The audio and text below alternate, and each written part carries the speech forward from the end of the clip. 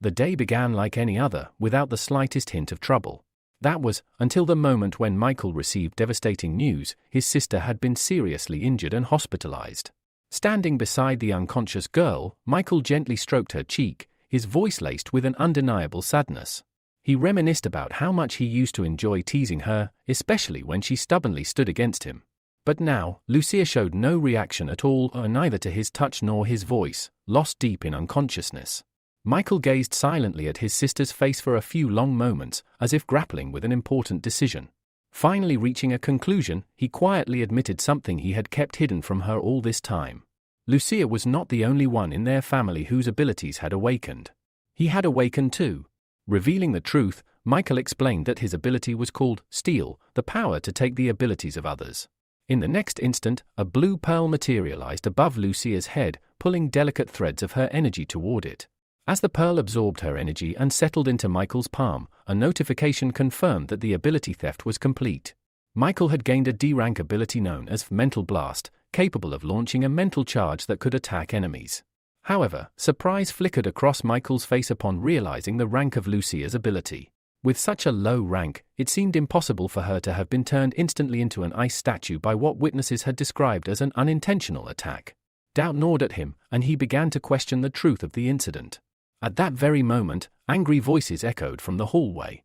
Michael recognized his father, Nicholas, arguing heatedly with someone. Philip, a lawyer, was trying to convince them that what happened had been purely accidental. Heroes, he reasoned, were not gods. They risked their lives fighting monsters, and accidents were sometimes inevitable. But Nicholas was having none of it. He rejected the offered compensation, throwing the documents aside and furiously shouting that they did not need dirty money. Philip, visibly unsure of what to do, hesitated, caught between duty and decency. Hearing the commotion, Michael stepped out of the room, picked up the discarded papers, and examined them. Seeing this, Nicholas, filled with disbelief, asked his son what he was doing. Surely they couldn't exchange Lucia's precious life for money? Michael calmly rose to his feet, placed a reassuring hand on his father's shoulder, and explained that they needed the money to care for Lucia, who would now remain in a vegetative state. His words struck a painful chord, and Nicholas realized that Michael was right. They could not afford to refuse help, no matter how bitter it felt. Turning his attention to Philip, Michael stated that before signing anything, he had some additional conditions to add. Philip's face registered a flicker of surprise, but he agreed to listen. Michael demanded that the hero responsible for harming Lucia personally apologize to her, face to face. Philip hesitated and offered to apologize on the hero's behalf instead. Michael firmly rejected the suggestion, insisting on a personal appearance. Reluctantly, Philip explained that the hero, David, was overwhelmed with battles and could not come in person. In place of an apology, they offered an additional 100,001 in compensation. Though it left a bitter taste in his mouth, Michael agreed. He signed the papers, handing them over to Philip, who accepted them with a grateful smile before quickly leaving the hospital, eager to escape the heavy atmosphere. Outside, Philip immediately called his employer to report success, though he noted the extra 100,001 they had to add. The hero on the other end praised Philip, promising that the money would soon be transferred through the secretary. Ending the call, Philip smiled, wishing he too could be a hero one day. Back in Lucia's hospital room, Michael sat quietly at her bedside. Speaking softly, he asked for her forgiveness for signing the agreement, explaining that the family's situation had left them little choice. He vowed, however, to uncover the truth about what happened. Michael no longer believed in coincidences. This tragedy had sparked something deep within him, a desire to change the world, to rid it of those among the awakened who were unworthy of being called heroes. To carry out his plan, Michael moved out of his parents' home and relocated closer to the city center. He quickly found an apartment for a reasonable fee in one of the better neighborhoods. Upon entering the building, he discovered that his new neighbors were already waiting to greet him. A blonde girl introduced herself first, calling herself Diana. She then introduced her friend, Marina, who was sitting beside her, and mentioned that a third girl also lived there but had not yet returned home. Michael was not surprised by their presence. After all, he had signed a cohabitation agreement with them beforehand. Calmly, he introduced himself in return. Diana smiled warmly and suggested celebrating the arrival of their new neighbor. However, Marina declined, explaining that she had planned to spend the evening at the library. As a junior at the university, she was determined not to fall behind in her studies. Diana and the others, she said, could go ahead without her. Michael, noticing the slight disappointment in Diana's expression, reassured her that there was no need for a celebration. He had only just arrived, was quite tired, and preferred to rest. With that, he turned toward his room. Inside, Michael set down his suitcase and immediately collapsed onto the bed. After some time, he pulled his phone from his jacket pocket and began browsing the news. His attention was soon caught by a video that had already gained a significant number of views, showing heroes battling monsters. There were also several videos explaining rare abilities. Around 20 years ago, dark portals had suddenly appeared across the world, allowing monsters to invade. Humanity managed to hold them back thanks to individuals with special powers. Over time, these individuals came to be known as heroes, people admired by both young and old for their strength. To prevent the misuse of their powers, the government had passed the ability law. This law permitted only those who passed official tests and received a hero certificate to use their abilities openly. Watching the footage of the heroes battling monsters, Michael recognized the event where Lucia had been injured. He replayed the video several times but found nothing suspicious. Sighing heavily, he set his phone aside, deciding that tomorrow he would review the footage once more with a clearer mind. When Michael checked his phone again to see the time, he was shocked to realize it was already 2:30 in the morning. Jolting upright, he hurried to wash up and get to bed, knowing he had work early the next day. Gathering his things, Michael stepped out of his room and headed for the bathroom, careful not to turn on the hallway light to avoid disturbing his neighbors. However, after taking only a few steps, he froze.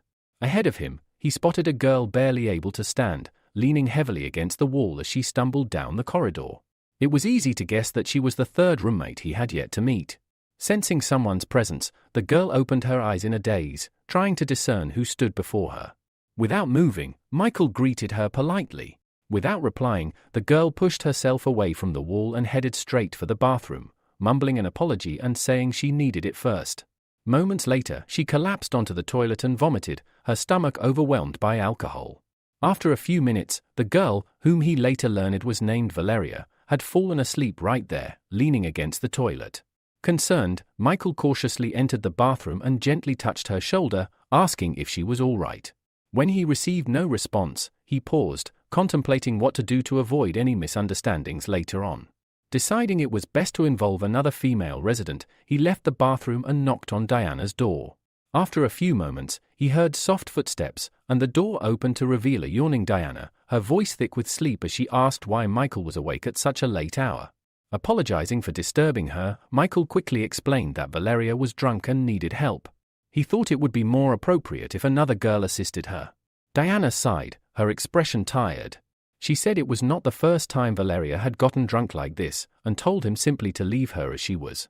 She added that she had work early in the morning and immediately closed her door, leaving Michael standing alone in the hallway. Left with no other choice, Michael realized that he was the only one who could help Valeria. Michael returned to the bathroom and once again tried to wake Valeria, hoping to help her get back to her room. However, she did not stir. Her deep sleep seemed undisturbed by his efforts. Not wanting to interrupt her stay in the kingdom of Morpheus, Michael sighed and silently apologized for his next course of action. He carefully lifted the unconscious girl into his arms. As soon as he did, a message appeared before him, revealing a new ability called Brain Overload. This ability allowed a short-term overload of the brain, significantly increasing its computing capabilities. The message also noted that Valeria was unaware of this ability's existence. After reading the message, Michael carefully carried the girl into the living room, where he laid her down on the sofa and covered her with his jacket. With no regrets, he took away her ability, promising that he would repay her once everything was settled. A slight smile tugged at Michael's lips as he wondered what effect the new ability would have on him. The next moment, another message appeared, revealing that brain overload and mental explosion were both related to mental abilities and could be combined. Seizing the opportunity, Michael materialized a blue energy pearl in his free hand and whispered the command to unite them. Instantly, both pearls flew into the air and began to merge. After a few moments, an orange pearl settled in his palm, and with it came another message. Michael had gained the D+ rank Superb Brain ability. This ability automatically sent mental attacks and greatly enhanced his ability to calculate and deduce. Excited by the potential of this new power, Michael considered how it might help him uncover clues in the video of the incident in which his sister had been injured. Several hours later, the bright rays of the sun shone down on the sleeping city. Michael, still deep in the kingdom of Morpheus, continued to dream until persistent knocks on his door interrupted his rest. Sleepily, he climbed out of bed and opened the door, asking who was there. As soon as he saw the figure before him, surprise flashed across his face. Valeria stood in front of him, now awake and dressed simply. Michael noticed she was holding his jacket in her hands. Smiling, she introduced herself and thanked him for his help the previous night. The hero replied that it had been nothing, that he simply couldn't ignore her situation, and that she could call him Michael. Recalling that he had taken her ability the night before, Michael asked if she felt all right or if she was experiencing any discomfort. Valeria assured him that she was fine, having grown used to it, and that he need not worry. At that moment, Alex entered the room, his face lighting up with a joyful smile as he congratulated Michael on his move. When he saw Valeria standing next to him, Alex froze, his expression one of shock. He pointed at her and asked, bewildered, how Michael dared to date someone behind his best friend's back. Michael quickly cleared up the misunderstanding, explaining that Valeria was simply a neighbor. Alex's jaw dropped in surprise, and after a few moments, he straightened up, fixing his hair before clearing his throat. With a sheepish smile, Alex stepped closer to Valeria, extended his hand, and introduced himself as Michael's best friend and colleague. He told her she could call him Alex. Valeria, still a bit confused, shook his hand and introduced herself. Alex immediately began to excitedly explain that he was one of the few people with a special ability. His power allowed him to take pictures and videos with his bare hands. He cheerfully offered Valeria the chance to contact him anytime if she wanted to take some beautiful photos. Knowing how talkative his friend could be, Michael stepped forward and turned Alex toward the door, signaling that it was time to leave. He turned to Valeria and explained that Alex had come to give him a ride to the editorial office, and they were leaving now. The journey to the office was quick, as it was still early in the morning. Once inside the building, Michael settled into his work chair and immediately started playing the recording he had studied the previous evening. He had hoped it would provide some new insights, but unfortunately, he found nothing useful.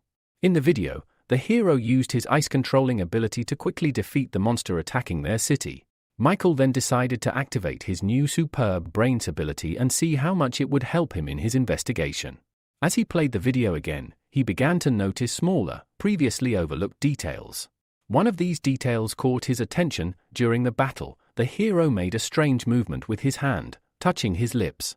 Before Michael could analyze this further, Alex nudged him with his elbow, pulling him from his thoughts.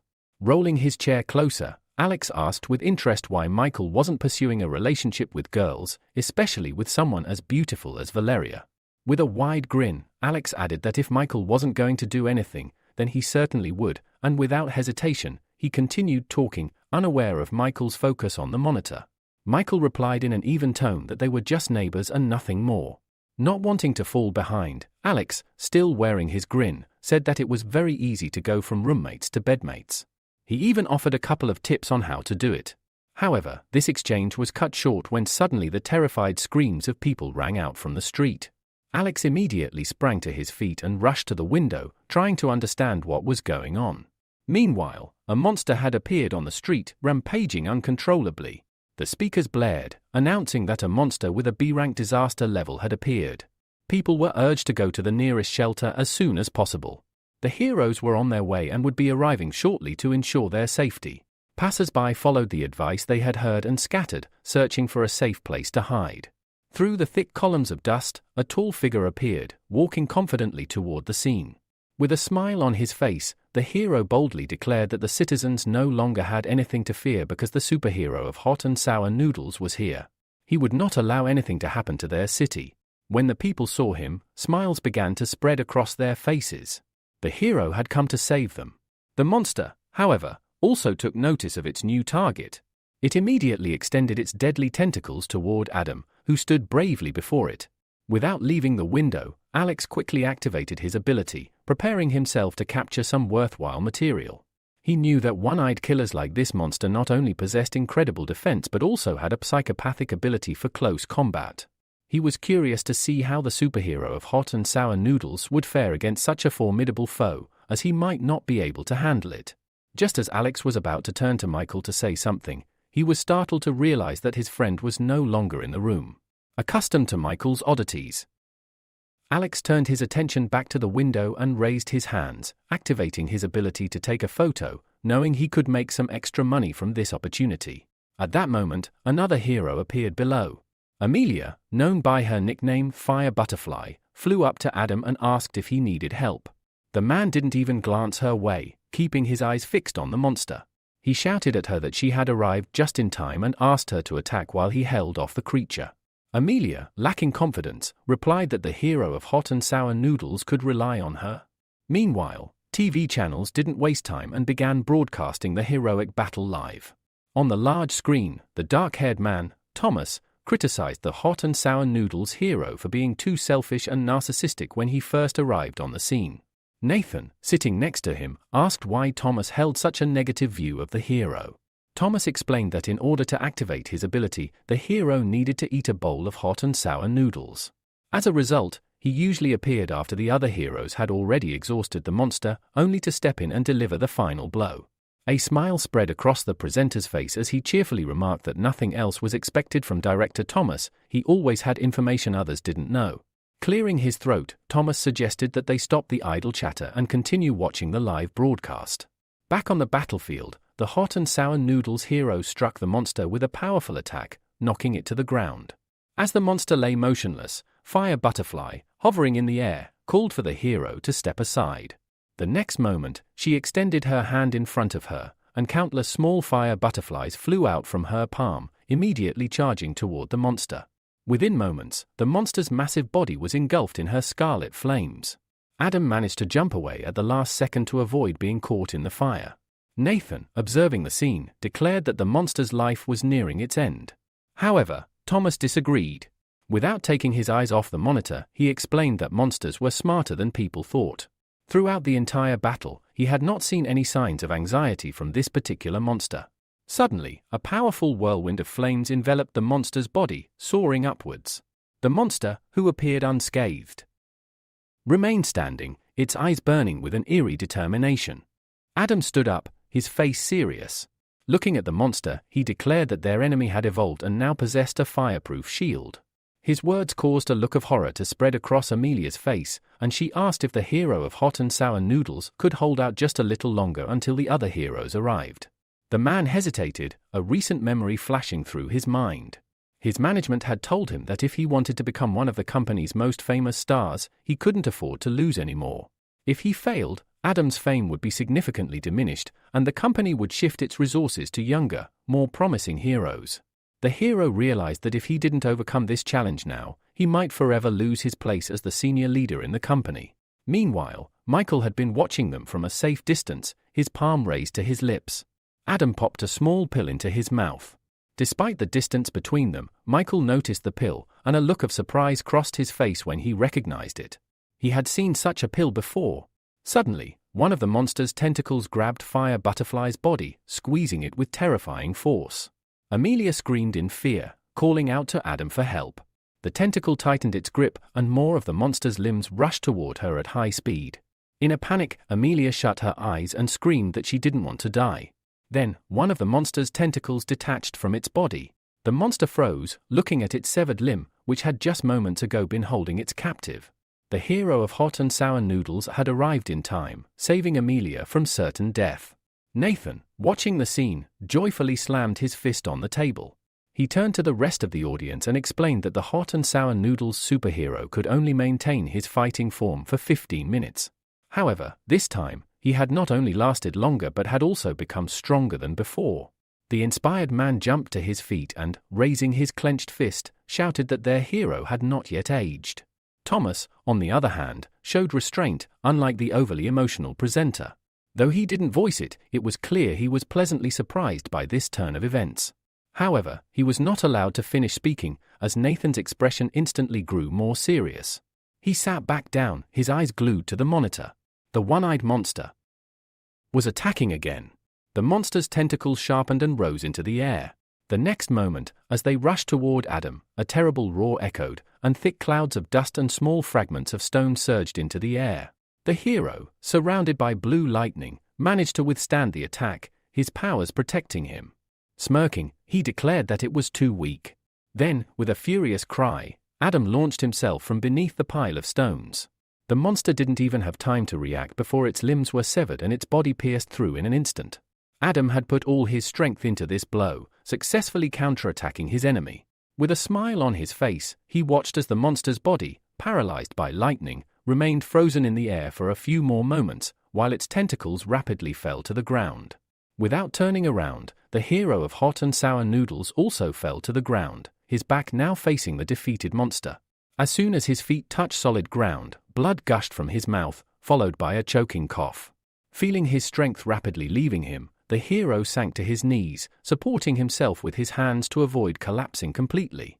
Amelia immediately noticed Adam's condition and rushed toward him, worried. Hearing her footsteps, Adam raised his head and met her gaze with his blue eyes. The girl instantly noticed his pale complexion and the bulging veins on his face, a sight that sent a shiver down her spine. She had never seen anything like it before.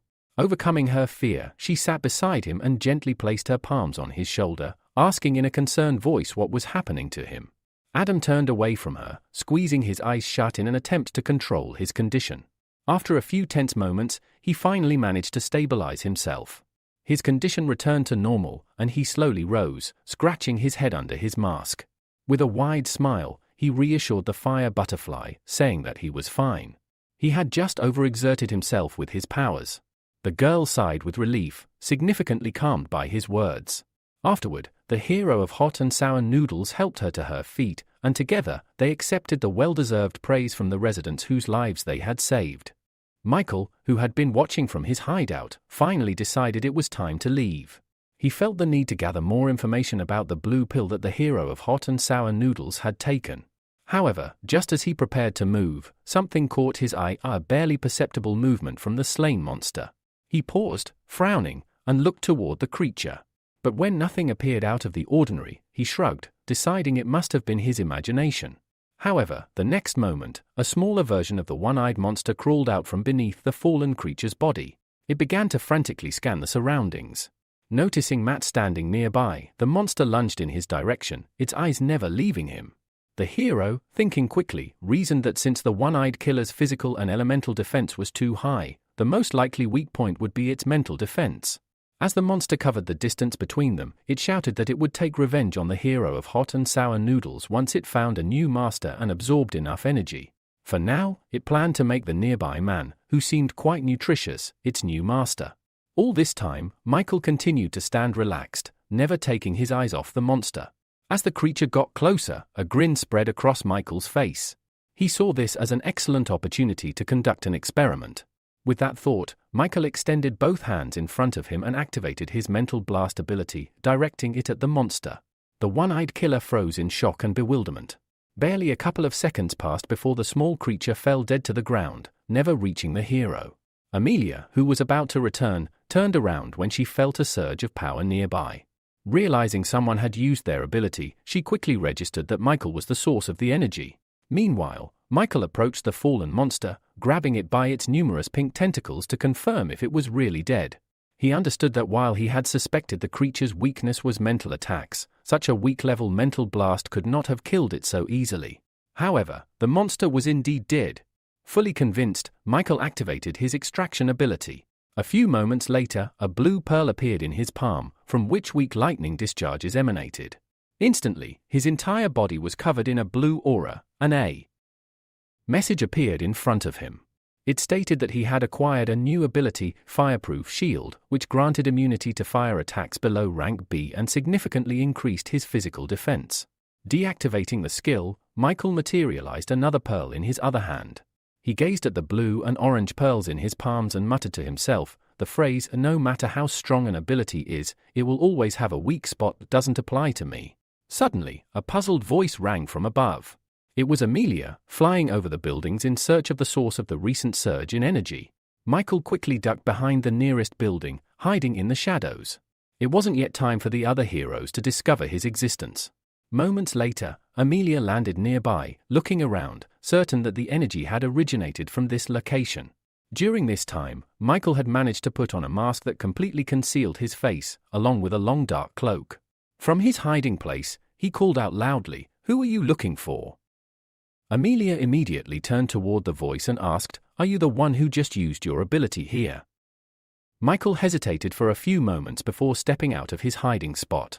He answered, "Yes, it was me." When Michael was only a few meters away from her, Amelia eyed him suspiciously and asked, "Are you a hero?" "I've never seen you before." Michael shook his head and replied, "I'm not a hero. I'm just a passerby who helped clean up." With that, he threw the dead carcass of the monster he had killed in her direction. Amelia's face displayed surprise when she saw a miniature clone of the one-eyed killer land before her.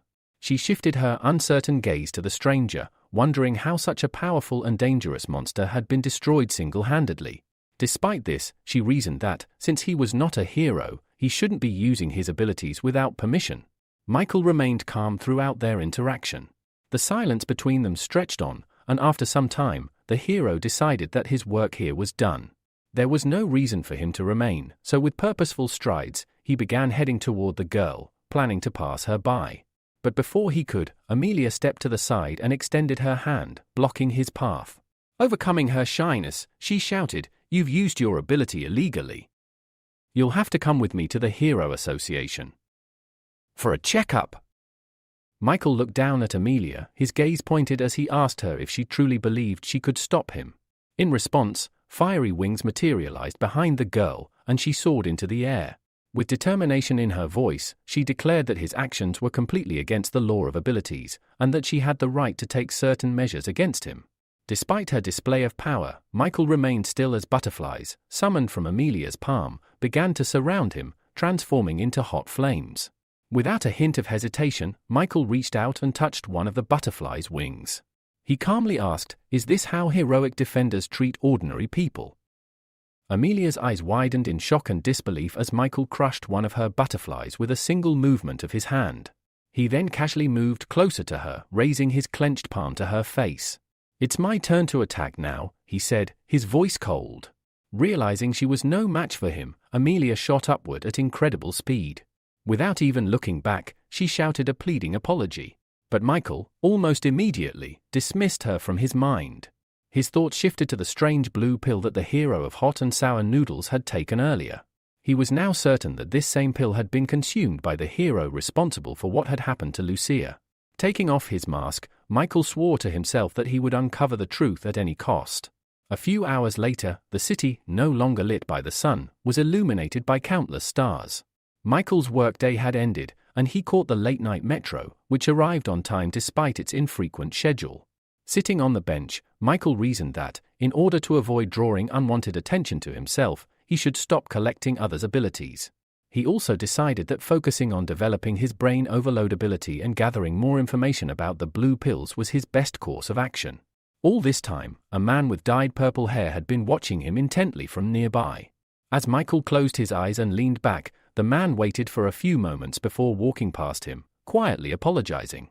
Michael didn't immediately realize what had happened. Without opening his eyes, he reached out for his backpack, which was lying nearby, but his hand met only the hard surface of the bench. Confused, Michael opened his eyes and looked around, noticing the space next to him was empty. His backpack was gone. Realization struck him quickly. The man in the green jacket, who had been standing opposite him, must have stolen it. Michael scanned the other passengers in the carriage, but no matter how hard he looked, the thief was nowhere to be seen. The hero frowned, suspecting that the thief might have an invisibility ability. Since they had not yet reached the station, Michael could not get off the train, so he closed his eyes again, activating his brain overload ability to enhance his senses. A few moments later, Michael's plan proved successful. He picked up the scent of his backpack from a nearby man, though the man's clothes and aura were completely different from what they had been moments ago. Michael immediately dismissed the idea of an invisibility ability. It seemed more likely that the man had the ability to change his appearance, or even reincarnate. A smile played on Michael's lips. Such a useful ability. I can't let it slip away, he thought. 20 minutes later, the metro arrived at the final station, and all the passengers disembarked. Michael followed the thief unnoticed, who was strolling leisurely with the stolen backpack. The thief, named Fred, was pleased with his luck. He had managed to rob someone and leave without being detected. Yet, alongside his joy, there was a creeping sense of unease. He didn't know it, but the reason for his anxiety was walking right behind him. After walking a few more steps, Fred turned around, glancing over his shoulder. To his shock, he saw a man happily waving at him, the same man he had just robbed. Fred's heart raced with confusion. How had this guy figured him out? Not wanting to get caught, Fred sprinted away, running as fast as he could. Fortunately for him, a public restroom appeared around the corner, and he dashed inside. Michael, however, had already guessed where the thief had gone. Michael approached the small building and, without hesitation, pushed open the door to the men's restroom. In a mocking tone, he called out, asking if Fred truly believed he could hide from him in a place like this. However, contrary to Michael's expectations, the restroom was completely empty. Frowning, Michael turned and stared at the sign for the women's restroom. It was the only other place Fred could be. Without wasting time, he entered. Inside, there was only one closed booth. Michael knocked on the door, ordering the person inside to come out. A high-pitched, panicked voice screamed back, claiming there was a pervert in the restroom. Sighing heavily, Michael declared that he had no other choice. With a swift kick, he broke down the door. Immediately, a barrage of objects, cosmetic items and a roll of toilet paper was flung at him in desperation. Brushing off the scraps of paper, Michael calmly remarked that Fred's ability was quite unusual. It was even capable of altering his voice. Before him stood Fred, cowering against the wall, dressed ridiculously in short women's shorts, a blouse, and stockings. Upon closer inspection, Michael realized that while Fred's ability could change his clothing and voice, it could not alter his physical body or facial features. Defeated, Fred lowered his head in shame and apologized, fully aware of the hopelessness of his situation. Transforming the purse he had stolen back into Michael's backpack, Fred handed it over with a trembling, apologetic smile. Michael immediately opened the bag to check its contents. Finding nothing missing, he slung it over his shoulder and, with a threatening tone, asked if Fred had dared to look inside. Terrified, Fred quickly shook his head, insisting he had not. Satisfied, Michael adjusted his glasses and advised Fred to find an honest job and live a better life. Fred, desperate, clasped his hands together and promised never to steal again, thanking Michael for sparing him. However, Michael suddenly stopped him, raising an eyebrow. He asked, bewildered, when exactly he had said anything about sparing Fred. What happened next left Fred so shocked that he fainted on the spot. Moments later, Michael, now in possession of a new ability, left the restroom with a satisfied smirk. Although he had previously sworn to stop stealing abilities, the temptation this time had been too great to resist. The ability, called changing clothes, allowed him to instantly change his outfit with a simple motion and even provided additional storage space. Eager to test it, Michael activated the ability before stepping outside. Instantly, his appearance transformed. The plain clothes he wore were replaced with a stylish black suit, jacket, shirt, tie, and trousers. His glasses were replaced by sleek contact lenses. Admiring his reflection briefly, Michael thought to himself how incredibly convenient this new skill was. Just then, two police officers approached. They explained they had received a report about someone shouting about a pervert in the women's restroom and asked if Michael had witnessed anything. Calmly, Michael nodded and pointed toward the restroom, claiming he had seen a suspiciously dressed pervert there. A few minutes later, the officers emerged, dragging the unconscious Fred between them. Michael watched the scene without a hint of guilt. In his mind, he reasoned that not everyone deserved the powers they possessed, and he would be the one to correct that injustice. 1 week later, Michael sat in the back of a taxi, heading to an address Alex had sent him. When the taxi arrived, he paid the driver and stepped out. There, waiting at the entrance, was Alex, who greeted him enthusiastically, waving and smiling as if he had been waiting for hours. Michael, however, was not in a joyful mood. He wearily asked what was so important that Alex had insisted he come all the way here. Throwing an arm over Michael's shoulders, Alex, still smiling mischievously, said that Michael would not believe who he had seen at the nightclub. Uninterested, Michael asked flatly who it was. Alex, clearly savoring the moment, finally revealed that it was Valeria, Michael's supposed girlfriend, working there as part of the service staff. Michael shot him a tired glance and corrected him. Veronica was not his girlfriend. He asked why Alex was telling him this. Laughing, Alex pushed him toward the club entrance, insisting that Michael could drop the act. Once inside, everything would be clear. Without another word, they crossed the threshold and entered the building. Our hero's eyes widened in shock the moment he spotted a familiar face. On the stage, within a caged platform, danced Valeria, his neighbor. Dressed in a daring bunny costume, she moved to the rhythm of the music, swaying her hips side to side, all while smiling brightly under the cheers of the crowd. However, her expression suddenly changed. Fear and panic flickered across her face as she noticed Michael entering the club alongside Alex, making their way toward the seating area. They quickly found an empty table. Alex ordered drinks for both himself and his sullen companion. As the drinks arrived, Alex nudged Michael, who sat hunched over the table, his chin resting heavily on clasped hands, lost in thought. Alex chuckled and encouraged him to lighten up, reminding him that there were still many beautiful women in the world besides Valeria. Tonight, he said, they were on Alex's turf, and Michael should try to enjoy the moment. Waving at a group of girls nearby, Alex beckoned them over. They approached the table with cheerful smiles. One by one, Alex introduced them to Michael, proudly pointing out that the man beside him was his best friend. The girls, not needing further invitation, sat down next to Michael, eager to entertain. Meanwhile, at the next table, a heated conversation was unfolding. Surrounded by two women, a young man loudly complained about his bad luck. He griped that if his brother hadn't taken his car, he would not have lost the race. Across from him, a composed man named Logan reached for the call button, advising him to simply accept the loss rather than blaming the car. Austin, the frustrated young man, shot back that Logan had no right to lecture him. After all, Logan had failed to earn his father's favor and had been demoted to the role of bodyguard. After a brief pause, Austin laughed mockingly, suggesting it was because Logan could never keep his mouth shut. Logan's lips curled into a dry smile.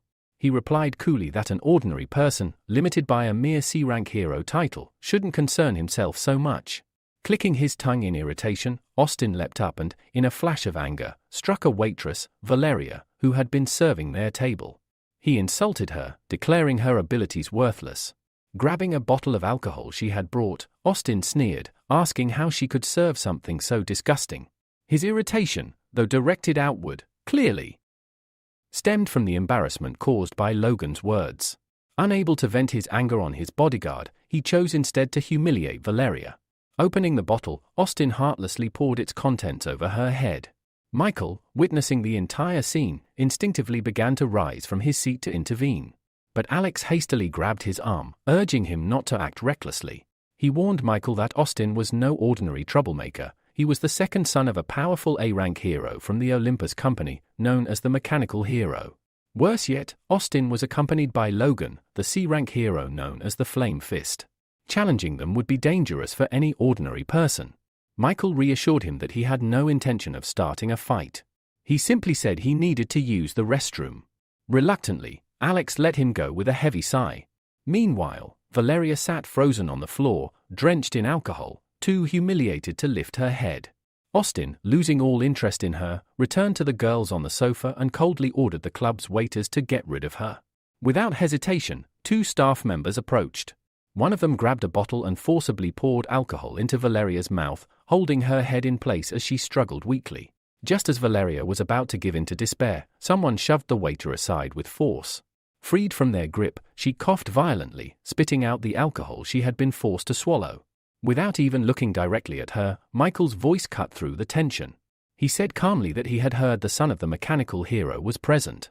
Logan immediately stiffened, sensing the seriousness in Michael's tone. He asked sharply who Michael was. Seated casually in a chair opposite them, Michael replied with a cool demeanor that he was simply someone looking to make a deal with young Master Austin. Austin, pouring himself another drink, glanced lazily at Michael and asked what kind of deal he was proposing. Logan, growing increasingly uneasy, leaned in and suggested it was already late, they should leave immediately. Austin bristled at the suggestion. Furious, he hurled his bottle at one of the nearby security guards, shouting that no one should interfere with him. The moment Michael mentioned a deal, Austin's demeanor visibly darkened. His irritation flared, but Logan, bound by his role, could do little to rein him in. Losing all patience with his bodyguard's interference, Austin stepped forward and demanded to know what kind of deal Michael was proposing. Logan reached out, placing a firm hand on Austin's shoulder, urging him to step back. He muttered that Austin was far too drunk and should rest, casting a displeased glance at Michael and muttering that he would handle this clown himself. Meanwhile, Michael casually swirled the amber liquid in his glass.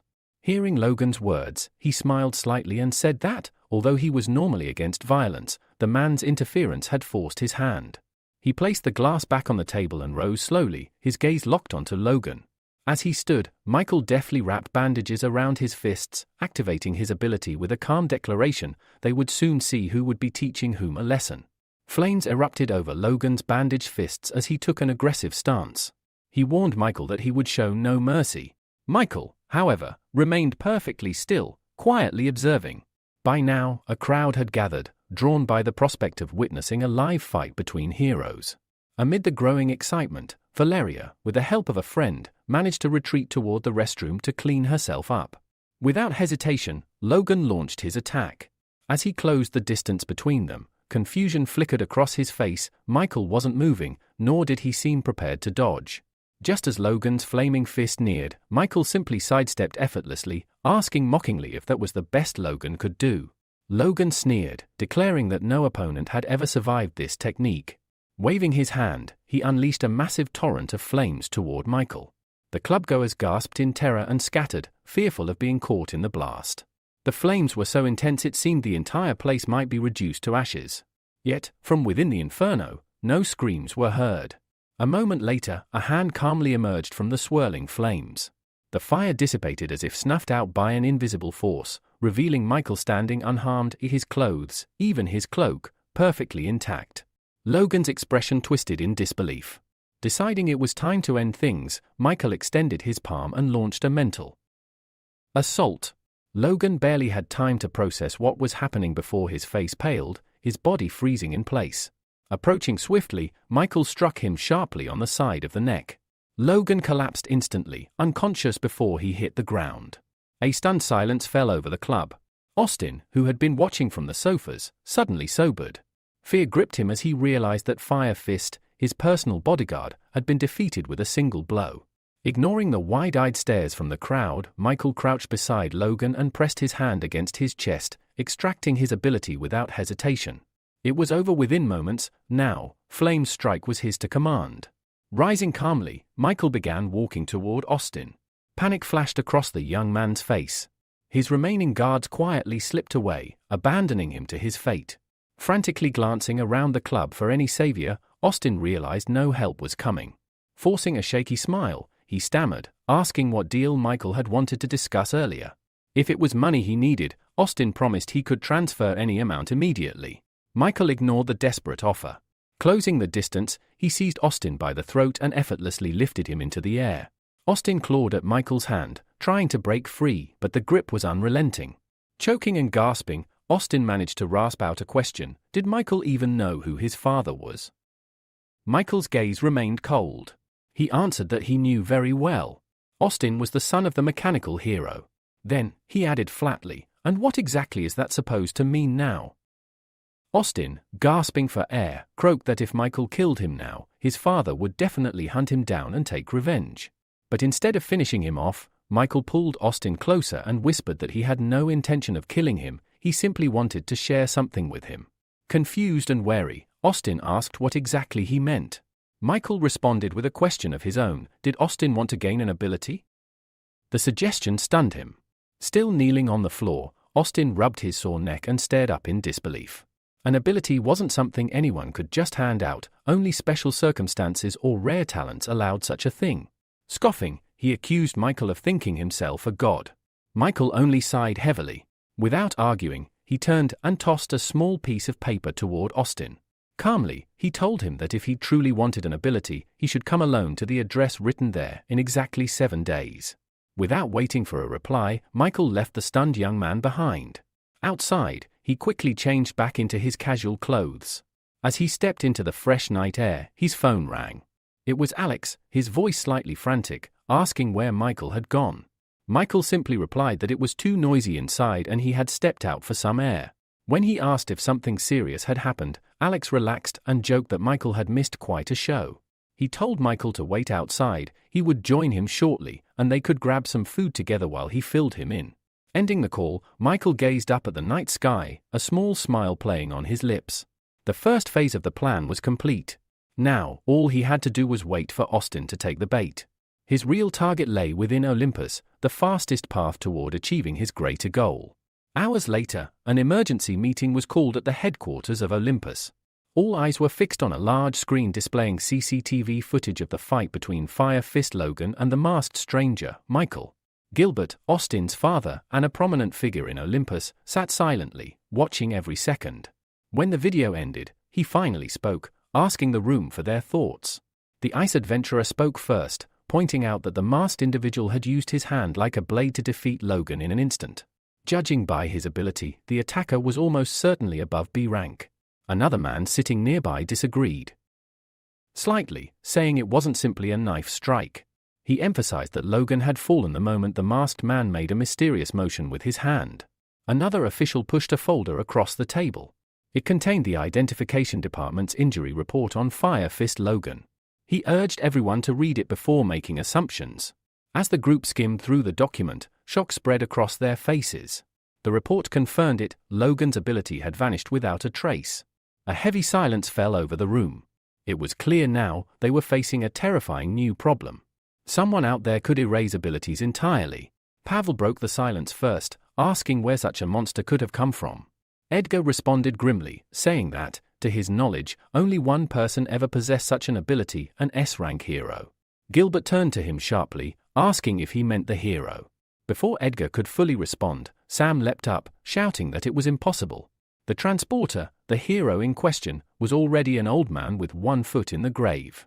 There was no reason for him to reappear now and cause chaos. Edgar sighed heavily. He warned that Olympus wouldn't be able to handle this matter on its own and that they were obligated to report it to the Hero Association. But Pavel, raising an eyebrow, scoffed at the idea.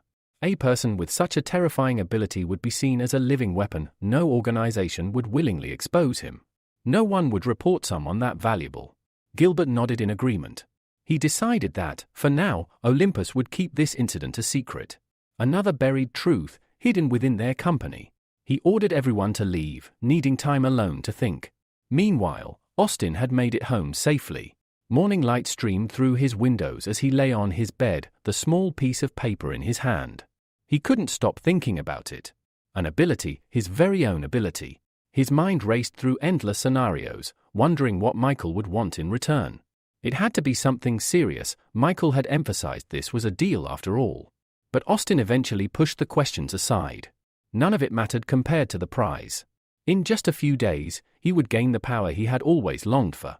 At the same time, Michael met with Alex in front of a museum. Alex, looking curious, asked why Michael had called him there. Alex explained that he had dragged Michael to the museum because he wanted to learn more about monsters, so he would know how to better hide when encountering one. Hearing this, Michael couldn't help but fall into thought. Maybe he could even attempt something riskier, like extracting an ability from an S-rank monster. As they walked inside, they accidentally brushed past two girls who were chatting happily near the entrance.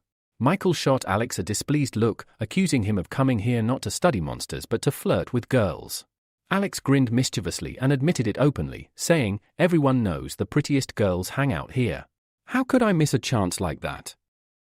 Rolling his eyes, Michael pointed somewhere deeper into the museum, muttering that unlike Alex, he actually came here for serious business. Soon, they approached one of the grand exhibits, the electric Tyrannosaurus, an S-rank monster that had once terrorized the city. Standing over 7 meters tall, it had unleashed devastating electric blasts, paralyzing the city and causing the deaths of 5 A-rank heroes and 20 B-rank heroes. Even now, the creature's preserved body seemed alive. Tiny discharges of lightning still crackled across its scales. Without warning, a beam of electricity shot from its mouth toward one of the display walls, startling nearby visitors.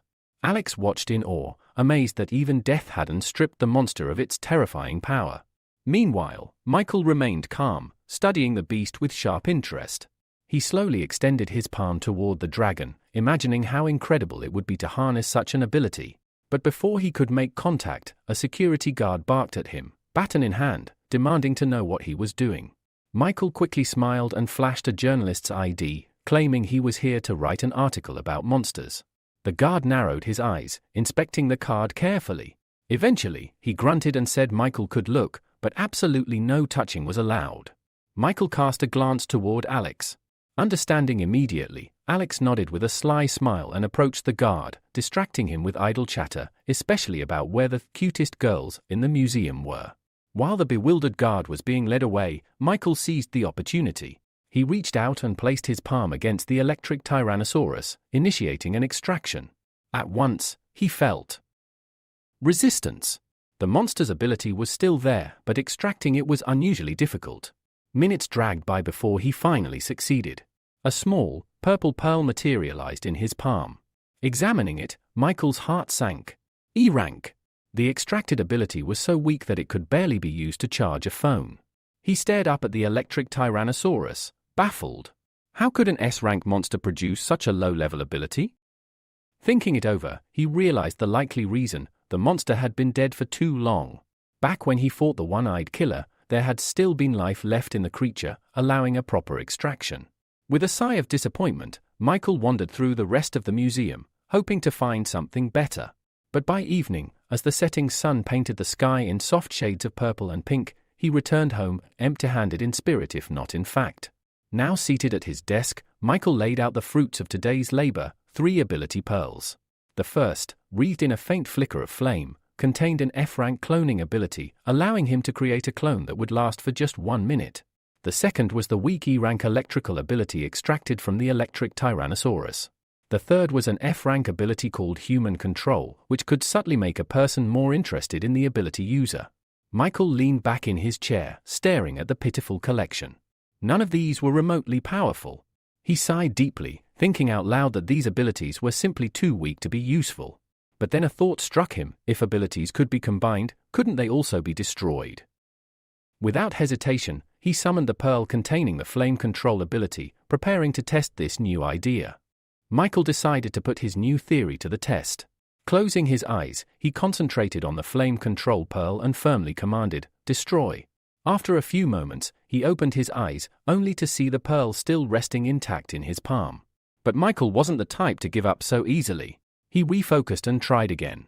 This time, a faint cracking sound reached his ears. Opening his eyes, he saw deep fractures spiderwebbing across the pearl's surface. Moments later, the pearl shattered completely, and in its place materialized several small, black cubes. A system message appeared, explaining that these were products of the first level of dark energy. Intrigued, Michael picked up one of the cubes and turned it over thoughtfully in his hand. It seemed likely that all abilities were constructed from these cubes at their core. Now, he had confirmation: not only could he extract abilities, but he could destroy them as well. As he studied the cubes, a new idea took shape in his mind. What if he could use these dark energy cubes to enhance abilities? Without hesitation, Michael summoned the human control pearl he had collected at the museum. Bringing it together with one of the black cubes, he watched as the two began to fuse. After a brief process, a new message popped up: ability enhancement successful.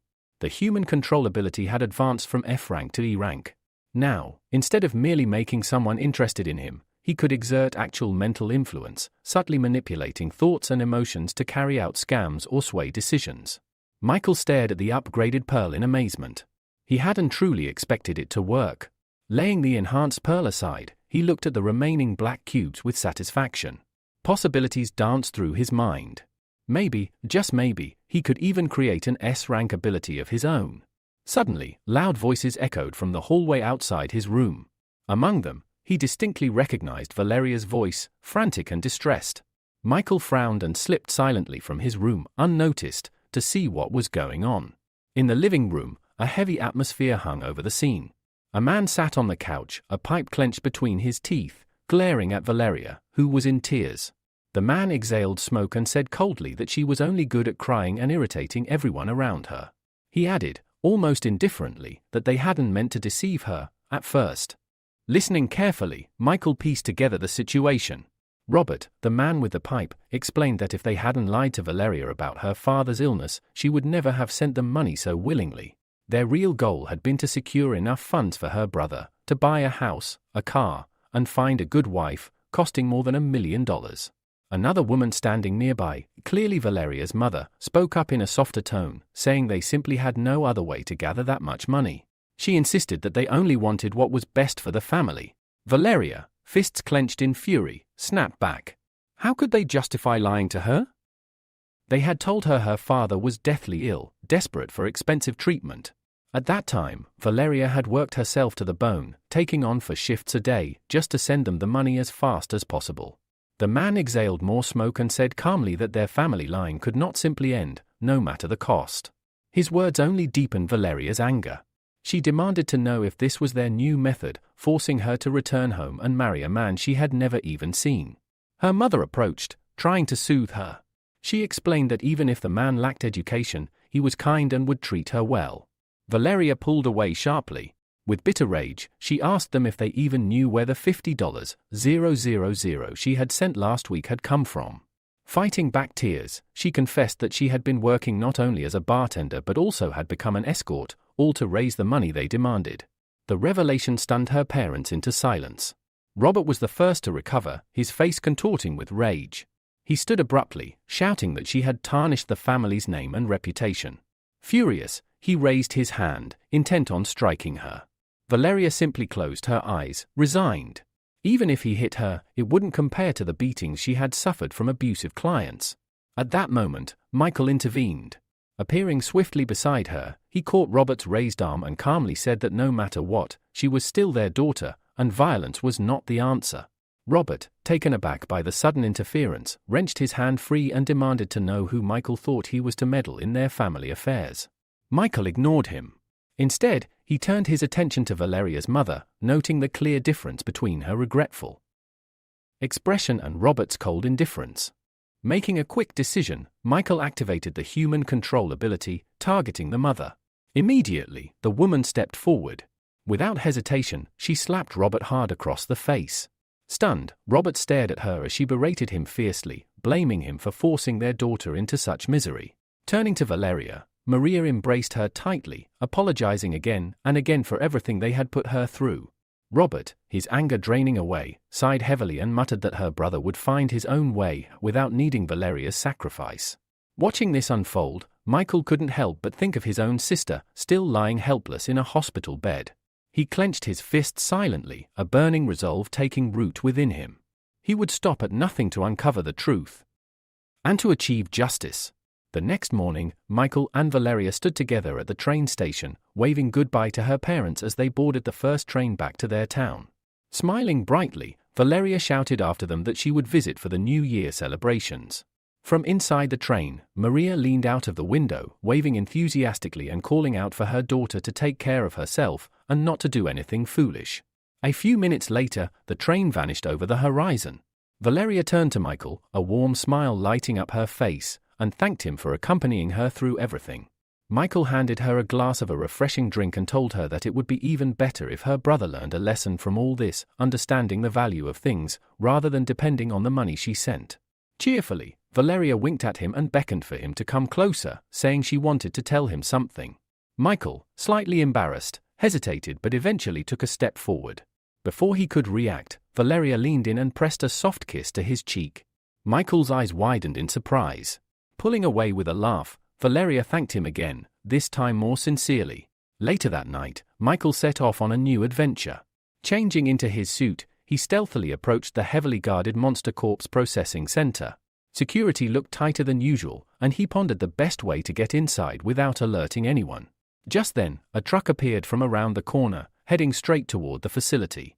Sensing an opportunity, Michael acted quickly, ducking underneath the vehicle and grabbing onto the crossbar, pressing himself flat against the undercarriage to stay hidden.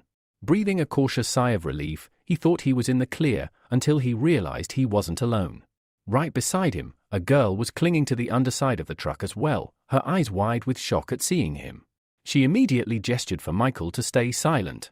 Realizing she had the same idea he did, Michael nodded and kept still. However, when the truck hit a bump, they were jolted violently, and he accidentally pressed even closer against her, earning a glare of irritation. Trying to break the tension, Michael whispered an awkward greeting, calling their meeting an incredible coincidence. The girl, clearly unimpressed, snapped that it wasn't a coincidence at all, it was a disaster. She insisted that they should ignore each other completely and act independently, relying solely on their own abilities. Introducing herself formally, she said she was Anna Cott, a representative of the F Chamber of Commerce, and then demanded to know who he was. Michael introduced himself in turn. Anna, looking ahead, informed him that they were close to the unloading zone, but with the way they were tangled together, she wouldn't be able to dismount properly. Before she could finish, Michael cut her off, telling her to hold on tight. Without warning, he jumped off the moving truck, holding her protectively. Twisting midair, he absorbed the impact when they hit the ground. For a moment, they lay stunned. Clearing his throat, Michael tried to get up but found he couldn't. Anna was still pressed against him. Half joking, he asked how much longer she planned on hugging him. Blushing furiously, Anna scrambled to her feet, turning away to hide her embarrassment. She irritably shouted that if the situation hadn't demanded it, she would never have hugged him in the first place. Eventually, they made it inside the processing center. Wandering through the dimly lit halls, they found the monster processing room. Anna, noticing Michael's wide-eyed look at the grotesque surroundings, teased him and asked if he was a rookie. Michael admitted honestly that he was. He said he would gladly follow the guidance of someone more experienced. Smirking, Anna decided to take him under her wing. Since he was being so open, she said she would allow him to tag along. Leading the way, Anna stopped before a huge table where the corpse of a massive werewolf lay. Explaining her mission, she said that her boss needed white chest fur from this particular monster. Drawing a knife, she climbed onto the table and skillfully sliced off a small tuft of fur. Summoning a special bag, an ability called storage bag, Anna carefully tucked the valuable material away, smiling with pride. Looking at Michael, she boasted about her bag's impressive capacity, saying her task here was now complete. While she was distracted by her speech, Michael seized the chance to extract an ability from the werewolf's corpse. A system message appeared, acquired ability, metal transformation. It granted the power to alter the appearance and structure of any metal. Just then, alarms suddenly blared throughout the building. Both Michael and Anna stiffened in horror. Seconds later, a man in a white lab coat burst into the room, terror-stricken and sobbing. He screamed that the monster in the next room wasn't dead after all. Before anyone could react, a grotesque limb whipped out of the adjacent doorway, coiling around him like a serpent. The man cried for help as he was dragged away, disappearing into the shadows. Michael and Anna stood frozen as the lab doors slammed shut behind him. Anna let out a shaky sigh and reached toward her cloak. Anna, still trembling, leaned against Michael and asked him to support her. Her legs had gone weak from the shock and fear. Just as she spoke, she felt a faint touch on her shoulder. Before she could even react, a slimy tentacle wrapped tightly around her waist, yanking her violently toward the exit. Michael lunged after her, but the room was too dark to see anything clearly. Without hesitation, he summoned his ability, calling forth a sphere of flame that burst into existence above the ceiling, casting light across the chaotic scene. Illuminated by the fire, Michael spotted the monster dragging Anna away. Without wasting a second, he sprinted after them. However, the monster was astonishingly fast, slipping away into the darkness ahead. As Michael chased it, he noticed the rows of metal lockers lining the walls. An idea sparked. He immediately activated his newly acquired ability, metal transformation. In an instant, the metal lockers began to ripple and reshape under his will, transforming into long, bladed tentacles. With a mental command, Michael launched them toward the fleeing creature. In just a few strikes, the sharp iron limbs managed to slice through the monster's grasping tentacle, severing it and freeing Anna. Michael rushed to her side as she collapsed onto the floor, pale and shaken. Breathing heavily, he asked if she was all right. Anna pushed herself up and kicked away the severed limb with a grimace, noting with disgust that the hooks along its surface were brutally sharp. As she turned her head, Michael's floating fireball drifted deeper into the corridor, illuminating the nightmare that awaited them. There, standing before them, was the monster in full. Its grotesque body was composed entirely of countless writhing tentacles, coiling and slithering as if with a mind of their own. The creature wore a horrifying bone mask, and from behind it, the tentacles twitched and shivered. Scattered around the monster were other victims, captives entangled in its limbs, desperately crying out for help. Anna's face paled further, a look of pure confusion and terror overtaking her. She had never encountered anything like this. The monster, sensing their presence, let out a low, guttural noise. Then, with terrifying speed, its tentacles sharpened into deadly points and lunged straight toward them. Reacting instinctively, Michael swept his arms outward and again transformed the nearby metal lockers, pulling them together into a massive shield. The creature's tentacles struck relentlessly, pounding against the metal barrier. Michael gritted his teeth and held firm, using the makeshift shield to block each violent attack. Blow after blow rained down, the force behind each one immense. Suddenly, one especially powerful strike crashed against the shield, tearing a chunk of it away. Anna screamed, seeing the shield visibly weaken. Terror in her voice, she shouted to Michael that the shield wouldn't last much longer, and he had to come up with something else, fast. As the monster's tentacles surged toward them, the girl panicked once more. She collapsed onto the floor, covering her head with her hands, and screamed that they were doomed to die there, eaten alive by the creature. Still holding his shield, the hero silently agreed with Anna. He realized he would not be able to withstand the monster's assault for much longer and frantically began searching for a way to escape. Then, a flash of memory struck him. He remembered spotting several canisters of gasoline nearby. Without wasting time, he called out to his partner. Michael told Anna to calm down, assuring her that he had thought of a way they might escape. Anna looked up at him with hope shining in her eyes and immediately asked what his plan was. But instead of explaining, Michael moved into action. He separated one of the metal rods from his shield and, with a wave of his hand, hurled it toward the side. The metal, yielding easily to his will, bent like a ribbon under his control. The rod struck the gasoline canisters, flinging them high into the air. Then, still under Michael's guidance, the rod continued its movement, this time aimed directly at the monster's body. Simultaneously, Michael divided the floating fireball he had conjured into several smaller ones, maneuvering them dangerously close to the airborne canisters. Without hesitation, he grabbed Anna by the hand and sprinted away from the scene. Moments later, a tremendous explosion erupted behind them, a wave of intense heat lashing at their backs. The other prisoners, who had also been held captive by the monster, seized the moment and broke free. They, too, ran toward the exit with all the strength they could muster, leaving the monster trapped within a raging inferno. However, Michael's plan did not succeed as perfectly as he had hoped. The explosion had failed to kill the creature. One of the monster's massive tentacles shot out, pursuing them relentlessly. Anna was once again teetering on the brink of death, until, out of nowhere, a figure appeared.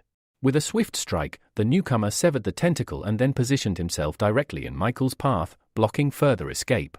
The man glared at them with a cold, commanding look and, in a voice filled with menace, demanded to know if they were the thieves responsible for reviving the monster and unleashing it upon the area.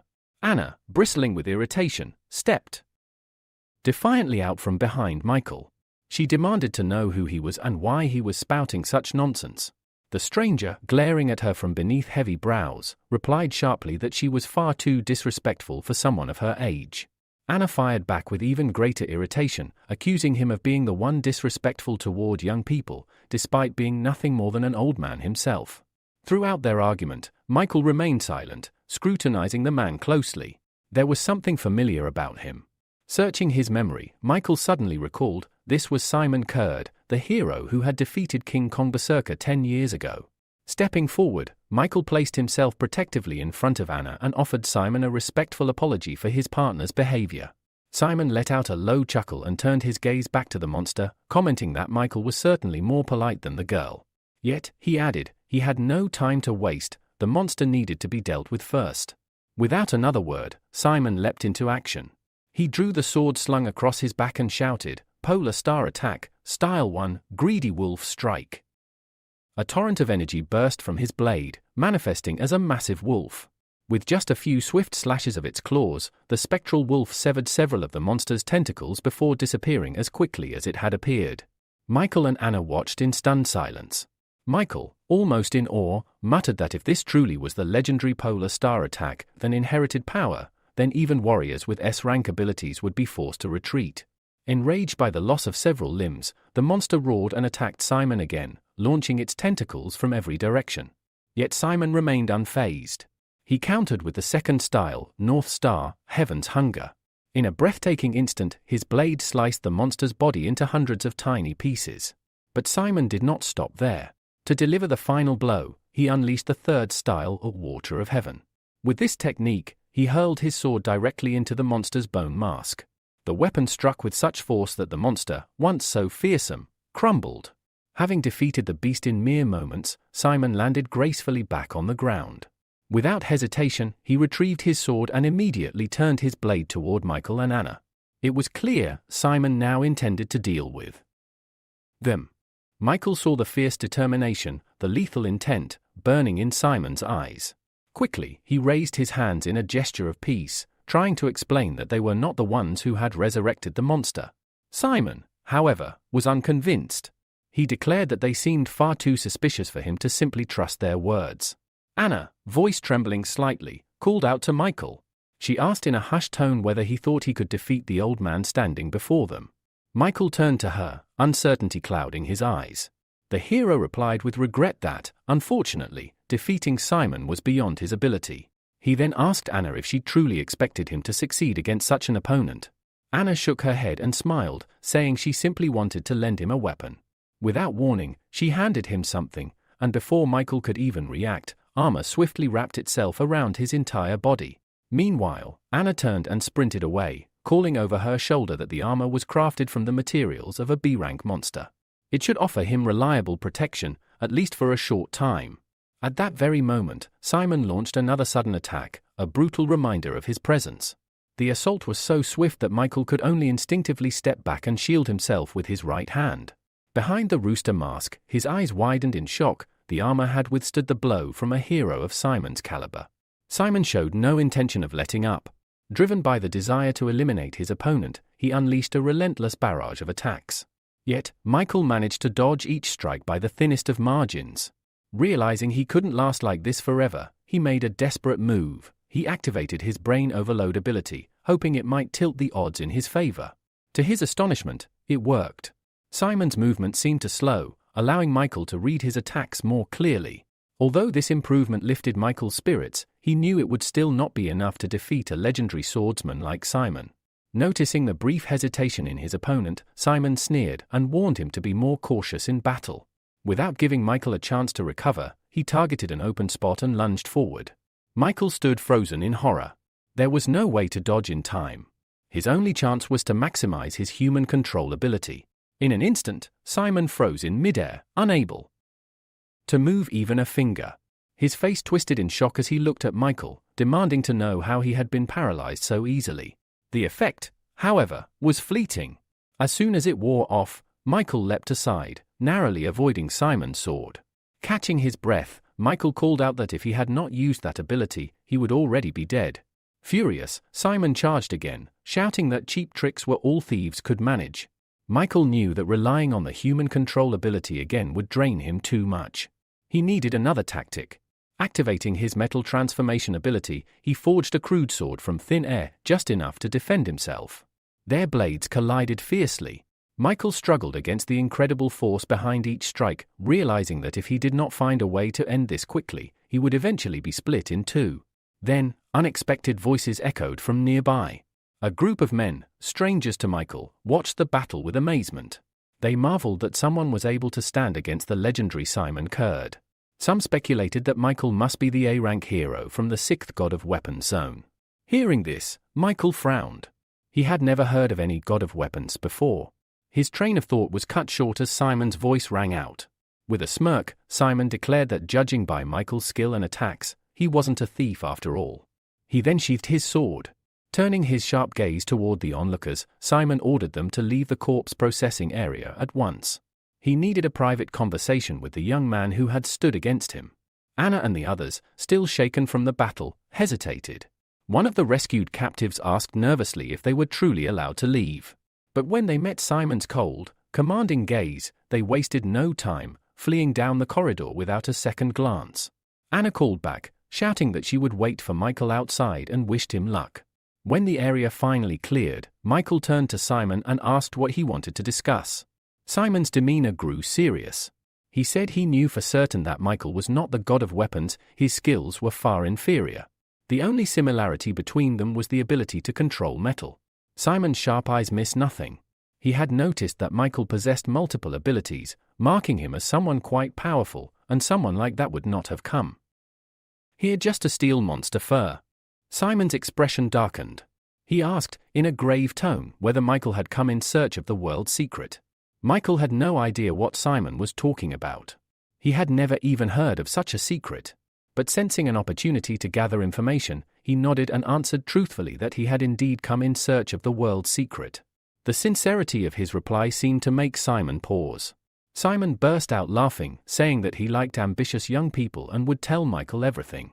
Michael was taken aback by how easily the man trusted him, but it worked in his favor, so he remained silent and listened carefully. With pride swelling in his voice, Simon revealed that the true purpose behind the creation of the center was to open a one-way tunnel to the monster world, the so-called White Hole. He explained that 15 years ago, the White Hole in their city, City L, had been discovered. In response, the Hero Association dispatched a small squad of high-ranking heroes with a mission to infiltrate the monster world. Simon himself had been among them. His voice grew heavy with sorrow as he recounted the grim tale. During that mission, many S-rank heroes lost their lives. In the end, only Simon and 2 others survived, and that was only because they had been willing to risk everything. Pointing toward the furnace where the scarlet flames blazed, Simon explained that each monster corpse processing center had been built on one of the Earth's weakest points. By continuously burning monster corpses at these sites, they kept the White Hole open, sustaining a fragile bridge to the monster world and beyond. After absorbing all of this, Michael glanced at the freshly killed monster's body and asked why it had come back to life. Simon's face darkened as he admitted that this was a secret they kept hidden from the public. In truth, that monster was a mutation, a creature that had evolved from the monsters emerging through the White Hole. The center believed that humanity was little more than prey, trapped in a cage with beasts. Only by uniting all human strength would they ever have a chance to defeat the monsters and bring an end to this nightmare. Finishing his story, Simon turned and waved dismissively. He told Michael that he was free to go, regardless of which organization he belonged to. He reminded him that, above all else, he was still an important part of humanity. Meanwhile, tension simmered within the center's upper ranks. Katerina was furious. Simon's reckless behavior had long been a problem, but sharing classified secrets crossed an unacceptable line. Sitting beside her, a calm man, Jacob, reasoned that even if Simon had stayed silent, the truth would eventually have leaked out. It was impossible to keep such monumental secrets contained forever. Katerina sighed heavily and turned, asking if preparations for the video conference were complete. The next moment, dozens of windows lit up, showing the faces of participants from various places. A female voice announced that over 25 people were attending, and all conditions for discussing an S-rank matter had been met. Katerina and Jacob listened attentively.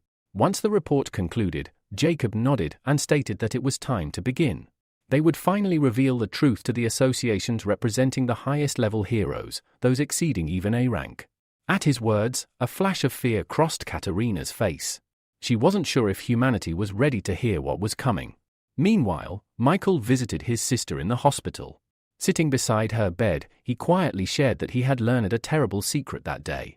His mind drifted back to the memory of walking out of the corridor into the common area, where workers had already gathered. They stared at him, whispering in confusion, unable to understand why only he had emerged from inside. Anna rushed up to him, visibly worried. She hesitated before asking if he was all right. Michael froze, realizing he could not afford to reveal his abilities. Taking a cautious step closer to her, he asked her to look him in the eyes. Anna blinked in confusion but did as he asked. That moment was all Michael needed. Activating his human control ability, he cast her into a trance. Mentally, he ordered her to forget seeing him use any fire or metal-related powers. He also made her forget that he had brought her the armor, and added that he owed her 10,000,001. With a snap of his fingers, he released her. Anna jolted back, blinking in confusion. Smiling awkwardly, she said she was relieved he was okay, then hastily made an excuse about curfew and ran off. Michael smiled fondly at the memory, remarking to his sleeping sister that Anna reminded him so much of Lucia, sweet, caring, and just as obsessed with money. Gently stroking Lucia's cheek, Michael whispered with hope that once he achieved his revenge, he would find a way to wake her up. He stayed with his sister until late into the night, until the nurses announced that visiting hours were over. Reluctantly, Michael left and returned home. There, he threw himself into critical preparations for his upcoming meeting with Austin, using his metal transformation ability to forge what he would need for the battles ahead. Back at home, Michael finished his final preparations. On his right middle finger, he attached a homemade stellar absorption ring. In his free hand, he held a small jar containing a shimmering blue liquid, the so-called ability medicine. Michael needed a way to hide his true powers, and these 2 items would serve as perfect tools to deceive Austin. He also had a special mask prepared for this operation, a snake-themed mask. Taking it in his hands, he put it on, then activated his transformation ability, instantly changing into a different outfit that matched the mask. This identity, known simply as a snake, would possess a C-rank electricity manipulation ability, and if necessary, could also wield fire attacks. Michael had a grander vision in mind. He intended to create an entirely new organization, a group composed of his many alternate personas. It would be called Judges, and its mission would be to pass judgment on fallen heroes. With Austin providing funding, Michael was confident there would be no obstacles to establishing this secretive organization. The next morning, Michael headed to the meeting place. Austin had been waiting there since dawn and, exhausted, had fallen asleep right on the ground. As Michael approached, he nudged Austin's side with his foot, waking him up. The boy jolted upright, blurting out threats, but as soon as he recognized the mask and cloak, his anger vanished, replaced with a sheepish, guilty look. Michael simply sighed and thanked him for coming. In response, Austin threw himself at Michael's legs, clinging to them desperately.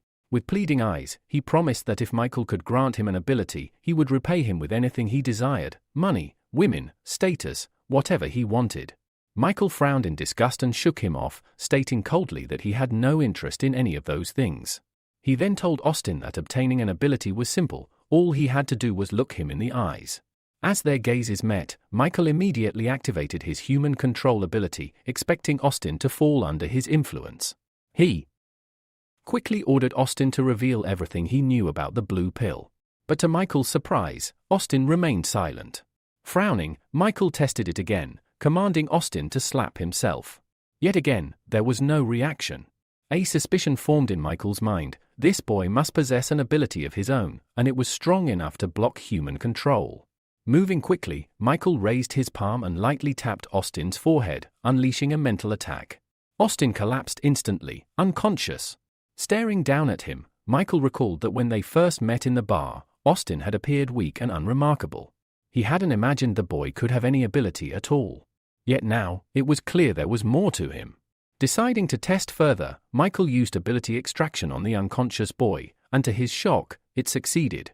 Reading the ability's description, Michael realized he had extracted an A-rank power called Resurrection, an ability that allowed its user to come back to life once after death, returning to the previous day.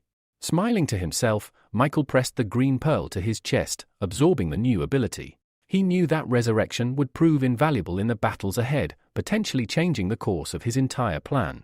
After securing the ability for himself, Michael took out another ability pearl, one he had acquired at the corpse processing center. He carefully fed it to the unconscious Austin. When the pill had been fully absorbed, Michael commanded him to wake up. Austin shot upright, dazed and confused, asking how he had fallen asleep without even realizing it. Michael waved it off, saying that he was simply exhausted and needed the rest. Next, Michael showed him the ring he was wearing. Seeing Austin's puzzled expression, he explained that it was a stellar absorption ring, crafted by their organization. With it, Austin would be able to steal ability factors from other people. Austin's eyes widened in shock. Michael continued, pulling out the small bottle of blue liquid from his pocket. He explained that their organization had developed special methods to transform ability factors into liquid ability medicine, a way for ordinary people to awaken powers. Tossing the bottle to him, Michael told him he could test it himself. Austin hesitated. It could be poison, he thought. But logically, if they had wanted him dead, they wouldn't have waited until today. Steeling himself, Austin chose to take the risk. He drank the contents of the bottle in one long gulp. The empty bottle slipped from his fingers and shattered on the ground. Almost immediately, Austin clutched his head, writhing in agony as searing pain tore through his entire body. As Austin writhed from the burning sensation coursing through his body, he looked up at Michael in confusion and demanded to know what he had done to him. Behind the snake mask, Michael hid a satisfied smile. He calmly told Austin that soon, he would experience the true power of abilities. Austin pulled his palms away from his face, trembling. He said his whole body felt like it was on fire. Michael silently watched as the transformation unfolded, even though the truth was, the blue medicine had nothing to do with it. It was Michael who was remotely controlling the pearl of ability he had implanted into Austin. Suddenly, the changes became visible. Austin's ears grew pointed and became covered in fur. His hands morphed into animal-like paws. Before Michael now stood a towering werewolf, much larger than an average human. Furious and terrified, Austin demanded to know what was happening to him. Michael explained that he had granted him the ability to transform. He was now a werewolf. Staring at his clawed paw in disbelief, Austin hesitantly asked, his brother could transform into a dragon, who was stronger now? Michael responded bluntly. His brother's dragon transformation was an A-rank ability, while Austin's werewolf form was merely E-rank. At this, Austin exploded with anger, shouting about the massive 3-rank difference. But Michael quickly soothed him, explaining that Austin had only just joined the organization, and for now, they could only grant him F-rank medicine. Michael had, in fact, upgraded it slightly for him to E-rank. Hearing this, Austin's anger melted away into admiration. Looking at Michael with sparkling eyes, he seemed utterly devoted. Michael sighed internally. Even though Austin now looked like a fearsome werewolf, his behavior was closer to that of a clumsy, oversized husky. Seeing an opportunity, Michael continued, explaining that since they would be working together, he had made a special exception for him. Hearing this, Austin's mind raced with dreams of one day becoming stronger, stronger even than his father. Overwhelmed, Austin suddenly knelt down and hugged Michael tightly, calling him father and begging if he could receive A-rank medicine too. Startled, Michael tried to pry himself free and asked why Austin was calling him father. Tearfully, Austin replied that he would call him Godfather because he had never met anyone who treated him so kindly. Commanding Austin to release him, Michael then took a few steps back and explained firmly, regardless of what Austin called him, A-rank medicine was only given to those who completed enough missions according to the organization's rules. Once Austin nodded in understanding, Michael began explaining the structure of their secret group. Their organization was called Judges, created by a mysterious and powerful leader. Beneath the boss were 12 Zodiac-themed leaders, and Michael, under the identity of Rooster, was one of them. Eagerly, Austin asked just how powerful the boss must be if someone as strong as Michael was only a subordinate. Michael warned him not to speculate. Their boss was secretive and rarely appeared in person. Still buzzing with excitement, Austin asked how he could quickly rise through the ranks. Michael assured him that he had already prepared Austin's first mission. Pointing directly at the transformed werewolf, Michael explained, using his identity as the young master of the Olympus Company, Austin would need to investigate the mysterious blue pill. Austin, puzzled, asked what was so special about this pill. Michael explained that it supposedly could drastically enhance a person's strength, which was why he had come to this city to uncover the forces behind it. Hearing this, Austin's eyes lit up with wonder. A pill that could increase strength sounded like a miracle. However, seeing Austin's excitement, Michael sternly slapped him on the head and warned him not to get any dangerous ideas. He then told him about a real incident. A hero who had used the blue pill had ended up accidentally harming an innocent person. As he finished, Austin's werewolf form receded, and he returned to his human appearance. Rubbing his sore head, he asked who this careless hero was. Michael calmly answered, it was the A-rank hero known as the Ice Adventurer, from none other than the Olympus Company. Austin's jaw dropped in shock. He couldn't believe it. The proud, seemingly invincible Ice Adventurer was actually a drug user. Yet that shock soon turned into delight, sensing opportunity. Michael then told him that once he found valuable information, they would meet again. As a reward, Austin would be granted a D-rank ability. Pressing a hand to his heart, Austin swore he would do his best. Satisfied, Michael turned to leave. But after a few steps, he paused, realizing he had forgotten to mention a critical detail. Turning back, he warned Austin the effect of the medicine he had taken would only last for 1 week. He had to complete his mission before the week ran out. Hearing this, Austin's confident expression froze. The ticking clock shook him deeply as Michael disappeared into the distance, leaving the boy alone, the weight of the task pressing heavily on his shoulders. After leaving Austin behind, Michael found an empty alleyway where he changed out of his disguise and into his everyday clothes. Today was his day off, and he decided to take it easy. Grabbing a cold cola from a nearby vendor, he wandered through the busy city streets, enjoying the simple pleasure. As he passed a newspaper stand, something caught his eye, an advertisement posted on the side. Curious, Michael stopped to take a closer look. His eyes widened in shock. The poster announced that Anacott was searching for a young man dressed in a black cloak and wearing a white rooster mask.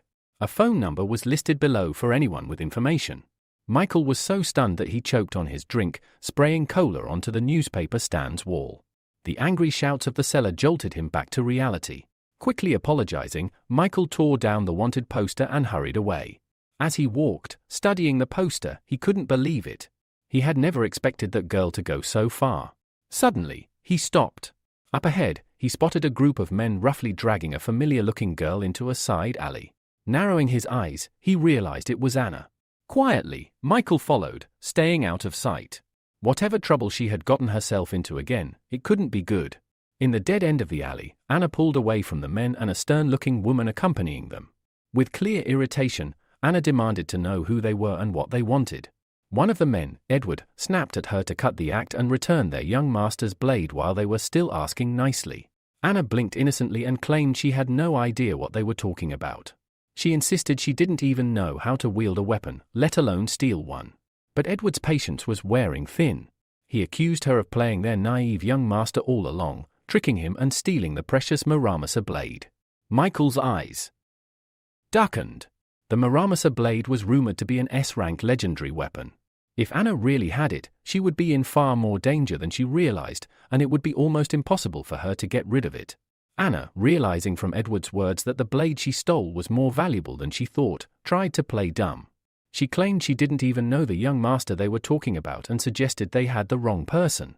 Michael almost groaned aloud at how poor her acting was. Any bystander could tell immediately that she was guilty. The stern woman with the group, Vieta, spoke coldly, saying there was no point wasting time. It was time for more decisive measures. Following her cue, Edward drew his sword and advanced on Anna, while Vieta rapidly formed several hand seals, creating a clone of herself with impressive speed. Michael's expression turned serious. He realized immediately that these two were wielders of hereditary abilities above C rank, far stronger than ordinary fighters. Seeing no way to talk her way out, Anna summoned her storage bag and pulled out a B-rank fan. Brandishing it defiantly, she shouted that she wouldn't go down without a fight. With a powerful swing, she unleashed a gust of wind so strong it knocked Edward and the clone off their feet. Laughing triumphantly, Anna leaped into the air, riding the wind. Vieta narrowed her eyes. She wasn't about to let a thief escape so easily. She activated her own ability, and in an instant, her appearance transformed. The Mistress of Snow had awakened.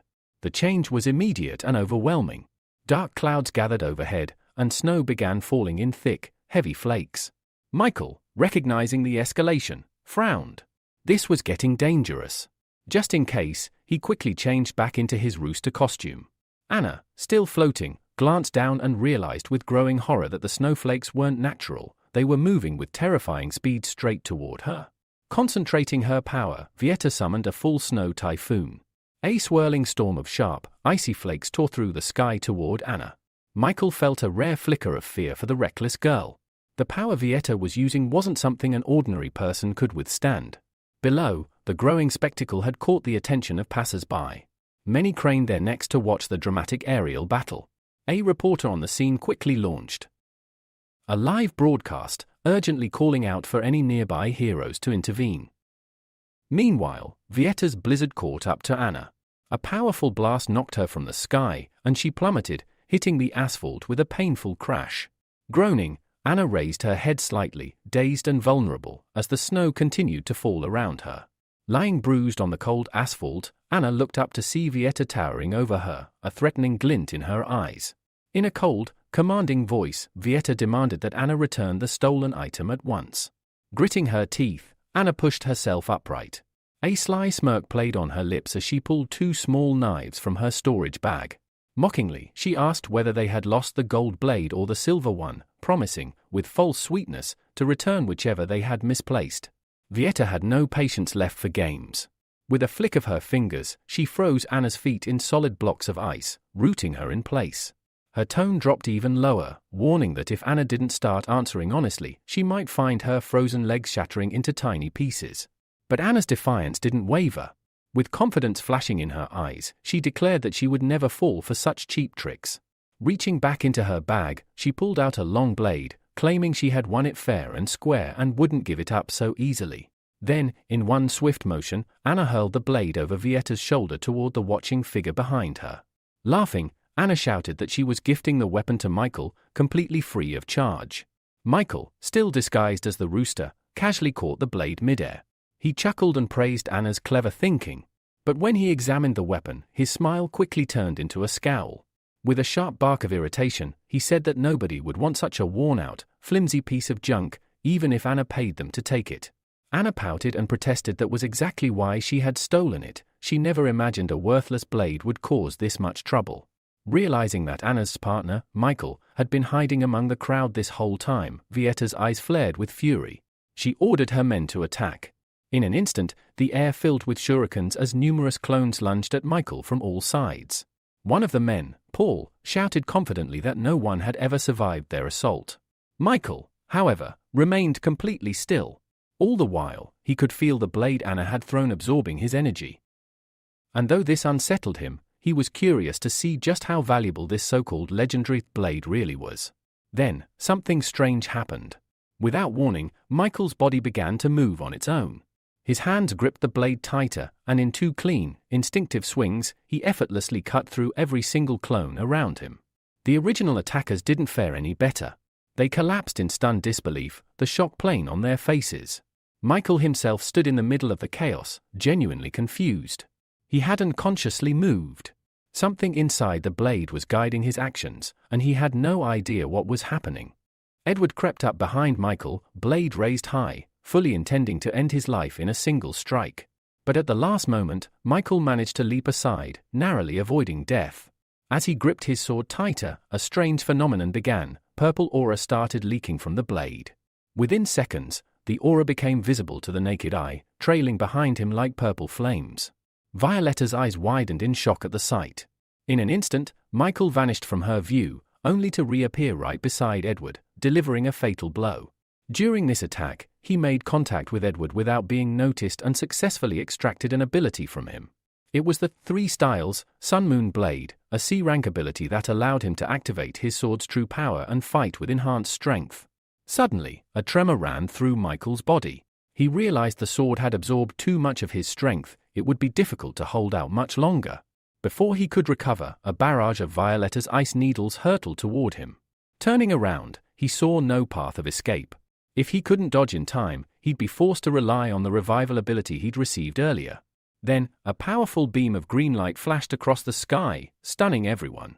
In the blink of an eye, all the ice needles disintegrated before they could strike. Michael recognized the beam's aura, it was the light of despair.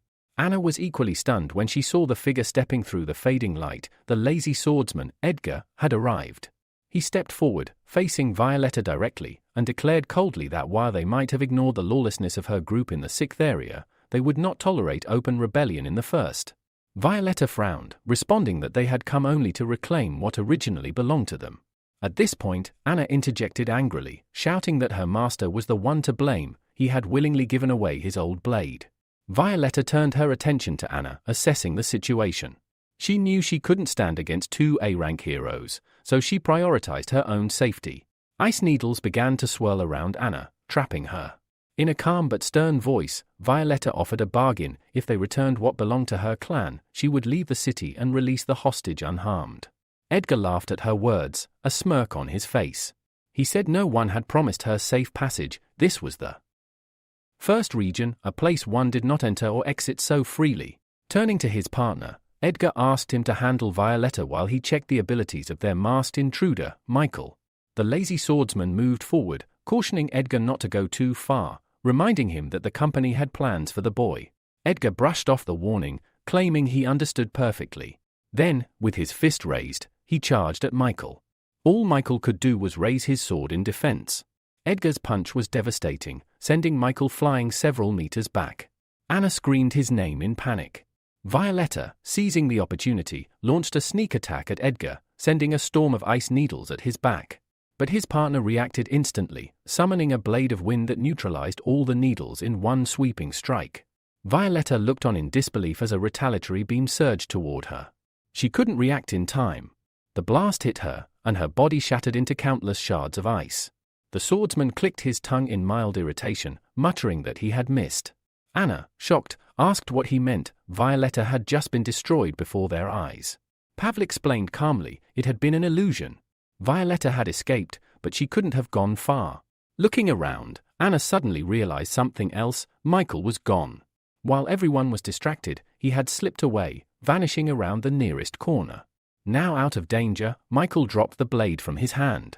It had drained all his strength, and he was left wondering how to deal with the current situation. Then, a sudden idea struck him. If this blade had come from a monster, maybe, just maybe, he could extract an ability from it. Determined, Michael placed his hand on the sword once more and activated his ability, Extraction. Moments after activating his ability, black cubes began pouring out of Michael's blade. A message appeared before him: "You have received 250 units of dark matter." Setting the sword aside, Michael stared at the cubes of dark energy, realizing that while he had failed to extract a new ability, he had instead acquired a significant amount of rare material. He examined the dark cubes thoughtfully. Based on their presence, he surmised that the blade's material must have been no lower than S rank. Holding one of the cubes in his hand, Michael pondered which of his abilities he could enhance in order to stand a chance against the dragon. After weighing several options, he chose the one that felt most strategic. Summoning a pearl containing the D rank ability Metal Transformation, he brought it closer to the dark matter. The ability, in his estimation, offered the best potential in the current situation. In just a few seconds, the dark energy was fully absorbed into the pearl. Its color shifted from blue to emerald. A new notification flashed before him: Metal Transformation upgraded to A rank. Grants control over all metals within a 1,000 meter radius. Maximum controllable mass, 1,000 tons. Wasting no time, Michael pressed the pearl to his chest and absorbed the enhanced ability. Elsewhere, Violetta, still nearby, felt an unusual fluctuation in the energy surrounding the place she had just escaped from. Meanwhile, as the new ability surged through Michael's body, he lifted his head. He could now sense every metallic and concrete object in the area. Clenching his fist with satisfaction, he muttered, "Finally! I can fight on equal terms." Suddenly, a fierce barrage of ice needles flew toward him from behind. Without turning around, Michael raised his right hand. Above him, a swirling mass of scarlet flame began to form. The fiery vortex expanded and spun rapidly, intercepting the ice needles and instantly melting them into water. The backlash of heat and force even threw Violetta backward. Despite being knocked aside, she refused to surrender. Rising to her feet, she extended her palm, preparing another attack. But Michael calmly advanced, the fiery vortex still spinning protectively at his back. No matter what she threw at him, nothing reached him. Her expression twisted into confusion. She couldn't understand why her attacks weren't landing. Seizing the moment, Michael dissolved the fiery shield and launched several firebolts in her direction. The flames twisted mid-air, transforming into burning chains that wrapped around her body and lifted her into the air. Suspended, Violetta shouted in anger, demanding to be released. But Michael ignored her protest. "I'll be gentle," he said dryly, "since you're a girl." With that, he placed his hand against her chest and activated Extraction. An emerald-colored pearl emerged from her body. Michael examined it. The ability, Ice Mistress, A rank, granted the power to summon a snow woman for combat support. Even more surprisingly, the user could choose to merge with a divine entity, temporarily fusing with a god. Michael raised an eyebrow. He had hoped for a raw elemental ability, but a summoning power like this was exceedingly rare. Deprived of her core power, Violetta lost consciousness. The fire chains evaporated, and her body began to fall, but Michael caught her by the shoulder before she hit the ground. At that moment, Pavel and Edgar arrived. A strange grin crossed Pavel's face. "Not the best place to flirt with a girl," he remarked, clearly amused. Behind him, Edgar frowned, his body tensing. He noticed something strange: the masked man's aura had changed. Michael calmly set Violetta down. "She was the Mistress of Ice," he said. "But she's been dealt with." Edgar stared at him in disbelief. "You? How could trash like you take down someone that strong?" Michael took a few steps forward, meeting their eyes. "You're welcome to find out for yourselves," he replied. Stopping just a few meters away, he asked with quiet intensity, "So, who wants to go first? Or are you coming together?" Meanwhile, the entire battle was being streamed live by Tim, a reporter broadcasting from the scene. His voice rang out with awe. "Ladies and gentlemen, we are witnessing something unbelievable. An unknown hero, wearing a rooster mask, is preparing to take on 2 A-rank heroes, alone." Throwing his fist into the air, Tim shouted, "This will be one of the most exciting battles yet." And Edgar heard every word. With a smirk tugging at his lips, Edgar addressed the audience, saying that no matter how much they tried to hype up the moment, he had no intention of teaming up with a lazy swordsman just to defeat Michael. Doing so would only damage the pride of A-rank heroes. Hearing that, Michael exhaled, clearly disappointed. "A 1-on-2 battle would have been more fun," he muttered. Edgar leaned toward his companion and whispered, "To defeat an enemy, you have to understand him first." The lazy swordsman gave a small nod. "I'm well aware." Then, Edgar pointed out something strange, the ring on Michael's finger. It didn't look ordinary, and Edgar suspected it might be the key behind his opponents mysteriously losing their abilities. They needed to be extremely cautious and watch his every move. Without hesitation, Pavel stepped forward, brandishing his blade. "Don't worry," he told Edgar. "I just want to see how this boy defeated the Snow Mistress." He raised his voice for all to hear. "If you can beat me, then the Black Dragon will face you next." Michael gave a nod and gestured for him to come forward. "Go ahead. Let's see what you've got." Pavel didn't need any more encouragement. He lunged forward, swinging his sword and unleashing a powerful stream of energy. Michael didn't move. Instead, he summoned a blazing wall of fire to block the attack. As the flames erupted, blinding his opponent's view, Michael darted behind Pavel and struck. But Pavel sensed him in time. He turned quickly, parried Michael's strike, and their blades clashed. As they did, the flames around Michael's weapon began to morph, twisting and binding around Pavel's sword. The older man's eyes widened. "No one controls my sword," he roared. With a heavy step and sheer willpower, he broke the flame's grip and swung again. The force of his attack sent the fire hurtling back toward Michael. Caught off guard, Michael was thrown backward. He crashed to the ground but quickly regained control of the flames and redirected them, forming another massive wall between himself and Pavel. Within seconds, Michael had made two critical observations. First, Pavel's sword was forged from monster materials. It wasn't metallic. Second, there was nothing else on Pavel's body he could manipulate with his metal control. At this rate, there was no way he could win unless he did something drastic. Then, an idea hit him. He quickly retrieved two pearls, one containing the Snow Woman's ability and the other human control. He hesitated, considering his options, and ultimately crushed the Snow Woman's pearl, feeding its fragments into the other one. As the shards merged into the second pearl, its glow intensified. A notification appeared. Human control ability, rank A, allows illusionary manipulation of A-rank targets. Can brainwash targets below A rank and borrow their powers for up to 10 years. Grants temporary control over a target's body for up to 2 hours. Michael studied the purple pearl in his hand. This could actually turn the tide. Meanwhile, behind the wall of fire, Pavel's voice rang out impatiently. "What are you doing over there?"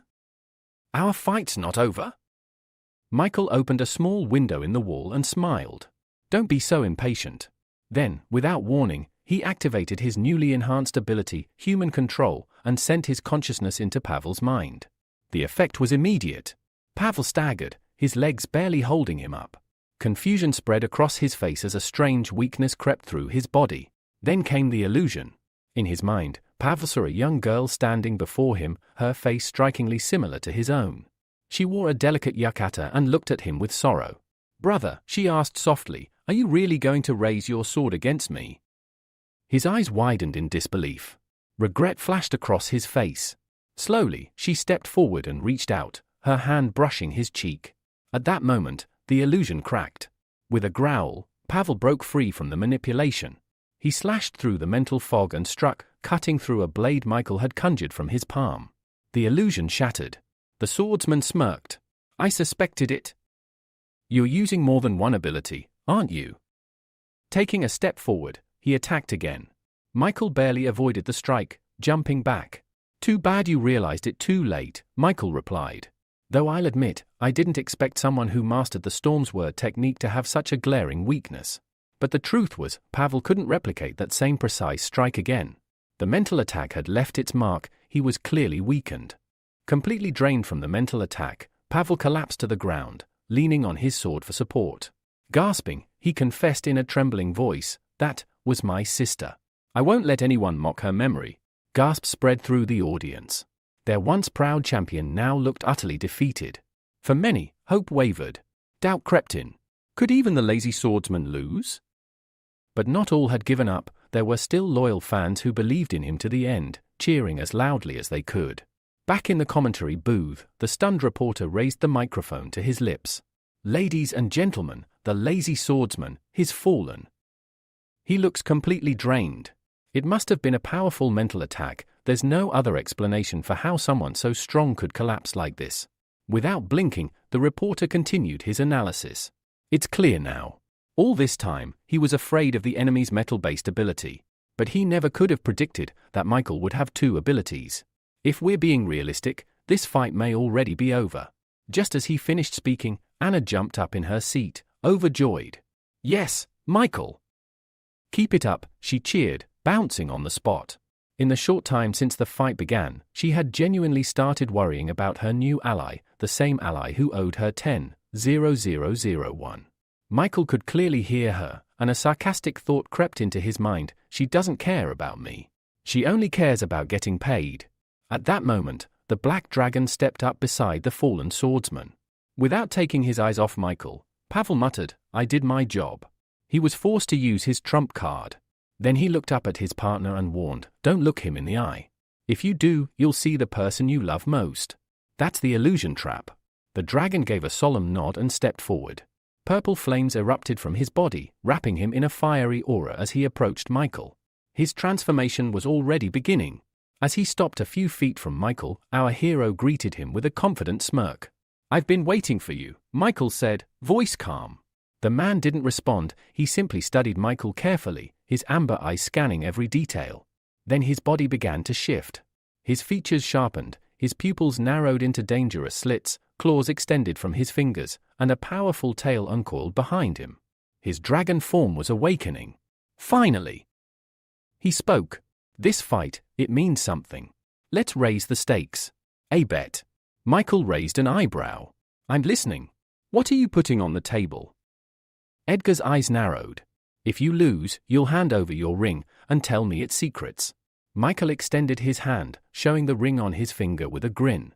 "If you want it that bad, come and take it." But inside, he was pleased. Perfect, he thought.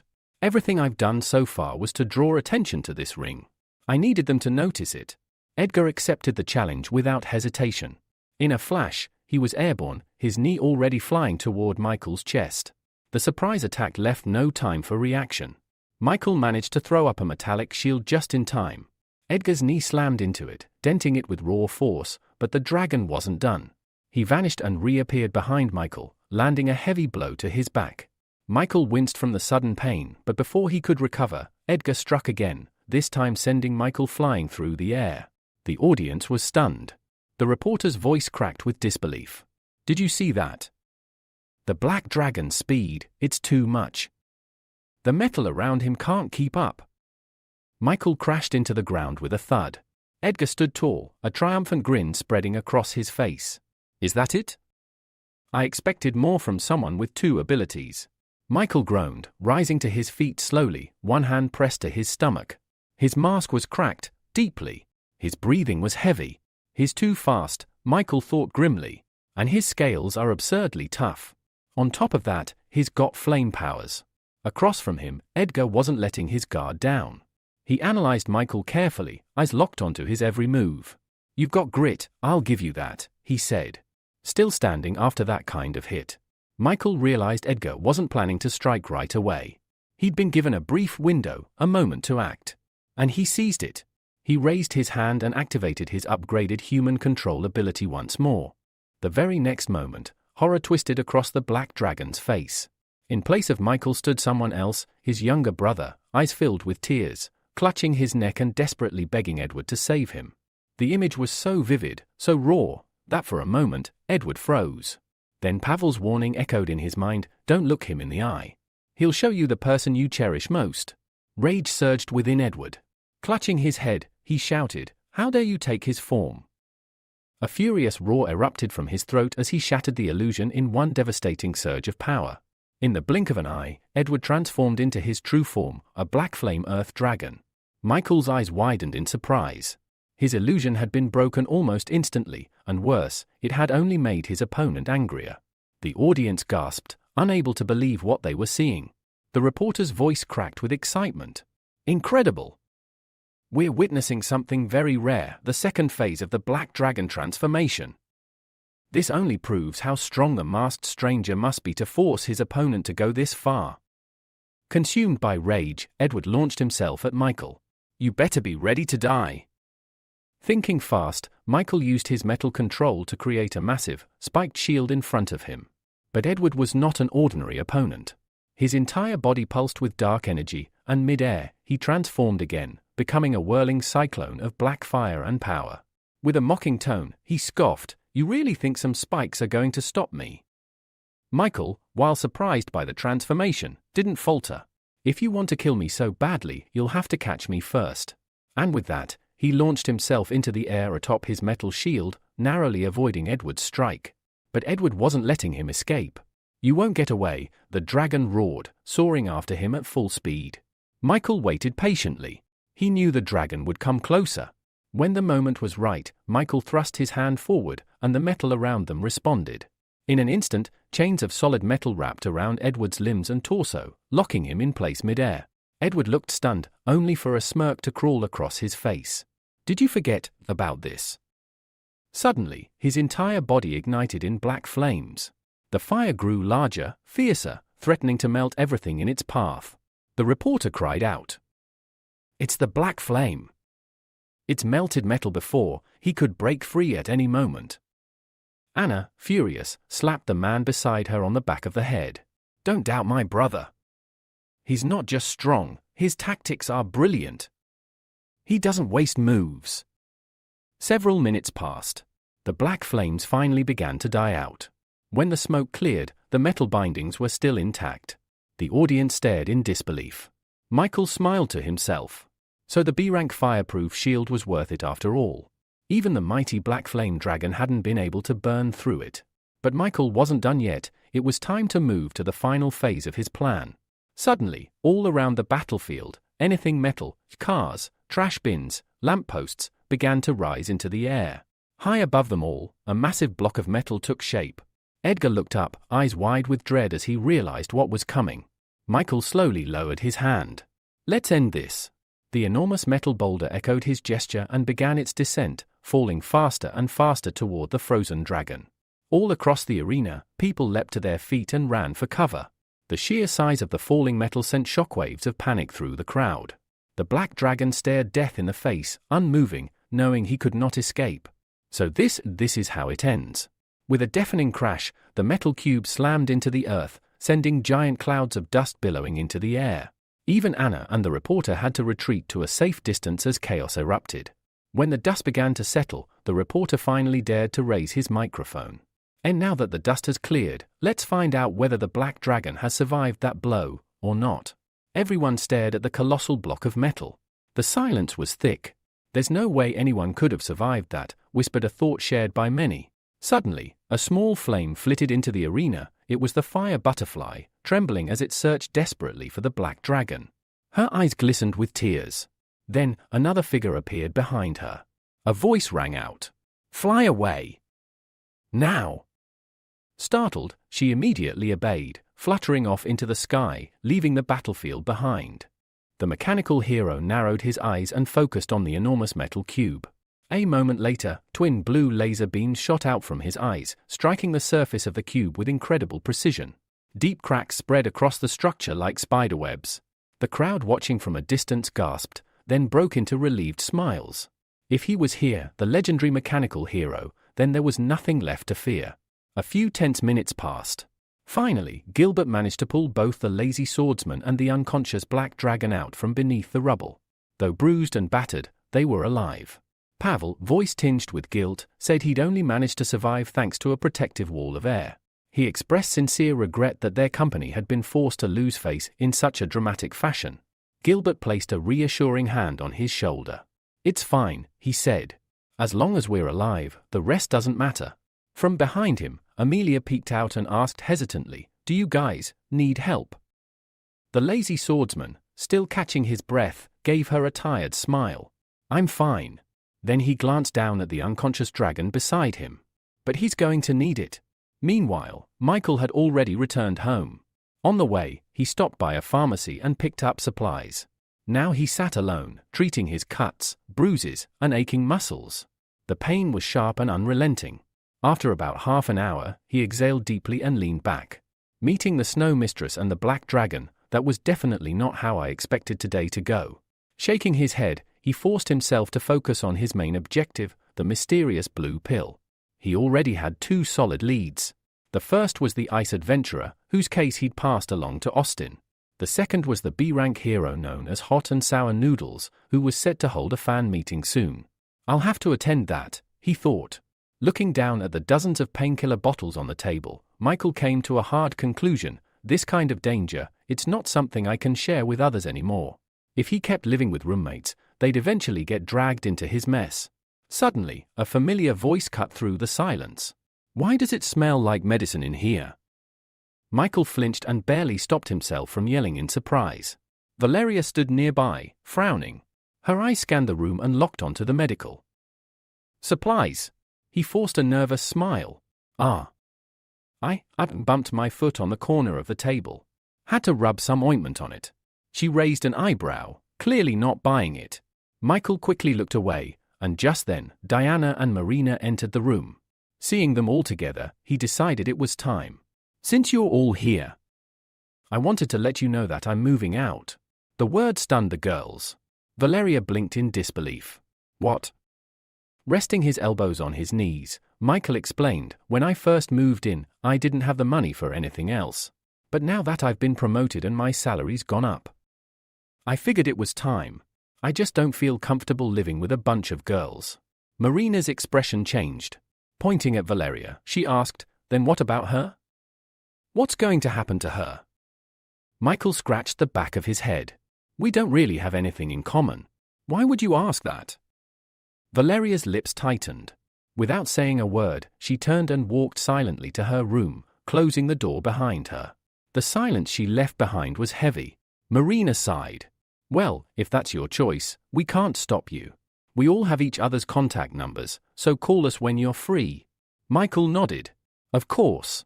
I'll treat you all to a good meal before I go. Think of it as a farewell dinner. Suddenly, slam.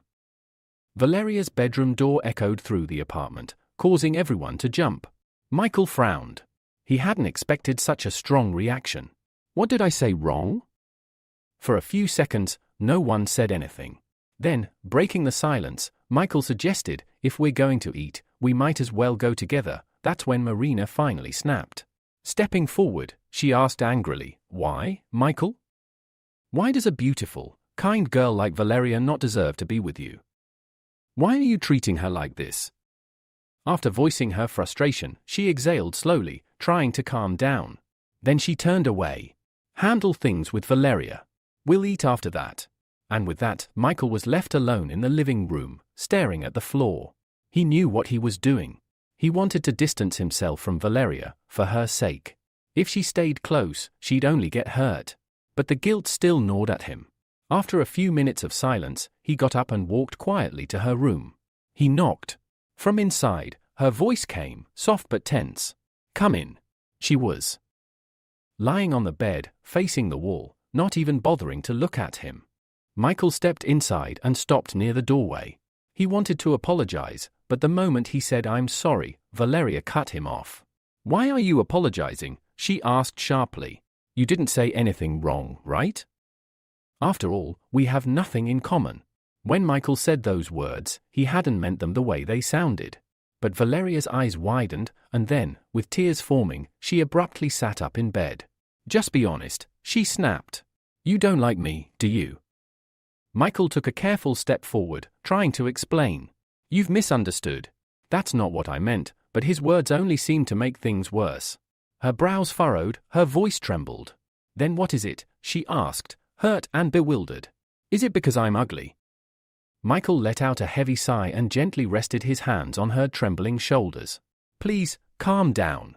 There was no anger in his voice. Only concern. He paused, then asked quietly, can't we just stay good friends? But instead of answering, Valeria repeated her question, her voice soft and trembling.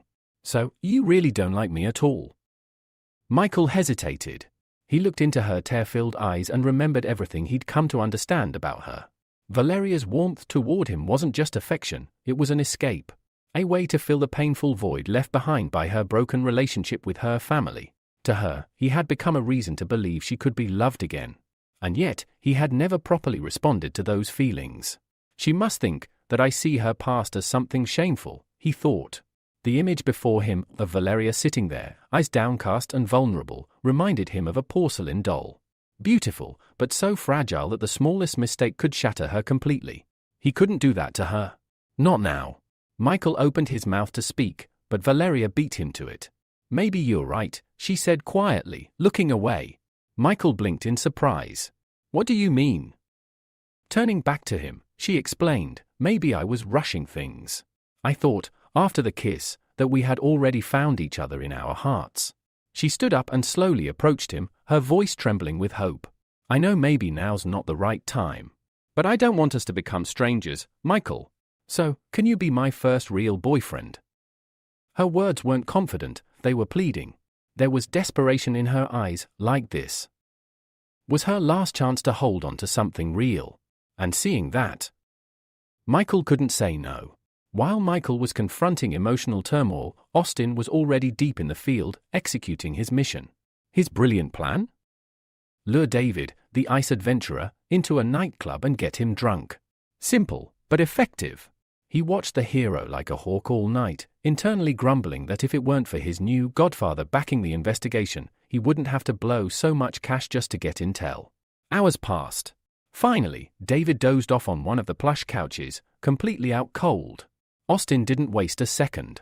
Moving with precision, he crept closer and began rifling through David's pockets, searching for anything that looked like the infamous blue pill. That's when he found a small, strange case. He was just about to open it, when David's eyes snapped open. What the hell are you doing? He asked sharply. Austin's heart practically stopped. But his instincts kicked in. Keeping a straight face, he quickly pulled out a cigarette. Looking for a light. Lost mine, he lied with a strained smile. David stared at him for a beat, then wordlessly handed over a lighter. Where'd the girls go? He asked. Austin, now lighting the cigarette with shaky hands, forced a casual grin. They're in the next room. I can even ask the one you like to join you in the bath. That seemed to please the adventurer. He smirked and got up, heading toward the bathroom. An hour later, with muffled voices and laughter echoing from behind the closed door, Austin slipped back into the room. He got straight to work, tearing through their belongings until he found the strange case again. Opening it, he carefully pulled out a small blue cube. It was smooth and faintly aromatic. Is it candy? He wondered. Gum? But the scent, though pleasant, wasn't sweet. It was something unnatural. Something dangerous. For a split second, he felt a strong urge to eat it. Just a tiny bite. But he stopped himself. Focus, Austin. This is the pill. As he examined the cube more closely, he noticed something, a broken edge. His eyes widened. This is it. The actual blue pill. Suddenly, a scream echoed from the bathroom. A girl's voice. Sharp, frightened, then abruptly cut off. Austin froze. For several long seconds, he didn't dare move. Finally, he slammed the case shut, shoved the cube into his pocket, and quietly put everything back in place. Then, with measured steps, he approached the bathroom door. David, he called out, knocking softly. Everything okay in there? The door opened. David stood in the doorway, face pale, lips tight. The tension in the air was unmistakable. Austin's eyes flicked past him, toward the bathroom. Something felt off. Peering over David's shoulder, his blood ran cold at the sight beyond the door. Tell me this isn't what I think it is, Austin whispered, a sliver of hope in his voice. David stepped into the room, began grabbing his clothes in a rush, and muttered, "You're not wrong. She's dead." Austin stared at him in shock. "Then you need to leave. Now," he said. "I'll handle things from here. I'll get someone from the company." David gave a brief nod, finished dressing, and without another word, stormed out of the room, completely ignoring Austin. Now alone, Austin collapsed onto the sofa, exhaling sharply. Relief washed over him, not because of what had happened, but because David hadn't realized what else he'd done. If he had? Austin was certain his own corpse would be lying next to that girl's. Meanwhile, David had already made it down to the parking lot and gotten into his car. But the moment he closed the door behind him, the fury he had been holding in finally erupted. With a guttural growl, he yanked the strange pill case from his pocket and hurled it at the windshield. The latch burst open on impact, and the contents scattered wildly across the car interior, blue cubes, glinting under the dashboard lights. David gripped the steering wheel tightly, chest heaving. This wasn't the first time. Every time I take these pills, I lose more control. His strength, the very thing that made him powerful, was slipping further and further from his command. He shut his eyes tightly and tried to slow his breathing. He needed to calm down. If he didn't, something else, something worse, could happen. Then, his eyes flicked to the scattered cubes. He started counting them. 1, 2, 3. His heart skipped. One's missing. Frowning, he frantically patted down his jacket, searched his pockets, checked the seat crevices. Nothing. After a minute, he leaned back in the seat, exhaled hard, and shook his head. Forget it. There were only a couple of days left before the next game. It's not worth spiraling over. The next day, Michael reached out to Alex and asked for help moving. Now, the two of them were riding in a car together, Michael driving, while Alex chattered non-stop in the passenger seat. But why the sudden move? Alex asked, clearly fishing. You had such great neighbors. Michael sighed, clearly annoyed. I was delusional, that's all. Living next to girls isn't as amazing as people think, it's just inconvenient. Alex chuckled. That inconvenience is exactly what makes it interesting. Michael gave him a deadpan glare. You seriously need to stop filling your head with pervy nonsense. But Alex just grinned wider, entirely unbothered. A few minutes later, they pulled up to an enormous mansion. Alex's jaw dropped. Dude, where did you get the cash to rent a place like this? Michael, carrying one of the boxes, answered casually. My adopted son gave it to me. Alex raised an eyebrow. Right. And I'm the king of the underworld. Just say you won the lottery, man. It didn't take long for them to unload everything. Once the last box was set down, Alex gave a lazy wave and left, leaving Michael alone to settle in. The very first thing he did? Collapse onto the massive bed in his new bedroom. But then a thought hit him. He had never activated the summoning ability from the Snow Woman's golden pearl after the battle with the Black Dragon. He sat up and summoned the pearl into his palm. Though he had already spent some of its dark energy to improve the human control ability, the power still remained at a C-rank level. Holding his hand out, Michael activated the summoning skill. Within seconds, a chilling breeze swept through the room, and a figure began to materialize. The moment he saw the spirit's form, he froze. Instead of a fearsome entity or elegant warrior, a small, delicate lowly-looking girl stood before him. As soon as she appeared, the room's temperature plummeted. Frost crept across the windows, and Michael shivered violently. He sneezed, arms wrapped around himself. The girl, her pale hair and icy aura unmistakable, tilted her head in concern. Climbing onto the bed, she asked softly, "Are you all right, Master?" Michael panicked and began crawling backward, one hand raised in protest. "Stay back," he said firmly. But the girl simply smiled. "There's no need to be afraid. I won't hurt you, the temperature is just a little low, that's all." Michael stared at her with chattering teeth. A little is an understatement. Then, an idea struck him. He extended his hand and conjured a small tongue of flame above his palm. The snow spirit's eyes immediately lit up. "Fire, may I come closer, Master?" she asked, hope in her voice. Instead, Michael brought the flame toward her. To his surprise, she leaned in happily, her small hands reaching out to bask in the warmth. "Aren't you supposed to hate fire?" he asked, baffled. "I don't hate it," she replied sweetly. "I love warmth." Now sitting closer to the fire, the spirit gave him a soft, serene smile. "I'm lucky to have an owner like you." Michael stared at her in silence, processing her words and her presence. He realized then, the icy atmosphere she created was simply passive. Her presence might have chilled the room, but it wasn't actively harmful. If it had been, his flame wouldn't have lasted a second. Then, her eyes began to droop. Her body leaned toward him, her expression turning sleepy.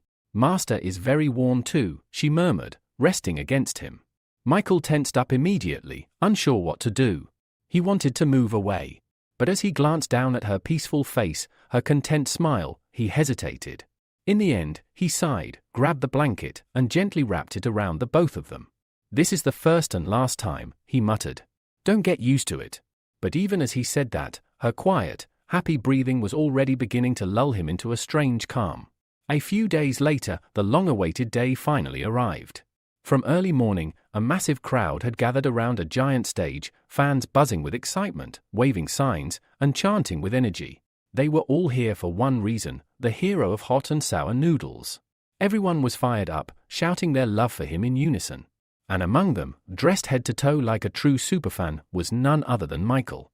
He had wormed his way into the front rows, fully equipped in the standard get-up of any devoted supporter. But in truth, he wasn't enjoying it at all. Being shoved around, getting elbowed, and even yanked by the hair, it was hardly a pleasant experience. Still, he endured it. After all, he needed to get close. Suddenly, a girl appeared on stage. Flashing a bright smile, she greeted the crowd. "Are you ready?" she shouted. "Because the hero of spicy and sour noodles is." The crowd roared in response. Yes, they were ready. The presenter cupped a hand to her ear. "What? I can't hear you." That only made the fans scream even louder. Then, with a blast of colorful confetti, the stage exploded into action, and he appeared. The legendary hero stepped out, cape fluttering, voice booming, "Have no fear. You are safe now. The enemies will be crushed by my iron fist." The fans went wild. Michael was barely able to stay on his feet. One overly enthusiastic fan shoved him hard, knocking him off balance.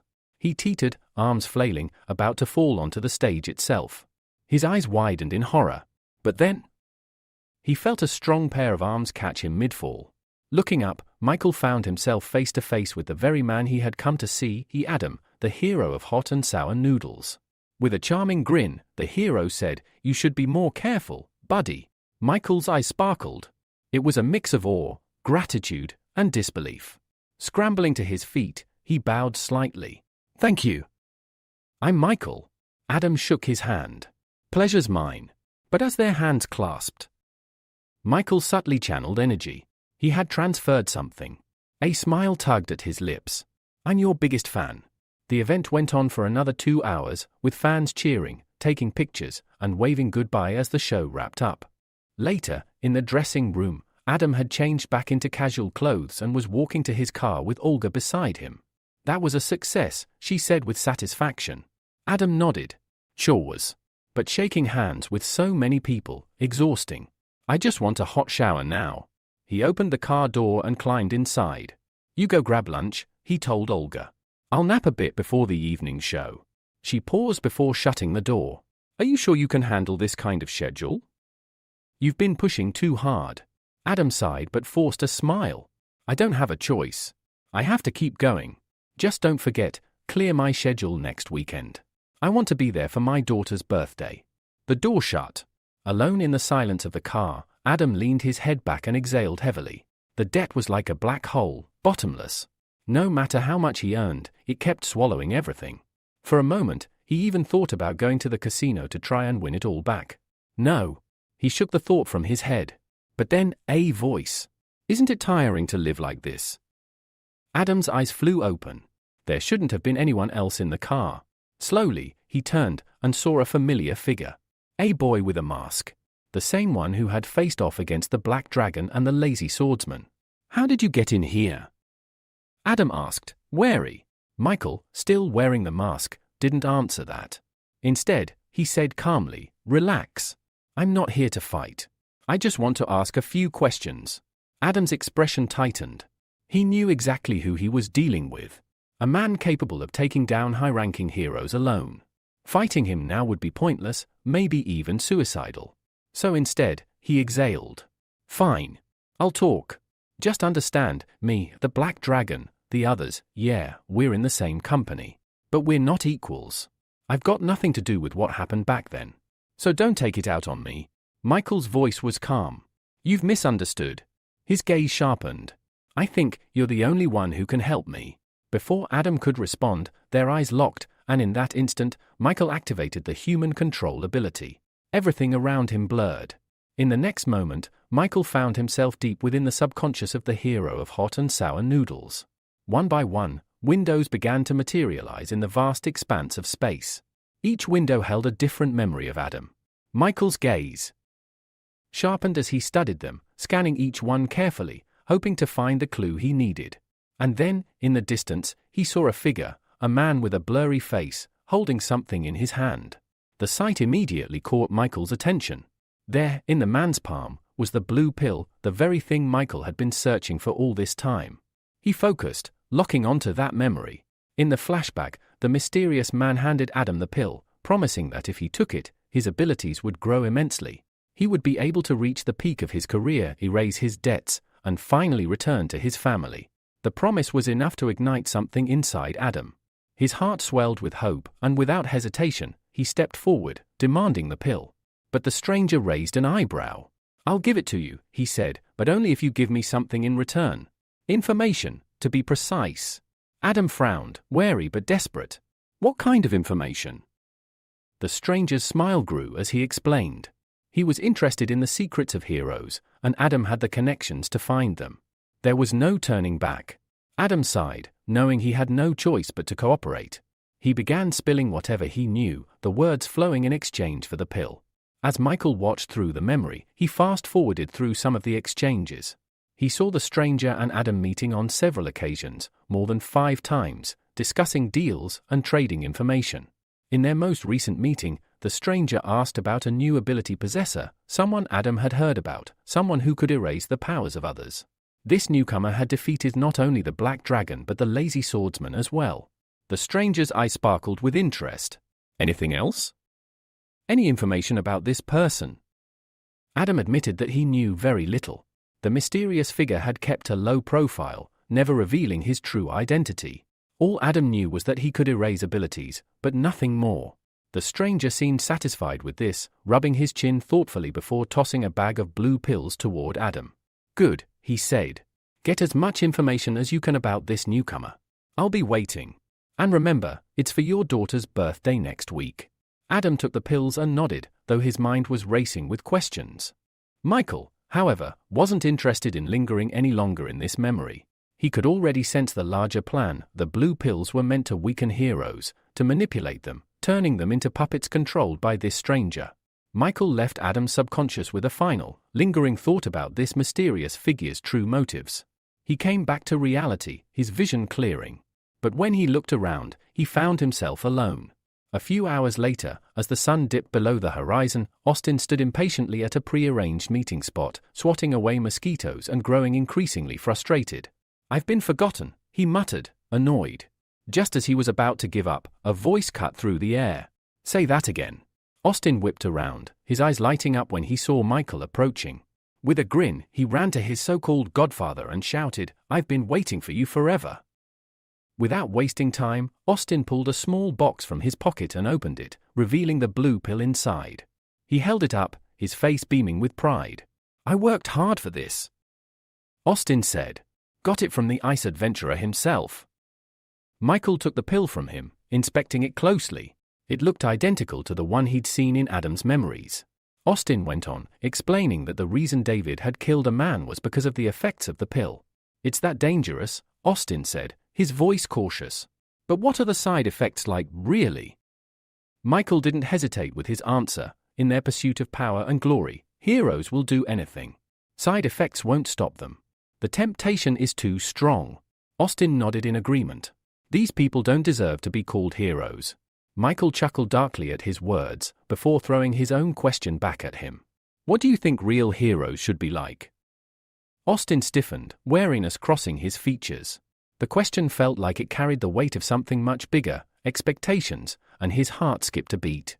Placing a fist over his chest, Austin spoke with conviction. "A true hero is someone who understands the weight of responsibility. The greater the influence, the more they owe to the world. Heroes don't betray their faith for power. They live to save humanity, no matter the cost." Michael studied him for a moment, then gave a soft chuckle. That's one way to look at it. But deep down, Michael knew Austin's version of a hero was far from the truth. Michael couldn't help but shake his head in frustration. He had been foolish to trust a guy who was merely parroting a quote from some bizarre movie. Pushing the thoughts aside, he reached into his pocket and pulled out a flask containing a red liquid. Without hesitation, he tossed it to Austin, remarking that, despite his earlier actions, he had really made an effort to reward him. "This potion," Michael said, "will raise your ability to D-rank." Austin's face twisted in displeasure. "D-rank? Is that all? I deserve more for my efforts than this." Michael, ever calm, extended his hand to the boy and said, "You need to gradually raise your rank. Don't rush for instant success. But if you are dissatisfied, you can return the potion." Austin's expression tightened, but he forced a smile. "It's fine," he said. Thanks for the generosity. He uncorked the flask and gulped down the contents. His face scrunched in disgust as the potion left a sickening aftertaste. Why does this taste like ketchup? Austin complained. Michael shrugged nonchalantly. Just imagine it's something better. He then approached the boy, placing a hand on his back as he prepared to try something. From his palm, he summoned 2 E-rank ability pearls, merging them. The result was the ability Werewolf Power, D-rank, a transformation that allowed the user to freely shift into a werewolf form, regardless of the moon. Austin, confused and expecting some kind of dramatic change, was disappointed to see no immediate effects. Michael chuckled lightly. You have to activate it, Austin, or else nothing happens. The boy raised an eyebrow in confusion, and before he could react, Michael clenched his fist and delivered a powerful punch to his face. Austin collapsed to the ground, the impact leaving a bruised black eye. Stop! Austin cried, tears in his eyes, but Michael didn't stop. This is necessary. You need to be stronger. For the next half hour, the park echoed with the boys' agonized cries as Michael continued the brutal training. Finally, Michael activated the ability pearl within Austin's body. The boy's transformation was immediate, his body rippling with newfound power as he shifted into the werewolf form. He marveled at the change, his strength surging. Michael allowed him a few moments to revel in the transformation before calling him back to his senses. You need to cancel the transformation now, Michael said, observing Austin's growing exhaustion. That form is exhausting to maintain for long periods. Austin, though displeased, followed the instructions and reverted back to his original form. Michael then offered some advice. Keep a close watch on the blue pills. Be careful, those who use them are often emotionally unstable. Austin smiled, satisfied with the new power he had gained. Thanks for the advice. Ignoring the gratitude, Michael continued, for your next task, I need you to gather dirt on heroes who secretly engage in dirty deeds. Austin hesitated, asking if this meant the organization wanted to recruit new followers. Michael grinned, his voice dripping with intrigue. Not everyone can join. Some are just raw material. Austin's eyes widened in surprise. You mean? The organization plans to absorb their power. Michael laughed darkly. Where do you think the potion came from, Austin? With a sudden movement, he activated his metal shield, flying into the air. Gather the necessary materials for your C-rank ability. Work hard, Austin. The boy watched him, disheartened, but knowing he had no choice. With a sigh, he pressed his hand to his forehead and shouted, I'll do it. I'll complete the mission, no matter what. Later, Michael flew across the sky, making his way to the rocky coast to train in isolation. He had no intention of attracting attention. Landing on an empty beach under the night sky, he removed his mask and smiled in contentment. This secluded spot was perfect for training his snowwoman abilities. He extended his hand, summoning a golden portal. Moments later, a joyful Sophia emerged, rushing to him with a bright smile. I've missed you so much, she exclaimed, eager for their reunion. But Michael halted her, his tone serious. Now's not the time for that. We need to train. Sophia, frowning, hesitated. I don't want to hurt you. Michael reassured her, you're a C-rank summon.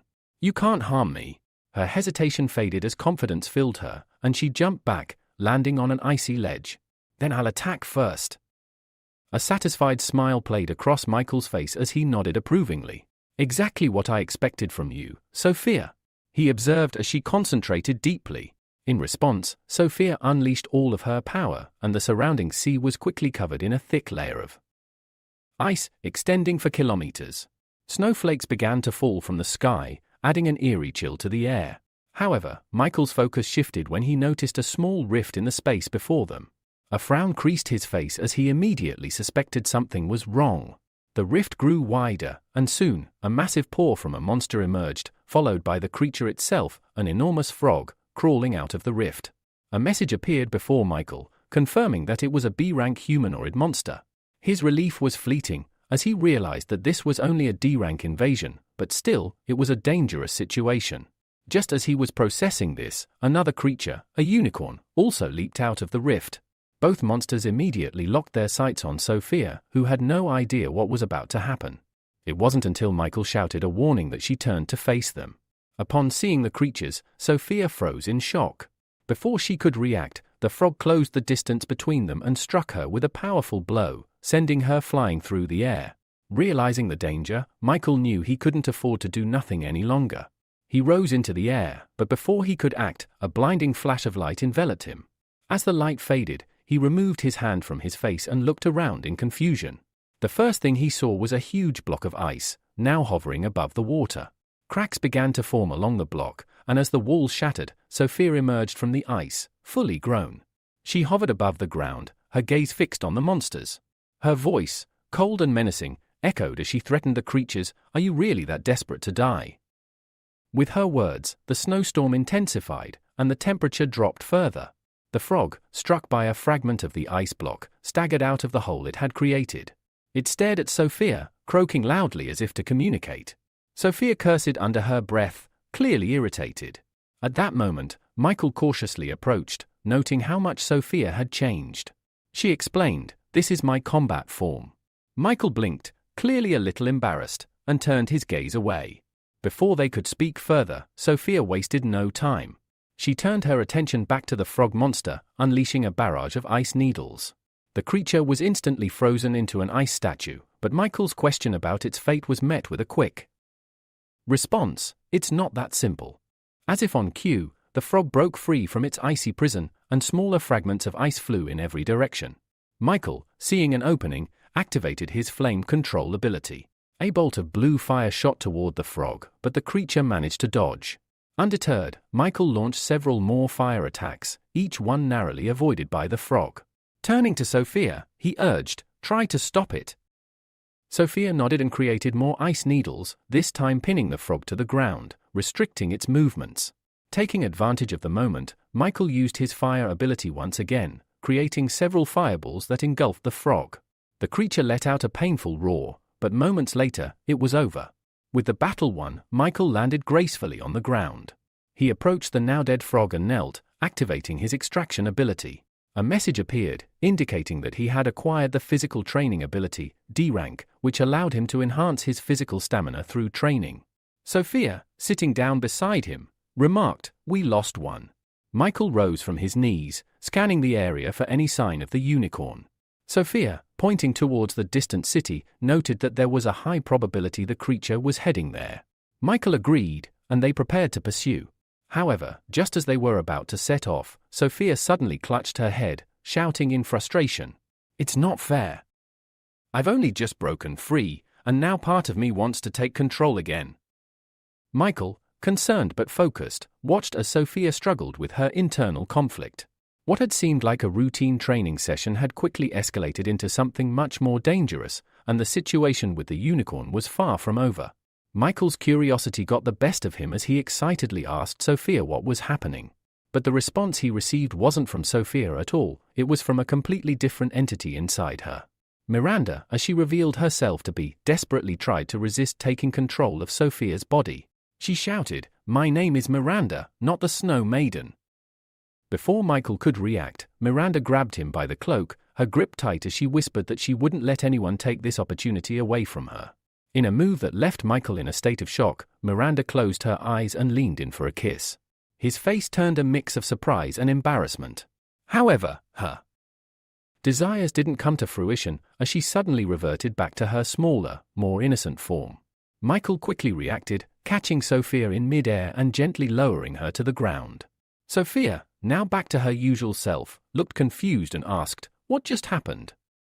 Michael, surprised by her question, stroked her head softly, asking if she truly didn't remember anything. She responded with confidence, saying she had no recollection of what had just occurred, only that they were about to begin training.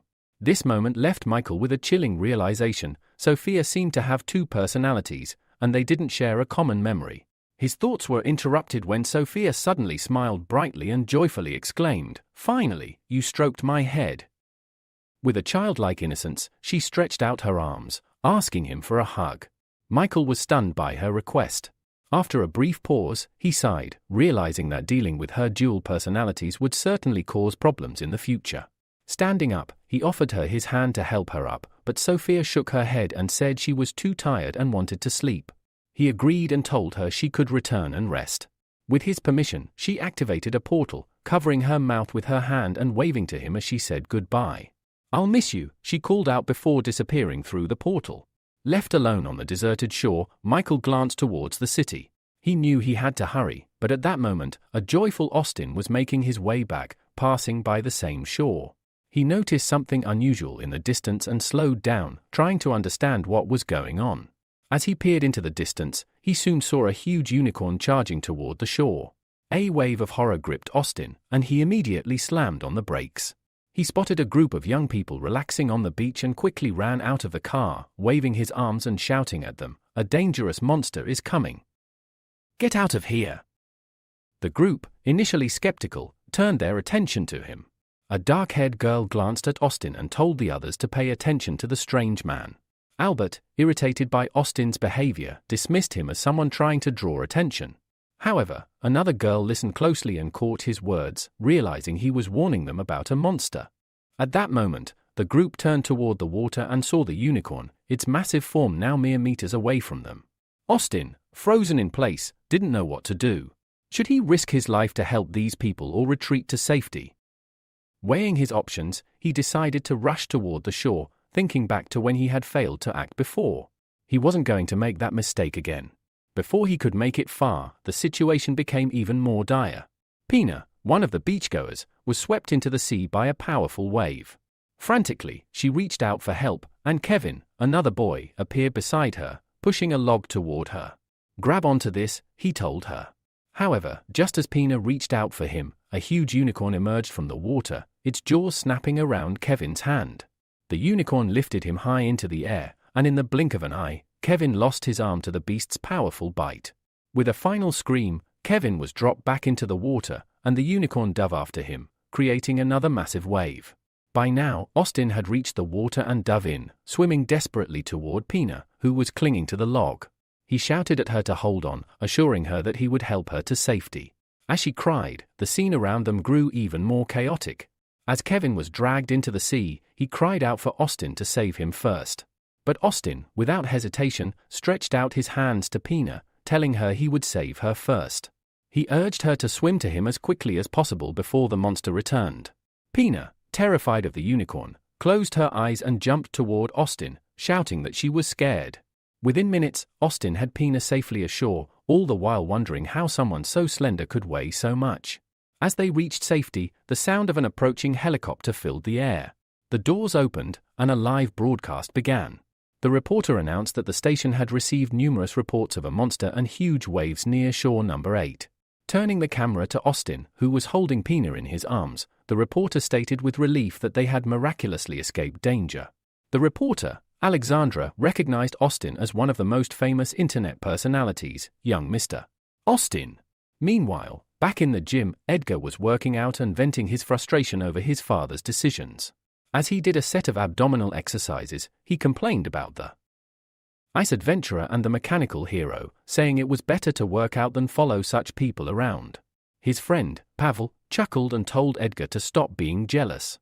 But suddenly, Pavel's face twisted in horror as he shouted, "You need to see the live broadcast. There's a monster on the shore, and your brother is there." Edgar immediately froze, disbelieving the news. He couldn't believe his ears. He refused to believe it at first, thinking that his little brother Austin would be too scared to face a monster. But when the image was zoomed in, Edgar's heart sank. Austin was indeed there, and the unicorn was closing in on him fast. Alexandra said with urgency that if the heroes didn't arrive soon, the monster would catch up with Austin and Pina. Edgar, panic rising, screamed at the TV, begging Austin to run. But his voice could not reach his brother. At that moment, Austin looked over his shoulder and saw the monster fast approaching, its terrifying presence looming. Pina clung to him as they raced against time, but Austin, determined to save her, made a shocking move. Much to Edgar and Pavel's surprise, Austin transformed into a werewolf. His powerful body increased his speed significantly, and he surged ahead, defying the monster's pursuit. Edgar watched in disbelief, stepping back as the realization dawned on him. His brother wasn't just a regular human, he had the power to transform into a monster. Austin's transformation gave him the upper hand. In an instant, he was at a safe distance with Pina in his arms. He set her down gently and told her with a reassuring smile that she no longer had to worry about her safety. Before Pina could fully process this, Austin turned and rushed toward the unicorn.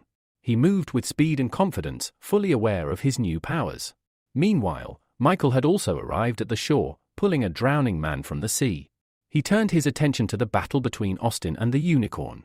With a smile, he created metal spikes, eager to see how his godson would fare. Austin, now fully in his element, chased after the unicorn with a smirk. He grabbed the unicorn's leg and, with a flash of determination in his eyes, said, "Today's a great opportunity to test my new technique." The unicorn attempted to dive under the water to shake him off, but Austin held on tightly, refusing to let go. In a move that stunned everyone watching, Austin began to spin at high speed, dragging the unicorn along with him. He released the unicorn at the right moment, sending it flying high into the air. Austin watched with a confident grin as the unicorn soared away, and he proudly declared, "I've long stopped being the kind of person who runs away or hides until the rescuers arrive." Moments after Austin launched the unicorn into the air, the beast crashed lifelessly into the water just meters from where he stood. Believing he had claimed victory, Austin threw his hands up triumphantly and shouted that he was now just one step away from surpassing his father and older brother to become an S-rank hero. Michael, who had been quietly watching from the sidelines with his metal spikes ready, smiled and acknowledged that Austin had done well. He noted that the young hero had truly changed public opinion for the better. Meanwhile, Pina's terrified friends ran up to her, frantically asking about Kevin.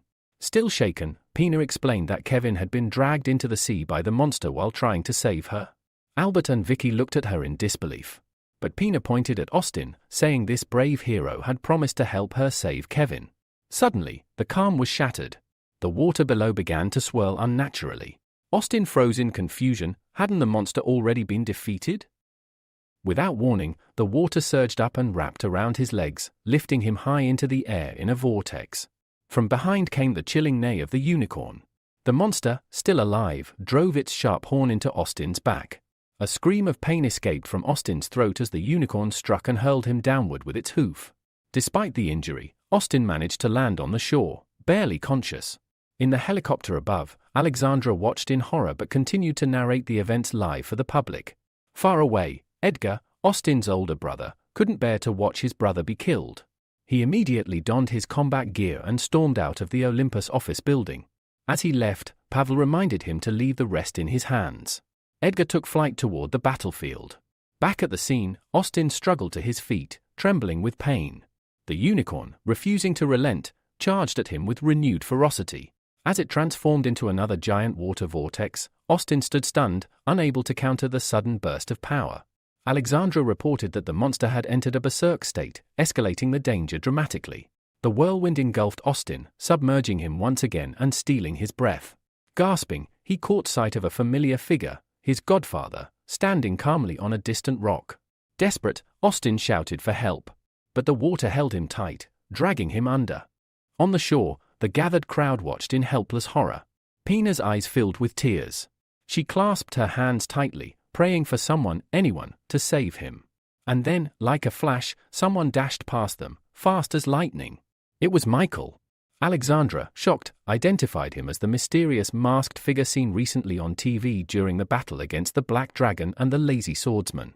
Michael reached the vortex and thanked Austin for distracting the unicorn long enough. Raising his hand, he activated his metal manipulation ability.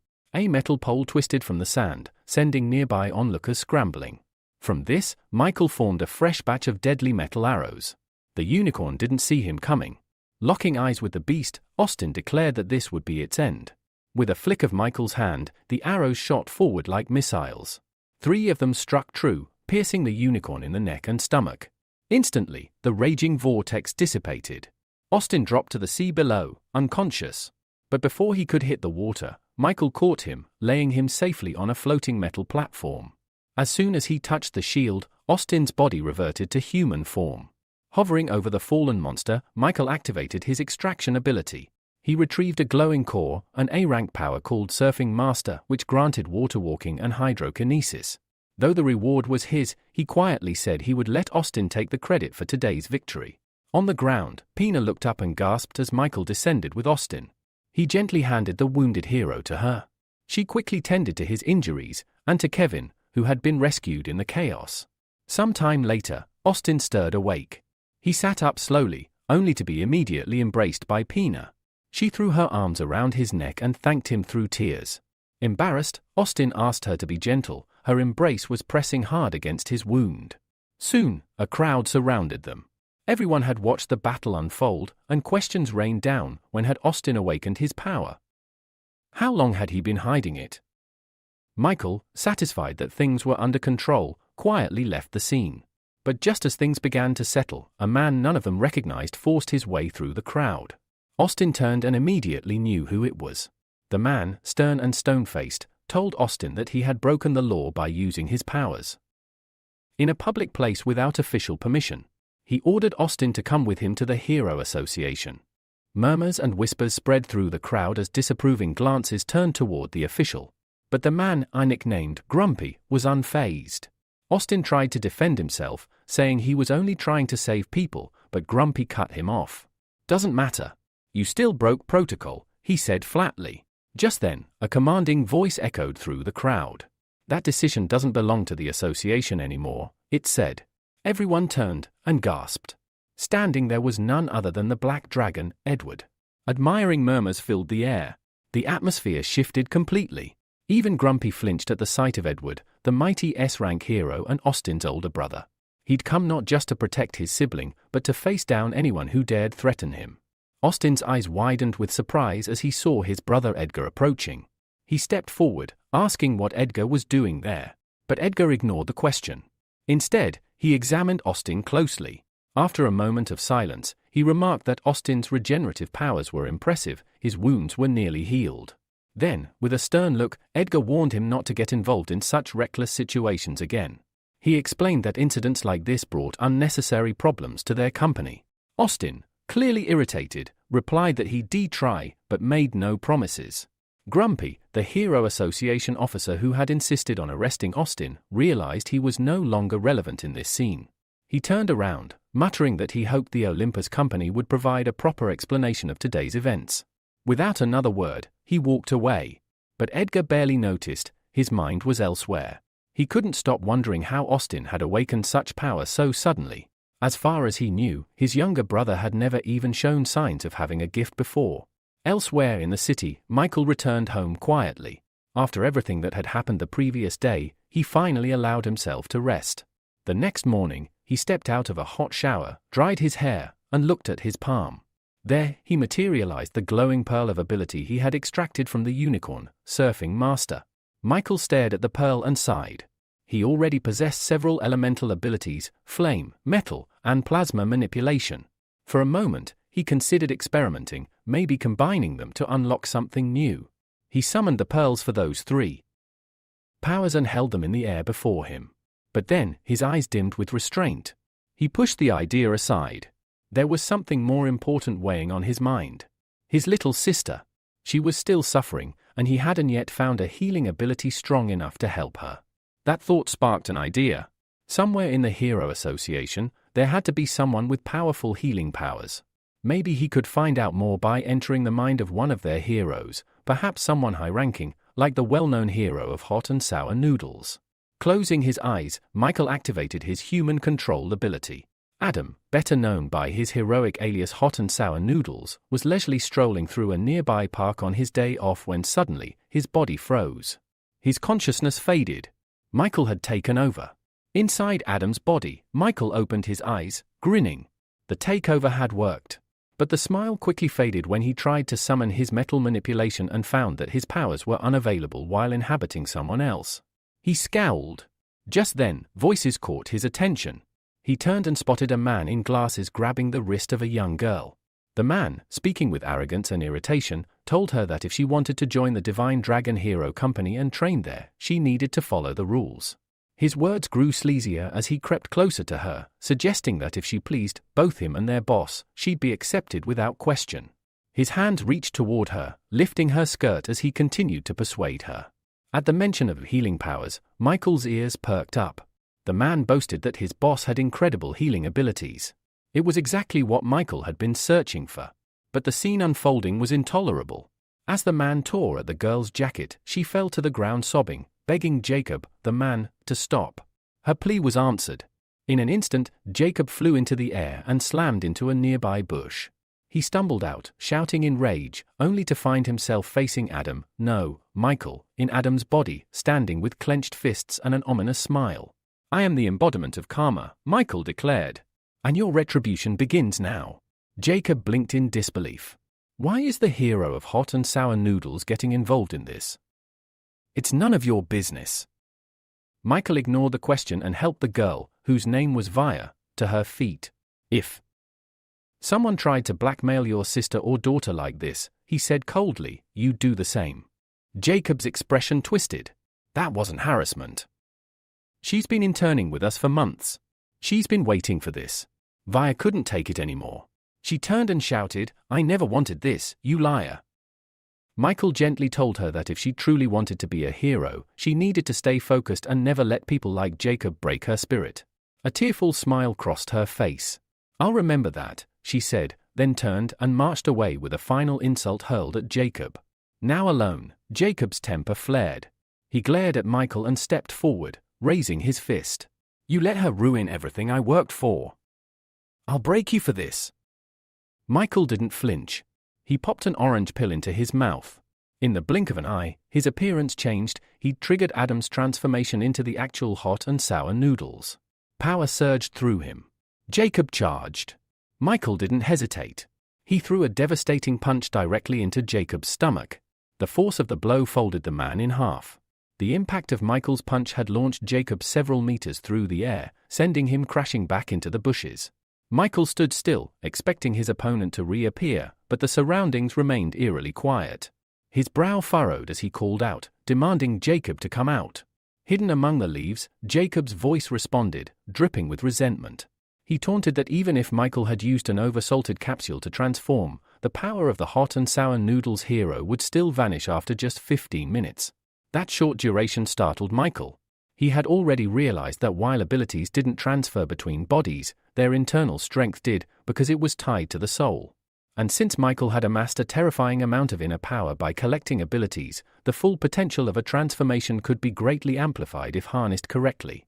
In theory, using the spiritual energy of the octopus he once defeated, he could unleash enough power to make the transformation last longer than expected. The thought made him smirk. He focused and instantly sensed Jacob's presence a few meters behind him. Without hesitation, he leapt forward and dragged the man from the bushes. Jacob's eyes widened in confusion. How could a mere B-rank hero detect him? Michael's lips curled into a smug grin. Maybe I'm not showing my real strength. Now panicked, Jacob quickly admitted defeat. He promised to stop interfering and even offered to speak with the Divine Dragon Company to reward Michael with material compensation. Holding Jacob off the ground, Michael gave him a chilling stare. "I'll let you go if you promise not to cause more trouble or chase revenge." But then, a sinister thought crossed Michael's mind, and a dark smile spread across his face. Jacob, sensing something was wrong, covered his backside in fear and stammered, What are you going to do? Are you gay?" Michael didn't answer. He remained silent, his eyes glinting with amusement. Jacob, terrified, pleaded for a peaceful conversation. But Michael had a different plan. He wasn't just going to punish this scumbag, he was going to ruin his reputation. He dragged Jacob into the bushes. Moments later, screams echoed through the park, Jacob's frightened voice begging Michael not to take off his clothes. Minutes passed before Michael emerged, calmly transforming back to his original form. Chuckling to himself, he pulled out his phone and examined the photos he had just taken, enough to ensure Jacob would never harass another girl again. He left a message on the device, "Don't delete the new photos if you don't want more problems." Then he closed his eyes and deactivated the human control ability. Instantly, Adam, now back in control of his own body, blinked in confusion. Still standing in the park, he assumed he had dozed off while walking. But the phone in his hand buzzed with a strange message. Opening the gallery, his eyes locked onto a photo of a half-naked stranger. Adam screamed in horror, completely bewildered. Elsewhere, in the L-City Hero Association branch, a meeting of top heroes was underway. William, the head of the L-City branch, scanned the room. Tension crackled in the air. The co-head beside him looked just as tense as they addressed the gathered heroes. William began, "Planning the first defense phase will require the help of the Olympus Company. The scale of the depressions is enormous, everyone needs to be on alert." Yang elaborated, "Once the plan was in place, the heroes would simulate driving monsters back to their world, with Olympus members leading the charge. The rest of the heroes cheered in agreement. But the mechanical hero remained silent. He was thinking about the hidden motive behind this operation. The association planned to allow one A-rank hero from each company into the core deviation zone to monitor and suppress the depression phenomenon. But there was another reason. Rumors that the monster world could enhance weapons and equipment. That opportunity was the real bait. The ice adventurer also understood what was at stake. The possibility of upgrading his own ability thrilled him. As night fell, Michael was back at work. He summoned a clone using the Pearl of Ability and began experimenting. First, he broke down a low-tier metal manipulation pearl. Then, he enhanced the plasma pearl to A-rank and used a B-rank support ability to bind them. The result was a brand new B-rank ability, Shadow Substitution. This allowed the clone to shift positions during combat and forge shadow weapons on the spot. Once the process was done, he embedded the two ability pearls into the clone's body. He imprinted one final message in the clone's mind: "You're powerful. Stay cool. Stay sharp." With the transformation complete, a sleek snake mask appeared on the clone's face. Michael patted his shoulder and grinned. "It's your turn now," he said. "Go out there and start collecting abilities." The next morning, Michael arrived in the 2nd district of Shish. After landing at the airport, he decided to stroll through the unfamiliar city, observing its chaos firsthand. Just then, a yellow taxi screeched to a halt beside him. The window rolled down to reveal a smiling blonde driver who asked where Michael was headed. Without thinking much, Michael climbed in and gave his destination. Almost immediately, his phone buzzed. It was a message from Austin. He had found and emailed the details Michael requested on the Saints organization members. While Michael was distracted by his phone, the driver began chatting, casually mentioning that Shish was famous for its gambling industry. He suggested visiting a casino and even hinted at another local attraction, slyly pulling out a photo of a bikini-clad woman. He called it Paris Dreams, a place filled with beautiful women. Michael gave a faint smile. This city certainly lived up to its name, the City of Chaos. A few minutes later, the taxi pulled up in front of the Heaton Hotel. When Michael reached for his wallet, the driver demanded 500 Azure coins. Michael's brow furrowed. The meter clearly displayed 98 coins. He asked the man to explain the inflated fare, only for the driver to grin and claim the extra was for the valuable local knowledge he had provided, a lesson for any newcomer. Then, he pulled out a gun and aimed it directly at Michael, threatening that if he couldn't pay with money, he'd have to pay with his life.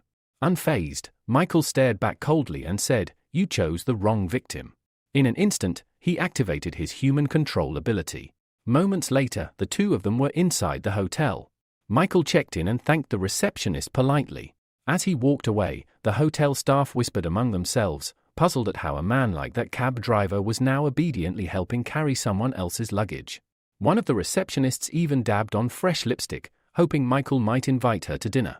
Inside the elevator, Michael told the now submissive driver to leave once he delivered the bags. Upon reaching the 37th floor, he pulled out his phone and opened the email from Austin. It contained the location of one of the Saints organization heroes. Michael located the room number, 441, and moved swiftly. He summoned his shadow clone and sent it ahead.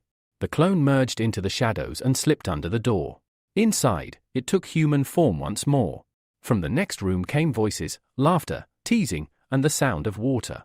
Michael's clone crept forward and found his target, a masked hero named Sam, lounging in nothing but a towel, flanked by two women. Before the man could react, several black arrows emerged from the shadows and wrapped around the women's necks.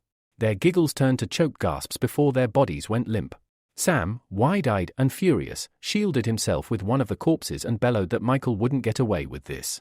Absorbing the fear of the dead, he lunged toward the shadowy attacker. Michael's clone dropped low and fired a shadow spike at Sam, but the man swatted it aside. As he closed the distance, he asked, stunned, "Who are you? No one's ever used shadow manipulation like this before." Michael didn't answer. Deep inside, he felt the discomfort of the brutal method he was using, but this had to be done. Sam grew more agitated and attacked again. His punch tore through Michael's head, only for the image to dissolve into shadow. It had been a decoy. Suddenly, shadows ensnared his wrists, binding him. Desperately, Sam pleaded for release, claiming the priest would kill him if he returned empty-handed. The clone said nothing and ripped off his mask, calling it trash. Then he placed his palm over Sam's head and extracted his ability. A glowing pearl emerged, a C-rank ability called Mask of Fear, which allowed the user to absorb fear to grow stronger. When the process ended, Sam collapsed, sobbing. "What did you do to me?" he cried. "Give it back. Without it, the priest will kill me." The clone calmly said, "Then let's meet this priest you keep mentioning." He activated human control again. Sam's body went limp, and the clone entered his subconscious. From his memories, Michael saw the truth.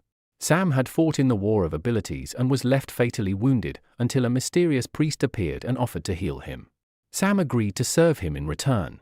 His body had been healed in seconds, and ever since, he'd sworn loyalty to the priest. Using the memory, Michael guided himself to a set of garages near the coast. There, he searched until he found the one Sam used. Closing his eyes, he dived once more into Sam's mind. A vivid scene unfolded. Inside a grand hall, the priest sat on a throne with two women by his side. Before him knelt disciples, his most trusted lieutenants. A dark-haired woman reported that a young swordswoman had infiltrated their secret production base.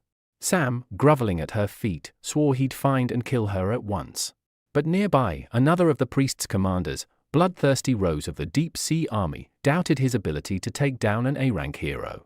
The great land mage, stroking his beard, muttered that even if the girl were an A-rank, the saints had no reason to fear any hero, no matter how powerful they were. And with that, Michael realized he had just scratched the surface of the saints' power. And his battle against them had truly begun. The saint intervened in the conversation with a sinister smile curling on his lips. He ordered his subordinates to capture the girl who had infiltrated the base, declaring that before her punishment, he wanted to enjoy her for himself.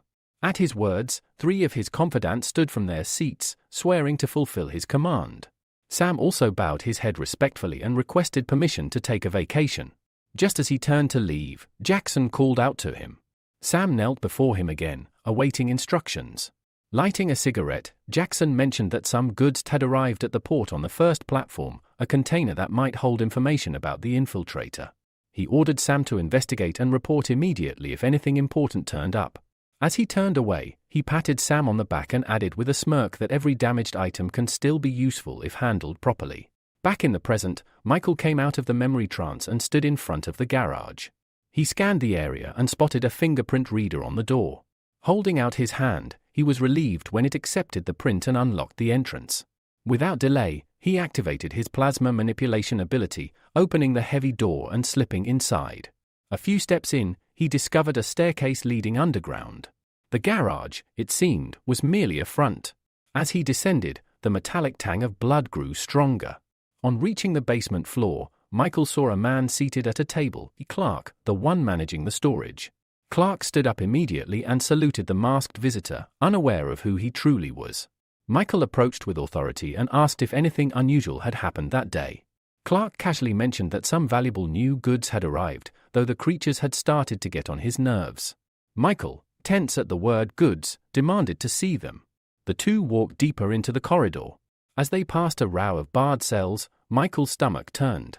Inside were children, silent, bruised, and broken. Clark barked a threat at them, warning that if they dared to make a sound, they'd face worse than a beating. Michael clenched his fists, struggling to contain the fury rising within him. He knew now what Jackson had meant by product. Suddenly, cries of agony echoed through the corridor. Behind one of the walls, a boy was being brutally whipped. Blood streamed from his ear. Freshly bitten off. The enraged warden raised his whip again, but Michael stopped him cold, his voice like steel. When he demanded an explanation, the warden sputtered, trying to cover up the incident. Then a blue-haired man, known as Mantis, one of the preachers of the organization, stepped in with a vile smirk. He casually revealed the truth. Marcus had tried to have fun with the boy's sister. That was all the boy had needed to retaliate. The word struck Michael like a dagger. He glanced at the small, trembling girl nearby, barely clothed and no older than 11. Mantis laughed and remarked that Michael should have been off enjoying his vacation instead of visiting the dungeons. Michael, forcing himself to stay in character, said the girls were fine, but today he came to check the condition of the goods for the Deep Sea Army commander. Pointing to the blooded boy, he ordered him to be released, claiming he could fetch a high price. Lucian approached and sneered, saying that even without teeth, the kid could still be sold. Then he stepped aside. The battered boy, teeth missing, growled in his native tongue that he would kill them all. Michael gave him a hard look and said quietly, "Just wait a little longer. I'll grant your wish." Then, in one fluid motion, he struck. A beam of energy pierced Lucian's chest, his face twisting in shock. "Why?" the man gasped as he fell. Michael stood tall and said with cold fury, "Because we're the same. You just don't realize it yet." And with one final movement, he severed Lucian's head. Panic spread. The other guards froze in disbelief. Michael summoned strands of shadow infused with blue flames. "All of you will die here," he declared. One of the blonde guards lunged at him, but Michael's shadows engulfed his body mid-air, flames consuming him. An electric pulse shot through the shadows, paralyzing the man with pain. Clark tried to flee, trembling, but a shadow strand shot after him and dragged him back. A wide trail of blood followed in its wake. From his corner, Lucas watched it all unfold with wide eyes. Suddenly, he saw two glowing pearls appear in Michael's hand. The boy looked up with determination and asked, "Who are you?" Michael turned to him and replied, "I'm the one who came to save you." Lucas didn't buy it. "I heard how you laughed at us," he said grimly. Michael sighed. A blue flame flared in his palm as he stepped back and sliced through the boy's chains. "Sit here a little longer. I've still got work to do," he said. Lucas stood, silent, and walked toward his little sister, kneeling beside her protectively. He pulled his sister closer, her small frame trembling as she buried her face into his chest.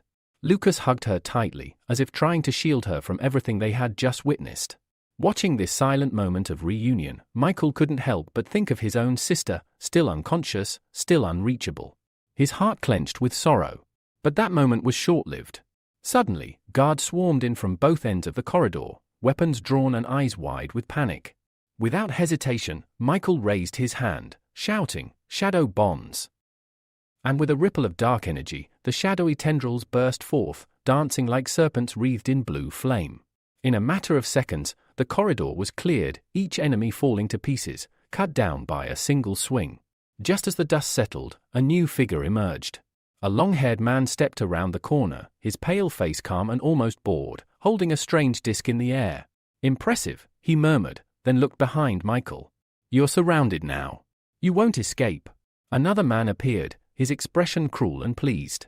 "I'll go first," he said with a nod, and the long-haired one, known as the Lord of Music, grinned wickedly. "Then let the music begin." He raised the disc and twisted it.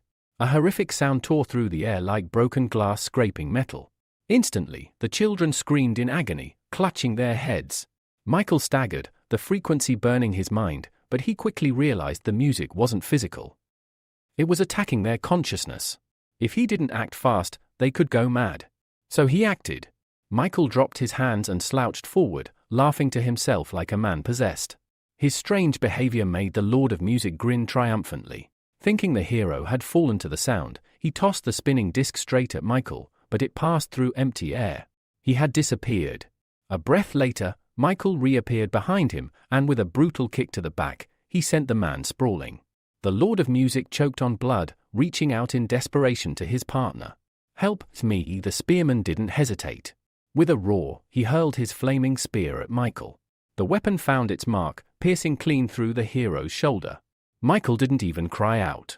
He just looked down at the wound for a moment, clenched his fist, and then smashed it into the Lord of Music's skull with everything he had. The man's eyes went lifeless instantly. The spearman froze. "Why?" he whispered. "Why betray the organization?"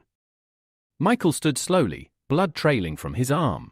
"You really don't know?" he asked bitterly, then swept his hand toward the cages. "For them. For justice." The word confused the spearman. He scoffed, masking his fear with a sneer. "You call this justice? You're no better than us. And you still won't leave alive. The commander of the Deep Sea Army is already on his way." Michael's eyes narrowed. "Then I'll kill everyone who comes." Sensing danger, the spearman gripped his weapons tightly. A thin thread of heat energy extended from his forehead, connecting to Michael. In that moment, Michael absorbed his ability. The energy rushed through him like fire in his veins. Panicked, the spearman launched both flaming spears. Michael crossed his arms, letting the weapon sink into his skin. Then, with a surge of strength, he flung them back. The spearman didn't even move. He just stared, mouth agape, before his own spears tore through his chest. Silence returned. Michael sighed, feeling the ache spread across his body. "That hurt more than I expected," he muttered. From behind one of the cages, a boy peeked out. "Are you okay?" he asked timidly. Michael turned, managing a small smile. "It's nothing." He then unlocked all the cages, setting the children free. One by one, they stepped out, scared, cautious, but alive. Lucas came last, his sister asleep on his back.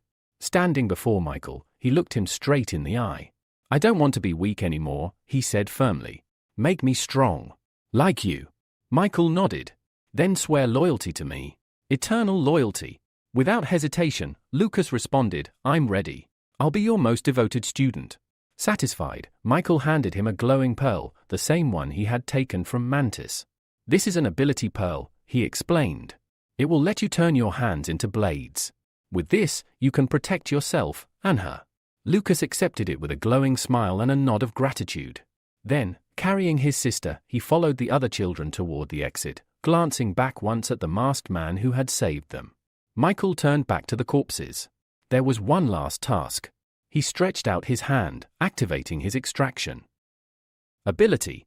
One by one, he pulled the pearls from the dead bodies, harvesting their powers. A pleased smile crept across his face. "Last time, it took me forever to get 2 pearls from the frog and unicorn," he muttered. "This time, I hit the jackpot." He first upgraded his shadow exchange to A rank. Now, he could summon 5 clones, and during battle, switch places with any shadow, including an enemy's. Task complete, Michael stepped out of the garage. But then, he stopped. He felt danger. Behind him stood a girl with sharp eyes and a sword aimed at his back. "Who are you?" she demanded. "And where did these children come from?" Michael slowly turned his head. "And who are you?" Before she could answer, the children ran to her joyfully, calling out her name. "Alex!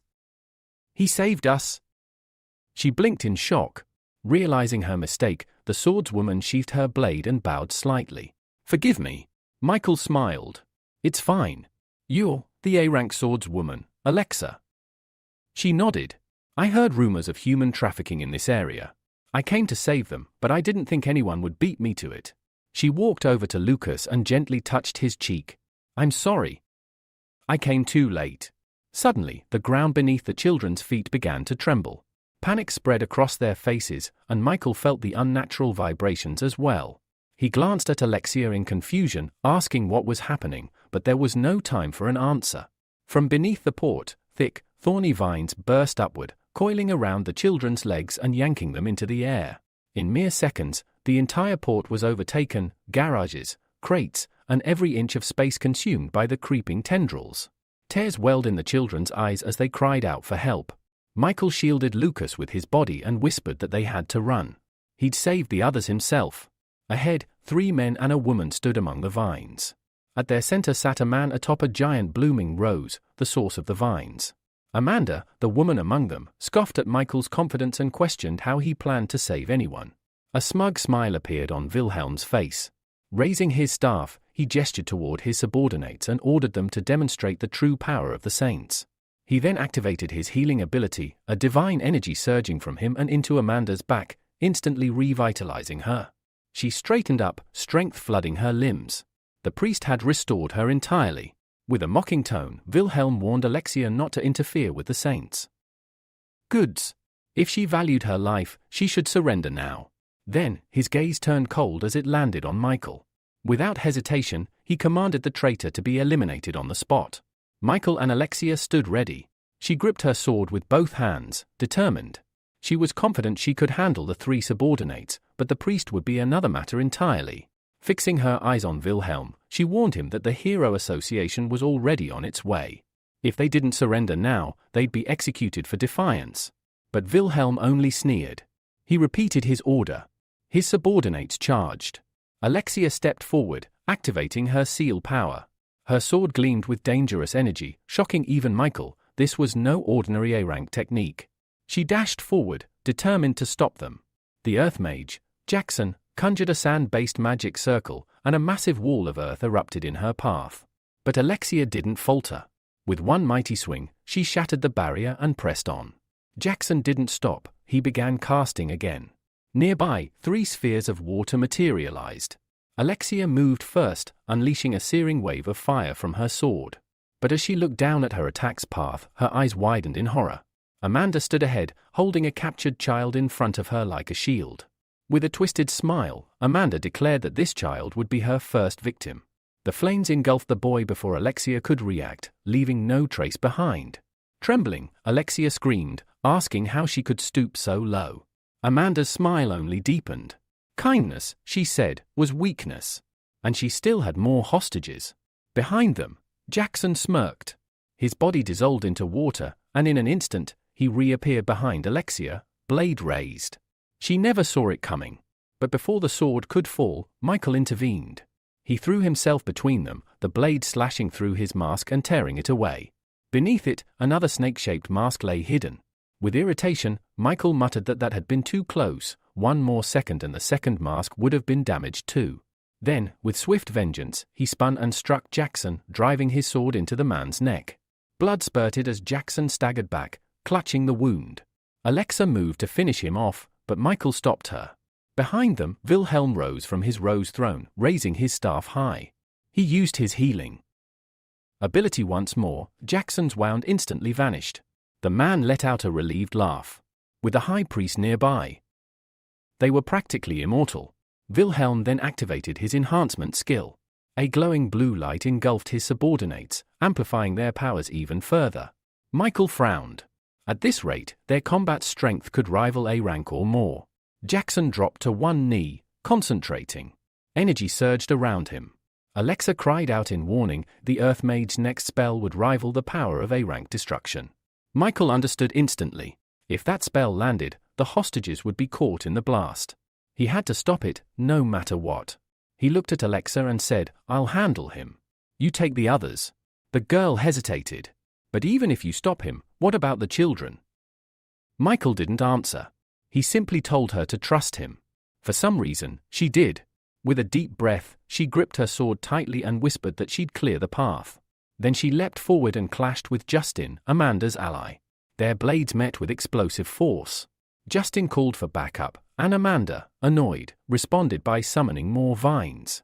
A sweet, cloying aroma filled the air as red rose petals rained down. Alexa paused, suddenly dizzy. Her strength was fading rapidly.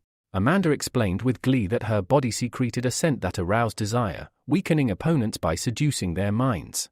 Justin created water clones, approaching Alexa from behind. He leaned in, taunting her.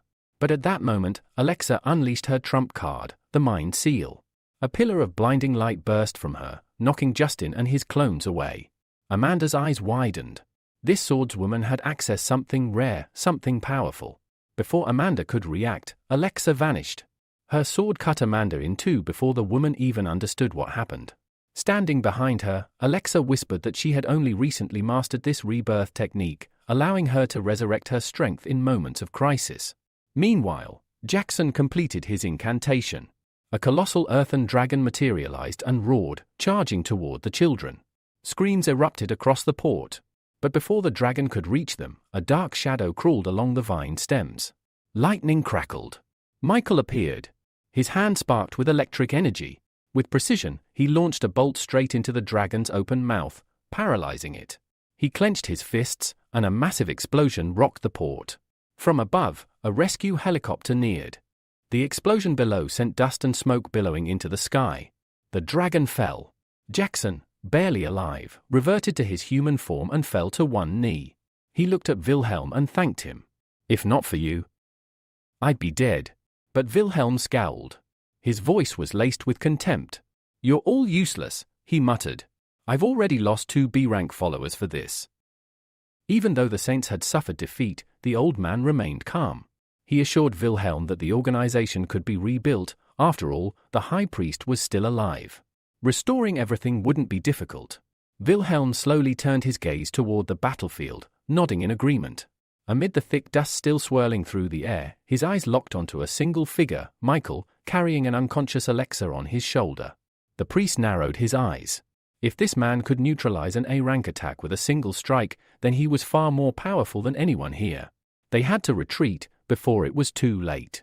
Just then, a new pillar of blinding light burst from the ground, not from Michael, but from Wilhelm himself. It was a reverse summoning. Watching the glow rise, Michael narrowed his eyes and muttered coldly, "It doesn't matter where you run.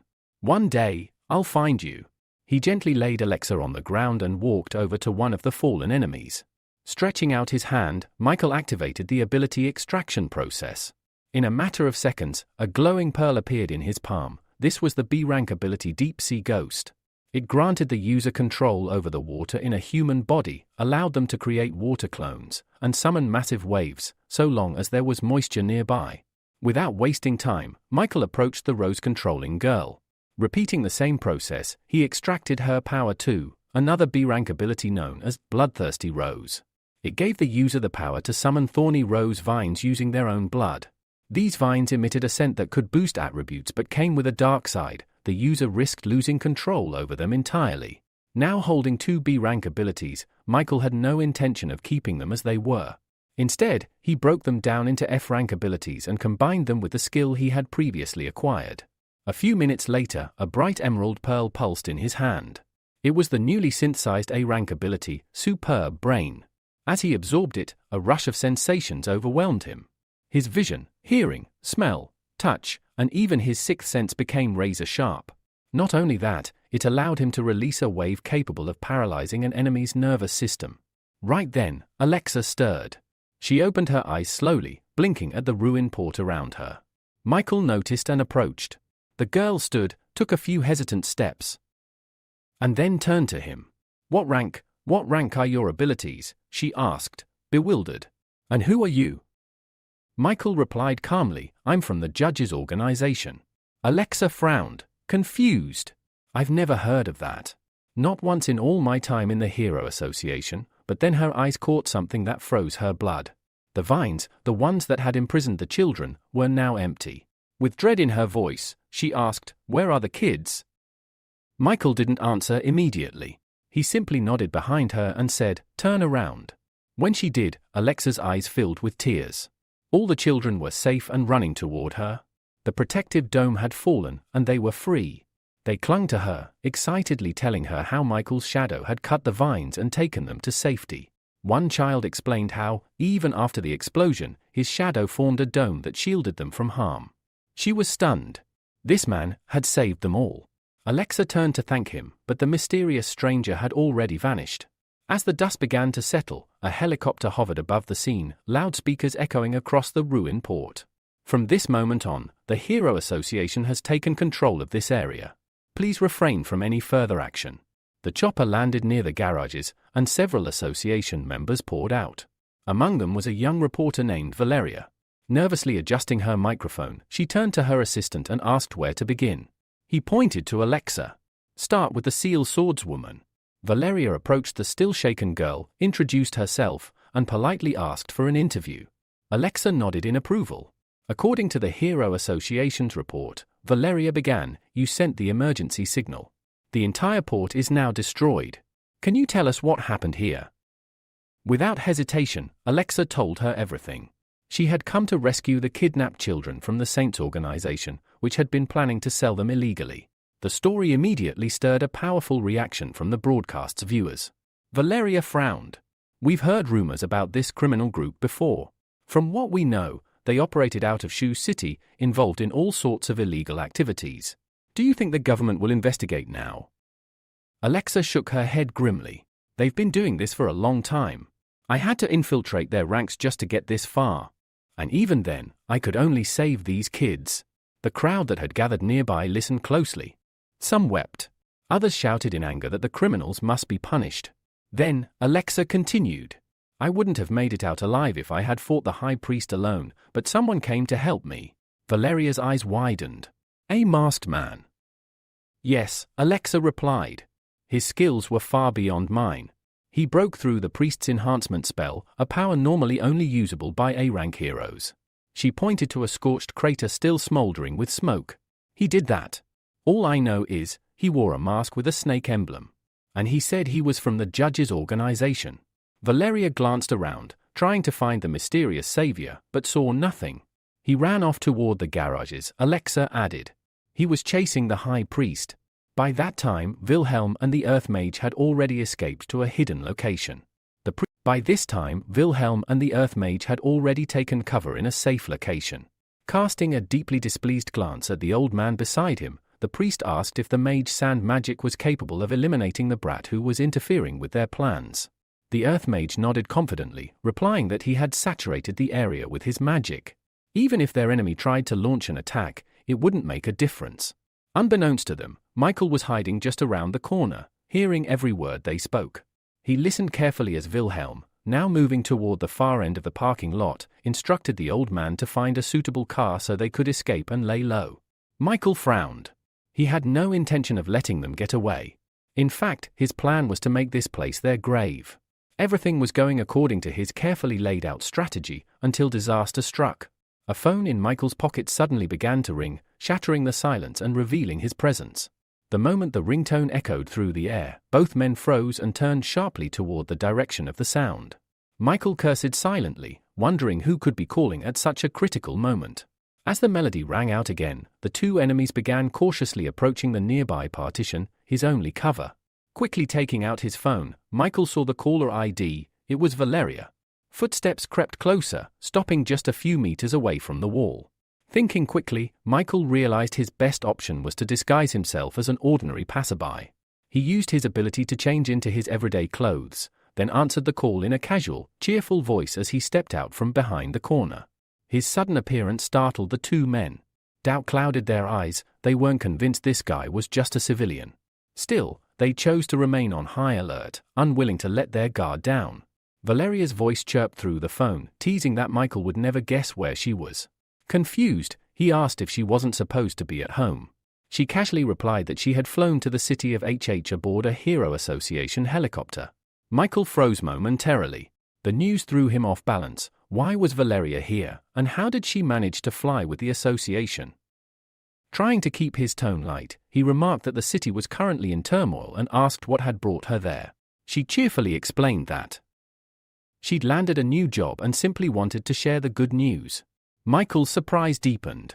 Valeria proudly told him that she had been accepted as a journalism intern for the Hero Association.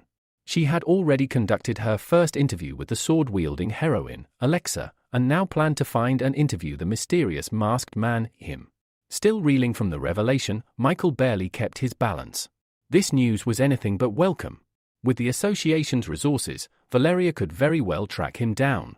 Regaining his composure, he congratulated her and promised they'd celebrate her new position soon.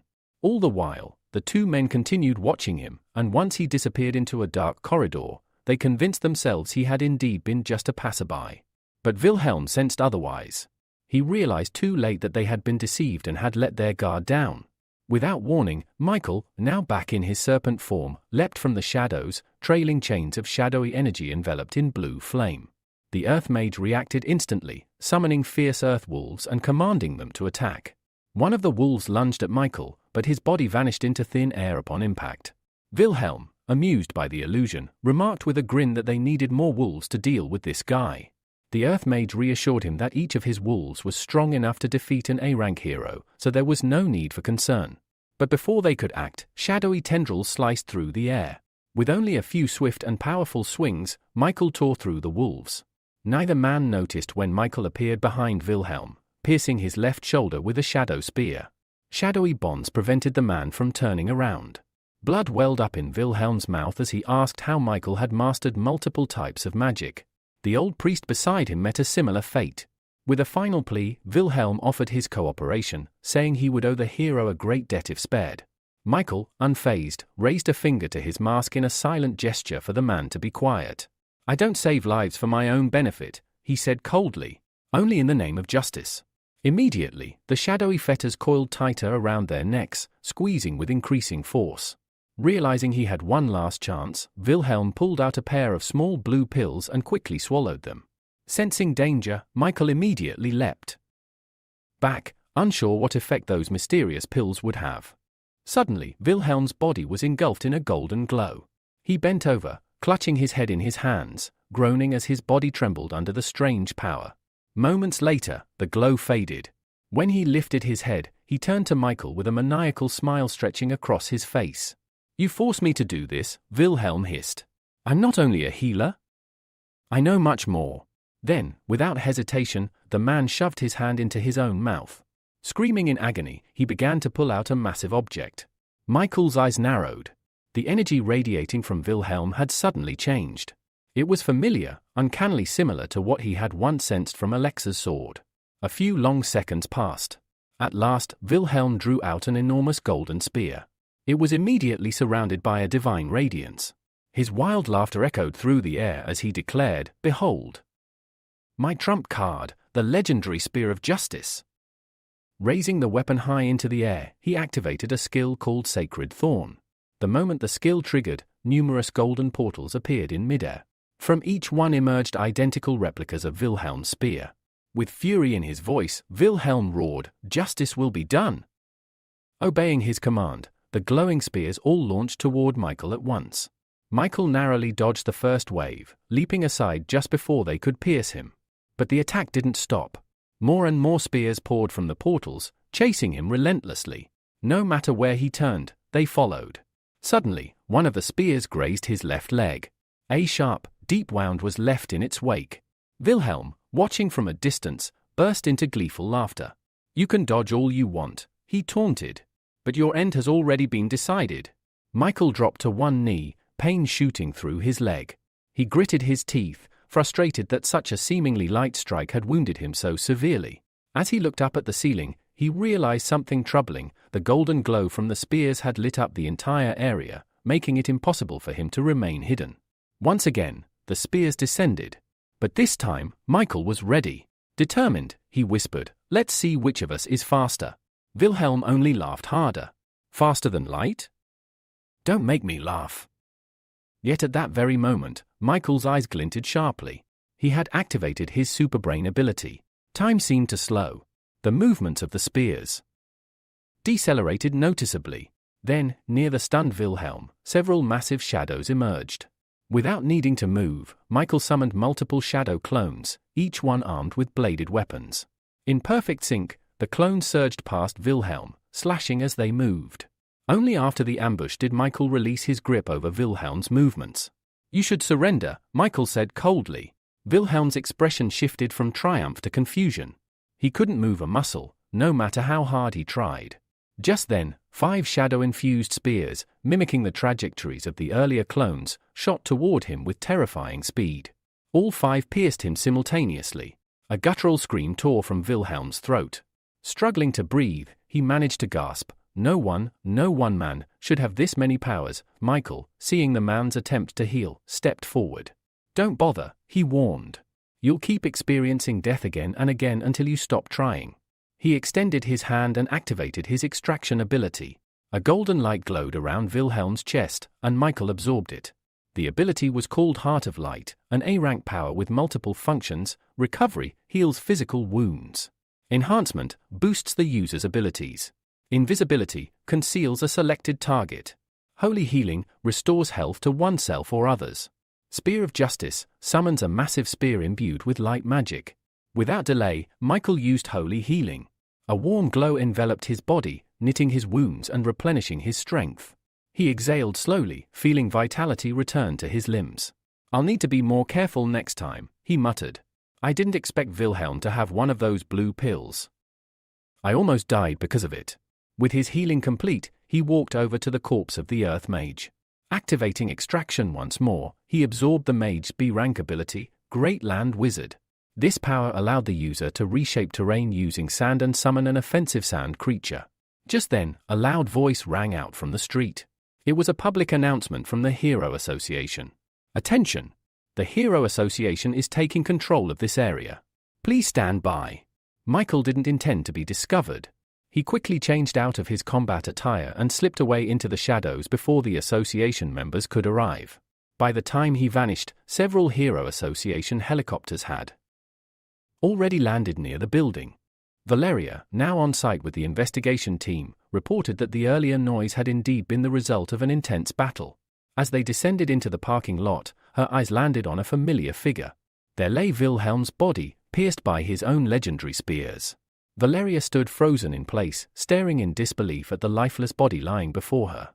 This was the high priest, she whispered. The leader of the organization of saints. A cameraman moved in closer, capturing detailed footage of the fallen villain.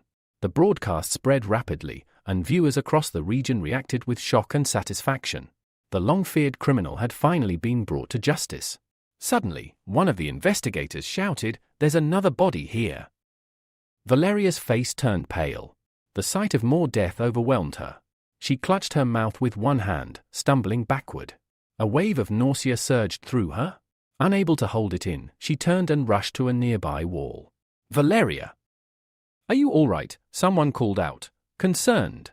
But she couldn't hear them. Reaching the corner, she leaned against the wall, and then everything she'd eaten came back up. Her body trembled as the moment's horror overcame her.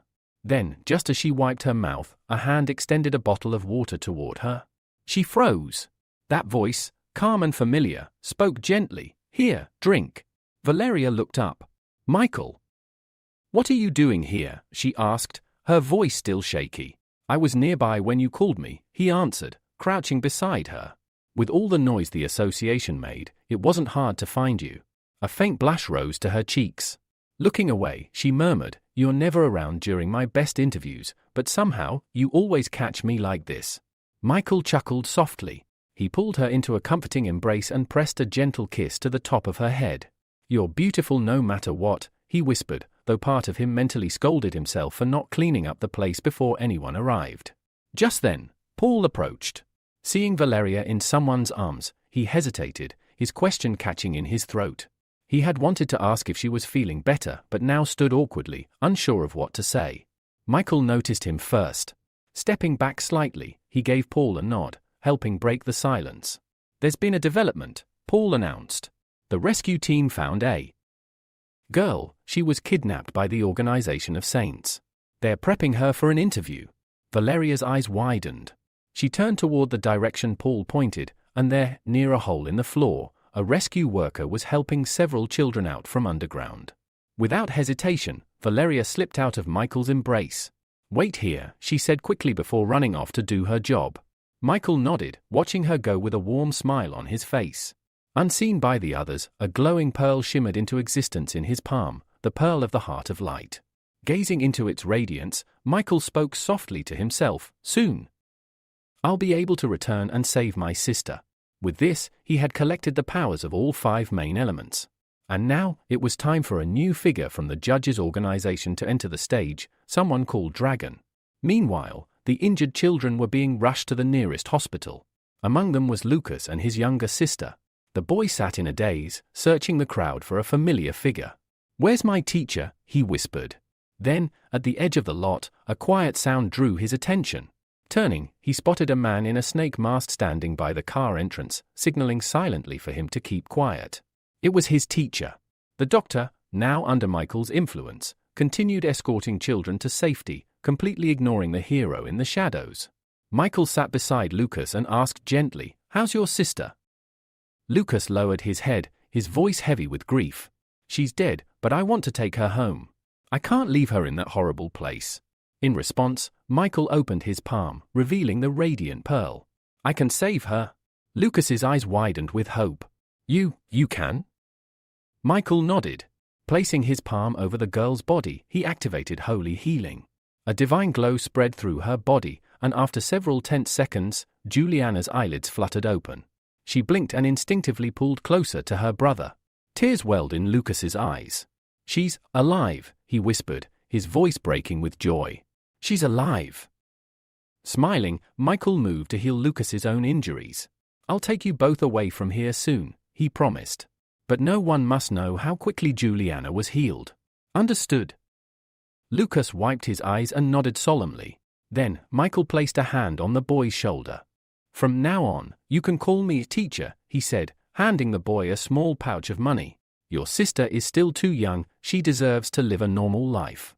But I need you to infiltrate the hero class at sea." Lucas hesitated. I'll need stronger abilities to do that," he said quietly. Michael handed Lucas a glowing pearl. "You don't need to worry about that," he said calmly. "This one contains the mimic ability. Combine it with your mantis technique, and you'll have more than enough to qualify for the university." Lucas stared at the pearl, barely believing what he was hearing. This was the kind of opportunity he never dreamed he'd receive. He took it carefully, then looked up with a determined glint in his eyes. "I'll do my best. I promise," he said, a confident smile on his face. Michael rose from where he was sitting. "Live a good life," he said softly. "Don't look for me. If anything happens, I'll find you. I'll stay in touch." With that, he turned and walked away. Once outside, Michael changed out of his disguise and back into his regular clothes. But he had barely taken a few steps when he heard a voice call out, sharp and annoyed, "Michael." He turned, startled, to see Valeria striding toward him with clear irritation written all over her face. "Where did you run off to?" she snapped. "I told you to wait, but I had to search the whole place for you." Michael averted his gaze, scratching his head sheepishly. "I was helping the kids at the hospital," he explained. "Is everything all right?" Valeria exhaled, some of her anger melting away. "They're safe now," she said. "The association is contacting their families. As for the orphans, they'll be sent to shelters." Michael smiled faintly. "I hope they grow up happy and healthy." Suddenly, Valeria grabbed him by the shoulders and pulled him toward her. Her hesitation vanished. She kissed him. Michael's eyes widened in surprise, but he didn't pull away. A few seconds later, she parted from him, her cheeks glowing. Before he could say anything, a member of the association called out her name. "Valeria! We need to head back." Turning to wave goodbye, Valeria smiled warmly at Michael. "I've still got work to do," she said, winking. "But I'll see you in a few days, at home, beloved." Michael stood there, completely flustered. It took him a few moments to recover from what had just happened. Several hours later, he was on a plane, heading back. His mind was already focused on one thing, his sister. The moment he arrived, he rushed to the hospital and entered her room. Holding his palm over her, he activated Holy Healing. A bright light engulfed her entire body. He held his breath. But when the glow faded, nothing happened. Lucia remained motionless, unconscious. His heart sank. "No, come on." "Lucia," he whispered, panic creeping into his voice. "Wake up," no response. Suddenly, strange blue bubbles began to rise from her head. Michael reached out cautiously, but they scattered the moment he got close. His eyes widened. He realized, to his horror, that the bubbles were multiplying, feeding off Lucia's energy and growing stronger. He stumbled back. His power wasn't enough. Not yet. But he wasn't giving up. Not now. Michael clenched his fists and steeled his resolve. It was time to take the next step and confront the mysterious figure behind the blue pill, the one who had supplied it to the hero of hot and sour noodles. He summoned 3 pearls into his palm: transformation, clone, and metal manipulation. A radiant golden light surged through the room as he began to enhance them, pouring every ounce of power he had into the process. Half an hour later, it was done. In his hand shimmered a golden C-rank pearl of transformation. With it, he could instantly alter his appearance, voice, personality, even his body type. It also enhanced his acting skills to near perfection. Next, he upgraded the clone ability to C-rank. The clone would be 8 times weaker than him and last only 30 minutes, but it was more than enough for infiltration. Finally, he focused on metal control and pushed his limits. Minutes passed. Sweat dripped from his forehead. Then, he fell to his knees, exhausted. But in his hand was an S-rank pearl. Now, he could control metal across a 10,000 mile radius, up to 100,000 tons in total weight. Michael let out a long breath, smiling through the fatigue. He was ready. That night, he activated his newly enhanced abilities and took control of the hero of hot and sour noodles' body. Using information from Adam's memories, he made his way to a rooftop where the next meeting was supposed to take place. Moments later, space shimmered, and a rift opened before him. From it stepped a mysterious man. The same one Adam remembered. The man adjusted his hat and greeted him. "Well? Got any new intel?" Michael folded his arms, keeping his expression calm. "I might. I've got information on the man in the mask," he said coolly. "But I doubt you can afford it." The stranger tilted his head, amused. "If it's real, I'll pay double." Michael nodded. "A few days ago, the Organization of Saints was completely wiped out. You've heard, I'm sure." "Yes," the man said. "It was the Seal Swordswoman from the Hero Association. She's famous for that kind of thing. Michael leaned in slightly. But here's the curious part. During her report, Alexa mentioned she was helped by someone who called himself Snake. The stranger folded his arms, his voice casual. I already know about Snake and Michael. Both of them are from the judge's organization. That's common knowledge. Michael's expression didn't change. Calmly, he asked, do you also know they both possess 2 abilities? This caught the stranger slightly off guard, but only slightly. I figured as much, he replied. Probably a requirement to join the judges. Michael chuckled and shook his head. You're wrong. People like that are incredibly rare. The chances of gathering them into one group? Practically zero. The stranger raised an eyebrow, clearly intrigued now. Then what are you getting at? Without answering, Michael reached into his coat and pulled out a small flask filled with a glowing liquid. He held it out. This is an elixir of abilities. The stranger stepped forward, extending a hand. Elixir of what? He asked skeptically. But just before the stranger could touch it, Michael pulled it back. Drink it, he said, and you gain a new ability. Even if you already have one, it adds another. If you don't, it gives you one. The man scoffed. That's complete nonsense. Michael expected that. Without hesitation, he uncorked the flask and downed the contents in a single motion. Then, he looked the man dead in the eyes. A second later, flames erupted across Michael's hand. The stranger took a step back, stunned. That's impossible, he muttered. You only had strengthening. You never had fire. Michael raised his fist and launched a fireball into the sky, its light illuminating the rooftop. I made a deal with Michael, he said, his voice steady. That's how I got this information. And after seeing the effects of the blue pill, I knew it was possible. The man stared, speechless for a moment. Then curiosity took over. Do you know what the elixir is made from? Michael smiled, satisfied. I've told you everything I know, he said. Now it's time you held up your end. Without another word, the stranger pulled a small container from his pocket and handed it over. 15 blue pills, he said. This information was valuable. Michael took the jar, but before walking away, he spoke again. One more question. The man gave him a nod.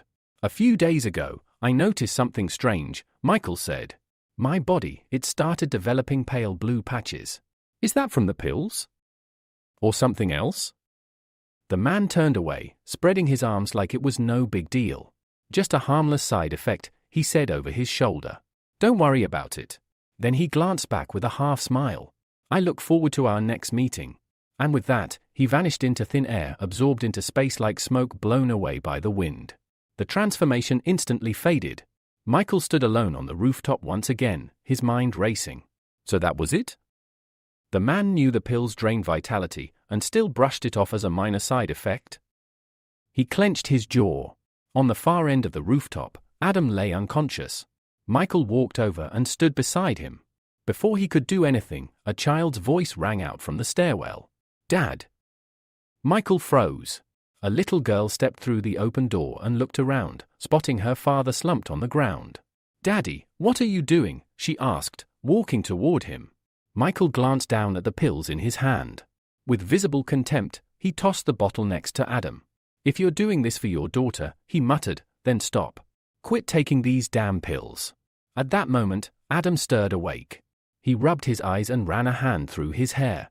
Sorry, sweetheart, he said with a weak laugh. I must have dozed off. Katia frowned. You promised you'd stay with me on my birthday, she scolded. Then her eyes caught the jar on the ground. Curious, she pointed to it. What's that? Adam's eyes widened. He immediately snatched the jar off the floor and held it out of her reach. This isn't a toy, he said sternly. It's dangerous. Very dangerous. But confusion filled his face. He couldn't remember anything. Just that he had come here to meet someone to get the pills. But what had happened after that? Nothing. His mind was blank. Standing up, he gently took his daughter's hand. Come on, he said softly. Let's go get some cake. And just like that, they left the rooftop behind, father and daughter walking hand in hand toward a fleeting moment of peace. At that same moment, in another part of the city, a frustrated Austin was heading back to his room. He let out a long yawn, stretching his arms high above his head, and grumbled under his breath. He was sick of it, sick of the endless restrictions, the constant rules, and the feeling that everyone was trying to control his life. As he passed by the hallway, a faint glow caught his eye.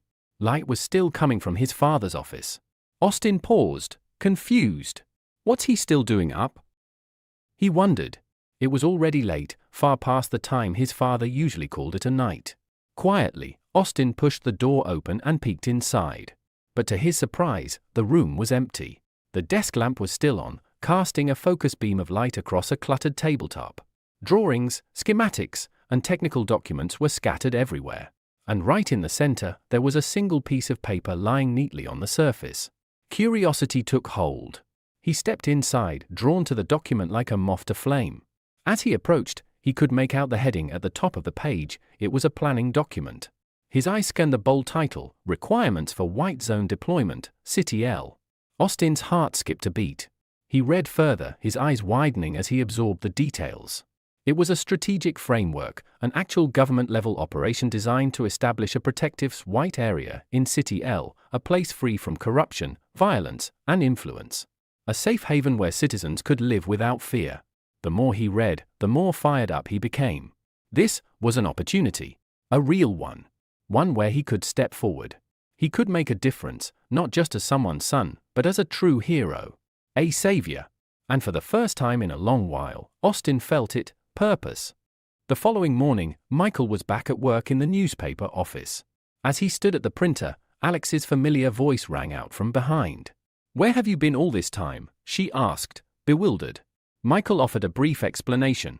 "A woman came in yesterday requesting a missing persons notice." He handed Alex a freshly printed leaflet. She read it aloud, 7-year-old Igor Lyson, last seen near Central Park. Alex frowned, but the announcement crackled through the office speakers before she could respond. "Attention all residents, A-rank monsters have invaded. Proceed immediately to the nearest shelter. B-rank heroes, report to the scene." Panic erupted. Staffers dropped their papers and rushed for the exits. Michael's calm facade cracked. He realized the danger zone was only a few blocks from the apartment he rented with Valeria and the others. His heart pounded as he dialed her number. "Valeria, where are you right now?" he demanded. Her terrified whisper answered, "There's a monster in our building." A scream shattered the line, and the call went dead. Horror and determination surged through Michael. He barely registered Alex's shaken question, "Are you okay?" As he sprinted from the office. Reaching the rooftop above the chaos, Michael summoned his metal control power. A shimmering shield formed beneath his feet, and he soared across the cityscape. As he flew, he shifted into his rooster form, hoping to arrive in time. Below, a colossal rat-like creature rampaged through the street, its shriek capable of shattering glass and its matted fur bristling into razor-sharp spikes. 2 heroines, a B-rank green storm and a C-rank fire butterfly, struggled against it. Michael grimaced. Defeating such an A-rank menace would normally require at least 3 heroes of their caliber. The monster unleashed its piercing scream again, this time targeting Fire Butterfly. Green Storm dove between her and the creature, absorbing the full blast, and the pressure blew out 2 adjacent walls. Fire Butterfly landed hard, dust choking her lungs. "What am I doing here?" she cried. "C-rank heroes like me are just cannon fodder." "I'm here to help," Valeria called as she swooped in. She had rescued Marina, a terrified child hanging from a broken window ledge. Tears streamed down Marina's face as she clung to Valeria's hand. "Hold on!" Valeria shouted. But the ceiling collapsed above them, a jagged beam plunging toward the pair. Valeria's grip slipped as the debris sliced through her wrist. Both girls plummeted. Fire Butterfly caught Marina mere meters from the ground, cradling her gently. Marina blinked, amazed. "Thank you," she whispered, clutching the heroine's arm. Reporters clamored to film the rescue, but Emily, the field host, noticed another figure still falling. "Someone else, look," she cried. A dark shape swooped in, vanishing into the chaos with a rescued victim. Camera's word, capturing the mystery savior. Suddenly, Alexa's anguished scream echoed above. A sweeping beast attack was barreling toward the news helicopter. The crew froze in terror. Without hesitation, Lisa, shield maiden of the association, launched herself into the sky, her barrier powers meeting the monster's assault in a thunderous explosion.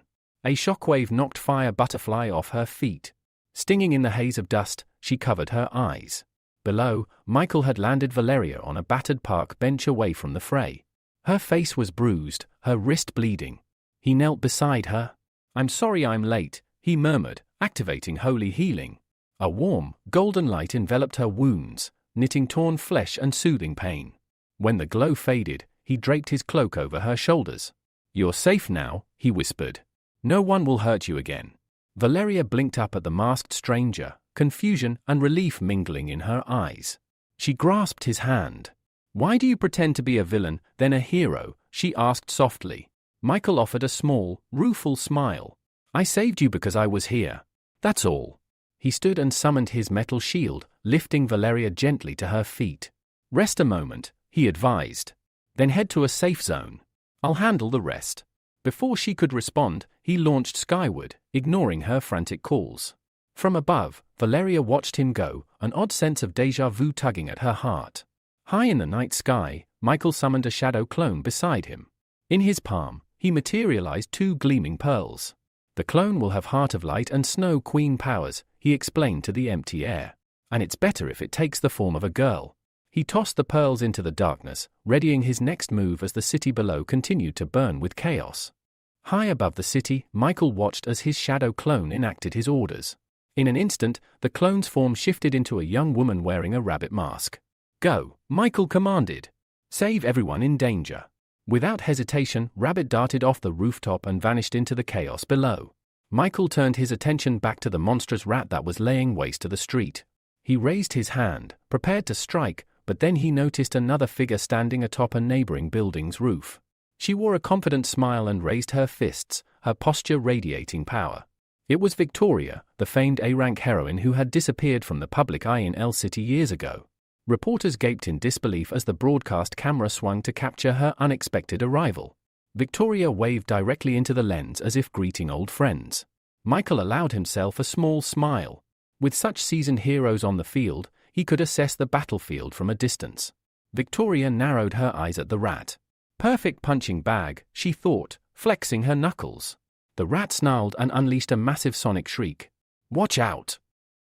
Lisa, Shield Maiden of the Hero Association, yelled through her communicator. That sound wave could shatter steel. Victoria's only response was a calm laugh. She crossed her arms. "I won't know what I'm capable of unless I try," she said. The shockwave struck her rooftop with earth-shaking force. Debris rained down, and a roar of destruction followed. When the dust cleared, onlookers gasped. The spot where Victoria had stood was empty. The rat threw its head back in triumphant laughter, convinced it had killed the heroine, until a blur of movement appeared behind it. Victoria had dropped to ground level and circled the beast. Gathering every ounce of strength into one blistering punch, she slammed her fist into the creature's flank. The impact threw the rat to the pavement in a crumpled heap. Victoria stood over it, grinning. "Why aren't you screaming now?" she taunted. The rat tried to rise but couldn't move. Victoria seized its tail and, with a swift pull, sent it spinning through the air. The monster flew out of the city, landing miles away in a distant field. Meanwhile, Rabbit was already back in action. She spotted a crumbling facade about to collapse on a lone civilian. In one fluid motion, she intercepted him and carried him to safety just before the debris struck. The man, wide-eyed, stared at his masked savior. "Which organization are you from?" he asked. Rabbit set him down gently. "I'm Rabbit," she replied. "From the judge's organization." Then she bounded off to continue her rescue efforts. Nearby, Fire Butterfly and Marina, one of her former neighbors, sat on a battered bench, nursing injuries from their fall. Rabbit paused beside them. "They need help," a bystander explained. "They fell from the upper floors." Rabbit nodded and knelt beside them, placing her hands over their wounds. A soft glow spread through their bodies, and before the stunned crowd's eyes, bruises and cuts vanished. When the healing light dissipated, Rabbit rose and turned to the gathering civilians. "Move now," she ordered calmly. "Head for the shelters. Stay safe." Her warning was cut short by the monster's return, a deafening screech so powerful the crowd instinctively covered their ears. Lisa and Victoria, caught in the open, struggled to withstand the onslaught. Their heroic postures wavered as the sound wave threatened to tear through their minds. From his vantage point, Michael's blood ran cold. He realized with horror what the creature was doing. It wasn't just using sound, it was absorbing the very souls of those nearby, feeding on their life essence to grow ever more powerful. Moments later, the monster stood surrounded by a swirling aura of green light. It closed its maw, pausing its ear-splitting screech. Then, with a groan, its jaws reopened, and it began to draw the spectral forms of the departed into its body. Shield Maiden Lisa staggered under the horror of it all. "What is it doing?" she cried. Victoria, bruised but unbowed, steadied herself on one elbow. "It's absorbing the souls of the dead," she explained. "Watch, it's healing itself with their energy." A nearby reporter gasped into her microphone. Doubt flickered across her face. Could even the city's finest fighter overcome such a power? Victoria's gaze hardened. "Lisa, fall back. This thing's next attack will be worse." With that, she rose and stepped forward once more. Freed of its weakness, the rat monster went berserk. It lashed out, smashing telephone poles and tossing street lamps like twigs. Victoria summoned her strength, her fists glowing with righteous fury. She struck the beast's armored flank, unleashing a shockwave that sent it tumbling into a row of parked cars. As dust settled, Victoria peered through the haze, expecting to find the creature down and out. Instead, its tail lashed back, skewering her across the chest. She cried out, then was lifted aloft and flung violently into a nearby wall. She crumpled in a heap, blood trickling from her mouth. Shield Maiden Lisa rushed to her side, scooping Victoria into her arms. "Get out of here!" Victoria rasped, glaring at her rescuer. "I told you to retreat." Tears in her eyes, Lisa shook her head. "I'm a hero. I can't abandon people in danger." The monster roared again, preparing to deliver a final, soul-draining blow. Victoria threw herself in front of Lisa, bracing for the impact, when a sudden ping echoed through the air. A metal needle, fired with pinpoint accuracy, impaled the creature's tail. It yelped in pain, its head snapping around. Michael and his rabbit clone burst onto the scene. The reporter's eyes widened as the masked saviors appeared.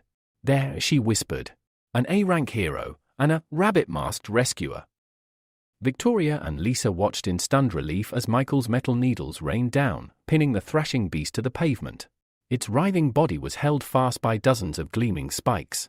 Victoria realized the real target. Michael had driven nails through its jaws, preventing it from opening its mouth to gorge on more souls. The monster, still alive and furious, opened its maw in a last, desperate screech, aimed this time at Michael himself. He slammed a metal shield before him, and the sonic blast rattled harmlessly off its surface. "Rabbit," Michael called out, "stop it from opening its mouth." The clone nodded and swept her arms skyward. Instantly, temperatures plummeted. A swirling storm of snowflakes descended, enveloping the rat monster in an icy vortex. In seconds, its massive form was frozen solid, suspended in midair. The onlookers stared in awe as the beast pounded futilely against its crystal prison. But then, green lights began rising from the rubble once more. Victoria's eyes narrowed in horror. "It's feeding on new souls again." Michael soared upward, dragging the frozen creature with him. "From up here," he shouted, "it can't reach any fresh victims." Higher and higher he climbed, until, at last, he hovered above the skyline. With a decisive twist of his wrist, he shattered the ice, and the monster's body exploded into countless frozen fragments that rained down across the city streets. Below, citizens caught the falling shards in their hands, marveling at the display. High above, Michael closed his fist. In the instant before the fragments scattered, he drew out the creature's A-rank soul leader ability, a cruel power that restored its wielder with the strength of harvested spirits but at the price of creeping madness. Michael absorbed it swiftly. As he studied its essence, he realized it was nearly identical to his own Heart of Light, save that it demanded souls for its healing. Clutching the new ability in his palm, Michael vanished into the night, leaving the city to reel from the spectacle of a frozen monster and the astonishing arrival of two masked heroes. Moments later, the reporter's voice crackled through the helicopter's loudspeaker. "Civilians, please remain calm. We will disperse the clouds shortly so you can see your hero's status." The crowd didn't have to wait long. Through a break in the mist, Michael descended gracefully on his metal shield, settling before the helicopter's open door. Emily waved exuberantly. "Sir Michael, could we have a word? We'd like to interview you." Cameras whirred and zoomed as Michael offered a courteous nod. Standing beside him, Victoria watched silently, her brow raised in admiration. He must have surpassed A-rank, she thought. Only an S-rank could have dispatched that beast so effortlessly. As the press prepared their questions, two glowing blue spheres leapt from Rabbit's palm and streaked toward the heroines. Instinctively, Lisa sprang forward, using her shield to protect Victoria. Both women braced themselves, and then, instead of pain, they felt warmth.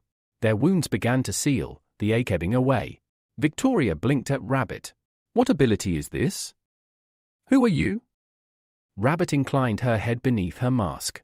"I am Rabbit," she replied calmly, "a representative of the judges' organization."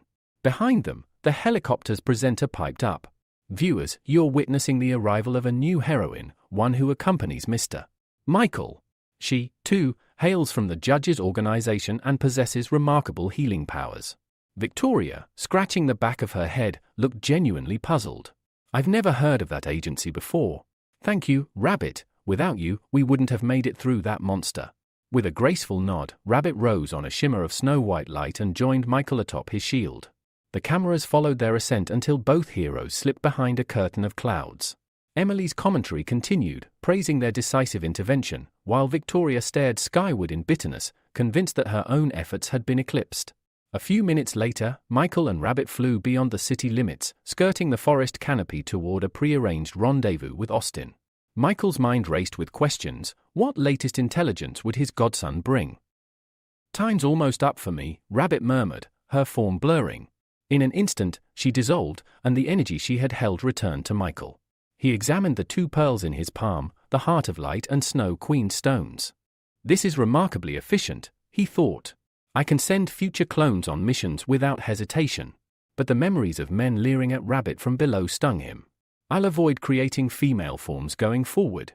At last, they reached an old building beside an abandoned car. There, leaning nonchalantly against the wall, was Austin, his thumb half raised to his nose, boresomely waiting. Michael landed beside him, suppressing a sigh.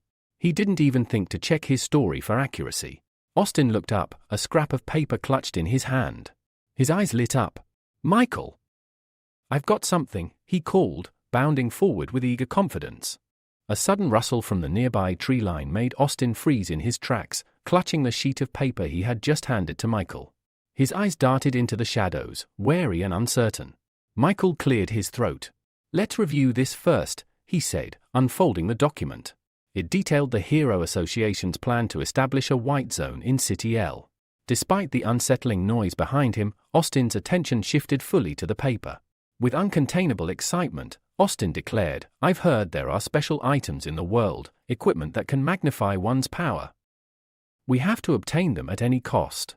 Michael nodded. "This intelligence is invaluable. You've earned your reward." He produced a tiny vial of amber liquid, an ability potion of C-rank potency, and handed it to Austin. Without hesitation, Austin downed the elixir in a single gulp, wincing at the taste. "Ooh," he muttered, wiping his mouth. "These potions taste worse every time." "All good medicine tastes bitter," Michael replied with a reassuring pat on his godson's back. Within moments, Austin's form convulsed, bones stretching and sinews thickening. Fur sprouted across his body, his canine features sharpening into a full werewolf's visage. He howled in triumph, marveling at his newfound hereditary lycanthropy and the promise of double strength under the full moon. Michael glanced toward the forest. "You needn't hide any longer," he said. Austin frowned. "Michael, I think you're mistaken. My father should be elsewhere." But stepping through the undergrowth came the unmistakable silhouette of the mechanical hero, Austin's own father, his eyes blazing with furious light. He strode forward, fists clenched, and turned to Michael. "Permission to discipline my wayward son," he growled. Austin whimpered as his father's metallic boots began to collide with his ribs. Each blow was delivered with iron resolve, an attempt to correct his betrayal in front of his new godfather. Michael watched calmly until Austin's pleas grew too desperate. Stepping between them, he raised a gloved hand. "We had a deal," he reminded the mechanical hero.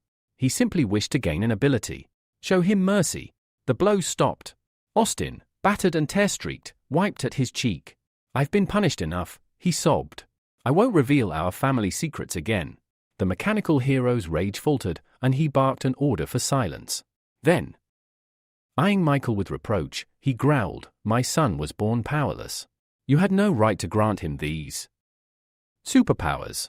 Michael spread his arms in a calm gesture. "It's actually quite simple. Granting C-rank, or even A-rank, abilities isn't difficult. But obtaining an A-rank power carries a prohibitive cost." Intrigued despite himself, The mechanical hero leaned forward. Anyone can obtain these abilities? Even an A-rank hero like me? Michael allowed himself a thin smile behind his mask. Yes, anyone. But prepare to pay dearly for top-tier powers. Without further ado, he produced a single blue pill and tossed it to the astonished father. The man caught it mid-air, studying its smooth surface with a mixture of awe and trepidation. Michael's voice remained low and steady. That's your starting point. And with that, he turned away, the night air carrying the promise of even greater power and greater peril for those who dared to seize it. Late that evening, the mechanical hero, Gilbert, stood beside Michael beneath the sparse glow of a street lamp. In his fist, he turned a single blue pill over and over. You're telling me our own heroes have been using these pills for ages? Gilbert's voice rumbled with disbelief. One bite, and your power triples. Michael nodded, his masked face unreadable. They do. I'm not one of the manufacturers, but I'm working with Austin to uncover their source. Gilbert's gaze snapped to his son. Austin, explain yourself. Austin swallowed hard and recounted what he'd seen, how the ice-wielding adventurer used the pills to eliminate rivals, twice, events he'd witnessed firsthand. Gilbert frowned as the pieces fell into place. So Pavel's behind those accidents, Gilbert muttered. He met Michael's eyes. Your mission is clear, find out who makes these pills, and how. Michael inclined his head. Consider it done. I'll also need your help to access the White Zone plan. In return, I can grant you an A-rank ability, one that doubles your strength. Gilbert's jaw tightened. The White Zone, he spat. People die just stepping inside. No one returns alive. Michael slid a ring into view, its surface etched with runes. Activate this, and it collects ability genes, the key ingredient for the elixir. You know those genes come from monster remains. The White Zone is teeming with monsters ripe for harvest. Gilbert's skepticism lingered. Prove the elixir works. Michael spread his arms. In one hand, flame crackled, in the other, a shard of living ice formed. My very existence is proof. But if you doubt the judges, you're free to refuse. Austin, still transformed as a werewolf, snapped at his father, don't get in my way. Let me grow stronger. Gilbert's face darkened, and he cuffed Austin across the head. Quiet, boy. Turning back to Michael, he exhaled and said, I'll do it. I'll bring down the ice adventurer. Michael offered a curt nod. I look forward to our next meeting. With that, he launched skyward on his metal shield and vanished into the night. Later, at the hospital. Valeria shuffled into her room, still in her uniform from the shelter, eyes blinking blearily at the bedside light. Michael stood by the window, silhouetted against the city glow. Michael, she whispered. What are you doing here so late? He crossed the room and slipped an arm around her shoulders. I was looking for you all day, he said, voice warm. I heard the wounded were brought here, so I came straight away. Valeria turned to face him. I'm fine, just a scratch. But my home's gone. I have nowhere to live. Michael's smile was gentle but sudden. Then move in with me. Valeria's eyes went wide, her cheeks flushing. That's too soon, Michael. He stumbled over himself. No, I didn't mean. Before he could explain, she wriggled free and fled to the far corner of the room. Standing by the window, she sighed, sorrow in her eyes. I still miss my family. Michael watched her, heart heavy, realizing he needed to give her time and space if he ever hoped to truly stand by her side. Michael raised an eyebrow, visibly confused, and asked, without even turning toward her, what chicken she was talking about. Valeria, her eyes distant and dreamy, replied that she had nearly died today, but was saved by a mysterious hero in a rooster mask. As she continued to float in her romantic fantasy, Michael's expression soured. His gaze, sharp and displeased, bored into her back. He never imagined he'd feel jealous of his own girlfriend toward himself. Valeria let out a surprised yelp as Michael suddenly swept her into his arms. Ignoring her startled questions about what he was doing, he carried her over and dropped her onto the hospital bed. Slowly, Valeria sat up, visibly flustered, and repeated the question she'd been asking, the one the masked hero had refused to answer. But this time, there was no answer either. Instead, Michael silently approached her, his gaze fixed and intense. As he reached out, Valeria realized what he was about to do and quickly turned away, stammering that this kind of thing couldn't be done in a hospital. But what happened next took her completely by surprise. Michael simply pulled the blanket over her and climbed onto the bed beside her. For several quiet minutes, they just lay there, face to face, eyes locked. Then, without a word, Michael pulled her gently into his arms. "You should fall asleep quickly," he murmured. "Tomorrow, I'll help you move in. It's better if you live with me." Valeria gave a small nod, her lips curling into a hidden smile as she rested her head against his chest. The next day, Michael had to rush to another city. While waiting in line at the airport, he called Valeria. She was at their now shared home, clearly frustrated as she searched for a frying pan. "Try the kitchen cupboard," Michael suggested, phone wedged between his shoulder and cheek. "I've already searched the entire kitchen," she snapped. "I can't even find a grain of rice, let alone a frying pan." At that moment, Michael finally boarded and began placing his luggage in the overhead compartment. "Just take the card I gave you yesterday and buy whatever you need," he told her. But Valeria stubbornly replied, "I'll just wait for you to come back. Besides, I have a surprise for you." Michael smiled, but his fellow passenger gave him a strange look when a soft meowing sound came from the phone. Chuckling awkwardly, Michael said his goodbye. "I'll call as soon as I land." "Animals require a lot of attention," the man beside him commented with a knowing smile. Michael could only laugh lightly in response. A few minutes later, the plane took off. Everything seemed peaceful until something caught Michael's attention, disturbing his calm. Just a few seats ahead of him sat Anna, next to a girl he didn't recognize. Michael was headed to the city of HH to negotiate with the Chamber of Commerce. Never in his wildest thoughts did he expect to end up on the same flight as her. He could only hope she wouldn't recognize him in his plain clothes. Meanwhile, the men seated behind them were openly leering at the girls. As a pretty flight attendant walked by, the girl sitting beside Anna asked politely if she could bring her a towel. The attendant nodded and told her to wait a few minutes. But that was when Anna spotted Michael. Her eyes narrowed, and her voice dripped with irritation. "Why are you staring at us like that?" she snapped, before launching into a barrage of insults aimed at him. Michael remained silent. He didn't want to attract any more attention. Suddenly, the towel that had been requested fell to the floor. The flight attendant bent down to pick it up, only to freeze as she felt the cold barrel of a gun pressed against her back. "Don't kill me," she pleaded, raising her hands in surrender. "Nobody move." "Hands behind your heads," barked the man standing behind her. All around the cabin, other men in identical uniforms stood up, weapons drawn. They barked threats, warning the passengers they'd get a bullet in the forehead if they disobeyed. Michael's eyes shifted. One of the armed men stood just beside him, gun in hand. Michael narrowed his eyes. Judging by the aura and composure of the attackers, he assumed they were mutated monsters, possibly entirely unnatural beings. His scrutinizing gaze didn't go unnoticed. One of the armed men snapped at him, voice sharp with threat, demanding he put his hands behind his head. Michael complied, lifting his hands slowly, but his eyes remained fixed on the man in front of him. He continued to analyze the situation. Judging by their strength and confidence, he estimated the hijackers were at least B rank. Still, hijacking a plane in broad daylight? That was bold, even reckless. He shifted his gaze toward Anna. Transforming into his heroic form in front of the entire cabin, especially with her present, was out of the question. He had to come up with another plan, fast. Meanwhile, the one who appeared to be their leader barked an order at the flight attendant, forcing her at gunpoint to open the cockpit. As soon as the door clicked open, gunshots rang out from within. The sound echoed through the cabin, sending a jolt of alarm through Michael. They had eliminated the crew. The leader, a man named France, stepped forward and placed one of his own men at the controls, reminding him in a stern voice to follow the planned course exactly. Thomas, the hijacker at the controls, nodded in agreement. One of the flight attendants, now kneeling and trembling, looked up through tear-filled eyes. "Where are you taking the plane?" she asked in a shaky voice. France turned toward her, his expression as cold as steel. He raised the gun again and replied flatly, "We're headed to the White Tower, the tallest building in Shush. Everyone else will die." Without hesitation, he pulled the trigger. A red splash marked the end of her question. Not a flicker of emotion crossed France's face as blood hit his skin.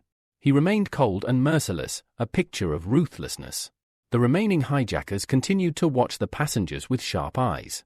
Oddly, the man sitting beside Michael didn't appear the least bit frightened. In fact, he smiled, completely enamored with Anna. "If this is my last flight, I regret nothing," he whispered, eyes locked on her.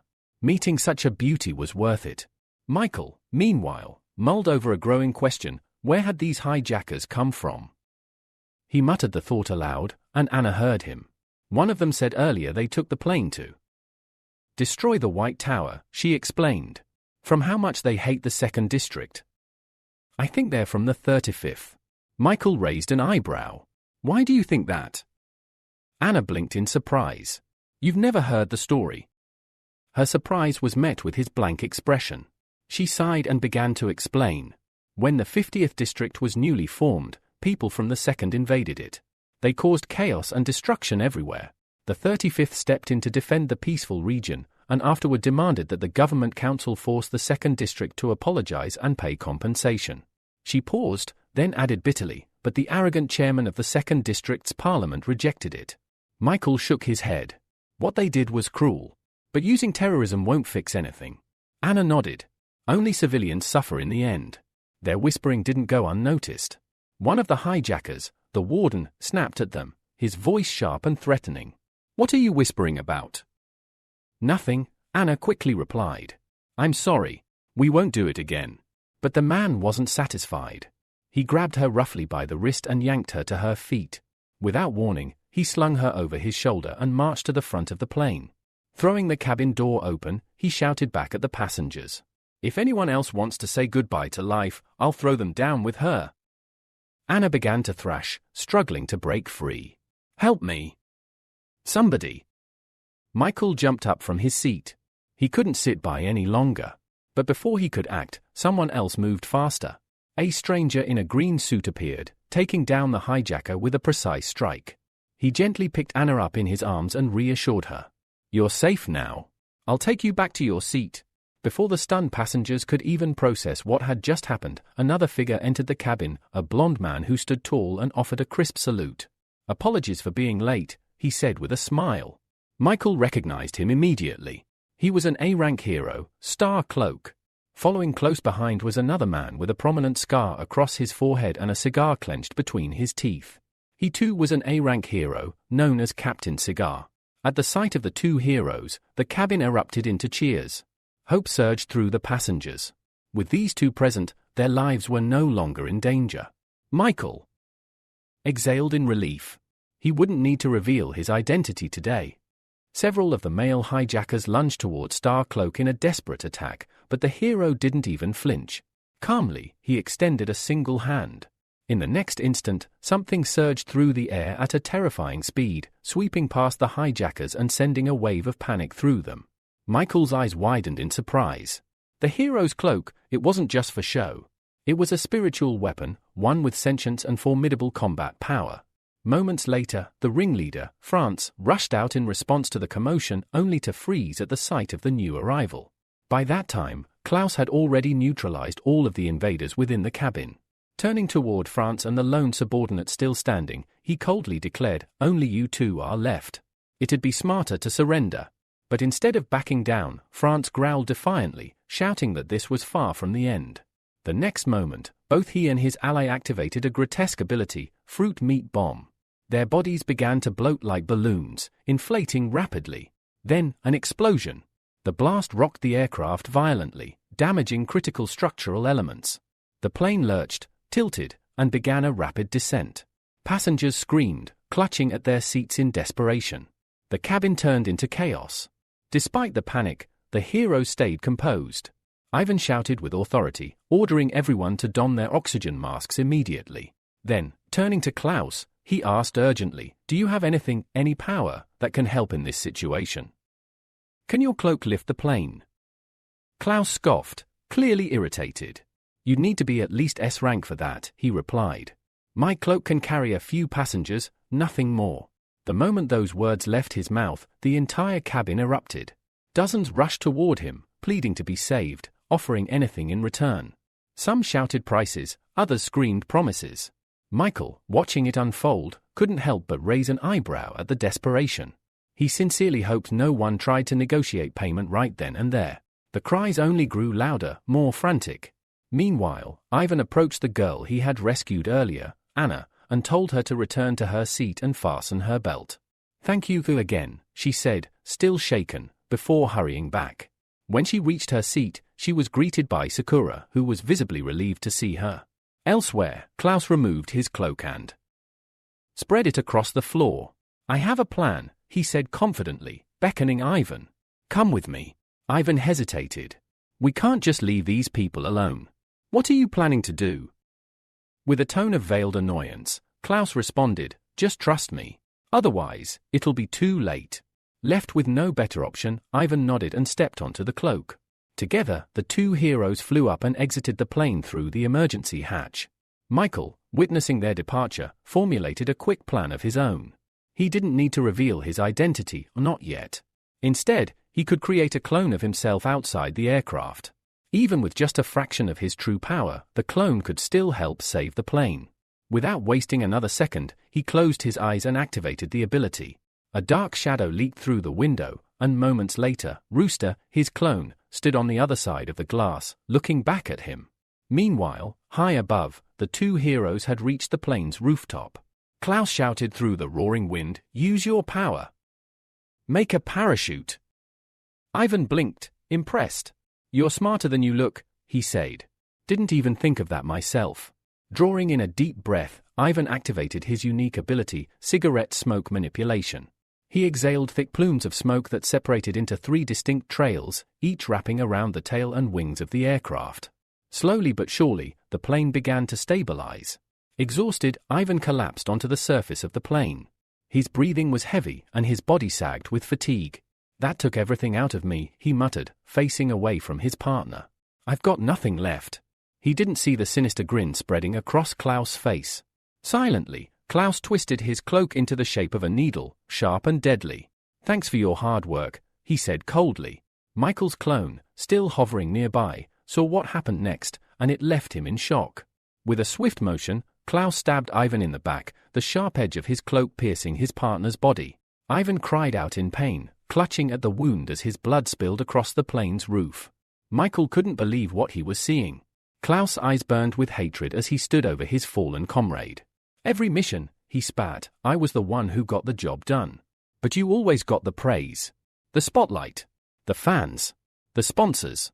His voice turned venomous. "Now they won't even look at me." Then, turning his back on Ivan, Klaus gave one final parting word. "If you're such a great hero, then die for the civilians. I'll tell the media Captain Cigar died in a crash, heroically trying to save everyone. Just like a real hero should." He turned away, leaving Ivan bleeding behind him moments away from death. After that, Klaus leapt from the plane. As soon as he vanished from sight, Michael rushed over to the wounded Ivan and immediately began healing him using his power. Ivan, breathing heavily, stopped him. "Don't waste your strength. This wound was caused by a spiritual weapon. It can't be healed." Michael's eyes widened in disbelief. He winced in shock, unable to accept what he was hearing. Still managing to stand, Ivan looked at him with sorrow in his eyes. "I was too naive. I never imagined Klaus hated me so much." His voice cracked. "I have a son. He's waiting for me at home.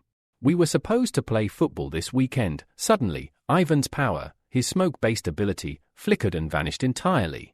The plane jolted again. By this time, Klaus had already returned to the aircraft. The passengers looked at him in confusion as he calmly re-entered the cabin. When someone asked where the other hero had gone, he answered with a sorrowful tone, "Captain Cigar, he gave everything he had to slow the fall. But it wasn't enough. I'm sorry." Then he added that his cloak could only carry a few people. Before anyone could question him, the cloak surged to life, grabbing several girls at once. Among them was Sakura, who screamed as the cloak wrapped tightly around her waist. "I want to stay. I want to be with Anna," she cried out. But Klaus wasn't listening. He had already made his selection, and with that, he left the plane, abandoning everyone else. A sense of crushing despair fell upon the remaining passengers. Back outside, Michael knelt beside Ivan's fading body and extracted what remained of his ability, vowing to avenge him. Then, something caught everyone's attention. Crowds rushed to the windows when they spotted a familiar figure outside, the hero in the rooster mask. It was Michael's clone. Channeling his metal manipulation, he focused on stopping or at least slowing the descent of the aircraft. Each second felt like an eternity. For a moment, nothing happened. The plane kept falling. Then, when only a few kilometers remained between them and the ground, the metal finally responded. The plane froze in mid-air, suspended, as though caught in an invisible hand. Michael gently guided it downward, doing everything he could to land safely. At last, the aircraft touched down. Passengers erupted into joyous cries. They burst from the doors, overwhelmed with relief. Many immediately began scanning the area, trying to find the hero responsible. Anna was the last to exit, stunned that she was still alive. Regaining her composure, she too began searching, looking for Michael. Meanwhile, Klaus, now far from the crash site, returned to the city and brought back reinforcements. Soon, an association helicopter hovered over the area. Inside, a reporter gave a live broadcast, promising to update viewers on the events surrounding the hijacked plane crash.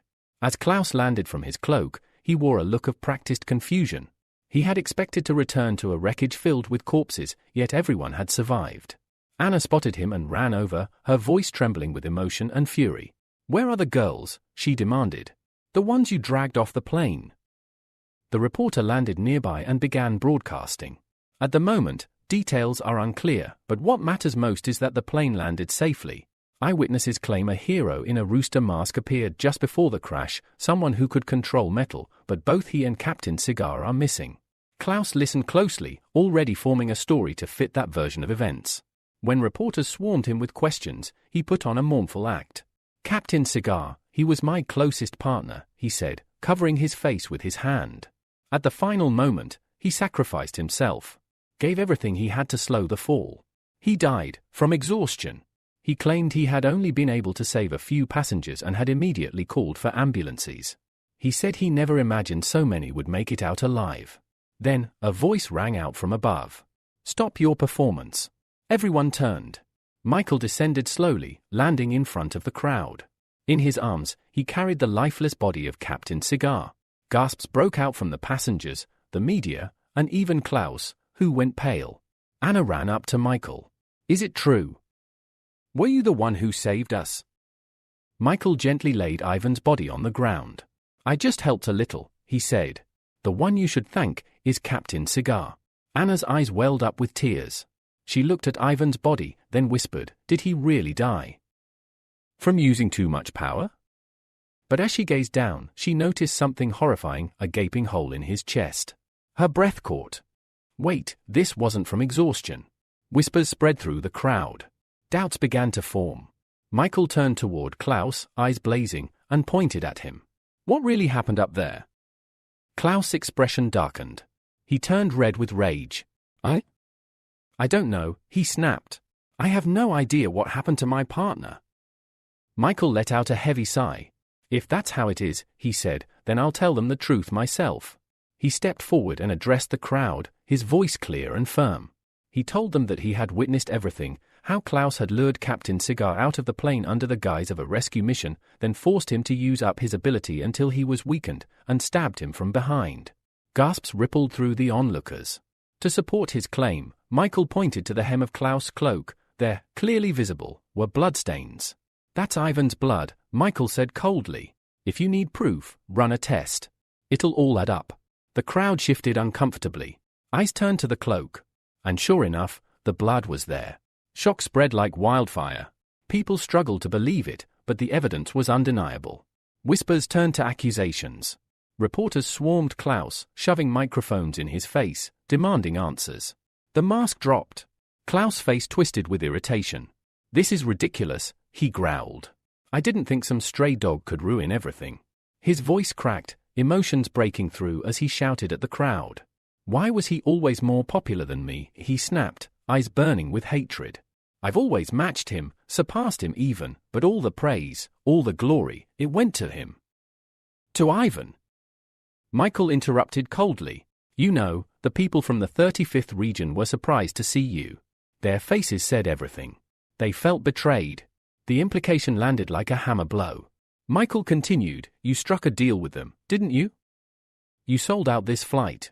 For a moment, Klaus was silent. Then, a low, manic laughter bubbled from his throat. He rose into the air, cloak fluttering wildly behind him. "Yes. That's right," he bellowed. "I'm from the 35th region too." He tore off his cloak, revealing a jagged scar on his chest and a twisted look in his eyes. Thanks to your interference, Michael, the deaths of my brothers were in vain. Suddenly, the ground shook. A massive sand whirlwind burst from the earth, swallowing ambulances, medical crews, and innocent bystanders alike. Screams erupted as people were pulled into the spiraling vortex. As the chaos unfolded, Klaus' past began to surface in his mind, memories he'd long buried. When he was just a child, his mother gave him a tattered cape, one she said all true heroes wore. She died not long after. He had grown up in the 35th region, a land of ruin and ash where sunlight never touched the ground. Life was harsh. Food was scarce. And yet, he had been a happy child, believing this was simply the way the world was. That illusion shattered when he accidentally crossed into the 2nd region. There, he discovered that water could be sweet, that flowers could bloom in every yard, and that the sky was blue. But what truly broke him was the people. When they learned where he was from, they mocked him, beat him, humiliated him. At first, he thought he had done something wrong. But the deeper he dug, the more he realized they were the problem. The elites of the 2nd region hoarded resources, exploited the weak, and laughed as others suffered. That's when his cloak awakened, its spiritual power fueled by rage. He forged documents to stay in the 2nd region, secretly sharing intel with his homeland. He instigated terrorist attacks, then swooped in to play the hero. The public adored him. He rose through the ranks, until Captain Cigar appeared. Suddenly, the spotlight faded. Applause that once echoed for him now belonged to someone else. Jealousy festered. He tried again and again to cause greater destruction, just so he could save more people and reclaim the fame, but Cigar always got there first. Now, his hatred had boiled over. All of you, Captain Cigar, the 2nd region, all these ridiculous rules, you deserve to die. He roared above the whirlwind, taking a step forward. Anna screamed, voice trembling. You're insane, she shouted. You're no different than the usurpers you hate. She turned to Michael, panic in her eyes. What do we do? This lunatic will kill everyone. Michael didn't answer. He stared silently at the monstrous whirlwind, his eyes locked on the weapon behind it all, the cloak. Then he spoke. That cloak. It's a spiritual weapon, entirely fueled by its master's emotions. After all the lives it's claimed, it's now evolved into an S-rank weapon. Anna's face went pale. She immediately summoned her bag, rummaging through it desperately. But after a few seconds, her expression turned to despair. She had nothing that could stand against something that powerful. Anna looked at Michael, her expression full of worry. Can you handle him? She asked quietly. But then, she noticed something, his hand was trembling. You're afraid? She asked in surprise. Michael didn't deny it. Instead, he took a few confident steps forward, eyes locked on the swirling chaos ahead. I'm not afraid, he said. On the contrary. I've been waiting for this fight. He floated into the air and shouted toward Klaus. You said it yourself. You've been secretly killing civilians in District 2 just to vent your frustrations. Klaus tilted his head and laughed, unapologetic. Yes. I killed a lot of them, he said casually. Every fan, every person I've saved, their lives belong to me. I can do whatever I want with them.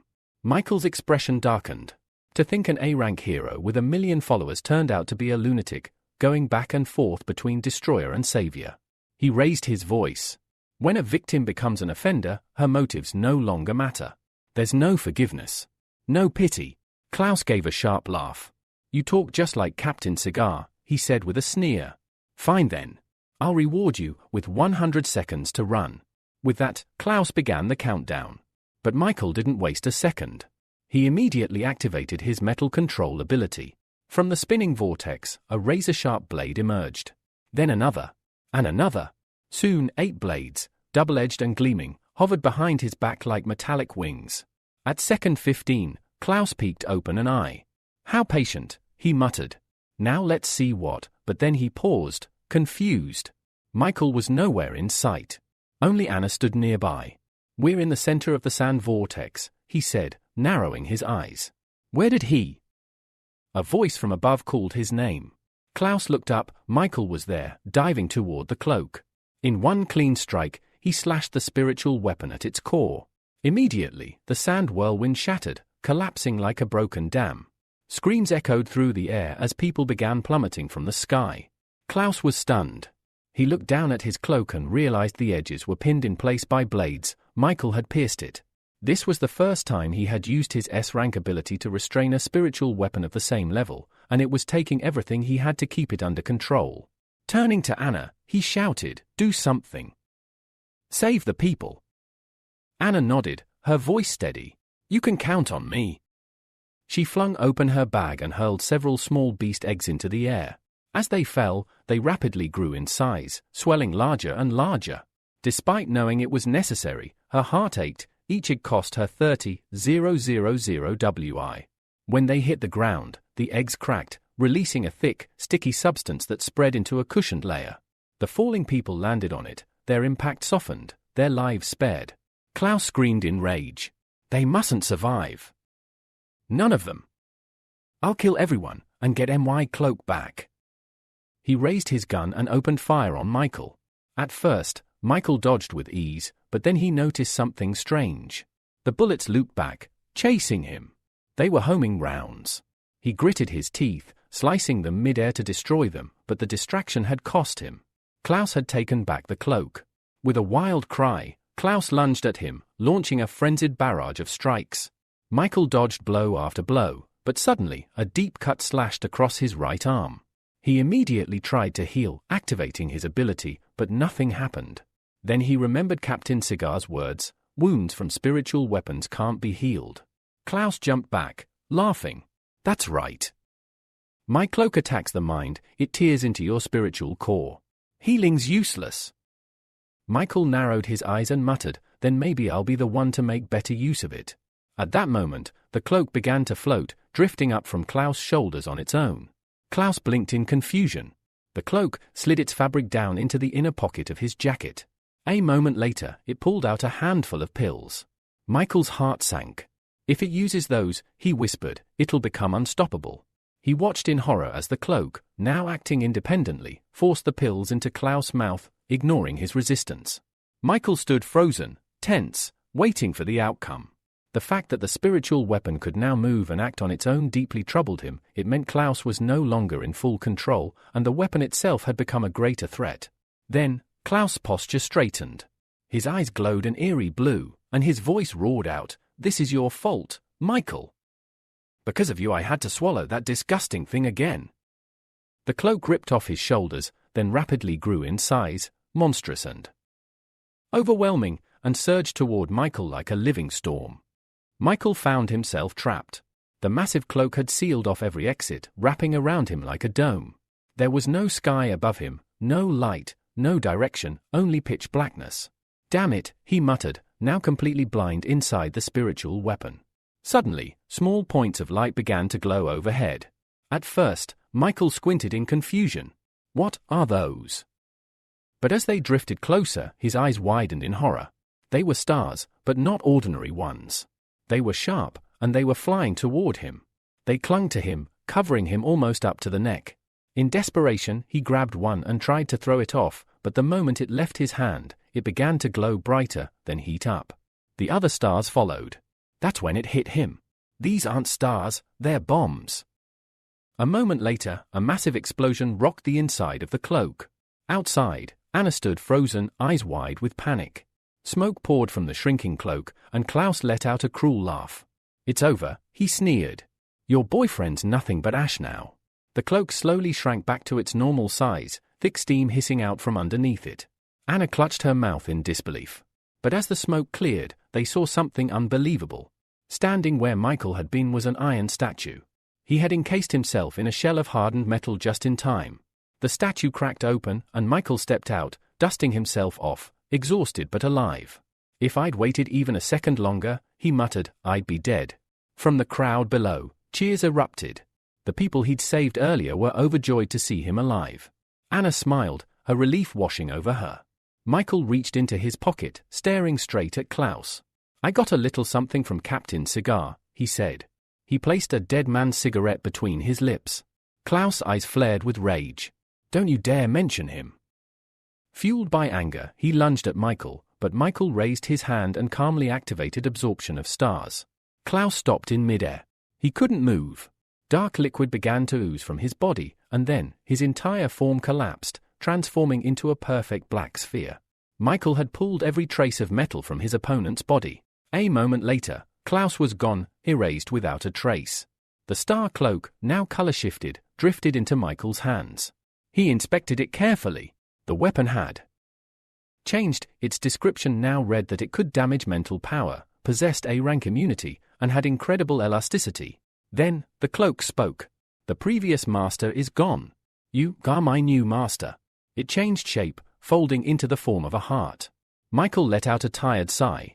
He knew right away, if he didn't grow stronger, this weapon might one day turn on him and consume him entirely. Just then, screams called out from nearby. Civilians were still stuck in the sticky liquid that Anna had spread using the beast eggs. Michael gave her a confused look. She laughed awkwardly. That was me. I didn't think about how to clean it up. Rising into the sky on a metal platform, Michael called down, "The rescue team will be here soon. You handle the mess." And with that, he left.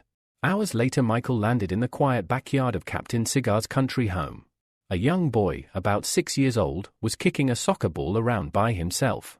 When the ball rolled to Michael's feet, the child looked up and smiled. "Wanna play?" he asked. Michael knelt beside him and smiled. "I didn't come here to play soccer, but seeing you like this makes me want to." Then he looked the boy in the eyes. "Turn around." The boy obeyed, only to find a tall, cloud-like human figure standing behind him.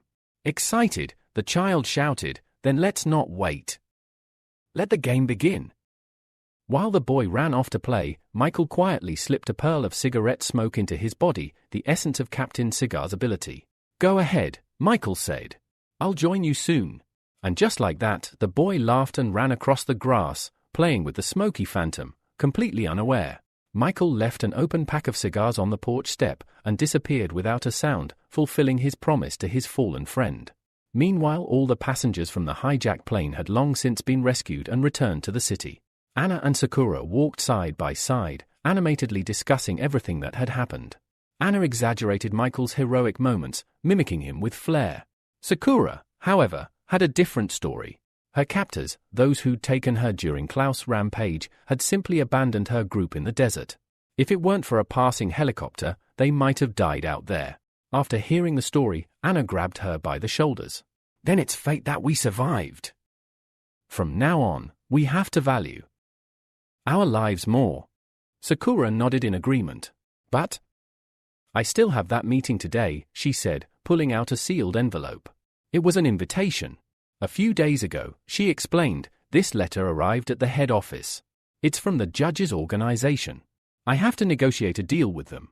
The letter had come from a high-ranking member of the judges' organization, a mission of great importance. Sakura could hardly believe it. Being chosen for something like this was beyond anything she ever imagined. Excitedly, she spoke of the possibility of seeing the hero in the rooster mask again, the very one who had saved them earlier that day. But just then, a presence appeared behind her. A shadowy figure emerged from nowhere. Anna's eyes widened. She quickly pointed behind her friend. Sakura turned around and froze. A masked stranger loomed over her. Who are you?" she asked cautiously. He said nothing at first. He just looked at her. Then, coldly, he asked, "Why so surprised?" Anna narrowed her eyes, studying him closely. "You look familiar," she said. Then Sakura remembered something. One time, Alexa, the heroine from the 2nd District, mentioned someone in the judges' organization named Snake. He wore a mask like an animal. Nodding slowly, Anna took a few steps forward. "I'm Anna, a friend of the hero in the rooster mask," she said. "The one who just risked his life out there." Still, the masked man said nothing. He just stared at her. Anna sighed, slightly annoyed. Despite being in the same organization, this one, Snake, was icy and distant. Not like the rooster at all. Turning away, she muttered, "Whatever. We were sent by HQ to help transport the goods. But there are no goods in sight." Suddenly, Sakura gasped. Snake had grabbed her wrist and yanked her a few steps back. Anna spun around, irritated. "What are you doing now?" Michael, still hidden under his snake persona, reached for a hanging chain, tugging on it with a wicked grin. "You wanted to know where the goods were, didn't you?" Then, he pulled. And the floor vanished beneath Anna. She let out a startled scream as she fell. Michael crossed his arms, smirking.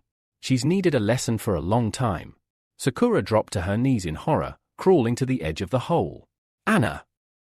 Anna, are you okay? There was no response. Then suddenly, woo! I'm rich. Anna's voice echoed joyfully. From below. Sakura blinked, stunned. Anna's voice called up again, more composed this time. Sakura! Jump down! You've got to see this. Hesitantly, Sakura lowered herself into the pit, and her jaw dropped. Mountains of jewels. Crates of gold. Treasures beyond imagination. Anna had already climbed inside a box of gold, her eyes glittering like the gems around her. I could stay here forever, she sighed blissfully. Michael finally descended and calmly explained. All of this belongs to the judge's organization. For some reason, they are re-handing it over to the MOPS Chamber of Commerce. Anna playfully pulled out her purse and winked. Don't worry. You can trust us. But then, lowering her voice, she leaned toward Sakura. Why do you think they're giving MOPS so much treasure? Sakura answered thoughtfully. MOPS is the largest business agency around. After the trade, they'll have a foundation of trust. That's crucial for future cooperation. Anna raised an eyebrow. What kind of cooperation? When powerful heroes level up, Sakura explained, they don't just rely on strength. They need high-quality weapons. Anna picked up a gleaming diamond. You mean, they can forge weapons from monster materials? Sakura nodded. Exactly. And if the judge's organization ever needs specialized gear, MOPS will be their supplier. As they talked, faint blue bubbles began to rise from Sakura's body, surrounding her. Suddenly, her expression twisted in pain. Still asleep, she clenched the sheets beneath her, and called out weakly, "Brother," later that evening. Michael returned from his mission. As soon as he stepped off the plane, someone called out his name. Michael! Valeria came running, her voice trembling with emotion. I saw the news. The hijacked plane, when I heard it crashed, I thought I'd never see you again. Michael caught her in a warm embrace. With a soft smile, he whispered, "You're exaggerating." Gently, he stroked her hair, comforting her. But as he looked around, he noticed something amusing. All the men passing by were staring, glaring, even burning with jealousy. Valeria took a small step back, a faint blush on her cheeks. Tears welled in Valeria's eyes as she looked up at Michael. The next time something like this happens, promise me you'll at least send a message. I need to know you're okay. Michael nodded gently and pulled her into a reassuring hug. Then, with a calm smile, he led her toward the exit. Let me take you home first, he said. After that, I have to meet my godson. Valeria blinked in surprise. Godson? Michael laughed softly. It's not as serious as it sounds. My friends and I just call each other that. Elsewhere. Austin was drowning his frustration in alcohol, seated between two women who clung to him as he bitterly slammed back another drink. My godfather just used me, he muttered. All to get close to my dad. Now that he's done, I'm nothing. He stared blankly ahead, consumed by bitterness and completely unaware of what was coming. Suddenly, one of the girls beside him collapsed. Austin instantly sobered up, jumping from his seat. What the? Before he could react, ice-cold water was poured over his head. Ag! What the hell? He turned around furiously, only to freeze. Michael stood behind him, arms crossed, expression unreadable. You want to get rid of me? He asked with a mockingly amused tone. Go ahead. I'd love to see you try. Austin went pale. He stumbled backward, hands raised in surrender. No. I wouldn't. I didn't mean it. I swear. Michael chuckled and ruffled Austin's hair like a mischievous older brother. Weren't you just whining about being used? Yeah, Austin muttered, ashamed. Michael shook his head. You've got talent. I wouldn't waste that. Austin's eyes began to tear up again, but this time, from joy. No one's ever believed in me like that. Michael suddenly raised his right hand, joining his thumb and middle finger. Let's fix that, he said, raising his palm toward Austin's face. Flick! A burst of spiritual energy knocked Austin out cold. When Austin opened his eyes, he found himself in a vast shadowy space. A glowing pentagram floated in the air before him. Something instinctive guided him forward. Without hesitation, he placed his palm on the circle. His body moved on its own. He turned around, leaned back into the pentagram, and closed his eyes. The symbol blazed with light. A deep, echoing voice filled his mind. The spiritual contract is complete. When Austin opened his eyes again, he was no longer in the dark. He was standing in the clouds, a bright and boundless realm. Everything felt distant, foreign. Then, Michael's voice rang out behind him. You've now bridged the gap between body and soul. Austin turned, and what he saw made his heart skip a beat. Michael was missing half his body. Only his upper half remained. What happened to you? Austin gasped in horror. Michael waved it off casually. We're in a space shaped by thought. Here, nothing is fixed. You can imagine and create anything using spiritual power. He continued, recently, I gained several spiritual abilities. During my research, I discovered this place, only accessible to those who've entered into a spiritual contract. He pointed to Austin's forehead.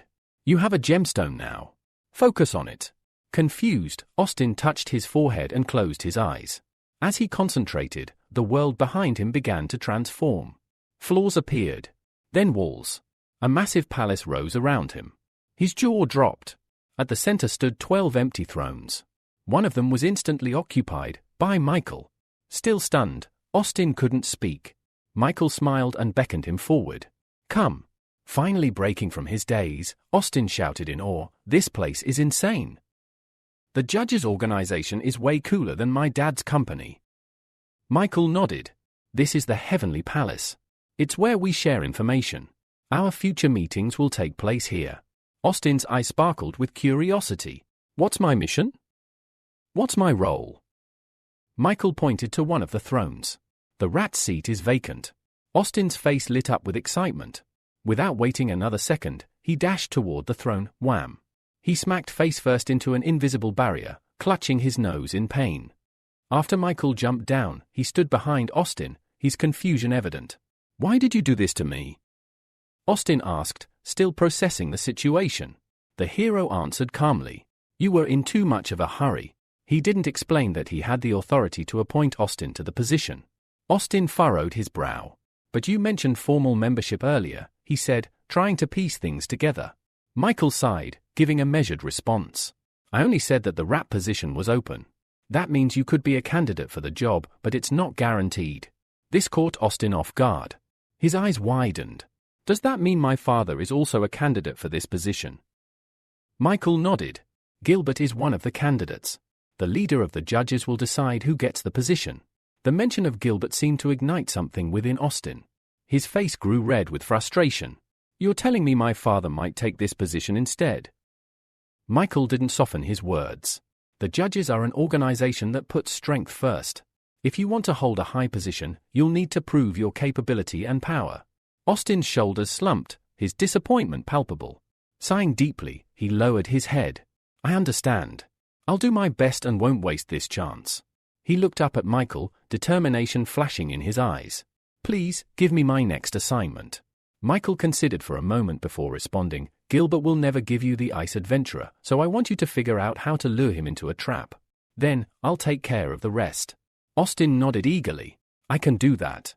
But then, a thought crossed his mind, and he hesitated. By the way, if I do become the rat, will I meet Rabbit? Michael froze, his expression utterly dumbfounded. Austin's face turned dreamy. I saw her on TV. She's perfect. If I marry her, my life will be complete. I'm certain of it. Michael's shock was palpable. You want to marry my clone? Austin didn't seem to pick up on Michael's concern, his gaze fixed on a future with Rabbit. Michael, however, was quick to act. He kicked Austin in the back. This is not the time for that. Get your task done first. Later that evening, Michael returned home and sat at the kitchen table, his eyes glued to the TV screen as he waited for Valeria. The news anchor reported something that caught his attention, a financial company from the second region, Knights of the Round Table, had imposed a fine on Alexa, an A-rank heroine known for her swordsmanship. Michael's mind raced. The report was unexpected. A moment later, Valeria entered the room, carrying a plate of chicken. She was dressed in nothing but an apron, her bare feet padding across the floor. Michael couldn't hide his shock. This was the second time he'd seen her in such revealing attire, but now, it left him speechless. Valeria didn't seem to notice his reaction as she placed the chicken down on the table. She looked up and, noticing his silence, asked, "What? Do I look bad?"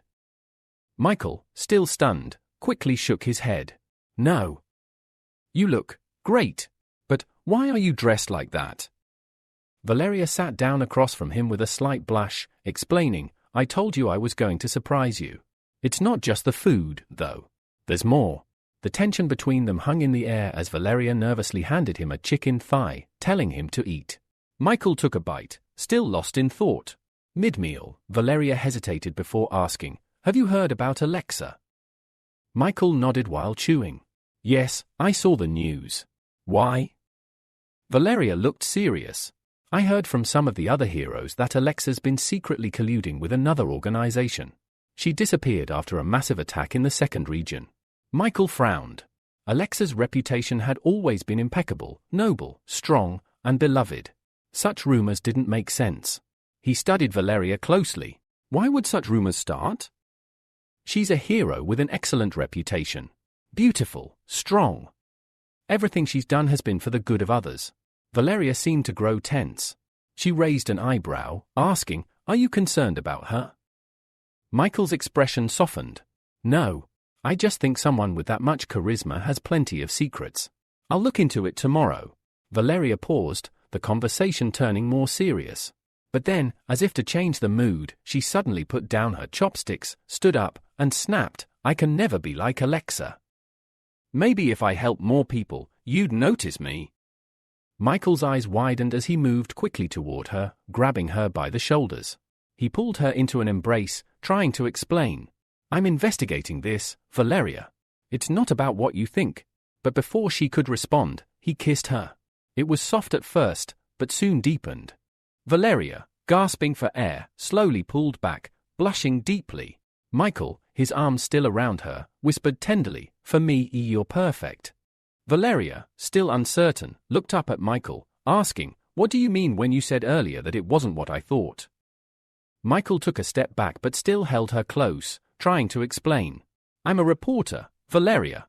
It's important for me to know all the details about this case." Valeria looked at him, her eyes narrowing as she asked, "Is that really true?" Michael nodded.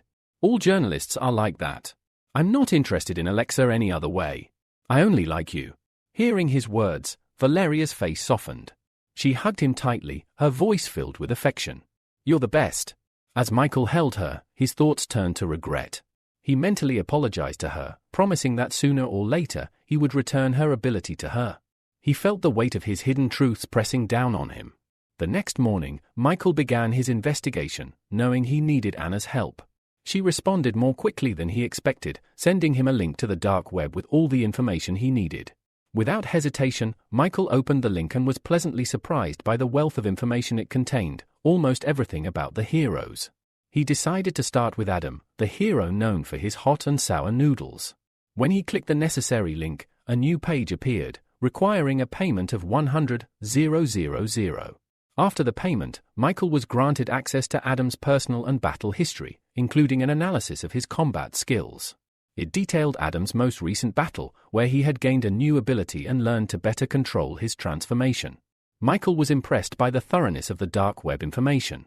It even included details about an incident in a park where they had taught an idiot a lesson. Satisfied, he moved on to his next search, the Ice Adventurer. However, when he clicked the link, the page displayed a message that there was no available information on him. Michael suspected that this was a deliberate concealment, but there was no way to know for sure. Next, he searched for Alexa, and this time, he was lucky. After making another payment, he gained access to her personal file. To his surprise, it revealed that Alexa had betrayed the Knights of the Round Table. The incident had begun because of Boxer in a mask, a hero from the Knights. After a series of investigations, it was found that Alexa and the judges' organization had killed Boxer in a mask. Now, she was wanted, with the last known sighting of her at the port of Shi. The revelation that Boxer in a mask was a hero from the Knights left Michael stunned. He couldn't wrap his mind around it. It was clear that this company knew something they weren't revealing. Michael believed that the Saints organization, to which the Boxer belonged, had something to hide. What really disturbed Michael, however, was the last line in Alexa's file. It revealed that she had been in a relationship with Snake, a member of the judges. The implications of this were troubling to him, particularly because of Victoria, who might react angrily if she found out. Additionally, there was information about the judge's organization now being available online, and the personal data of the hero known as the Rooster Mask was up for sale for 30 million. Michael was taken aback by the staggering sum. The idea that Alexa might be persecuted because of him filled him with guilt. He adjusted his glasses nervously, his mind racing as he thought about the consequences of this revelation. Meanwhile, a brewing conflict unfolded in Olympus. The enraged Black Dragon stormed into his father's office, demanding answers. Why did you give the ice adventurer a chance to participate in the White Region case? He's not even your son, the Black Dragon demanded. Gilbert, unfazed, maintained his stern gaze. Do you doubt my decision? He asked, clearly unbothered. The Black Dragon was furious. You promised me that I would be the one working with Explosive Fist, and that we would go to the White Region together to train. What happened? Gilbert sighed and stood up. You're no longer suited for that role. I had to replace you with someone more suitable. The Black Dragon's anger only grew. What changed so suddenly? Is this about Rooster Mask? He threw a sharp glare at his father. Gilbert slammed his fist on the table, shouting, Don't bring Rooster into this. The Black Dragon was momentarily confused, his anger now mixing with uncertainty. He moved closer to his father. Do you realize how dangerous the White Region is? You're doing this for me, but you don't understand what it means. Gilbert placed a hand on his son's shoulder, trying to calm him down. You have no idea how dangerous this area is. I'm doing this for you, but you don't understand. But the Black Dragon wasn't moved. With a single, dismissive gesture, he shrugged off his father's hand and headed for the door, his voice cold as he threw one last remark over his shoulder. You don't take me seriously. As the door slammed shut behind him, Gilbert sighed deeply, a trace of regret in his eyes. He wished his son understood how dangerous the White Region truly was. It wasn't just the monsters, it was far more dangerous than anyone realized. In the corridor, Edgar, still furious, ran into Austin, who was sitting nearby. Edgar paused, noticing him. What were you and Dad arguing about? He whispered. The Black Dragon glared at Austin, his anger still simmering. Our father wants to send Pavel on an operation in the White Region. That's why I'm so furious. Austin was taken aback. He couldn't understand why Gilbert would make such a foolish decision.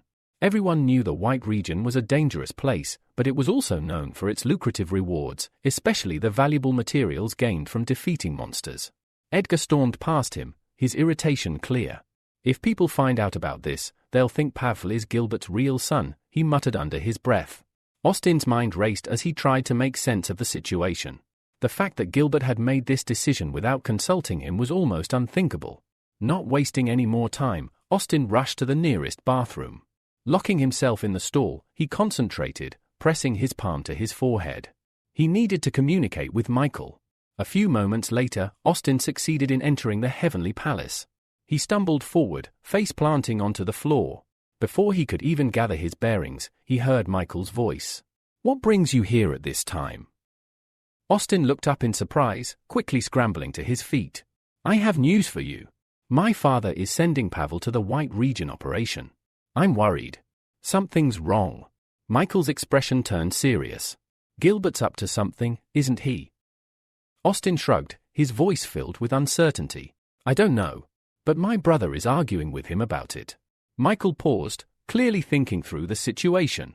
He sighed, the weight of the decision heavy on his mind. If we get rid of the ice adventurer, people will become suspicious, especially since he has a close relationship with Gilbert.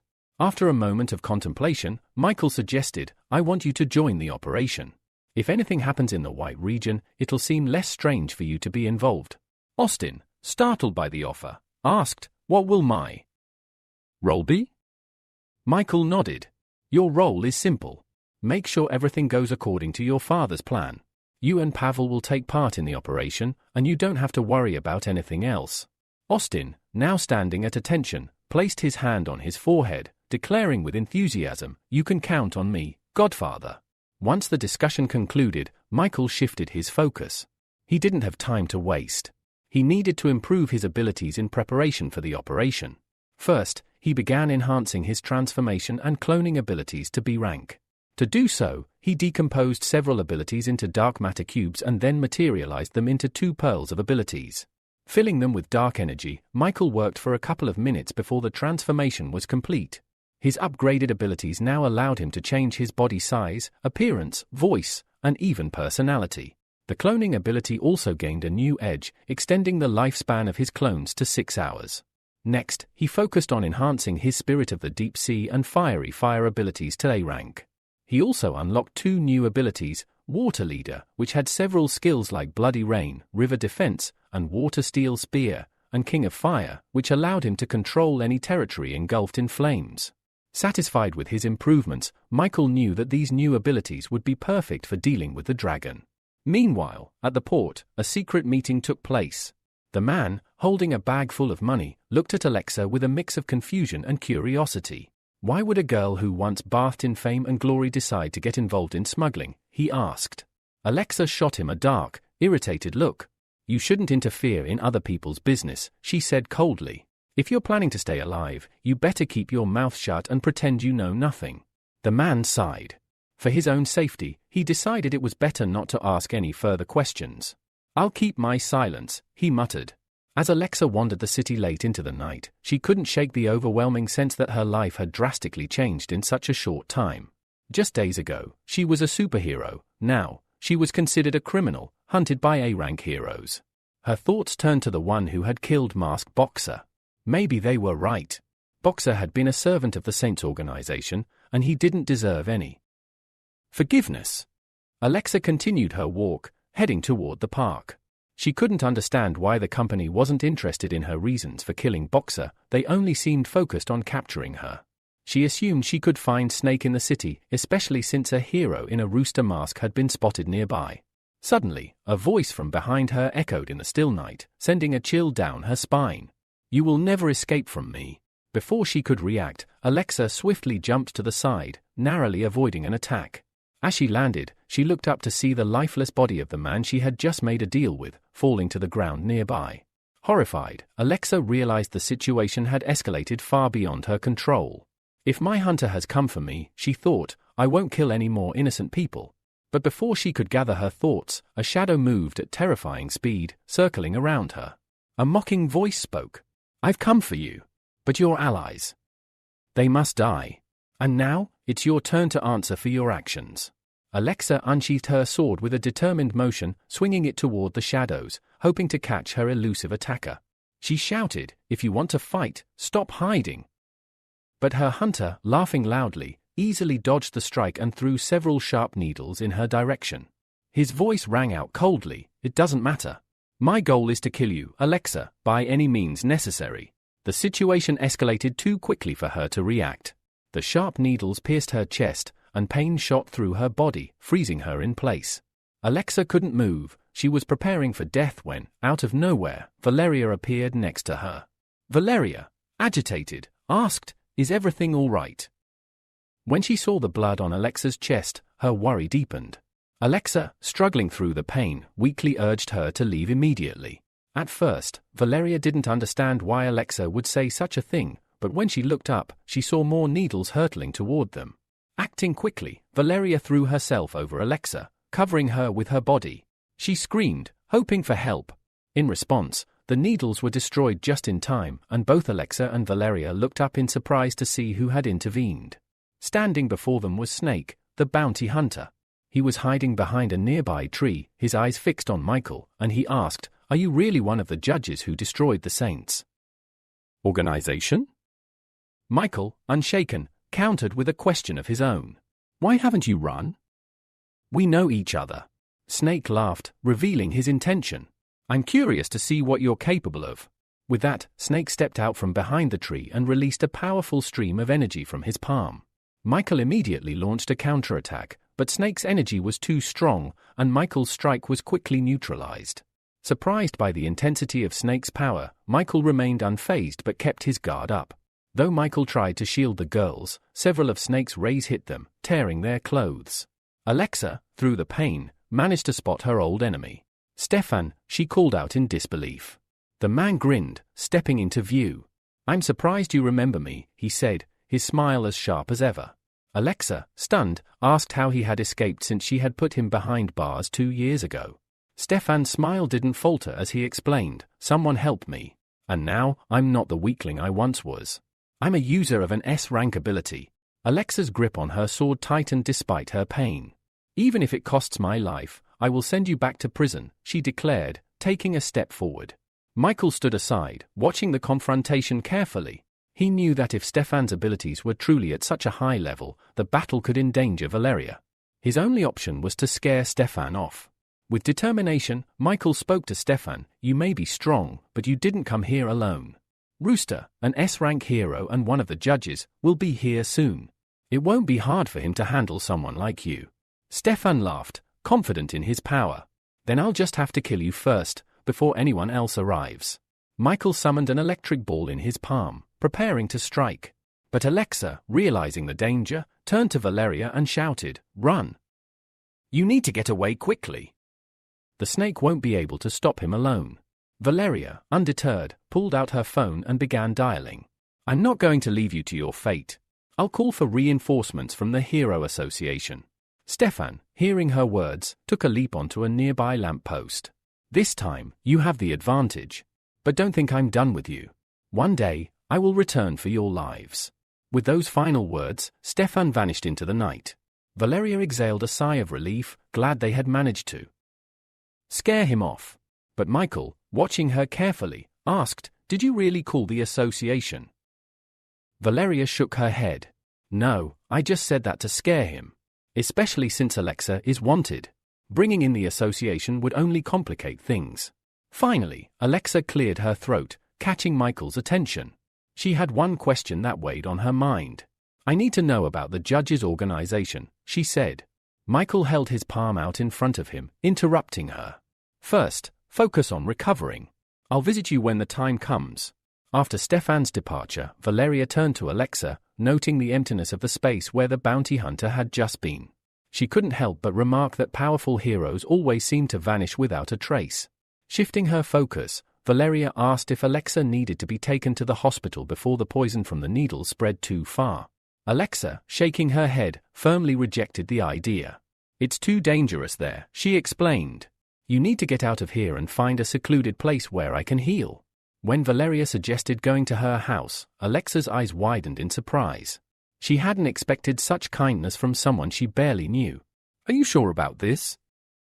Alexa asked, still unsure of Valeria's offer. At that moment, Michael entered the park and immediately noticed Alexa standing there. Surprised, he asked, "What are you doing here, Alexa? A famous heroine like you, in this place?" Alexa hesitated, glancing at Valeria, who quickly responded, "She's my boyfriend. We went jogging earlier, and she needed to use the restroom." Valeria then briefed Michael on the situation, how she had found Alexa in danger and offered her a place at their house. She hoped Michael would support her decision. Michael, ever calm and collected, nodded approvingly. "In that case, I'll carry her," he said, his smile reassuring. With no objections raised, they set off towards Michael's house. As they walked, Alexa shared her story with Valeria and Michael, explaining everything that had happened since she had been branded a criminal. Valeria smiled gently. "Fate must have brought us together today," she said. Alexa, exhausted and emotional, closed her eyes and quietly thanked them. After all, she was a wanted criminal, and they had no reason to help her. But Valeria reassured her. "The Alexa I know always sacrifices herself to help others. You were the one who helped the children in Shu, so Michael and I don't think of you as a bad person." Tears welled up in Alexa's eyes. She finally admitted, "I didn't kill the masked boxer, nor am I working with the mysterious judges' organization."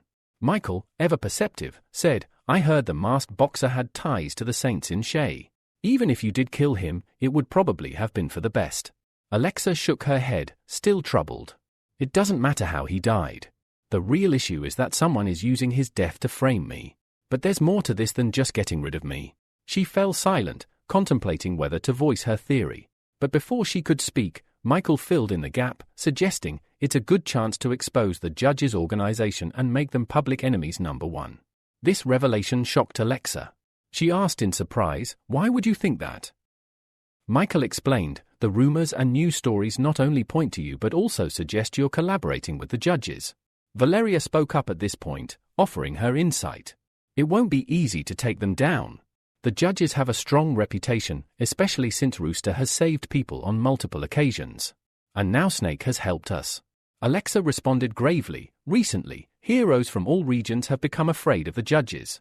Some even say they want to take control of all 53 regions, if not the entire world. This assumption greatly shocked Michael. He couldn't fathom how such wild rumors had spread.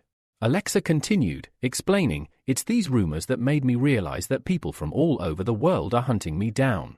And based on the bounty on my head, there will be many who will want to claim it." Valeria asked, "How did this happen?" Alexa explained, "In a country like ours, divided into so many regions, the distribution of heroes and their powers must be balanced. If one region gains too much power, it could dominate the others. So, the Hero Association often rotates its heroes to different regions. Some even call it a vacation." Michael, hearing this, recalled Senior from the recent rat attack incident. She had mentioned just returning from a vacation. This new piece of information made Michael realize that Senior's long absence and her words about vacation now made perfect sense.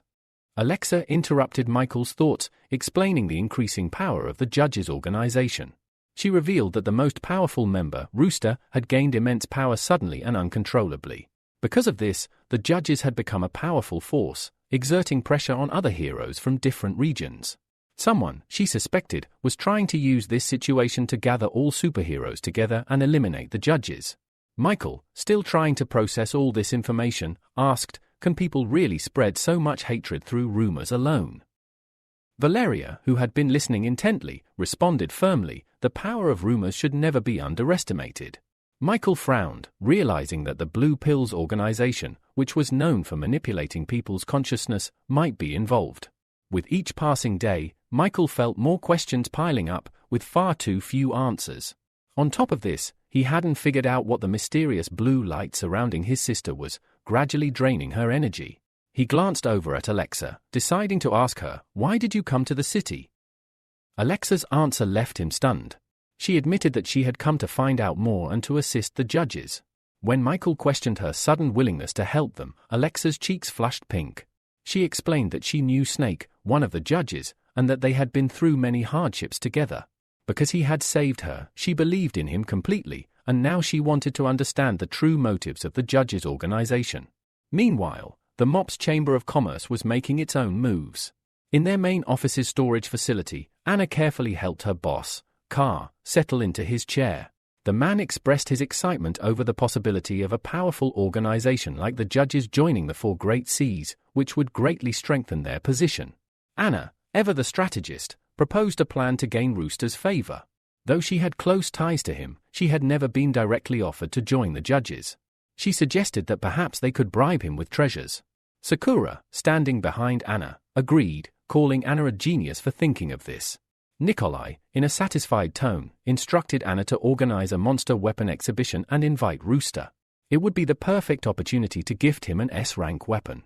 Anna, excited, expressed her confidence that her grandfather would support the plan, though Sakura was less thrilled at the prospect of parting with such a valuable weapon. The next morning, Valeria woke up early, preparing a delicious breakfast for everyone. Michael, roused by the enticing smell, entered the kitchen and hugged her from behind. Valeria, though, mentioned that she had received an emergency assignment and wouldn't be able to have breakfast with them. She kissed Michael on the cheek and told him she would go to the meeting place on her own.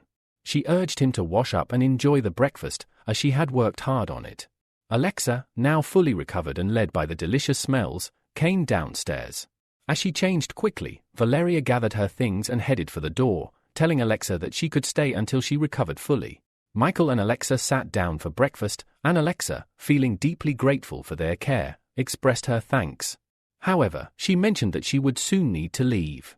Michael, concerned, replied that it wasn't safe for her to go anywhere in her condition, especially since everyone outside seemed to be after her. Alexa smiled mysteriously and assured him that she still had important tasks to complete, despite the danger. Her wounds had nearly healed, and she didn't need to worry about her. As Michael chewed on a bun, he realized that Alexa's rapid recovery was likely due to the treatment he had given her the previous night. However, he never intended for her to leave so soon, especially not to face whatever danger still awaited her. Before he could voice his concerns, Alexa was gone, leaving only the empty space where she had been moments before. The moment Alexa left the house, Michael felt a sense of unease, but there was no time to dwell on it. A few hours later, he decided to use his transformation ability to head to one of the quiet, empty beaches to practice his newly acquired dragon abilities. Activating his water control power, Michael summoned a massive wave beneath him and, without hesitation, rode it out into the open sea. As he leisurely glided further from shore, he noticed a ship approaching. Michael paid little attention, not moving out of its way, until he recognized two familiar figures on board. However, they were completely oblivious to his presence, continuing to enjoy themselves with conversation and dancing. Sakura and Anna were both aboard the ship. Without missing a beat, Sakura stepped forward, her hands on her hips, and called out with irritation to the group standing opposite them. She bluntly told them that they weren't welcome there. A mischievous grin appeared on Jacob's face as he sarcastically replied that without the support of their organization, the Florence family would never have been able to acquire an S-rank weapon. Anna, visibly annoyed, shot back, commenting that Jacob had never stopped being a little dog chasing after her, and now, all of a sudden, he thought he was strong enough to bark at her. As she casually twisted a lock of her hair around her finger, Jacob admitted that for years, he had hated her family for their impulsive decisions. Even if he was just a dog, he believed he could surpass Anna this time. At that moment, Sakura stepped up, moving protectively in front of Anna. She warned Jacob not to embarrass himself by wasting their time. The cocky comment only made Jacob laugh, and he gave the order to his subordinates to tear Sakura's clothes off. His twisted excitement was clear. He couldn't wait to see what the second most beautiful girl in the 4CS looked like. As Jacob's subordinates began to approach the two girls, intending to carry out his orders, Michael, still seated on his wave, suddenly spoke up, asking if anyone knew the direction to the city of L. Upon hearing him, Anna immediately brightened, recognizing him as one of Rooster's associates. With a confident smirk, Michael introduced himself as Dragon, one of the members of the judges' organization. The other people on the ship grew intrigued, curious to see what he was capable of. Sakura, not missing a beat, dashed over to the ship's side and asked if Dragon could help them escape. Michael barely glanced at her and, with a wave of his hand, told her to shut up, firmly stating that he couldn't do that. He then turned his gaze to Jacob's subordinates and coldly offered to help eliminate the obstacle in front of them.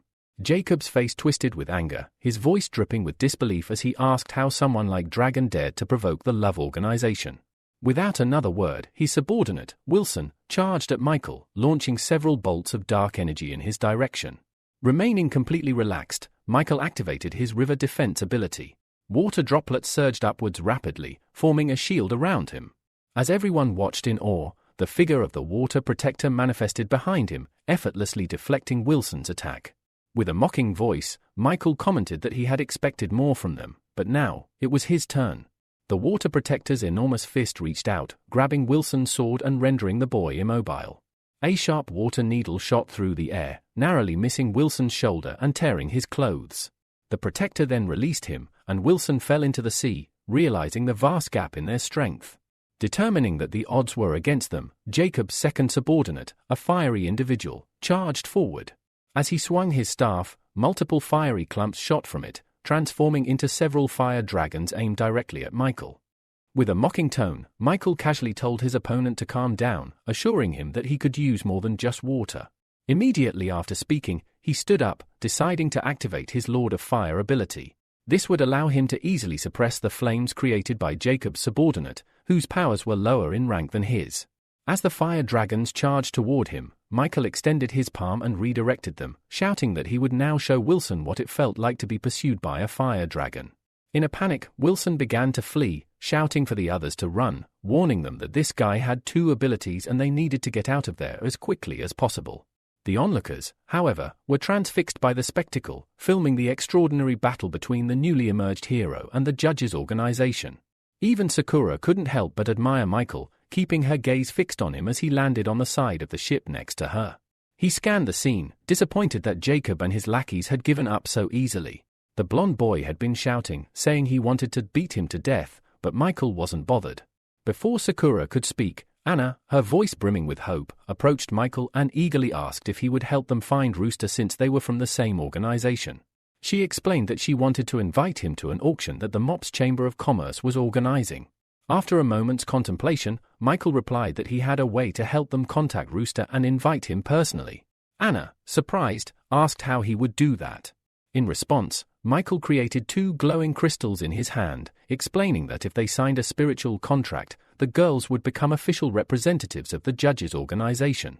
Overjoyed, Anna's eyes lit up, and she exclaimed that she never would have imagined that becoming a representative of such a prestigious organization could be so easy. Michael shook his head and folded his arms, clarifying that he had only come here on Rooster's orders. He hoped the girls could assist with their organization's goods. Michael was well aware that, without the support of the Florence family and the Chamber of Commerce, he wouldn't be able to explore the 4 seas or obtain valuable materials. Without hesitation, Anna agreed, and after a brief pause, Sakura also accepted. Once they had given their consent, Michael placed the crystals on their foreheads and completed the spiritual contract. A few hours later, the news programs were buzzing about the new member of the judges, Dragon, and the stunning fight he had just participated in. The footage of the battle was spreading like wildfire, and this was what distracted Edgar from his intense training. Upon hearing about Dragon, he immediately dropped the 40 kilograms weight he had been lifting and rushed out of the gym. By nightfall, most of the invited guests had arrived at the lavish Florence mansion, eagerly awaiting the arrival of Rooster, the special guest of the evening. When Michael finally arrived, he was greeted by admiring glances, and whispers filled the air as everyone took notice of the hero. At the entrance, Ivan and his granddaughters greeted Michael warmly. Ivan, who had heard much about Dragon, was pleased to meet him in person and expressed his respect for such a renowned hero. Michael, offering a nod, placed his clenched fist to his chest and replied that it was an honor to meet the head of the Florence family. As Ivan looked toward the guests, he good-naturedly told them to take their seats as the auction was about to begin. Before he could finish his sentence, Jacob barged in, interrupting with a sly grin. He demanded to know why the auction was in such a rush, as not all the high-ranking guests had arrived yet. Michael grimaced under his mask. The last thing he wanted was to run into Jacob again, especially with his annoying attitude. As puzzled looks were directed at him, Michael pulled a folded piece of paper from his jacket pocket and revealed that he, too, had an invitation. He suggested they should be a bit more welcoming to their guest. Anna, irked by his attitude, immediately confronted him, accusing him of having ulterior motives since no one usually brought their own weapons to such events. Michael, leaning in close, whispered that he had realized Florence family's situation was even worse than he initially thought. Their eagerness to find powerful allies was telling, and he quickly turned to the crowd, boldly declaring that Florence's weapons had always been renowned for their strength, but the price was equally steep. Considering the recent events, he had brought his own monster weapons to try them out, and there was no issue with doing so. Sakura was about to step forward and put Jacob in his place, but Ivan, calm and measured, stopped her. He said it would be interesting to watch the unfolding drama. Jacob was visibly frustrated, his sword having failed to leave even a scratch on the shield that stood before him. He swung his blade again with all his might, but to no avail. The shield remained intact, while his weapon was left with deep cracks, eventually breaking apart. The audience erupted in taunts, mocking the fact that a member of the Rook family had brought such a poor weapon to the auction, ruining the evening's proceedings. Anna couldn't believe her eyes. She asked Michael, without taking her gaze off the stage, if he had known in advance that the sword wouldn't be able to destroy the shield. Michael simply chuckled behind his mask, thinking back to how he had stolen the ability from the sword without anyone noticing. Before the auction started, he had touched the weapon, quietly absorbing its abilities. Jacob, utterly confused, clutched his head in frustration as Will, one of his subordinates, approached him. Will remembered how Rooster had touched every weapon before the auction, and it became clear to him that the weapons had lost their power only after Rooster's touch. Anna, now furious, snapped at Will, shouting that they shouldn't be blaming others for their incompetence. A weapon that could be destroyed by just one touch could not possibly be an S-rank weapon. Will smirked, replying that Rooster himself was a man of S-rank abilities and suggested that he might be capable of altering the internal structure of objects he touched. This revelation sparked another round of discussion among the guests. The logic seemed sound. Rooster had touched every weapon before the auction, and if there was any deceit involved, the Florence family might be working in cahoots with him. Determined to prove his point, Jacob looked at Michael and suggested they settle the matter by testing another weapon. Michael nodded, agreeing to the idea of a check. Jacob immediately donned his helmet and picked up a magical horn, blowing into it. The sound waves emanated from the horn, golden and vibrating through the air. As he aimed it at the guests, they instinctively covered their ears, feeling the intensity of the vibrations that almost caused their heads to split apart. Once he confirmed that the horn was functional, Jacob removed his mask, his face reflecting real confusion. The attack and defense capabilities of the horn were indeed at the S-rank level, which directly contradicted the theory that Michael had somehow caused the destruction of his sword. Anna, seething with anger, approached Jacob and shouted that she had had enough. She accused him of treating them cruelly, slandering their clients, and even daring to accuse Rooster and the Florence family of lying. Jacob had no retort to her accusations, so Will stepped forward and remarked that there was likely a traitor within the Florence family who knew exactly what was going on. Without saying another word, Jacob, flanked by his subordinates, left the hall. As they walked out, Michael mentally rejoiced, knowing that Jacob had failed to stop him before he could remove the dark energy from another magical weapon. Michael had been intrigued by the mask Jacob wore, and he had been planning to absorb its unique ability. But just then, a question about Michael's aunt was asked, and he decided it was time to leave the matter there, returning to the guests. Sakura approached him, surprised, and asked if he had foreseen this outcome from the start. Before Michael could answer, Ivan walked over and said that he was also curious to know how Michael had managed to deal with the sword. He suggested they continue their conversation in the VIP room. Meanwhile, Alexa wandered through the deserted streets of the city, unaware of the danger closing in on her. She felt eyes on her and looked up to find mercenaries from the Five Elements watching from the rooftops. One of them, sitting casually on a tree branch, twirled her red curls around her finger and asked with a smile if Alexa's parents had taught her not to walk alone in the dark. Alexa, clearly irritated, shot back that her parents hadn't, and the stranger would be the first to learn why. Hugh, one of the mercenaries, clenched his fist, the knuckle duster gleaming ominously. He coldly declared that tonight would be Alexa's last, as she would never be able to handle all five of them at once. Later, Michael, accompanied by Ivan, Sakura, and Anna, moved to the reception room. Ivan was the first to speak, stating that there were no prying eyes here, and he hoped Michael would clear up any doubts they had. Michael nodded and began explaining. He said that both monsters and heroes carried ability genes within their bodies. One day, he realized that even weapons made from monsters contained these genes. Anna asked, now understanding the concept, if these ability genes were similar to the energy used in alchemy. Ivan was eager for more details and asked how Michael was able to extract and utilize this energy. Michael explained that he didn't exactly extract the ability, he collected it. He showed them a ring on his palm, revealing that it was an absorbing star ring. This ring allowed him to absorb the abilities of other creatures and objects. Anna was taken aback and asked if Michael could truly absorb all ability genes with just one ring.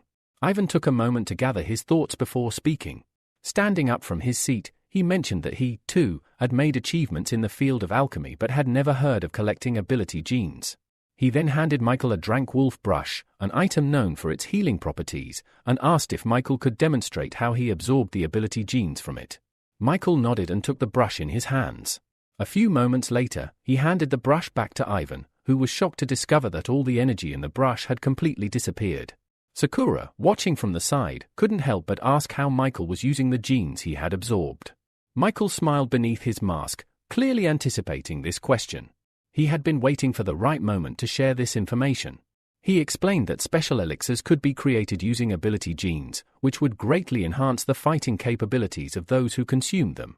This was also how all members of the judges' organization had 2 or more abilities. Anna, clearly excited by this revelation, eagerly asked if these ability genes could be used to create equipment. She went on to mention that it could potentially lead to the creation of the 7 mythical S-rank weapons, which until now had only existed in theory. However, Michael shook his head, expressing his regret that it was not possible. Despite his desire to disappoint her, he explained that the creation of such weapons remained out of reach. Looking at Ivan, who stood in front of him, Michael finally asked a question he had been wanting to ask for a long time. Ivan, with a smile, encouraged Michael to ask whatever was on his mind. Michael explained that he knew weapons were often crafted from parts of monsters, but he was puzzled as to why a small part of the monster's genes could only account for 30% of the total mass. Ivan was happy to explain, diving into alchemy. He said that when a monster died, a phenomenon known as an energy beam occurred. All of the monster's energy would concentrate in a specific place, and it was from this charged area that they extracted the energy. Special techniques, combined with an alchemical matrix, were then used to turn this energy into a weapon. As Ivan walked to the far corner of the room, he offered to demonstrate his accumulated alchemy experience for Michael if he was interested. Michael, clearly intrigued by the offer, followed him. Meanwhile, a drone had been recording the skirmish between Alexa and the Five Elements. The TV presenter explained that about 10 heroes had gathered on one of the city streets. Hugh, noticing the drone, frowned in confusion, unsure why it was focusing on them. But before he could figure out what was happening, a black dragon appeared, accompanied by the lazy swordsman and the explosive fist heroine. The black dragon, enraged, demanded to know how anyone dared to interfere with his precious prey. Hugh calmly explained that it was the Five Elements who had found Alexa first and that it wouldn't be fair for them to simply take her away. Edgar, the black dragon, was unfazed. His body was covered in dark flames as a sinister smile curled on his lips. He announced that Alexa was a traitor, and so were the Five Elements from the Hero Association. He wouldn't let any of them escape alive. Without warning, Edgar vanished and reappeared in front of Hugh, delivering a powerful blow to his chest. The TV presenter, watching the scene unfold through the drone, remarked that the black dragon could easily defeat the golden claw tiger with such power, making the chances of his opponents escaping nearly impossible. The spectators cheered, excited to see how this skirmish would play out. Meanwhile, the Five Elements decided to strike first. 3 of them attacked Edgar simultaneously from different sides, activating their abilities. But the black dragon effortlessly dealt with them, overpowering them without breaking a sweat. As Hugh attempted to attack Edgar from behind, taking advantage of the moment, Edgar simply threw him over his shoulder, knocking him out cold. Cassandra, one of the members of the Five Elements, stood by, terrified and too afraid to engage with such a powerful enemy. Realizing she had no chance, she turned to run. Edgar, however, wasn't about to let any of the traitors escape. In a flash, he was on her, piercing her chest with his claw. With a sadistic smile, he muttered that he never let go of his prey. After dealing with the Five Elements, Edgar turned his attention to Alexa, who was still standing there. He declared that it was now her turn. Meanwhile, Oscar and Amelia, watching the scene unfold through a TV screen, seemed confident that Edgar would emerge victorious. Amelia reassured Oscar, telling him not to worry about his brother, since Alexa wasn't in the best shape and the Black Dragon's victory was practically guaranteed. However, Oscar wasn't worried about his brother's victory. He had been consumed by something entirely different, something far more important than the outcome of the fight. As Oscar stood silently, watching Amelia, her observation wasn't lost on him. While he had claimed not to be worried about his brother, Amelia noticed a different story on his face. There was a deep concern he couldn't mask. Oscar turned abruptly and left the room, asking Amelia to monitor the broadcast. He mentioned he needed to visit the restroom. Once alone, Oscar locked himself in the booth. It was there that he used a spiritual contract to transport himself to the judge's secret meeting place. Upon his arrival, he immediately approached Michael, commenting on how Edgar, the Black Dragon, was being ruthless, targeting the Seal Swordswoman, Alexa, with intent to kill. Then, with curiosity in his voice, Oscar conspiratorially asked if Alexa was actually a member of the judges. The internet was buzzing with rumors, and one even suggested that she was connected to the Snake, the infamous figure from the judges. Michael, ever the calm presence, assured Oscar not to believe such stupid rumors. The Snake, he said, was far too old for any sort of relationship, throwing doubt on the idea that Alexa and the Snake were romantically involved. However, Oscar frowned, trying to piece together the connection. If there wasn't a relationship, the only theory that made sense to him was that Alexa might actually be the illegitimate daughter of the Snake. Shaking his head, Oscar decided it was better not to press further on the matter. He understood that, as a secret, it was something he shouldn't pry into. It would only cause unnecessary complications for his godfather. Just as he was lost in thought, Michael interrupted, informing him that reinforcements would be sent to the scene. Oscar, relieved by the news, made to leave.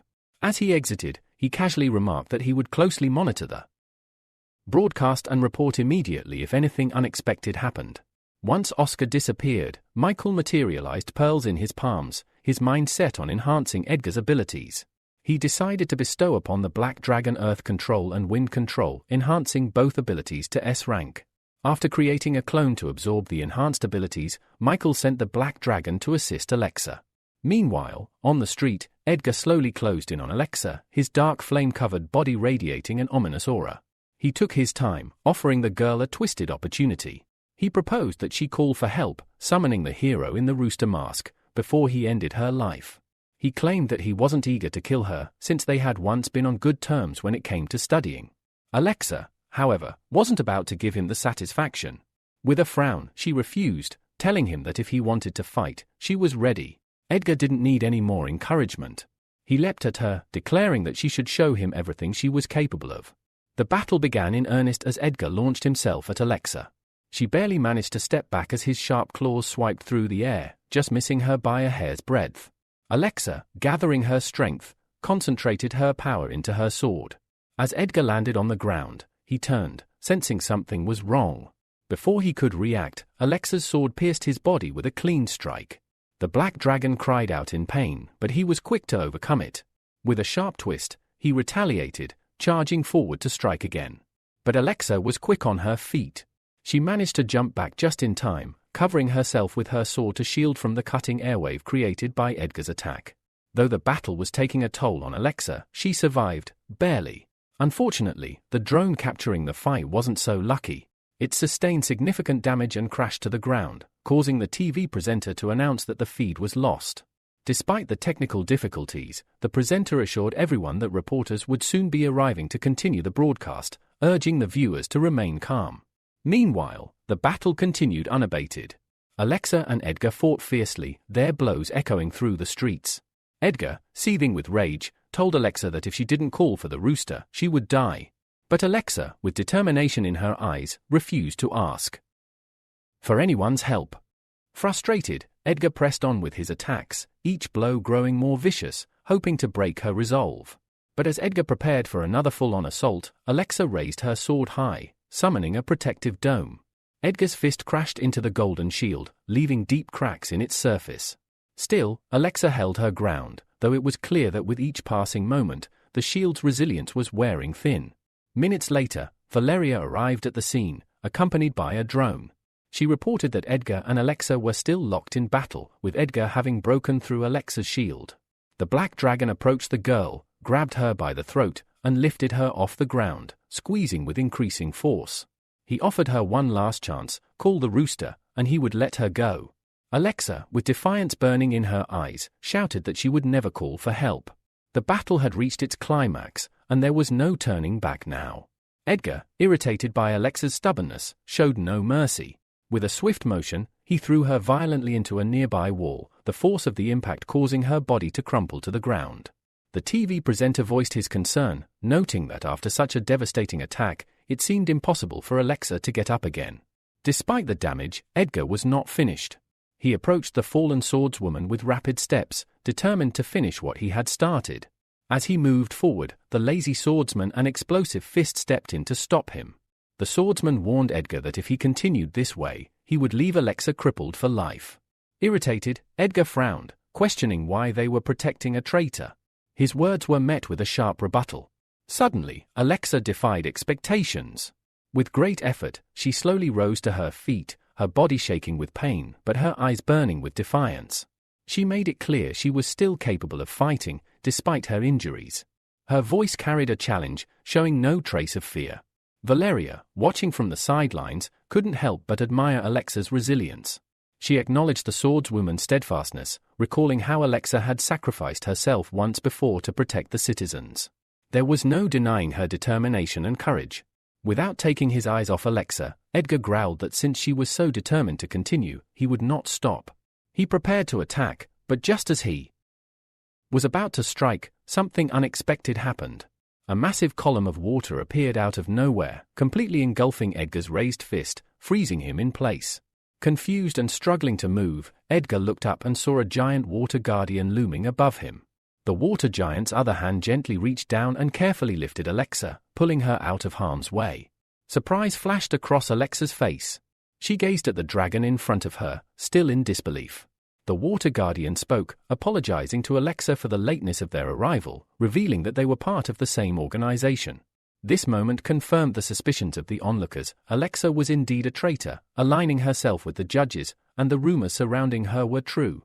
Still processing the shock of the situation, Alexa swallowed her fear and hesitantly asked why the water guardian referred to her as a member of their organization. In response, the dragon calmly explained that if Alexa wanted to stay alive, she had no choice but to join them. His words filled her with doubt and fear, but at that moment, she understood that her options were severely limited. If she wanted to survive, aligning herself with the judges might be her only chance. Before Alexa could fully process the situation, the hero, the rooster mask, appeared.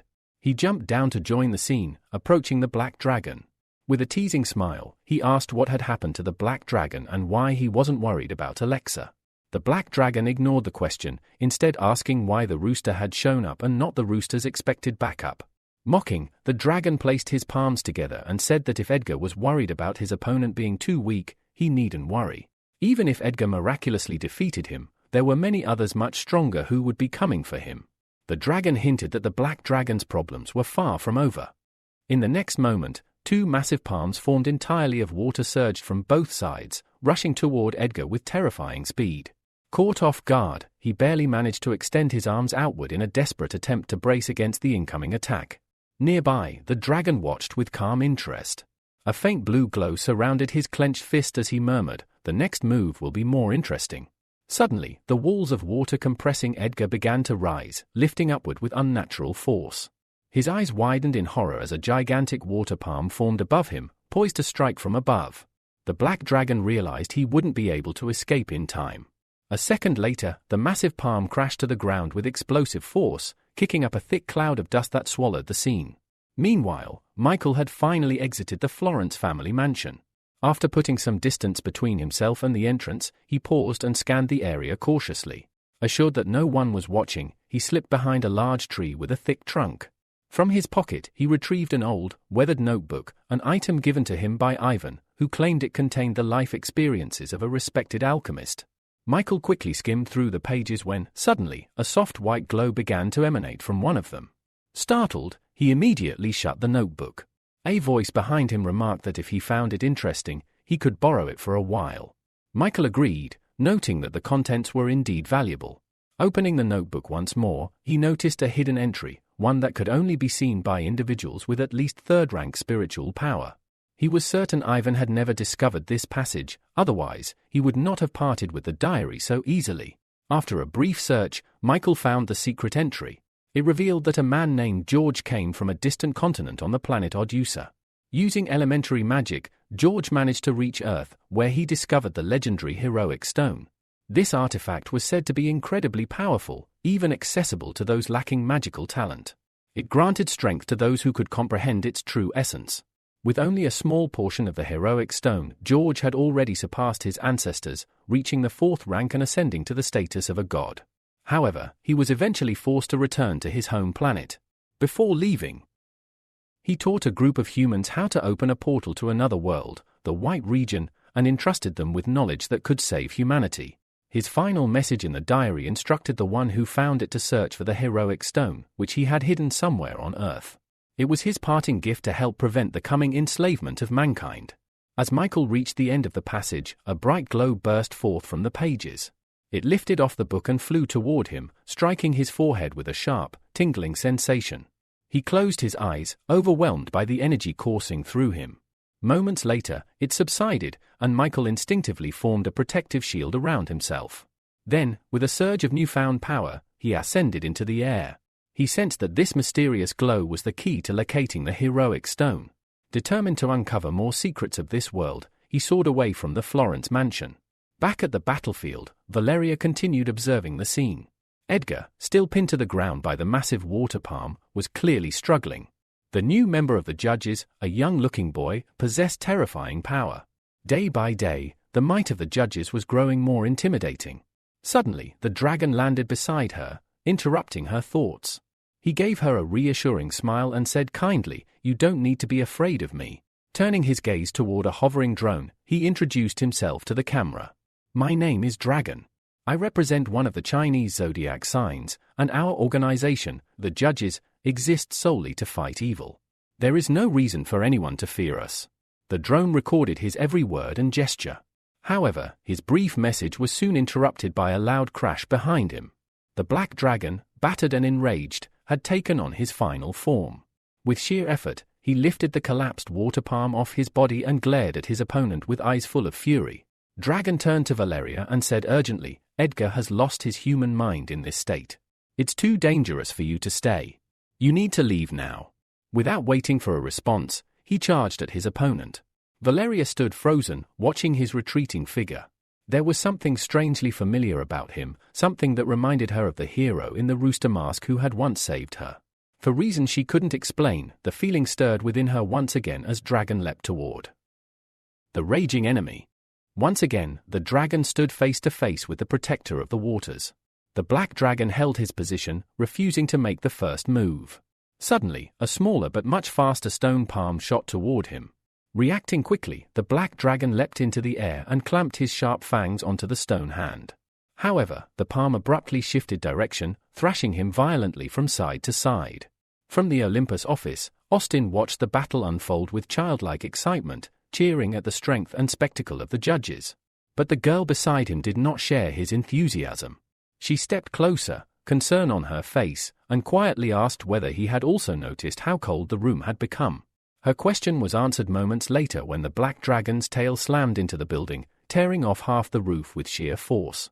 Amelia's expression turned to horror as she imagined what could happen if they too were caught in the destruction. Perched on the rooftop of a nearby house, the black dragon struggled to restrain the stone hand. It proved too strong. With another violent jerk, it knocked him from his footing as the rooftop beneath him crumbled. The black dragon tumbled downward. On the ground, Valeria watched in frozen terror as a massive chunk of the collapsing roof hurtled toward her. She instinctively shut her eyes, bracing for death. But when several seconds passed and nothing happened, she hesitantly opened them.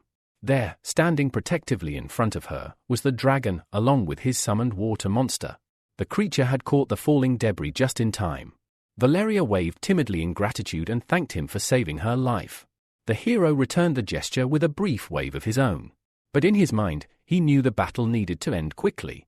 If the black dragon continued rampaging, there would be casualties, something he could no longer allow. Just then, a sharp pain pierced through his chest. His mouth filled with the metallic taste of blood. He had been stabbed from behind. Behind the water protector stood the so-called lazy swordsman. With a faint, tired smile, he admitted that he had been waiting a long time for the dragon to let his guard down. The attack had taken everything he had left. Dropping his sword, the swordsman collapsed to the ground, whispering that his role in this battle was now complete. Watching in disbelief, the TV presenter announced that the lazy swordsman had used the wind sword pursuit technique, an ability equivalent in strength to an S rank. But in doing so, he had ignored the consequences to his own body. The commentator's voice trembled as he realized the danger. The black dragon was now vulnerable. If he were struck again, it could be fatal. At the same time, the reporter noted that the dragon had taken a serious risk to protect an innocent bystander, sparking debate among viewers. Edward, who once stood as a protector, now brought destruction, while the dragon's true intentions remained unclear. Explosive Fist couldn't watch idly any longer. Gathering all her strength, she struck the massive water monster. But the blow only tore off a small chunk of its body. Water splashed down onto her, leaving her drenched. Valeria observed that only through the combined efforts of all three heroes had they managed to injure the water creature at all. Meanwhile, the dragon launched a flurry of S-strikes at his opponent, sending a dozen blades of compressed wind through the air. The black dragon fought back using his tail to deflect them, but one blade broke through, striking him and causing severe damage. The dragon saw his chance. Transforming his fist into a massive block of stone, he charged at the weakened enemy. The black dragon, eyes wide in horror, watched death race toward him. The dragon's stone fist slammed directly into his chest. As the blow landed, the stone fist vanished, and the hero declared that it was time for Edward to surrender. This time, he was truly finished. Mirroring the dragon's strike, another massive stone hand erupted from the ground, seizing the black dragon in an unbreakable grip. No matter how hard he struggled, he could not break free. The hand dragged him downward. A few moments later, a deafening roar echoed through the area, followed by a towering cloud of dust. When the dust settled, Edward was revealed, unconscious and reverted to his human form. The dragon wrapped water vines around both Edward's limp body and the collapsed lazy swordsman. Then he spoke, directing his message toward Gilbert, who had been watching the entire fight from his company's conference room. The dragon's words sparked a furious reaction in Gilbert, who clenched his fists in anger, unable to contain it. Valeria, still nearby, was confused. She didn't understand what choice the dragon had referred to. No matter how many theories crossed her mind, she knew the truth would only be revealed in time. A few minutes passed before she noticed someone approaching. It was the mechanical hero, slowly descending from the sky. Dragging the defeated ice adventurer behind him, he landed near the dragon, who stood waiting. The dragon said there was no need for further discussion, he had already figured everything out. But his attention was abruptly drawn to a strange blue liquid slowly seeping down the armor of the fallen ice adventurer. As if sensing an unseen presence, the liquid began to move on its own, slithering toward the dragon. Sensing danger, the dragon reacted quickly, leaping to the side and dragging the mechanical hero with him to safety. But the mysterious slime had no intention of letting its prey escape. It sprouted multiple tentacles, each ending in sharp, fang-like teeth. The tendrils shot forward, catching up with the fleeing heroes and wrapping tightly around their bodies, rendering them completely immobile. Gilbert stared at the dragon in disbelief. "What the hell is this?" he shouted. The dragon, equally stunned, admitted that he had no idea. Desperately, he asked Gilbert if he could fire off a few blasts to destroy the tentacles restraining them. Before they could act, both men noticed something terrifying. Pavel, who was supposed to be dead, had risen again. Standing in the very center of the slime, he laughed maniacally, his expression twisted in joy. He screamed that power was surging through him and that he was utterly in love with the sensation. Gilbert looked on in horror. He couldn't understand how his ice adventurer had transformed into something so monstrous. The dragon guessed that it was the result of the blue pill's influence. Meanwhile, from the shadows around the corner of a nearby house, another figure had been silently observing the scene unfold. This man, known as Mr. X, watched the berserk ice adventurer with mild disappointment. If things had escalated just a bit further, he said to himself, the experiment might have succeeded. But now, he would have to officially consider subject number 52 a failure. Even so, he acknowledged that the destructive power being unleashed far surpassed that of any previous test subject. Adjusting his hat, Mr. X muttered that the deeper he delved into the study of spiritual power, the more mystical it seemed, and the more it made him question his own competence. He was convinced that he must obtain the third stage of spiritual power, no matter the cost. Only then could he ascend to the level of a great commander. With that thought, he decided to wait for the battle to reach its climax, then seize the dark blue fragment for himself. But lost in thought, Mr. X failed to notice that he was being watched as well. Michael, lurking nearby, whispered that Mr. X wasn't the only hunter lying in wait. Others, too, were stalking their prey. Meanwhile, Valeria reported that no drone could get close to the epicenter of the battle. The signal was too unstable. The camera crew had been forced to retreat to a safe zone. Describing the scene, she said Pavel's transformation looked more like a spreading infection than any form of controlled evolution. The dragon had managed to break free from the tentacles and was now unleashing a flurry of wind blades upon them. But no matter how many he sliced, the tentacles regenerated with frightening speed. Gilbert joined the assault, firing laser blasts from his hands to incinerate the monstrous limbs. The ice adventurer, if he could still be called that, watched their struggle with a calm, cruel smile. Tilting his head, he told them it was pointless to resist. Once he finished with them, he would go after the entire Olympus company. Then, a new thought entered his mind, one that disturbed even himself. He wondered aloud if it might be a good idea to eat the heroes. After all, to the dark blue race, humans were nothing more than food. Suddenly, Pavel was overcome by pain. His head throbbed violently, as if splitting in two. He let out a scream, struggling to focus. The agony faded slightly, and his gaze locked onto the dragon and the mechanical hero. With hatred in his voice, he blamed them for his suffering. A tentacle wrapped itself around Pavel's head, and he sighed with relief. After another dose, he claimed, he felt much better. The clone, observing the situation, warned that Pavel's body was no longer his own, it was being controlled by someone else. If they wanted to end this, they would need to find the real body of the enemy and deliver a critical blow. Gilbert had an idea. He shouted that he could use the exploding egg to destroy the monstrous slime. But for that to work, the dragon would have to figure out how to free him from the tentacles. Without hesitation, the dragon summoned the fire phoenix. Raging flames erupted, burning through the slime's tendrils. It was just enough for Gilbert to break free. Wasting no time, he hurled the exploding egg directly into the monster's core. As it descended, Gilbert looked back at the dragon, who was still trapped, and casually remarked, "Oh, right. I forgot to mention something. The blast radius of the egg is 500 meters. You won't be able to escape in time." The clone cursed aloud. He hadn't expected Gilbert to betray him like this, though, in hindsight, he should have known better. It was just like Gilbert to pull a stunt like this. Rotten to the core. In the next moment, the exploding egg began to glow ominously. Then, with a deafening blast, it detonated, its force echoing for kilometers. The impact left a massive crater in the earth, and thick smoke rose in towering clouds. For a moment, it seemed as if the explosion had obliterated the blue monster entirely. But to everyone's horror, it had survived. The dragon had not been as fortunate. Half of his body was gone. Fortunately, Michael, watching from afar, was relieved to know that it was only a clone. If it had been his real body, he would have been dead. Drones flew in, capturing the destruction in real time. Spectators watching the footage were stunned. This was the first time the judges' organization had suffered such catastrophic damage. But what truly sent chills down their spines was the monster's resilience. It regenerated and returned to its previous form as if nothing had happened. For many, the sight of the creature rising once again felt like an omen of the end of the world. Suddenly, one of the tentacles shot skyward, towering over the nearby rooftops. At that moment, a new figure arrived, the hero of hot and sour noodles. Though injured, he had recovered enough to fight. Right behind him stood Senior, who had also joined the fray. Their presence sparked hope. Seeing their determination, the remaining heroes rallied, ready to join the battle. Valeria, observing everything from the command center, voiced her unease. She said that tonight had become the longest night in the city's history. An unknown force had invaded their home, and the enemy's destructive power was beyond anything they had prepared for. Still, she held on to hope. With so many heroes rising to face the threat, she believed that dawn would come, and they would face it together. The TV presenter, watching the broadcast, exhaled heavily.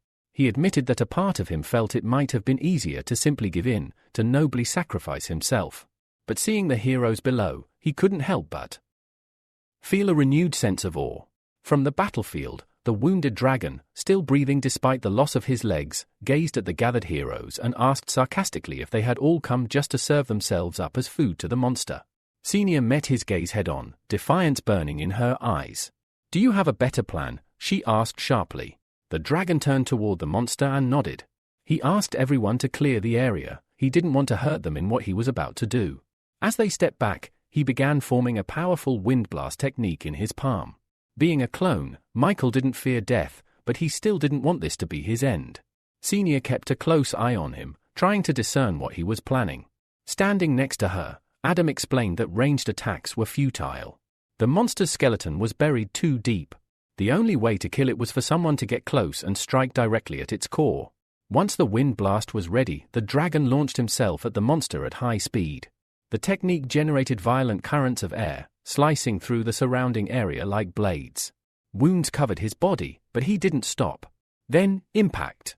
A terrible explosion shook the battlefield, and hurricane-force winds blew out from the center in all directions. Senior shielded her face from the debris. The hero of hot and sour noodles did the same, momentarily blinded by dust and stone. When the smoke began to clear, they looked toward the center of the blast. But there was nothing. Only thick columns of smoke remained. No movement. No sign of the dragon. The TV presenter shot to his feet, stunned.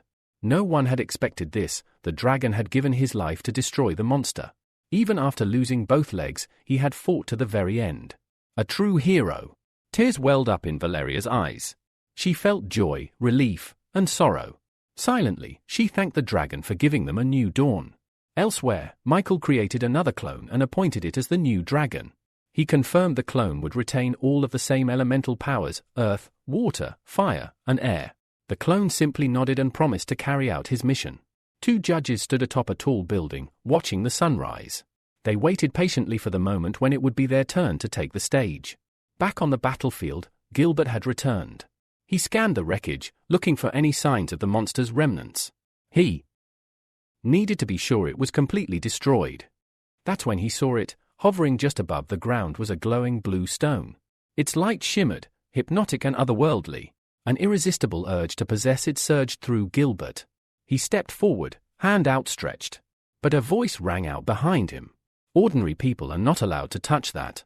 Before he could react, Gilbert felt a sharp, cold pain. A weapon had pierced straight through his body. His eyes widened in shock.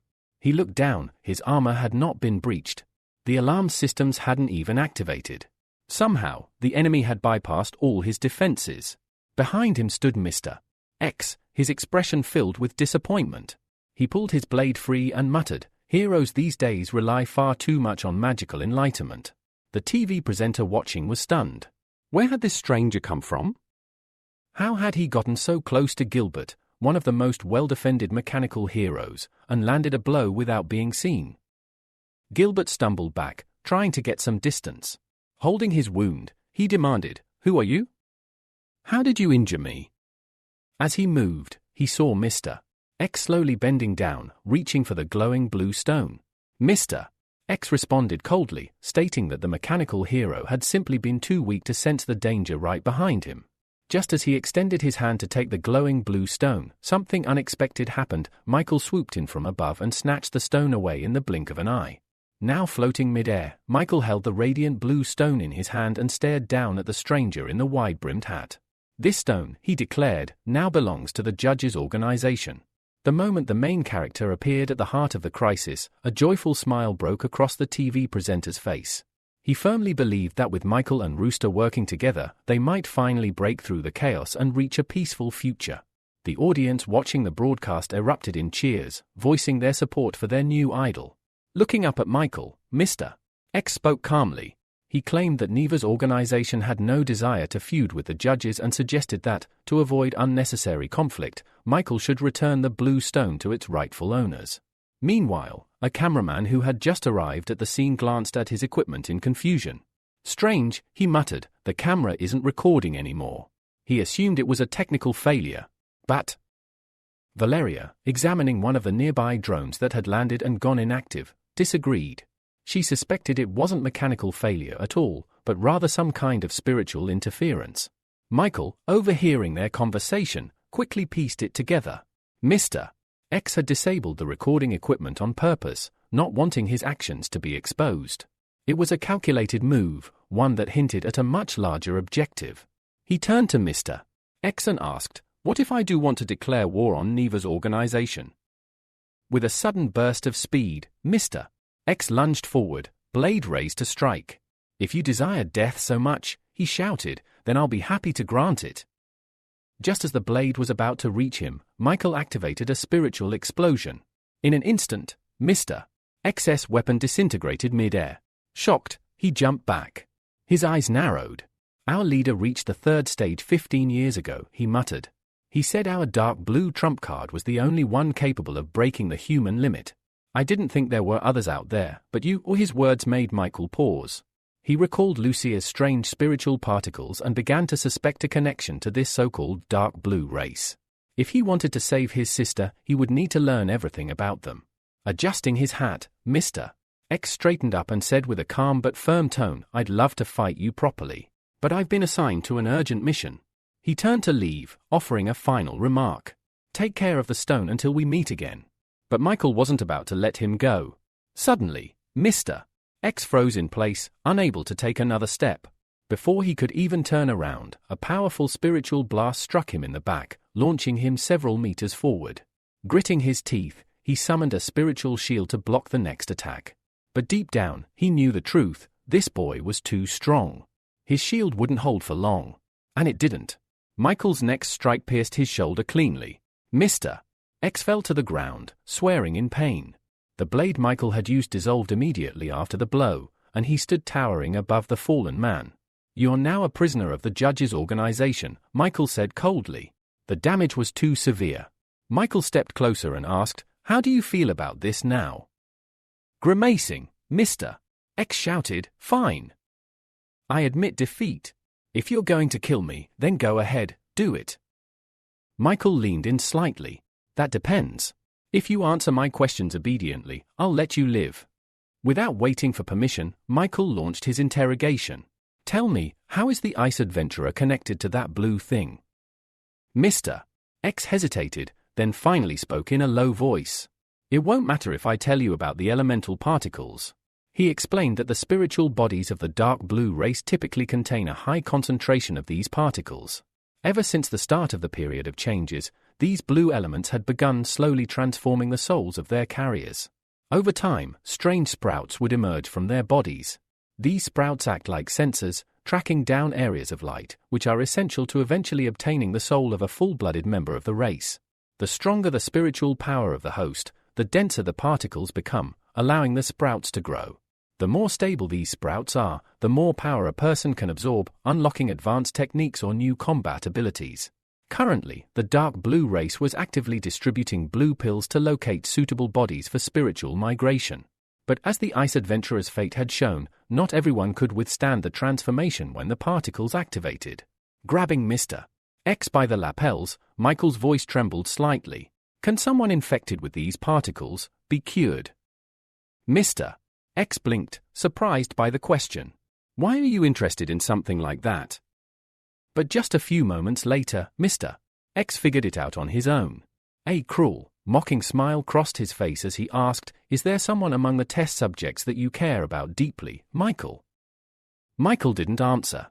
Instead, he unleashed several spiritual blades at the man in a swift, merciless attack. Mr. X narrowly dodged them at the last second. But as he moved to safety, a strange blue energy began to surge from his body. Michael's expression darkened. He cursed loudly, realizing what had just happened. The creature that had been controlling Mr. X had fled. The man's body went limp and collapsed to the ground. White steam began to rise from his form. Then, to everyone's shock, his physical appearance began to change. Michael's eyes widened under his mask. Gilbert, who was standing nearby, froze in disbelief as well. The figure of Mr. X evaporated completely, and in his place lay an unconscious woman. And not just any woman, this was none other than the head of the Hero Association in their city. Michael clicked his tongue in disgust. So, Neva's organization has already infiltrated the very top of the association, he muttered grimly. Gilbert stepped forward, clearly disturbed but trying to stay composed. Regarding the accusation of Headmistress Olivia's murder, he said, "I can testify on behalf of the judge's organization.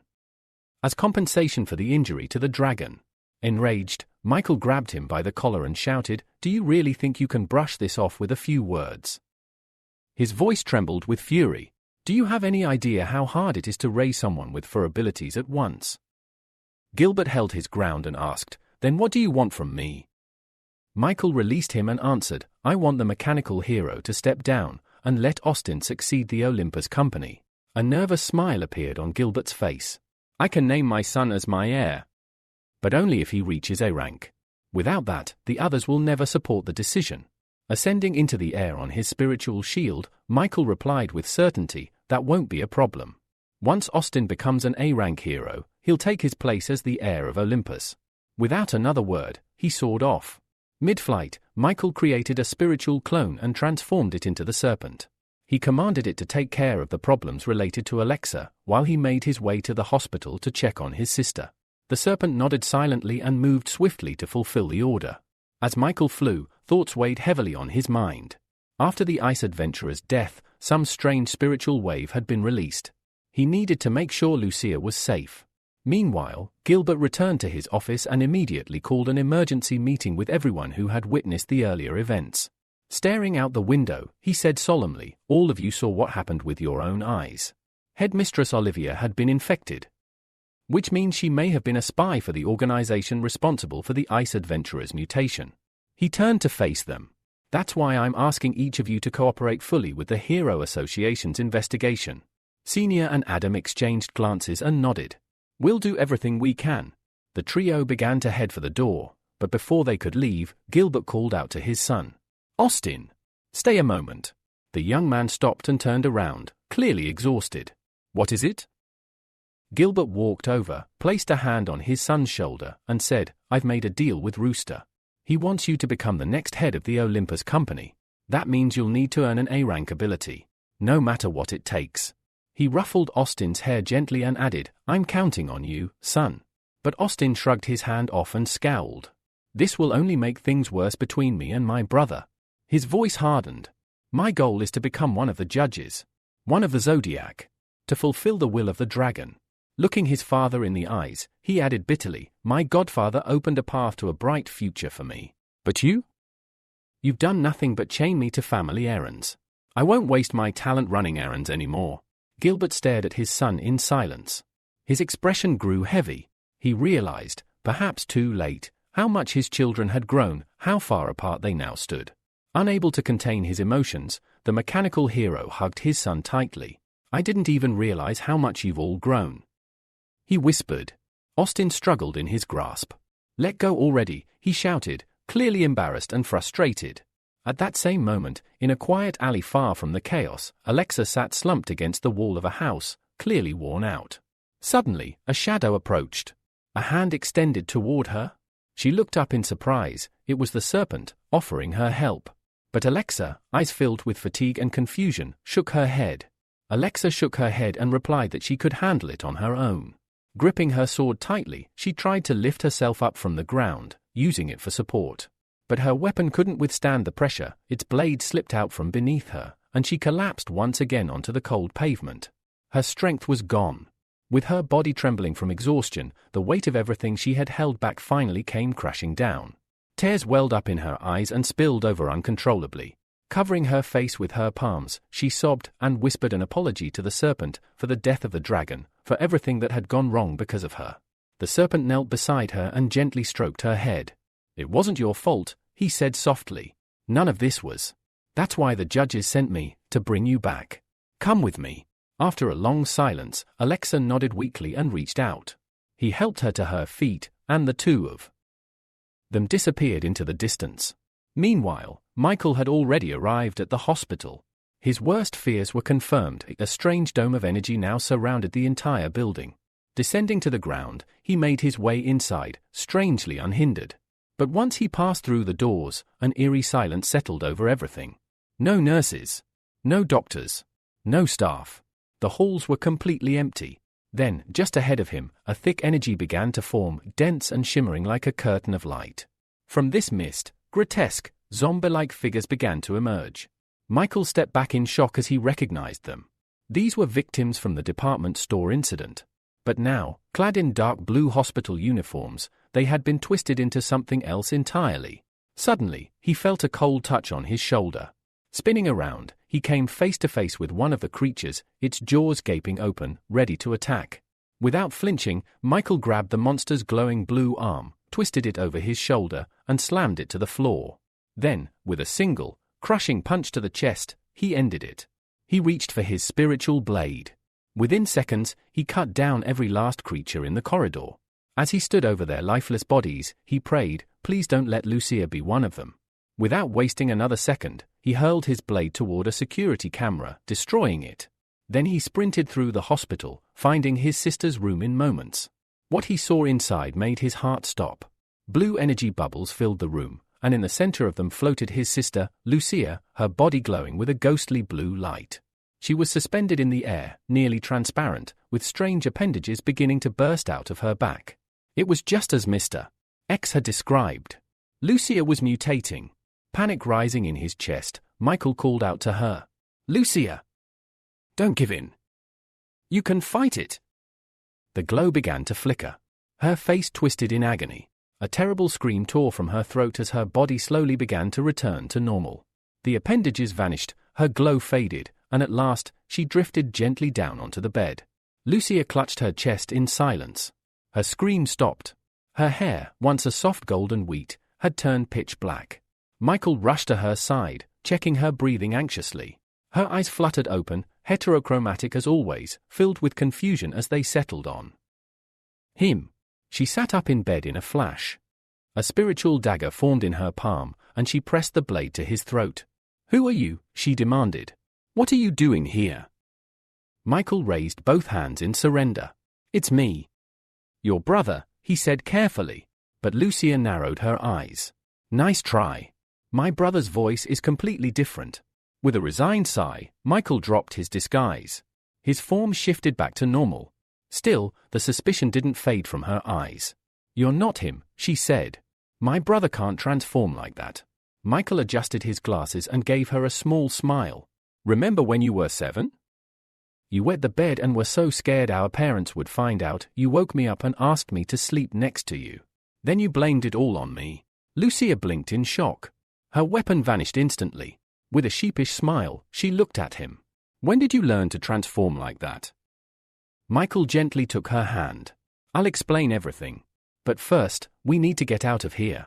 Later, after they returned home, Lucia immediately went to take a long shower. Valeria had also made it home by then, exhausted from the night's chaos. She was in the kitchen, preparing breakfast. Michael stepped up behind her and wrapped his arms around her in a grateful hug. Thanks for all this. She turned to face him and smiled warmly, throwing her arms around his neck. Well, there's a good reason. Lucia's finally awake. But then her smile faded slightly. She looked down. Today, at work, I realized something, she said quietly. How truly powerless a person can be when faced with the unknown. Valeria couldn't stop thinking about the dragon. The image of that powerful, noble warrior giving his life in a selfless battle still haunted her. His death had left a scar on her heart.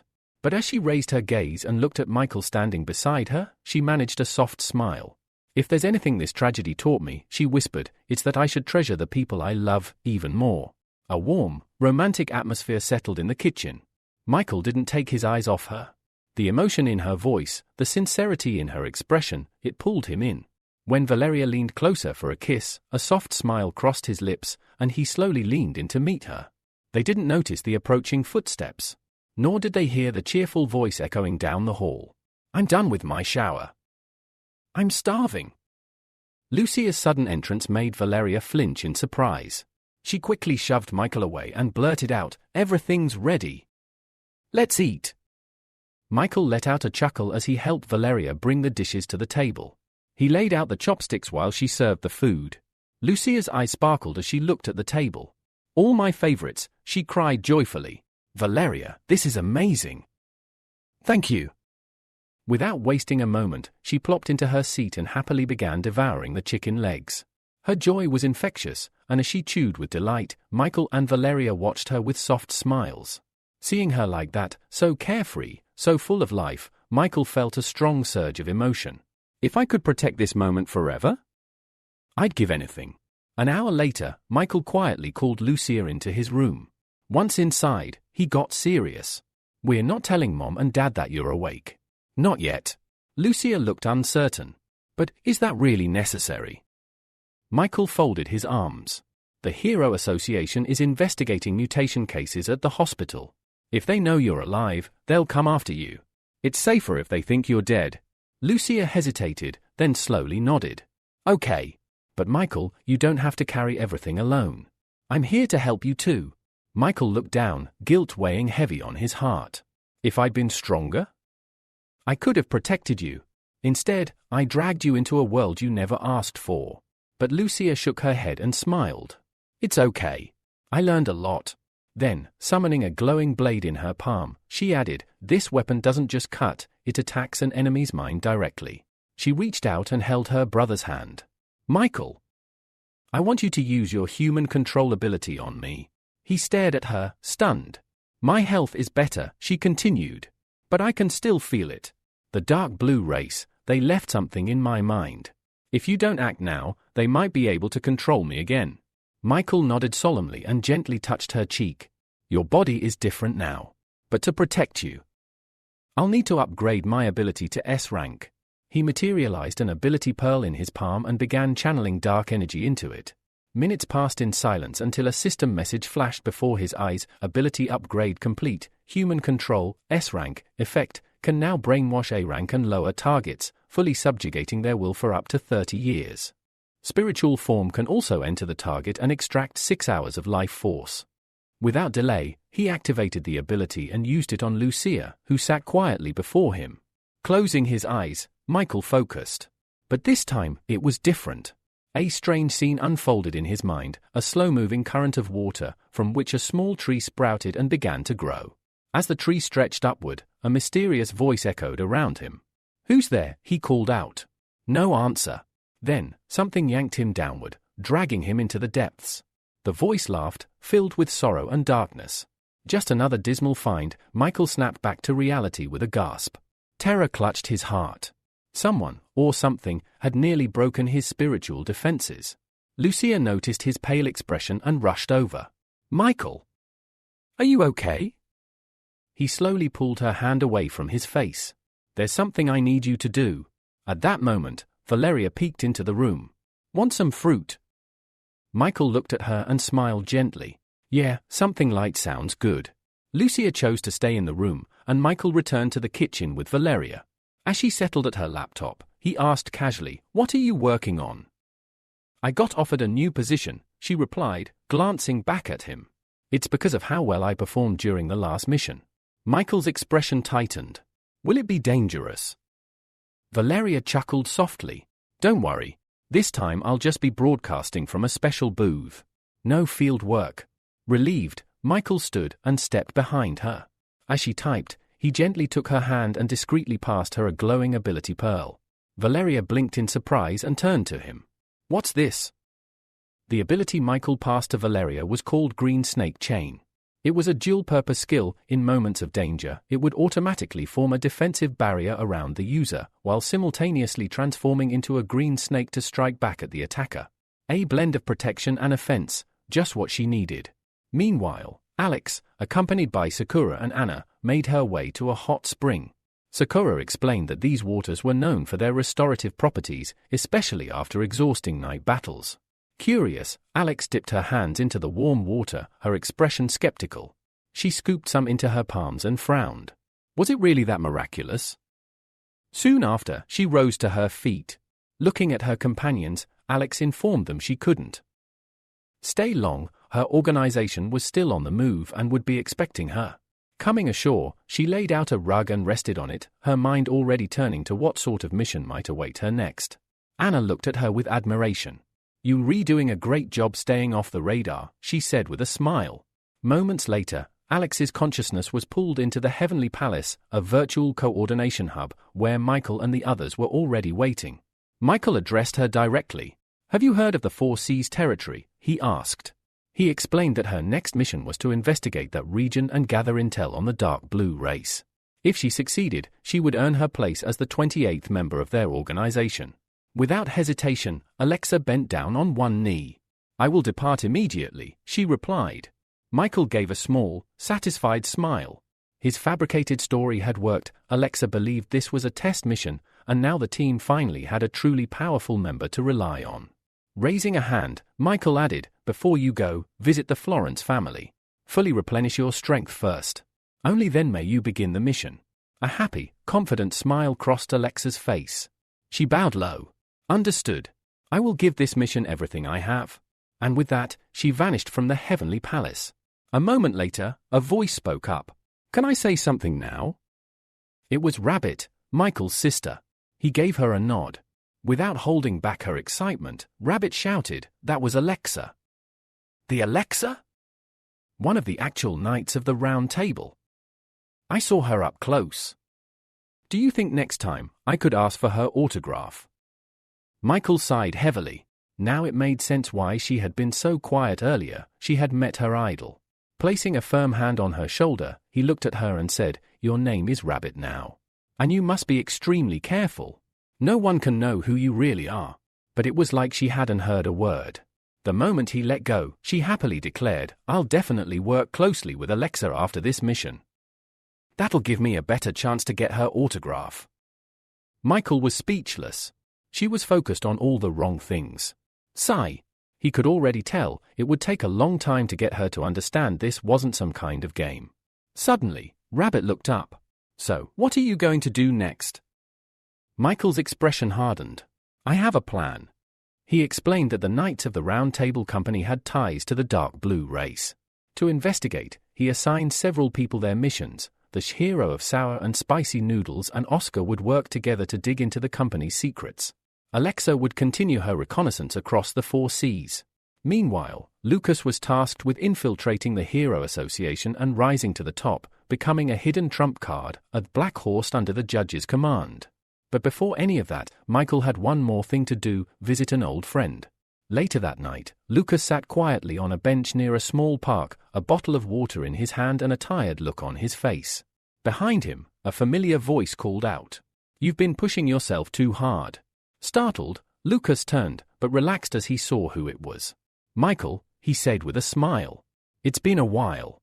Michael placed a hand on the young man's shoulder. "How have you been holding up?" Lucas looked away. "Not great. I still can't fully awaken my ability. My body is only 7 times stronger than a normal human's. Michael raised an eyebrow in surprise. 7 times? That's impressive. When someone reaches 10, they're already knocking on A-rank's door. He gave the boy a reassuring pat on the back. You're doing great. Don't pressure yourself. Just grow at your own pace. With that, Michael turned to leave. Oh, and Lucas. He paused without turning around. I know you'll win this year's World Hero Championship. Lucas grinned and stood up straighter. I'll give it everything I've got, for the sake of the organization. But Michael simply raised a hand to silence him. He didn't look back. The danger was imminent, and Michael knew that to prevent any possible harm, he would need to use his human control skill on Lucas. With a firm nod, Lucas agreed, prepared for whatever Michael had planned. A few moments later, Michael took control of Lucas's body. Meanwhile, not far from where they were, an intense battle was unfolding. The men the girl had been fighting with were closing in on her.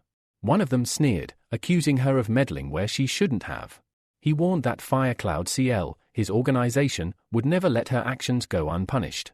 In response, the girl questioned in disbelief, since when did responding to ordinary people's letters become business? But she didn't have time to finish her thought, as she noticed a blob of dark energy speeding toward her. She swiftly sidestepped, dodging the attack just in time. Her instincts kicked in, and she lunged at the large man with horns, her blade aiming for him. Before he could react, part of his horn was shattered. As purple liquid began to pour from the injury, he realized she had poisoned him. But before he could make a move, an explosion erupted nearby. The man, hiding behind his partner, staggered backward, struggling to shield himself from the powerful gust of wind. As he regained his balance, he felt another impending threat. Turning just in time, he barely avoided a beam of light, which slammed into the ground where he had just stood. Stunned, he looked at the girl in confusion, asking how it was possible for someone to wield so many elements simultaneously. With a casual smirk, Alice threw her gun over her shoulder and answered, "You could try to guess. If you get it right, I might share the secret with you." Irritated, the man began to emanate a grey mist from his body. But before he could act, he suddenly felt a boot slam into his face, knocked out cold by Lucas's kick. He looked at Alice, standing a bit off to the side, and warned, "If you cause another explosion, this place will be finished. And in 5 days, the entrance exams at B University will be held here." Alice paused, sizing up Lucas. His swift takedown of a C-rank opponent made her think that this boy must be at least a B rank, or even higher. She stepped forward and extended her hand to him, introducing herself. "My name is Alice. If things work out, maybe we'll meet again at the entrance exams. We could even be partners." Lucas, taking her hand, nodded. "If we end up on the same team, so be it." As they shook hands, Alice tried to squeeze Lucas's hand to test his reaction, but he didn't flinch. Surprised by his lack of response, she smiled sweetly and asked, "How about we grab dinner together tonight?" Lucas, unsure how to respond, glanced nervously at Michael, who was still controlling his body. Michael, sensing the awkwardness, intervened and advised, "Lucas, calm down. You don't need to overthink this." He then took back full control of Lucas's body, cleared his throat, and said, "I've got some things to do at home. I'll have to pass on dinner today." Without waiting for a response, he quickly pulled his hand out of Alice's grasp and walked away. Alice stood there in surprise, watching as he left. She'd never had anyone refuse dinner with her before. Meanwhile, Michael, still controlling Lucas, whispered in his ear, "Never forget, Lucas, don't get distracted by girls.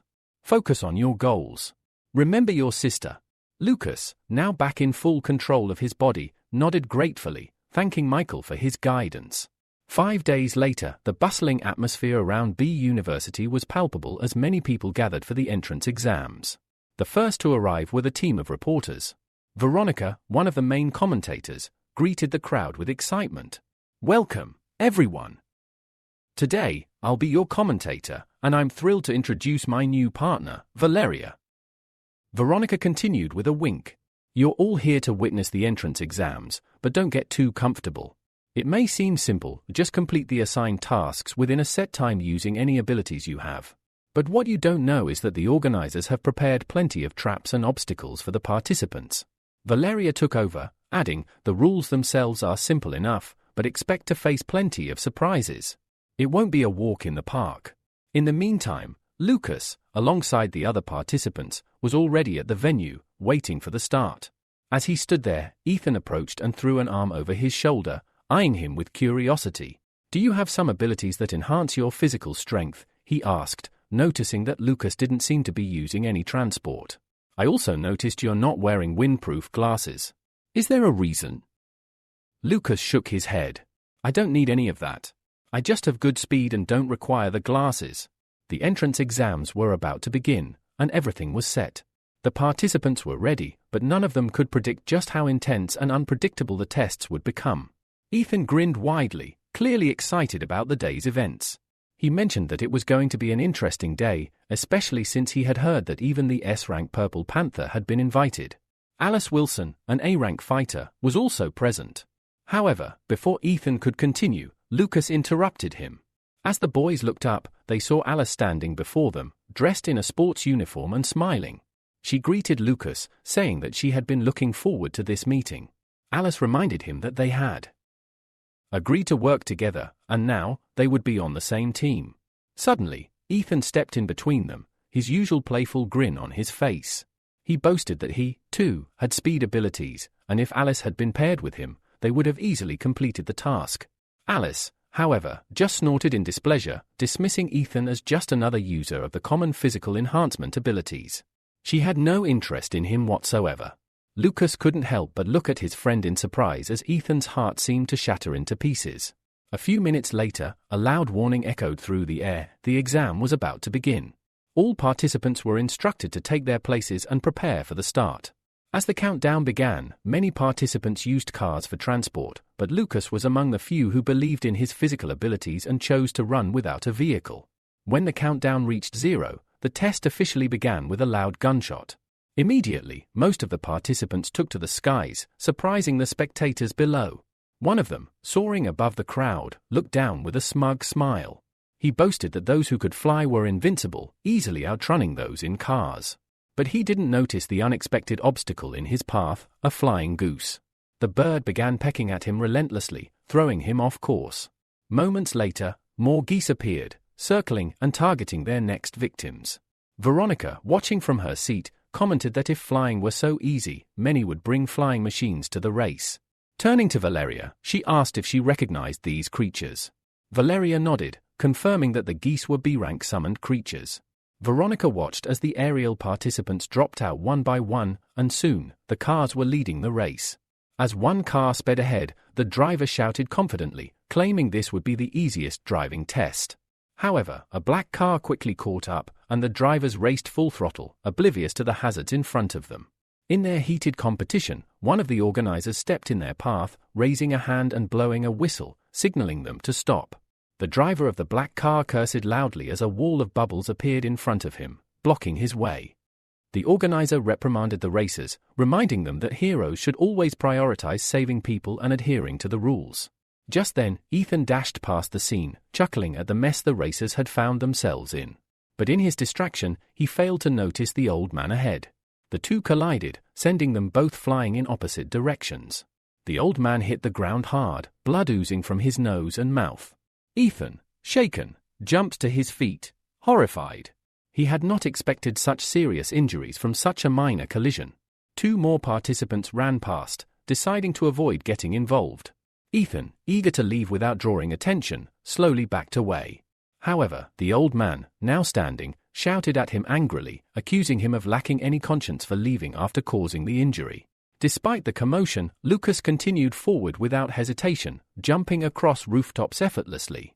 Alice, who had been holding onto her craft, landed next to him. She glanced at him, clearly impressed by his agility. Lucas looked back at her and commented on how much effort the university had put into organizing this exam, even going so far as to use illusion magic to enhance the challenge.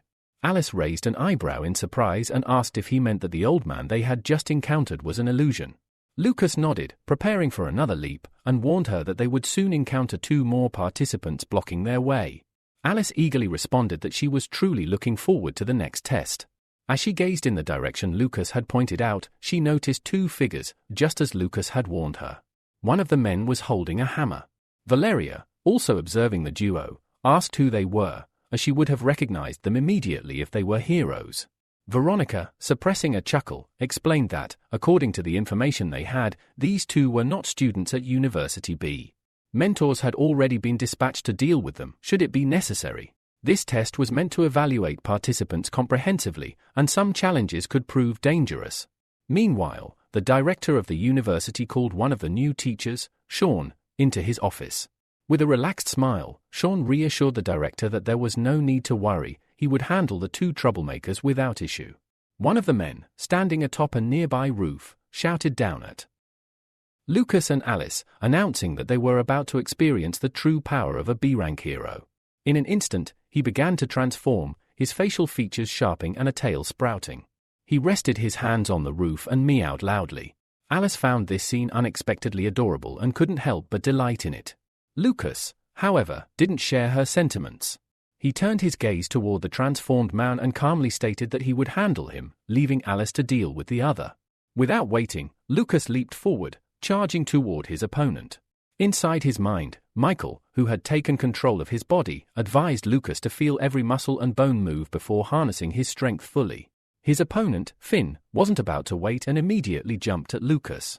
In response, Lucas reacted quickly, landing a powerful punch to Finn's stomach. The sickening sound of broken bones echoed, and blood gushed from Finn's mouth. He was utterly stunned.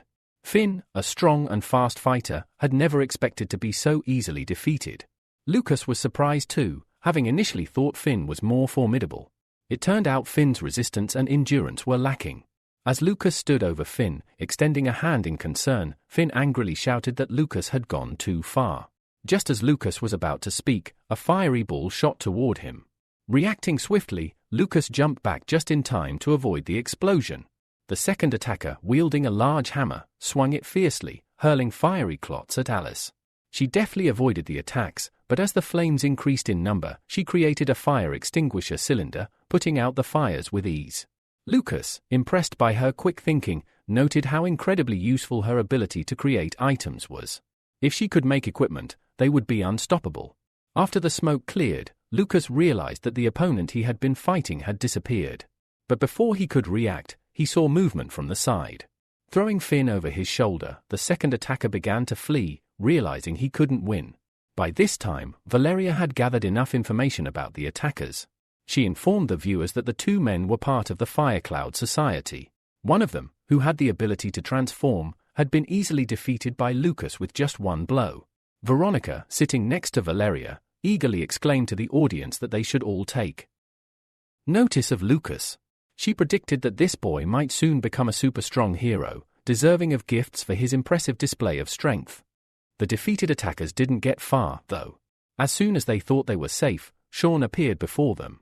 With a cold gaze, he declared that anyone who dared harm his students would have to pay the full price for it. Meanwhile, Lucas and Alice had already reached the finish line.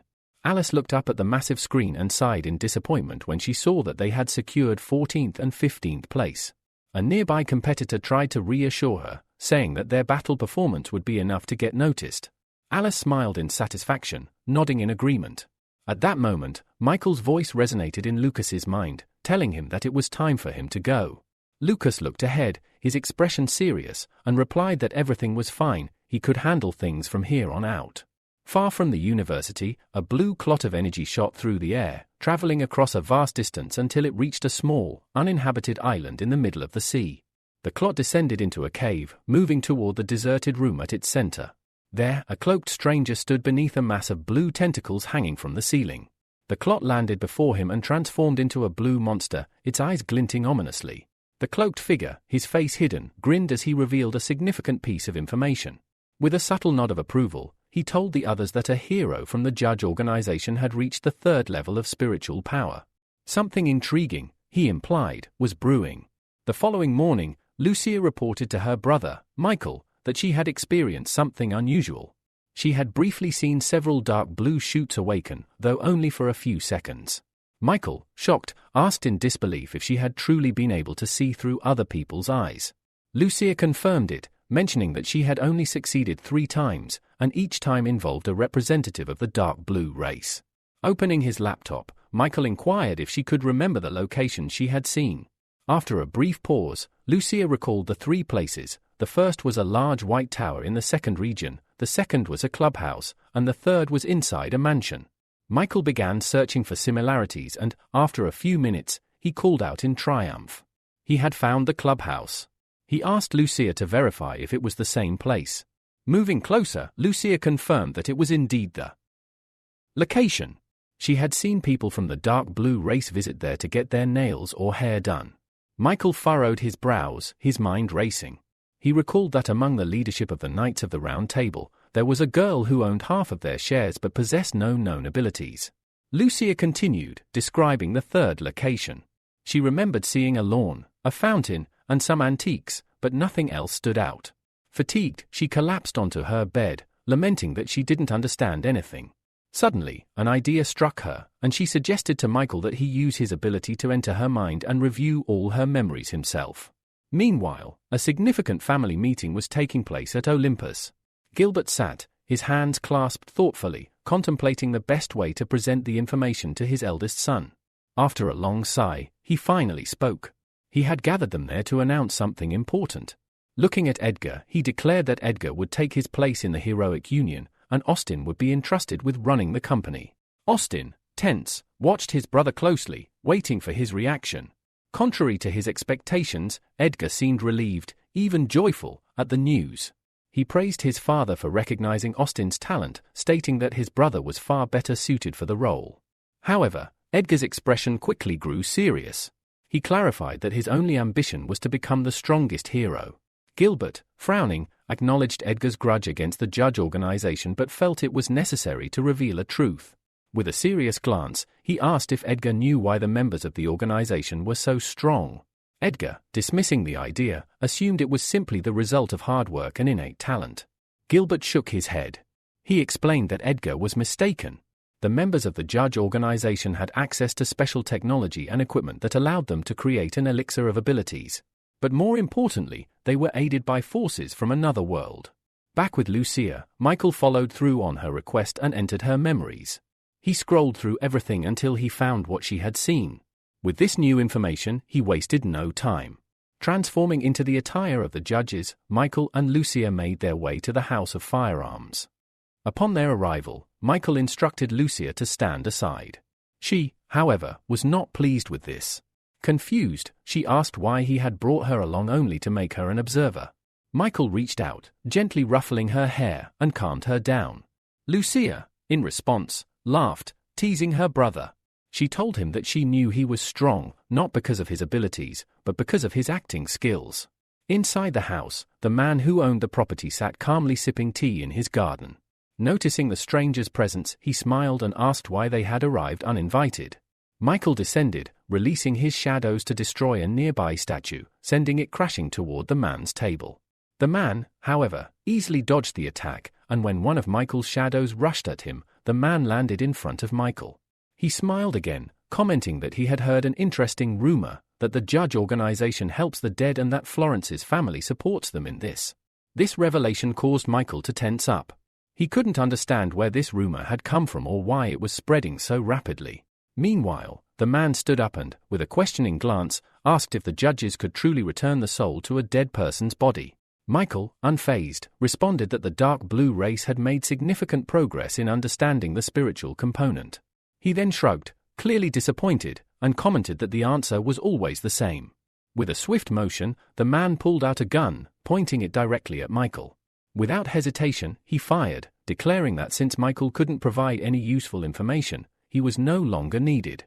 As the bullet sped toward Michael, he activated his clone ability, summoning a dozen shadow clones.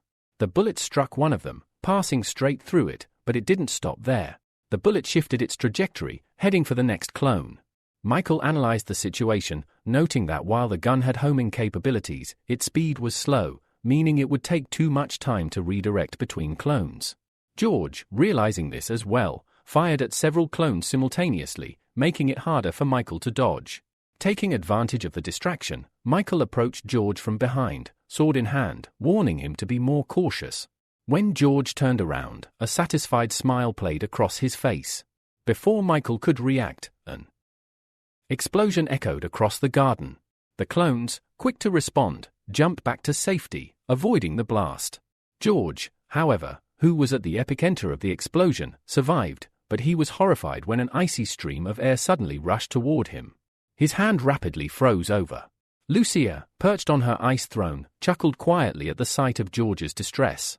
Panicked, George screamed that while they had clearly outmatched him, fighting 2 against 1 wasn't fair. Desperate, he called over to a figure who had been standing unnoticed. A woman emerged from the shadows, a sword in her hands, and charged at Michael and Lucia. Michael, worried, cautioned his sister to be careful. Lucia nodded, creating an ice sword of her own. The 2 women clashed in battle, with Eliza putting all her strength into her attacks, but Lucia easily blocked each strike. After a brief exchange, Eliza leaped back, lowering her sword and asking if Lucia was also from the dark blue race. Lucia, not answering, leaped back onto her ice throne, floating in mid-air. Meanwhile, George aimed his gun at Michael, shouting that if he dared approach, he would die immediately. As he fired, Michael closed his eyes, deep in thought, trying to figure out the best way to deal with the homing bullets. The bullet grew closer, and just as it was about to strike, Michael had an idea. The next bullet flew straight for his head, but Michael dodged it just in time. The bullet instead embedded itself in a nearby tree trunk, piercing it through and igniting the wood in a fiery blaze. George, visibly frustrated, realized that Michael had already figured out how to counter his homing bullets.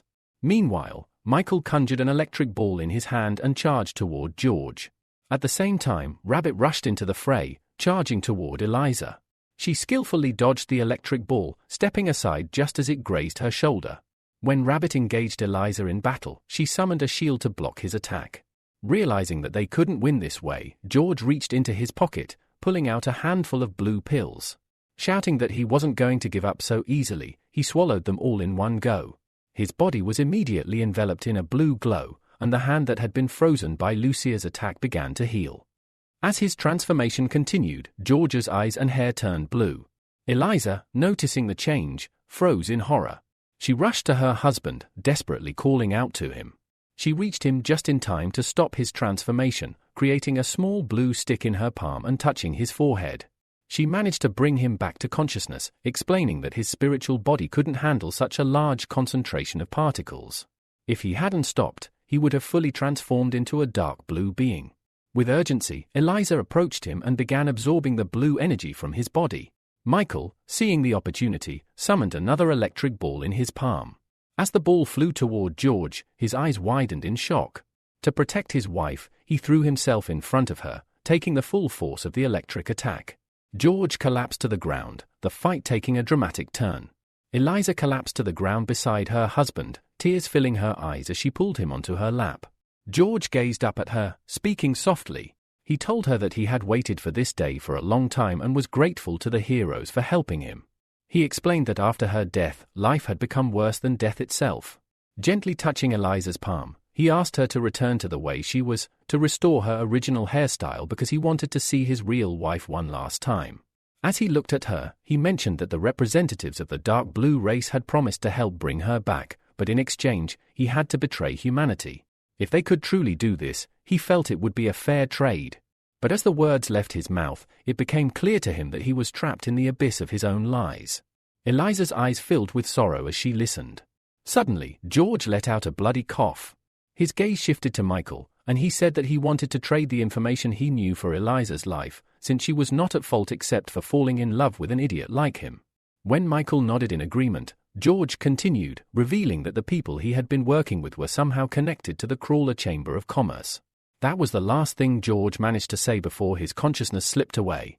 Tears of despair streamed down Eliza's face as she clutched his body tighter. She began to beg him not to leave her alone. Meanwhile, Rabbit asked Michael what they should do, as they needed to deal with the girl from the dark blue race. Michael raised his hand to stop her, signaling that they should wait. Through her tears, Eliza declared that when she chose to join the dark blue race, she had already been willing to sacrifice everything for George. This was enough for her. She lay down beside him, a peaceful smile on her face, and as she did, blue energy began to emanate from her body, forming a glowing blue ball. Once fully formed, the ball dropped to the ground. Michael, understanding the importance of the energy, picked it up without hesitation, deciding it was better not to leave such a thing behind. Rabbit, distracted by something else, absent-mindedly asked if she could meet someone who would love her as much as George had loved Eliza. Michael ignored the question, concealing the blue ball as he turned to leave. "It's time to go," he said simply, and Lucia followed him silently, a heavy sigh escaping her. As they flew back, Michael suddenly changed his appearance, taking on the form of Raven. Lucia, her irritation mounting, asked where they were headed, but Michael remained silent, fully absorbed in his thoughts. Unable to contain her frustration, Lucia asked if he would at least answer one of her questions, or if he planned to continue playing this silent game. Meanwhile, at the university stadium, the fighting competitions had ended, and it was time for the awards ceremony. Lucas and Alice had both improved their rankings and were now reaping the rewards of their hard work. Michael had flown in to watch the ceremony, pleased to see his protégé thriving and even making friends in such a short time. Afterward, he visited the GU place to personally congratulate Lucas. Materializing a green sphere in his palm, he announced that he had improved his ability to A rank and handed the sphere to the surprised young man. Within moments, the sphere was absorbed into Lucas's body. Michael then patted Lucas on the shoulder, telling him that their next goal was the entrance exams and that Lucas had to give it his all. Michael also informed him that he would need to leave for a while. As Michael turned to leave, Lucas called out to him, asking where he was going. Without turning around, Michael replied that his goal was the territory of the 4 Seas.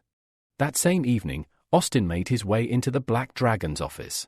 Finding it empty, he quickly located the safe and deduced that the password was likely his brother's birthday, the same password Michael used everywhere. Testing his theory, Austin entered the date of birth, and the safe opened. Inside, he found a book about the territories of the 4 Seas. Austin was amazed at his brother's carelessness in using such an important password. He took the book and left the office, whistling a cheerful tune. His actions, however, did not go unnoticed. Edward had seen Austin enter the office and leave with the book.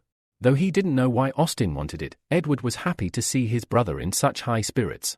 Later, Edward transported himself to the Heavenly Palace and handed the book to Michael. The book detailed that, from ancient times, 2 races had lived on the planet across 4 continents.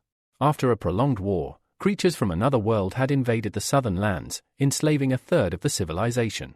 To redistribute power, the territory had been divided into 4 parts: the Hero Association, the Iron Blood Army, and the Trade Organization Association. Since then, the territory of the Heroes has been governed by an association bearing the same name, while the territory of the Free Union has been subordinated to a Trade Organization Association. In the Mixed Lands, all these forces coexist under a protective agreement. Although the relationship between the Dark Blue race and the Heroic Stone remained uncertain, all evidence pointed to the Free Sea territory. Michael decided to test this theory and began his search from there. Placing his hand on Austin's shoulder, Michael congratulated him for the great work he had done, noting how it demonstrated his growth as a member of their organization. Austin's eyes lit up with excitement at the praise, eagerly rubbing his palms. He wanted to voice his request, but Michael preemptively spoke, saying that since Austin had passed his test, he would not be deprived. Austin had earned his elixir of abilities, and Michael tossed him a flask containing the potion. Austin immediately unscrewed the lid and winced at the disgusting smell. However, he wasn't deterred by the scent. Having worked hard for this moment, he gulped down the contents of the flask in one go, ignoring the equally terrible taste. As soon as he finished, he felt a wave of weakness wash over him, collapsing to the floor. Confused, he asked Michael what rank the potion was. Michael casually replied that it was B rank. He then explained that the potion contained 2 B rank abilities, an improved werewolf ability and a mask of terror, which used people's fear to boost the wearer's strength. The maximum increase in strength was 9 times, and the fear energy only lasted for 45 minutes. Hearing this, Austin's face lit up with happiness. He jumped to his feet, hugging Michael and expressing his heartfelt gratitude for such a wonderful gift. After saying goodbye to his godson, Michael returned home, where a delightful dinner awaited him, prepared by Valaria. There was a romantic atmosphere surrounding them that evening, and Valaria wore a beautiful black dress that accentuated her figure. Michael shared that he had received an offer for a year-long assignment abroad. With a slightly saddened expression, he mentioned that they could go together. Valaria smiled brightly and assured him that she could take care of herself, encouraging him to work hard for their future together. Michael agreed, raising his glass of wine and drinking it in one swift motion. He wished to resolve all his issues and enjoy life to the fullest. Valaria stood up, walked over to him, and embraced him around the neck, telling him that she would eagerly await his return. Michael hugged her back, a happy smile spreading across his face. He was pleased to hear these words from her. The evening took a passionate turn, and the couple moved to the bedroom, helping each other undress as they enjoyed their last night together before the long separation. The next day, Michael visited Florence's family estate. The butler, recognizing them as members of the judge's organization, greeted them warmly and led them inside. He escorted Michael and his sister to the office of the head of the family, where Ivan and his two granddaughters, Anna and Sakura, were already waiting. Ivan greeted them with a joyful smile, mentioning that he had already interacted with members of the judge's organization a few times. Anna immediately recognized Michael and eagerly recalled the time they had flown together on the same flight, which had been captured by the Star Cloak. Michael nodded, replying that it was on that very day that the rooster had noticed him. He had already prepared his cover story and explained that the gentleman had given him an elixir of A-rank ability and allowed him to join the organization. Anna looked at him with suspicion, asking if it was really so easy to obtain an elixir of such a high rank.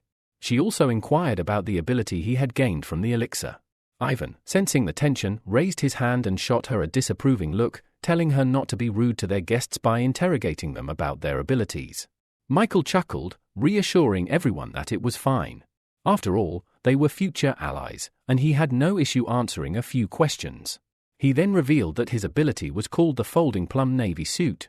Sakura leaned forward in curiosity, admitting she had never heard of such an ability before. Michael explained that this was not surprising, as the ability was a combination of both the martial arts of the underwater army and the plum-style suit.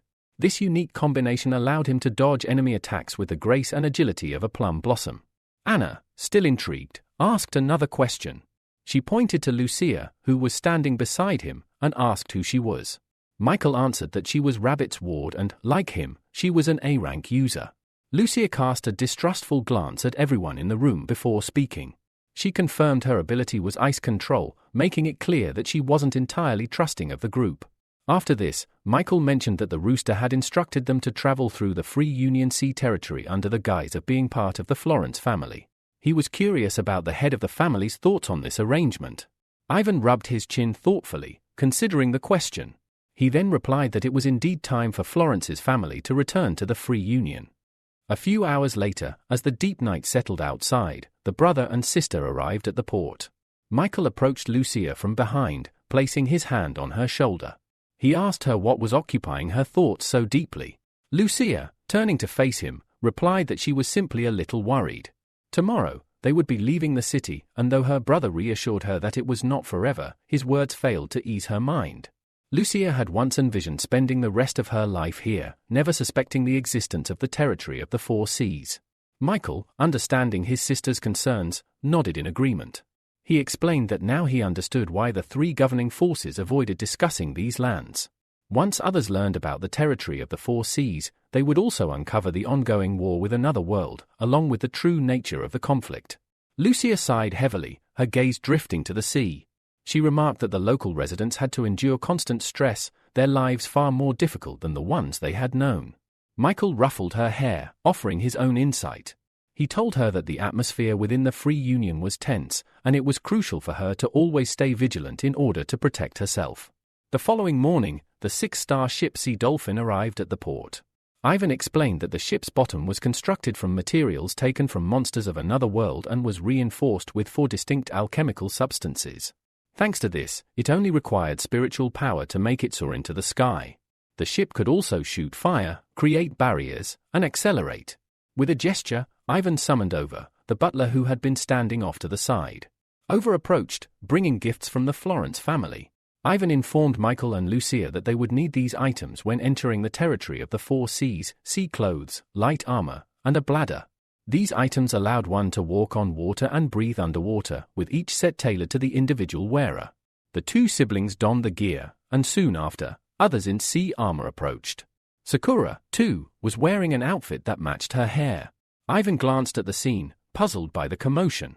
The butler informed him that young Master Greg from the Gross family, along with his group, Midnight, had arrived.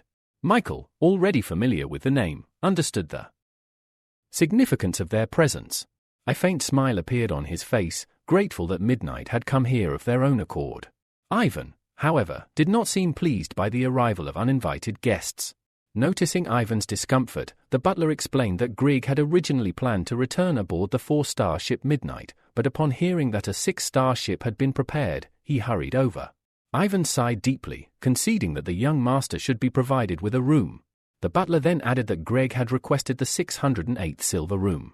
At that moment, a fair-haired man approached Sakura with his arms extended, expecting a hug. He commented that he expected nothing less from the second beauty of the 4 seas. Ivan called out to him, prompting the young man to turn his attention toward him. Grieg walked over to Ivan, greeting him warmly. Ivan returned the gesture, acknowledging that Grieg would always be a welcomed guest in their home.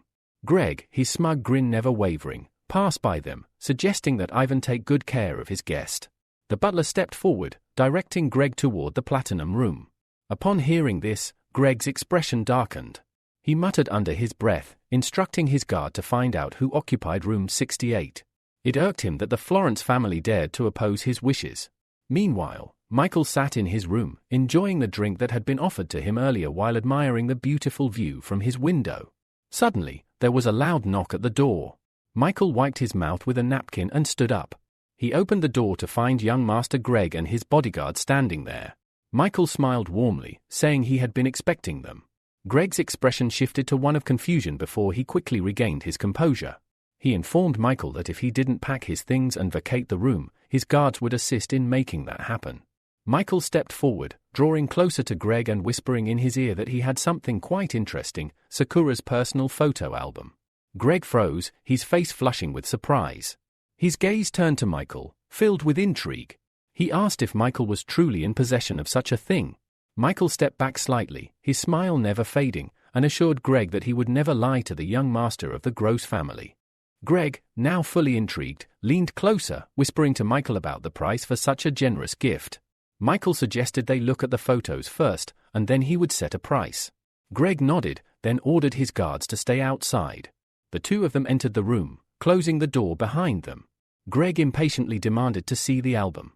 However, as Michael turned to retrieve it, he felt a strange sensation. Using his ability, Michael entered Grieg's mind, sifting through his memories in search of useful information. A few moments later, Michael managed to extract the memories of Uncle Grieg. He discovered that, although Byron had once played a secondary role within the family hierarchy, something had changed recently. Byron had gained both power and authority, quickly becoming one of the key figures in the family. As Michael sifted through the memories, he realized that despite Byron's careful and cautious nature, he had developed a deep connection with his nephew, to the point of brainwashing him. The young man had been completely subjugated by his uncle. Michael approached Grieg and, with a serious tone, ordered him to behave more appropriately toward the young master of the Gross family from now on. He also instructed Grieg to engage more actively with Byron, as he could very well be a member of some organization. Grieg bowed deeply, agreeing to pay more attention to the events within his family and to keep Michael informed of anything noteworthy. After bidding Michael farewell, Grieg left the room. Outside, the security guard who had been standing watch asked if they should begin removing Grieg's things. Grieg struck the man on the head, questioning why they were still concerned about such things when they were already in the platinum room. The confused guard bowed and apologized for his mistake, and the two of them walked away. Several hours later, the ship began its journey toward the island. Michael and Lucia stood together, gazing at the night sky. Lucia, her eyes lighting up, noticed land on the horizon and excitedly asked what it was. Michael answered that it was an independent customs office. Suddenly, they heard footsteps approaching from behind. Turning around, they saw a man who introduced himself as the manager of the customs office. Michael tensed immediately, realizing that he hadn't sensed the man's presence. Ivan stepped forward to greet the newcomer, shaking his hand.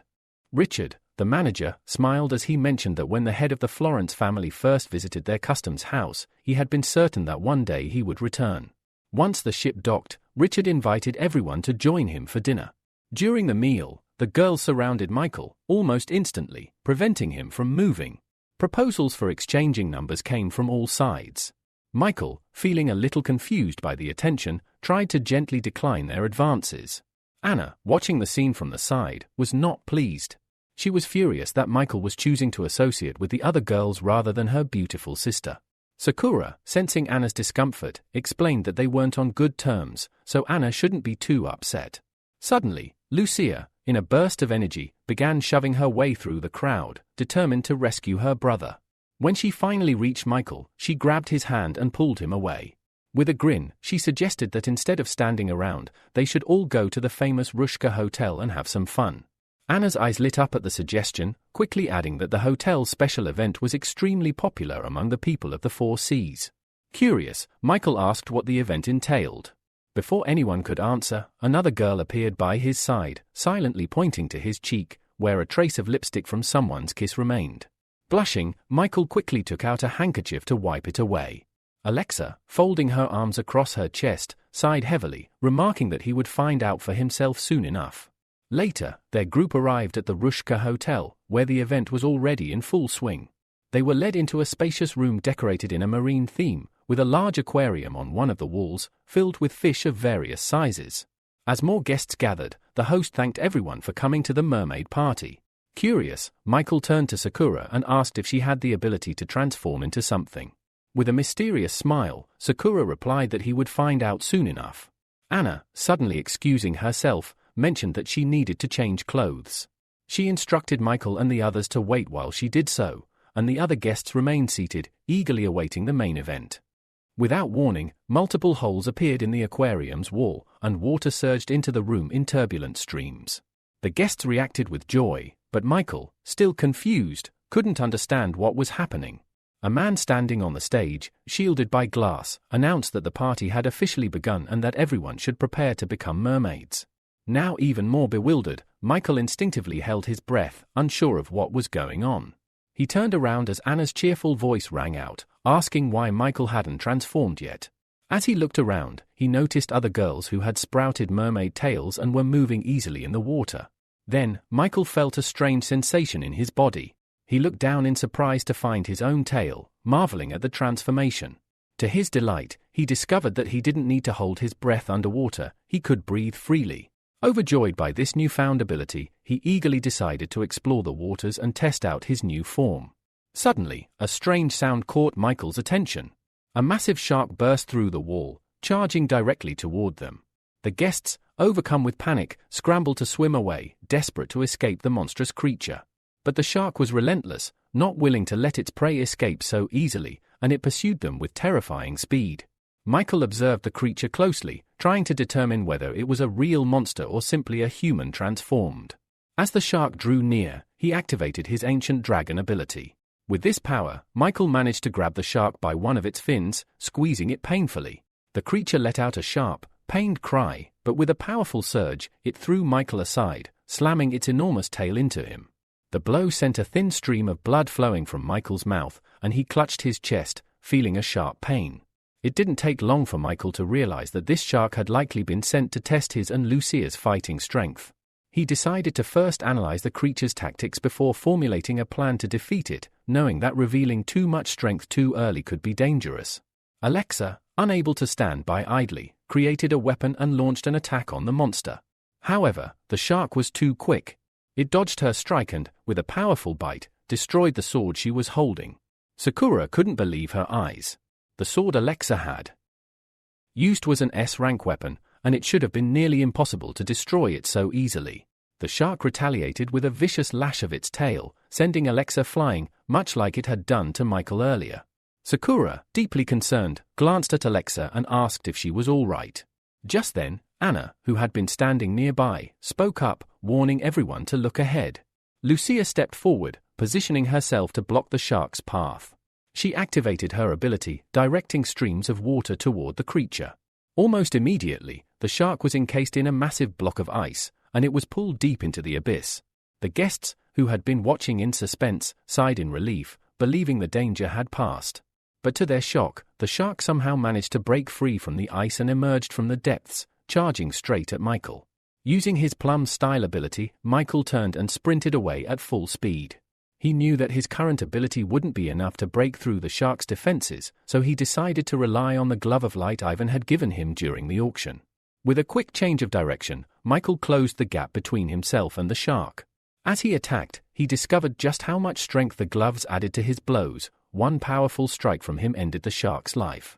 Michael, both stunned and perplexed by his own strength, realized the gravity of the situation. To divert suspicion from himself, he struck the shark's lifeless body several more times, making it appear as though the battle had been harder fought.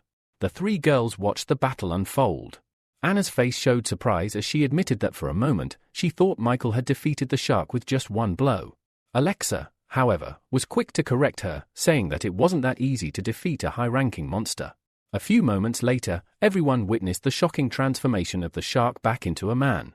The figure collapsed limply to the ground like a ragdoll. Michael, too, transformed back into his human form and landed next to his sister. Seizing the opportunity, he quietly took the man's A-rank ability, which allowed the user to transform into a killer shark, enhancing physical characteristics to become a terrifying sea monster. Lucia, worried about her brother's condition, asked if he was badly hurt. Michael reassured her that he was fine. However, Sakura, who had approached him, suggested they return and heal his wounds, noticing the severity of the injuries he had sustained during the battle. To her surprise, Alexa stepped forward and, in an unexpected move, picked Michael up in her arms. She told him that he shouldn't have taken such a big risk by fighting alone when they could have done it together. Michael didn't respond, instead looking away. He knew that, in this situation, it would be best to pretend to be seriously injured. The next morning, Ivan paid a visit to Michael's room. As Ivan stopped beside him, Michael was about to tell him that his wounds had already healed, but Ivan smiled and stopped him, saying he didn't need any explanation. Ivan already understood everything. He also mentioned that since there were people trying to uncover Michael's true power, they couldn't allow it to happen. Michael sighed in relief, but then asked who had sent the killer shark after them. Ivan, taking a pipe in his mouth, remained silent, but Michael knew the answer would soon come. Ivan paused thoughtfully before speaking. He explained that there were many security agencies behind the man who had sent the killer shark, making it almost impossible to pinpoint exactly who was responsible. As he slowly approached the window, he continued, revealing that when they reached the Island of Love, they would fall under the control of the organization of the same name. This would also bring them into the territory of the Rook family. Michael's thoughts immediately raced back to the incident at the auction, where the troublemaker had been from that very family. Ivan stood by the window for a while longer, then turned to leave. Before exiting, he told Michael that the Florence family would spread the word about Michael's serious injuries, so he would need to continue pretending to be sick for a few more days. A few hours later, with the sun beginning to set, Michael decided to step out of his room and join Lucia. They lay on the sun lounges, enjoying a rare moment of peace. Suddenly, Lucia shot up from her seat, exclaiming that she had seen another vision of the dark blue race. Concerned, Michael removed his glasses and asked her what she had seen. She smiled at him, her face brightening, and explained that she had recalled even more details this time. When she felt better, she would be able to locate their base. Michael shook his head seriously and warned her to forget about helping him with this. He only wanted her to be safe and healthy. Lucia sat down beside him, taking his hand in hers. She told him that since he could read her memories, he might be able to discover something new. Reluctantly, Michael sighed and decided to use his control ability on his sister. He entered her subconscious, quickly searching through the memories until he finally found something that caught his attention. He saw a man with a silver ring on his left thumb killing someone. The man then mixed some blue liquid with water, and the test subjects nearby looked on in horror, covered in cold sweat. Michael pulled himself out of his sister's subconscious, rising from his seat and walking away. His mind raced. If that blue liquid was what he suspected it was, the number of people infected by the dark blue race could grow significantly. Meanwhile, on the Island of Love, Cassandra, the lady of the Rook family, was about to enjoy a peaceful rest in her bathhouse. She entered the water, filled with scarlet rose petals, without undressing. As she swam toward Isaac, she mentioned how much she missed him. Playfully, she invited him to a little game as they neared each other. Just as they were about to share a kiss, a voice interrupted them, announcing that young Master Jacob wished to see Cassandra. Reluctantly, Cassandra kissed Isaac on the cheek and told him to wait for her. As she exited the water, she teasingly promised Isaac that they would play another, more exciting game upon her return. Minutes later, Cassandra arrived in the common room, where Jacob stood waiting with open arms for a hug. Jacob asked if his beloved aunt was familiar with the owner of a spiritual ability called Rooster. Cassandra, lounging on the sofa and resting her head on her palm, asked with some amusement if the man was handsome. Jacob, knowing his aunt's notorious reputation, replied that he didn't know the man well but wanted her help in luring him to them. Cassandra considered his request thoughtfully, then sighed. She told him to give her some time to remember the man, as she had encountered so many during her travels. However, when she returned to the bathhouse, she froze at the sight before her. Julian, the Rose Warrior, was standing there. He had killed her lover and was now staring at her with intense anger. With a sword pointed at her, he demanded to know how she dared to cheat on him when they were already engaged. Cassandra was speechless, too shocked to respond. Julian stepped forward, pressing her further, demanding why she wasn't speaking. Eventually, she replied, her voice shaking, that all he ever did was hurt girls and that he should have found her boyfriend first and killed him instead. Julian coldly stated that her boyfriend had just died by his sword.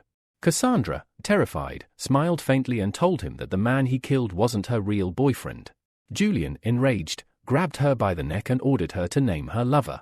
Cassandra, trembling in fear for her life, shakily confessed that it was Rooster, from the judge's organization. She admitted that every time Julian called her, they had slept together and mocked him behind his back. Just as Julian was about to tighten his grip, blood suddenly began pouring from his mouth. He released Cassandra and staggered back, collapsing as the blood continued to pour.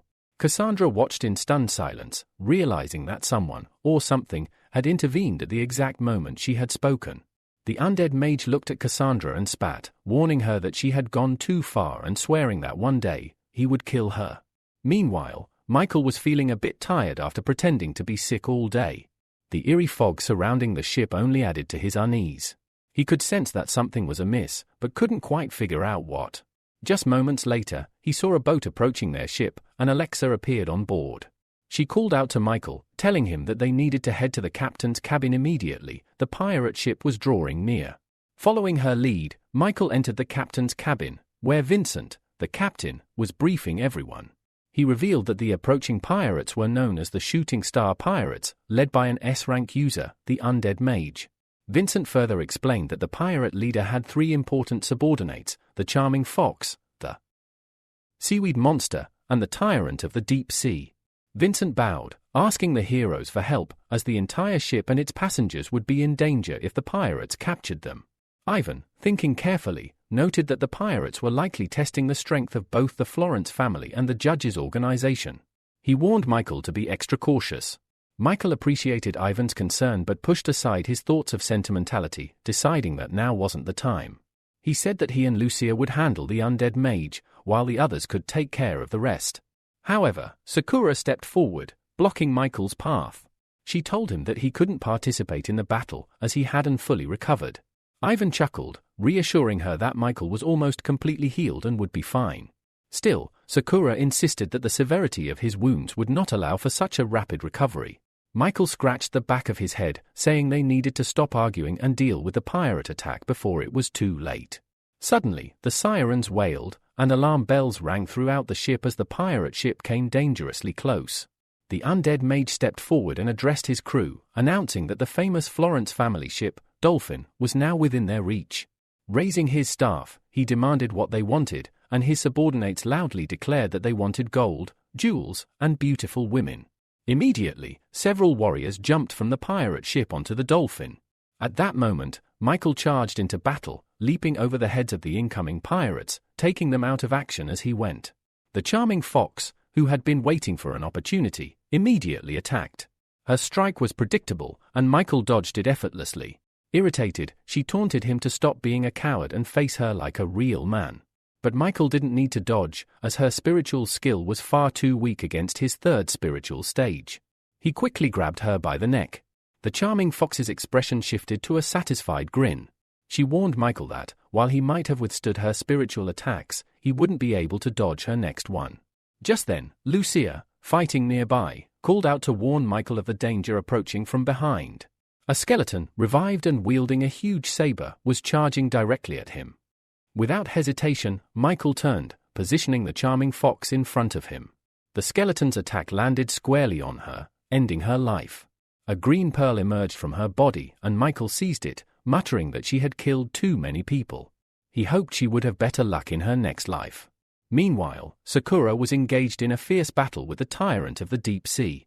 She moved swiftly, evading his powerful blows, but the tyrant called to his brother, the Seaweed Monster, to use his trap. The Seaweed Monster complied, and his ribbon-like hair shot out, ensnaring Sakura and immobilizing her. The longer she struggled, the hotter she became due to the awakening arousal the bonds induced. Alexa quickly came to Sakura's aid, slicing through the seaweed with her sword. The seaweed monster growled in disbelief, declaring that no one had ever managed to break his bonds. His hair lashed toward the girls again, but this time, Lucia stepped in, using her ice control ability to freeze the algae, shattering it into pieces. Vincent, watching the battle unfold, smiled with satisfaction as the charming fox was taken down and the others were on their way to defeat the remaining pirates. Anna, who had been standing next to the captain, shrugged and commented with disappointment that she would have liked to join the fight, but for now, she could only watch. Suddenly, a golden pentagram appeared beneath the dolphin ship, and a protective dome immediately formed around it. Meanwhile, the undead mage, locked in a duel with Michael, threatened to make a trophy of Michael's bones. Raising his staff high, the undead mage activated a curse. The skeleton, which had been cursed, froze in place, and its body became enveloped in black and white clots of energy, as though it were being consumed from the inside out. A few moments later, a massive monkey skeleton appeared before them, wielding 2 large clubs. The undead mage watched with a satisfied grin, saying that the monkey skeleton's strength was almost at S rank, and Michael wouldn't last more than a minute against it. Michael, however, chuckled and replied that they'd see about that. Before he could even blink, the monkey rushed toward him, stopping just a step away. It swung both of its clubs where Michael should have been, but the hero was quick enough to dodge. In one swift motion, Michael jumped onto the back of the monkey skeleton. The skeleton, unwilling to stand still and let its target escape, swung its tail at him. Michael, having anticipated the threat, jumped backward just in time. Realizing that he needed to get rid of the tail to take out the spine, Michael materialized gloves of light. As the monkey's tail swung at him again, he used the gloves to block the attack with ease. The monkey quickly retracted its tail, trying to attack him from another angle. But Michael was faster. He struck the skeleton with such force that it fell to the ground limply. Pleased with his success, Michael shook his palms and mockingly asked the undead mage to repeat his earlier words. Irritated, the undead mage promised that if Michael wanted to die so badly, he would soon show him the full power of an S-rank user. But then, a change of thought seemed to occur. Instead of killing Michael, the undead mage decided to turn him into a knight, one of his undead warriors, to use against the others. He raised his staff, enveloped it in dark energy, and a massive pentagram appeared above the water. The crew of the dolphin ship watched in awe and fear as a giant dragon skeleton emerged from the pentagram, ash pouring from its mouth. The overwhelming power of despair instantly gripped the hearts of everyone present. They all understood that their chances of survival had just dropped drastically. But Michael remained calm, his interest piqued. With a smile, he clenched his fist and said that he'd be glad to fight such a strong opponent. The others, watching this unfold, were puzzled. They couldn't fathom how Michael planned to deal with the undead mage and his summoned monsters, as even the strongest heroes from all 4 seas would hesitate to engage him. The dragon made its first move, sending a thick clot of ash toward Michael. He easily dodged with a jump, but instead of running, he quickly turned around and jumped into the air, closing the distance between himself and the dragon. Finding himself behind the creature, he concentrated all his power into his fist, preparing to strike. The undead mage, however, merely smiled, saying that it wouldn't help. At that moment, the dragon's head twisted 180 degrees, and it released another clot of ash. Michael reacted swiftly, creating a shield in front of himself just in time to endure the torrent of ash. As the dragon continued to emit the ash, Michael remained steadfast behind his shield. Confident in the strength of his defense, he began to walk toward the dragon. After a while, Michael reached the dragon and grabbed its mouth, preparing for the final move. The undead mage, seeing this, shouted in defiance, claiming that grabbing his dragon would be pointless. But before the mage could act, a green glow shot from his staff toward the dragon, strengthening it further. Michael, unfazed, turned to face the undead mage and, with a sly smile, told him it would be better to attack directly than wait for more monsters to appear. The undead mage, caught off guard, realized with shock that Michael had been targeting him all along. He tried to retreat, but before he could get far, Michael's fist pierced his chest. The undead mage looked down in disbelief, his body beginning to collapse. "This can't be," he muttered weakly before falling. As soon as the undead mage died, the dragon he had summoned fell with him. The remaining pirates, witnessing their leader's death, immediately realized that continuing the fight would be suicide. In a panic, they turned and fled, desperate to save their lives. Michael calmly watched them go, content with his victory. However, something caught his eye. A man from the enemy side was swimming underwater, heading in an entirely different direction. Michael's expression darkened as he considered what this meant. There was still something afoot. Michael sensed trouble ahead if he decided to attack the pirate ship directly using his abilities. In a split second, he created a shadow clone, transforming it into a rooster to follow the mysterious man he had spotted earlier and scout the situation. The clone received its orders and immediately dived underwater, staying unnoticed as it tracked the man. The clone followed at a safe distance, eventually realizing that the man wasn't trying to escape in roundabout ways but was heading toward a specific location. After several long minutes of swimming, the man emerged on the beach, walking toward the entrance of a large cave within a massive mountain. The clone also surfaced, observing the man carefully and speculating that there might be a lyre or something of importance related to the shooting star pirates hidden there. Upon entering the cave, the man, known as Brooke, encountered Herman. Herman, already furious, grabbed Brooke by the lapels and demanded that he repeat what he had just said. Stammering, Brooke explained that the charming fox, the tyrant of the deep sea, and even the seaweed monster had been defeated, revealing that their main forces had been wiped out. The other men present expressed their disappointment, acknowledging that attacking Florence's family had been a grave mistake. After hearing this, Herman threw Brooke to the floor in a fit of anger. He told his crew that the deaths of their comrades didn't mean they should give up. Instead, they should get stronger and avenge their fallen brothers. Beach, one of the pirates, stood up, rubbing his neck, and suggested that they split up. The others immediately liked the idea of going their separate ways and supported it, though Herman was confused about their sudden enthusiasm. Herman, still irritated, looked at his brothers in disbelief and then turned his gaze on Brooke. With a cold smirk, he punched Brooke in the chest, demanding that they all obey him from now on. He delivered several more blows until Brooke fell to the ground, then grabbed him by the neck and lifted him up. Smiling, Herman told the men that if they didn't want to end up like Brooke, they should listen to him and follow his lead, promising them a bright future, along with the two beauties that the elders had kept away from the crew. As Herman spoke, the other pirates eagerly shouted their agreement, claiming they would follow him anywhere for the chance to have fun with the girls. Meanwhile, in one of the cells, the girls, who overheard everything, were trembling in horror. One of the men, completely disregarding the girls' screams and protests, grabbed a frightened long-haired girl and dragged her toward the exit. He threw her to the ground, and her desperate cries echoed through the cave, but the man paid no attention, driven solely by his lust. The shadow clone, witnessing this disturbing scene, picked up a piece of metal and launched it with controlled precision. The metal pierced the heads of the men present, killing them instantly before they could even react. The girl, still in shock, looked at the man who had fallen limp on top of her, his lifeless body leaving a bloody hole in his head. Herman, who had been away, arrived just in time to hear strange sounds echoing from the hall. Brooke, who had miraculously survived the beating, let out a hoarse laugh and told Herman that someone from the dolphin ship had followed him and found the island. Glancing sideways at Herman, he taunted him, saying that if he was destined to die there, he would take everyone down with him. Consumed with rage, Herman rushed at Brooke, grabbing him by the neck and beginning to strangle him once again. He cursed Brooke for leading them here instead of dying in battle. Finally, after Brooke's life left his body, Herman released him, his hands resting on the icy floor, tormented by questions about who exactly had infiltrated the island and how strong this unknown enemy was.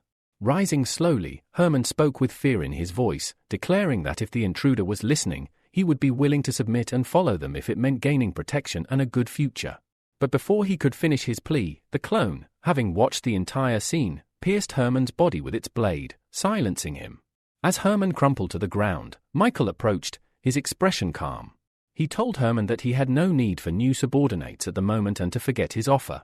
Blood oozed from Herman's mouth as he whispered with regret, lamenting his failed attempt to become the most famous hero of the 4 seas. But by the time Michael drew his sword, life had already left Herman's body. Michael stood over the fallen man and used his ability Extraction. To his surprise, he successfully obtained a B-rank ability, Red Copper Armor. This ability enhanced stats like strength, agility, physical damage resistance, and elemental power. Michael was intrigued by the potential of this new skill, wondering what it would mean for his future battles. After improving his abilities and spending a few dozen units of dark energy, Michael achieved an incredible upgrade. He received the S-rank ability, Golden Armor of the Fire God. This new skill granted him unimaginable power, high speed, and nearly impenetrable protection. Additionally, it provided 2 extra skills, flight and the golden eye of the god. Excited about this new power, Michael absorbed the ability, feeling a surge of strength course through him. His next task was to free the prisoners. With a simple motion, he opened the cells and announced their freedom. He also informed them that they would be given 1/3 of the treasure, enough for the girls to survive and rebuild their lives. For the first time, the hostages couldn't believe it. They wept tears of joy, realizing that they were truly free. After freeing the prisoners, Michael climbed to the peak of the mountain, gazing thoughtfully into the distance. He reflected on the fact that even an S-rank ability didn't seem as powerful in the vast expanse of the 4 seas. With that in mind, he decided to improve some abilities to SS rank. Without hesitation, he began experimenting and eventually acquired the golden armor of the demon god, an SS rank ability. This new ability increased his physical strength by 3 levels, provided immunity to normal and elemental attacks, and made him nearly invulnerable. However, despite the powerful upgrade, Michael's efforts to improve the ability further didn't go as planned. He attempted to break down the ability into dark energy particles, hoping to increase its potential, but the process failed. He was concerned that this oddity might be related to the 3rd stage of abilities, as anything that reached the 3rd level could no longer be decomposed. Curious about the golden armor of the demon god, Michael created a clone to test its capabilities. The clone transformed into the golden armor, and Michael instructed it to use physical, spiritual, and elemental attacks. The clone struck him with a powerful blow to the chest, but the armor absorbed the attack completely. The clone then attempted an air elemental attack, but this too was absorbed by Michael's staff. Deciding it was time to test one of the armor's additional skills, Michael raised his staff above his head and swung it with all his might, cutting through the air like a sword. The result was impressive. The water beneath his feet parted dramatically, and the force of the attack sent a ripple through the sea. In the distance, a drunken sailor aboard his small ship was abruptly shaken awake by the disturbance. He grabbed his binoculars and scanned the area, but by the time he looked around, the water had returned to its usual state. He attributed the odd event to his drunkenness, unaware of the immense power Michael had just unleashed. Michael, thoroughly impressed by the results, decided to try his flying abilities. With a swift motion, he put away his staff and propelled himself into the air, diving into the sea like an arrow. As he submerged, golden beams shot from his eyes, incinerating any fish that crossed his path. Meanwhile, the drunken sailor continued observing the ocean, still clueless about the events unfolding beneath the surface. The next day, the dolphin ship arrived at one of the islands in the 8th archipelago. When Michael asked about who was in charge, Ivan informed him that the K-Union ruled this region, led by their powerful leader, Julian, the S-Spring Sword. Ivan cautioned Michael not to underestimate Julian's power, as the K-Union had often sought to take Florence's position after their fall. Upon reaching the port, Julian and his daughter were waiting for them. After shaking Ivan's hand, Julian expressed his honor in meeting a member of Florence's family. Michael noticed the intense gaze of Julian's daughter, Vivian, and when their eyes met, she blushed. Michael, confused by her attention, quickly turned to Julian, who asked Ivan to introduce his companion. Ivan explained that Michael was his gifted student. Julian, sizing Michael up, commented that the young man appeared to be very strong and would likely carve out his place in the 4th Sea soon. He then introduced Vivian, who was ranked 43rd in the 4th Sea. Julian, ever the matchmaker, suggested that the 2 young people should get to know each other, and he linked their hands, causing both Michael and Vivian to feel awkward. Julian further explained that the K-Union had prepared a banquet and a comfortable hotel for them, where they would be taken next. With a smile, Julian released their hands and led them toward the hotel, his gaze sharp and calculating. Michael, still processing the events, followed along, eager to see what challenges and opportunities lay ahead. Later, Michael was enjoying himself at a banquet arranged in his honor.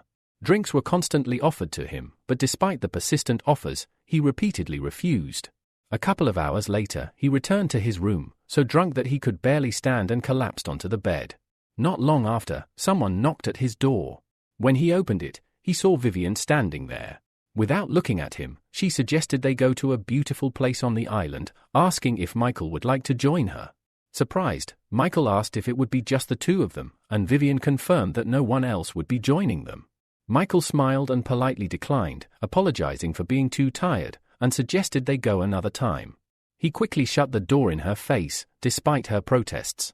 Meanwhile, a tense conversation was unfolding in Julian's office. His sister was furious about the situation, but Julian was resolute, saying that without sacrifices, there would be no gain. He believed using Vivian was the only way to lure Michael into their trap. One of the men promised that he could strip Florence's family of the support of the judges, making the K-Union a full-fledged organization. Julian, prepared to sacrifice his daughter for the cause, remained firm in his decision. Vivian, however, managed to find her way into Michael's room. When she entered, Michael, still disoriented from the alcohol, laid her down on the bed and covered her with a blanket. He knew very well that Vivian had not drunk enough to be this intoxicated, so he was puzzled as to why she seemed so out of it. As time passed, he began to feel increasingly hot, and his mind grew hazy. Thinking a cold shower would help him regain his clarity, he got into the shower, but when that didn't work, suspicions began to form in his mind. Suddenly, the bathroom door opened, and Michael froze. Vivian, now completely naked, entered the room and complained about feeling too hot. Without hesitation, Michael rushed out of the shower, wrapped her in a sheet, and quickly covered her modesty. She leaned closer to him, whispering that his body was cool and that she felt better with him. Michael, realizing the situation was out of hand, sighed and muttered that since things had escalated this far, he had no choice. With one swift move, he knocked Vivian out, putting an end to the bizarre scene. Half an hour later, Michael sat fully dressed and sober, his mind clear. He was almost certain that both he and Vivian had been drugged. He was fortunate that his third-stage spiritual power could suppress the effects of the drugs. Vivian lay on the bed, bound with ropes. Michael sighed deeply, trying to figure out who could have been behind this devious plot. Neither the people from Delphinus nor the K-Union seemed to have any reason to drug them, especially since Vivian was Julian's biological daughter. Suddenly, the door to his room swung open, and in walked an enraged Julian and his sister, Augustina. They were both taken aback by the sight in the room. The anger they had initially felt was quickly replaced by surprise and confusion. Michael's expression mirrored theirs. He had not expected them to arrive so suddenly. Augustina immediately rushed to Vivian's side, screaming as she untied the ropes that bound her niece. Michael's eyebrows furrowed as he realized it was Julian and Augustina who had orchestrated the drugging, waiting outside all this time. If the drug had not worn off, things might have ended disastrously. Vivian slowly began to stir, her eyes fluttering open. When she saw her aunt, she immediately hugged her tightly, sobbing uncontrollably. Through her tears, Vivian admitted that she almost made a huge mistake. But as the tears dried, she pulled away from Augustina and looked at her father in confusion, asking why he was there. Augustina, unsure of what to say, looked away. Breaking the silence, Julian angrily scolded his daughter, telling her she should show respect to her elders. Vivian, no less furious, shot back, pointing to Michael and accusing her father of going too far. She explained that she had promised to get closer to Michael, but she hadn't expected her father to drug them both to force the situation. Vivian's voice wavered with anger as she demanded to know what kind of father would send his own daughter to bed with a stranger. Augustina, now visibly distressed, pulled her niece close and looked at her brother with a mix of anger and disappointment. She firmly told him that both of them were to blame for what had happened and that the situation needed to end here. Julian stood there, his face unreadable, while Vivian, still holding back her tears, remained in her aunt's embrace.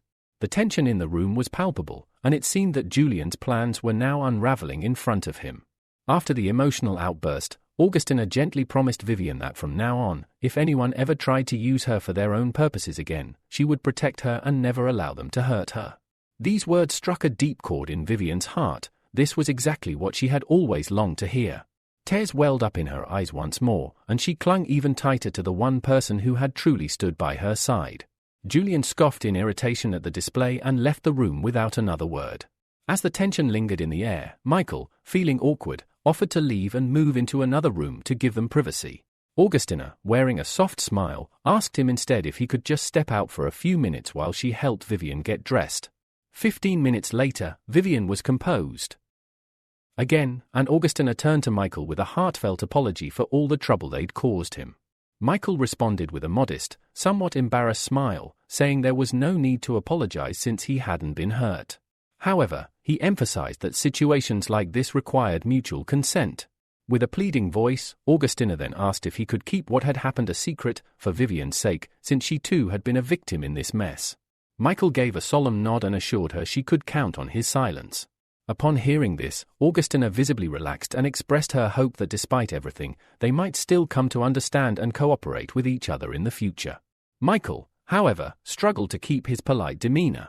Deep down, he knew that Augustina had merely changed her approach. She was still trying to get what she wanted, just from a different angle. As Vivian got out of bed, she grabbed her aunt's hand and, her face burning red, hurriedly pulled her out of the room. Left alone, Michael let out a long sigh. It had been far too eventful a night, and just as he began to hope for a moment of peace, a loud knock rang out once more. Suppressing his irritation, he walked to the door, warily wondering who might try another underhanded tactic. But to his surprise, it was Vivian. She bowed low and thanked him sincerely for helping her, then quickly ran off. A small, involuntary smile formed on Michael's face. Despite everything, the girl really did seem rather endearing. The next morning, everyone gathered at the port to depart. Julian placed a hand on Michael's shoulder and, smiling warmly, said it pained him to see such dear guests leaving so soon. He then casually suggested that Michael consider staying a little longer and perhaps becoming his son-in-law. Michael was taken aback. The man's audacity and skillful acting could have earned him an Oscar. Forcing a smile, Michael replied that the head of the K Association shouldn't joke like that, especially since Vivian hadn't even come to see them off. Then, with a faint edge in his voice, he asked if she was feeling well. The question caught Julian off guard, and he looked away, clearly uncomfortable. He muttered that it was time to depart and left it at that. As farewells were exchanged, the passengers from Delphinus began boarding the ship. But then, an unfamiliar voice rang out from above, calling Michael by the nickname Rooster and demanding he come forward if he had even a shred of conscience left. All eyes turned as a man hovered in the air with a stormy expression. It was one of the Rose warriors. Whispers broke out among the onlookers. Why would a warrior from the Rose faction be confronting someone from the judges? What kind of scandal had unfolded? Michael was stunned. He didn't even recognize the man. Ivan approached and asked if he had any idea why a Rose Knight would hold a grudge against him. Michael, equally baffled, replied that he hadn't crossed paths with anyone like that in a long time. Ivan then looked toward Julian and asked why the Rose Knight had come.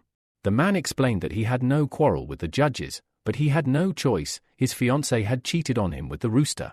He was here today to seek justice. Gasps echoed throughout the port. The claim was shocking and seemed to give new context to Julian's hunger for revenge. Michael frowned, now even more confused. Why was he being dragged into this family drama, accused of something he hadn't done? Then, with a mocking tone, Julian sneered and questioned if the judges' organization was truly made of cowards, since Michael hadn't stepped forward to answer for his shameless act. He glanced around, expecting his opponent to emerge. When nothing happened, he scoffed and said he would leave for now, but next time, he wouldn't come with mere warnings.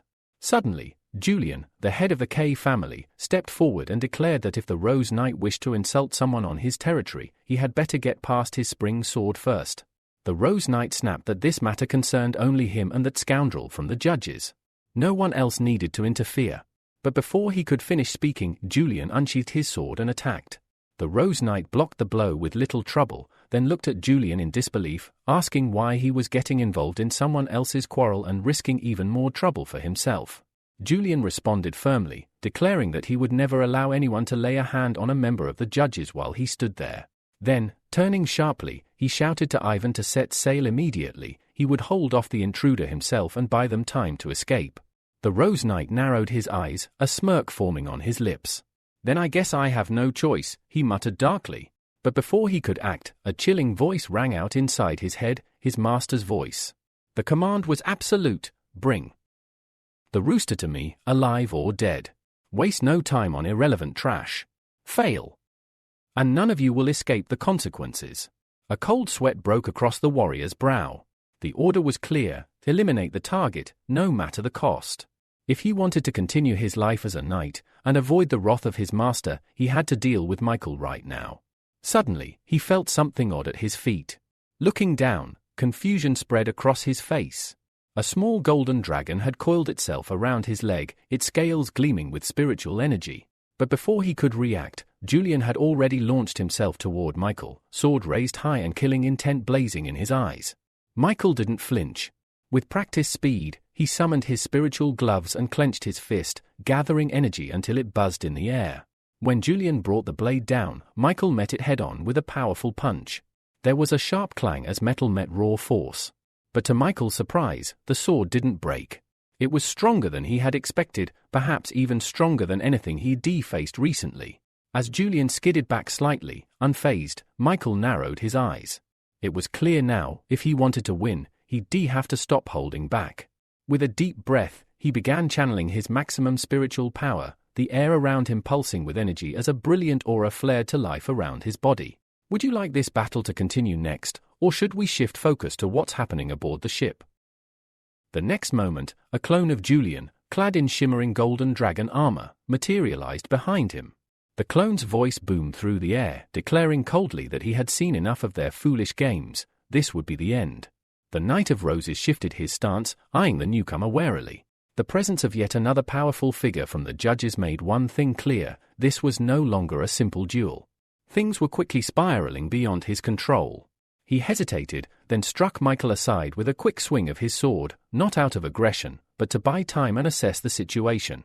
He needed at least one of these individuals to switch sides, if only he could tempt the monkey. With a forced grin, Julian called out, "I take it you agree with the judges too." Then perhaps, but Michael cut him off, voice booming with annoyance, "Not interested. I've been dying for a good fight, and you just volunteered." His eyes gleamed behind his mask with battle lust. Julian instinctively stepped back, raising his palm to placate him.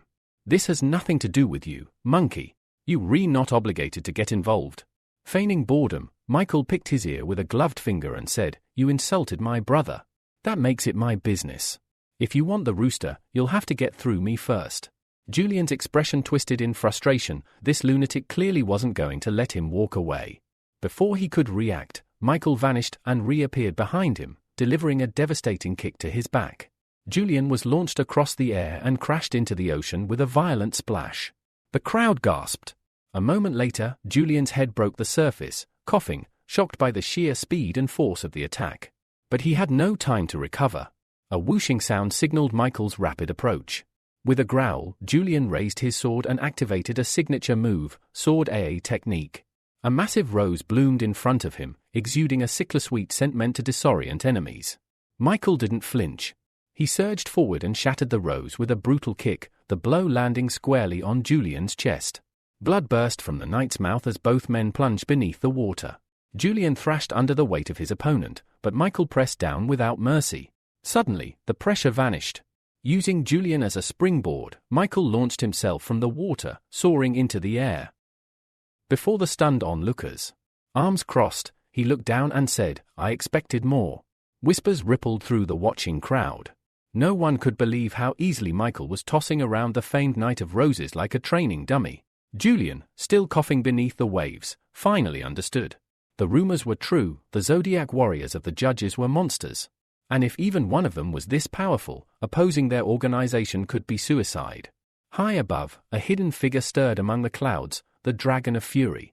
He had watched silently so far, but if the man with the serial numbers was truly in danger, he would be forced to intervene. Back on the battlefield, Michael taunted Julian again, daring him to show his true power. Driven by rage, Julian erupted from the sea and roared, "I'll show you a technique that'll burn the arrogance right off your face." He raised his sword, and his entire body burst into scarlet flames. A column of fire surged skyward and struck something. A dragon. The Dragon of Fury, caught in the blaze, snarled as he was forced to shed his draconic form and return to his human body. He descended toward the battle below, smoke rising from his back. Julian sneered. "You do all the hard work, and he gets the benefit. What a pathetic deal." The man landed calmly on the water, clapping his hands together as if he'd just arrived. "What a coincidence," he said smoothly. "I was just passing by when I saw Julian bullying someone weaker. Figured I'd teach him a lesson. But looks like you beat me to it." Michael raised an eyebrow behind his mask. The lie was embarrassingly transparent. Without further words, the man turned to the water and summoned a new dragon, which appeared behind Julian. With its jaws wide open, the beast lunged. Julian's eyes widened in terror. He knew he couldn't escape this.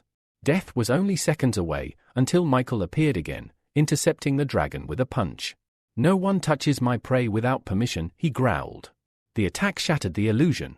The dragon dissipated, and standing in its place once again was the man, Howard, now fully revealed in his reincarnated form. "I was just helping the Florence family clean up their trash," he said with a smug grin before vanishing into thin air. Michael stood alone once more, the crowd watching in stunned silence. The game of alliances had just gotten a lot more dangerous. Would you like to continue with the aftermath of this battle or dive into what's happening with the Florence family next? However, just moments later, Howard reappeared in front of Michael, this time with a massive dragon looming behind him. Its bloodthirsty grin stretched unnaturally wide, and its eyes burned with unrestrained fury. The air around them thickened with pressure, and the onlookers instinctively stepped back. Michael let out a low chuckle. Now this is getting interesting. With a smug glance, Howard left the summoned dragon to face Monkey. Then, without a word, he turned toward Julian. The knight, already battered and bleeding, raised his sword defensively, shouting in disbelief, "This isn't what we agreed on." Howard's cold eyes didn't waver. The situation's changed. Julian clicked his tongue in irritation. TCH. Damn rotten luck. With a scowl, he lowered his sword. I've done my part of the deal. I'm leaving. He turned to walk away, but stopped dead in his tracks. Something invisible had wrapped around his throat. His eyes bulged with horror as his air was cut off. Julian clawed at his neck, struggling violently, but there was nothing to grab, only the crushing grip of an unseen force. Blood trickled from his mouth as his body was racked by pain. Panicked and desperate, the knight raised his blade with a trembling hand and pointed it at himself. With a final shout, he declared, "Then I'll drag this monster to hell with me." Without hesitation, he sliced his own neck, along with the invisible entity strangling him. Blood sprayed into the air, and his sword fell with a metallic clatter. Julian collapsed lifelessly to the ground. The once proud Knight of Roses was no more. Nearby, Alexa watched in stunned silence.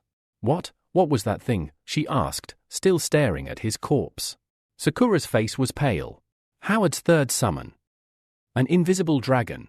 Would you like to continue with what happens next, perhaps the confrontation with the dragon left to fight Michael? The hero spun his staff in his palm, golden eyes fixed on the titanic green dragon before him. The summoned beast floated above the water like a god of destruction, radiating overwhelming power. Despite the towering threat, Michael stood his ground with a faint, amused smile. Pointing his staff at Howard, he declared coldly, "You've broken the law by killing a man with a serial number." But Howard simply laughed. "I didn't kill anyone," he said with a smirk. "Julian committed suicide." Michael's gaze narrowed as he studied the man's clothing. It matched the attire Lucia had once seen worn by the dark blue race, a detail that ignited a dangerous suspicion. Was Howard one of them? A grin curled on Michael's lips. Then maybe, this fight will actually be interesting. Howard's smile didn't fade.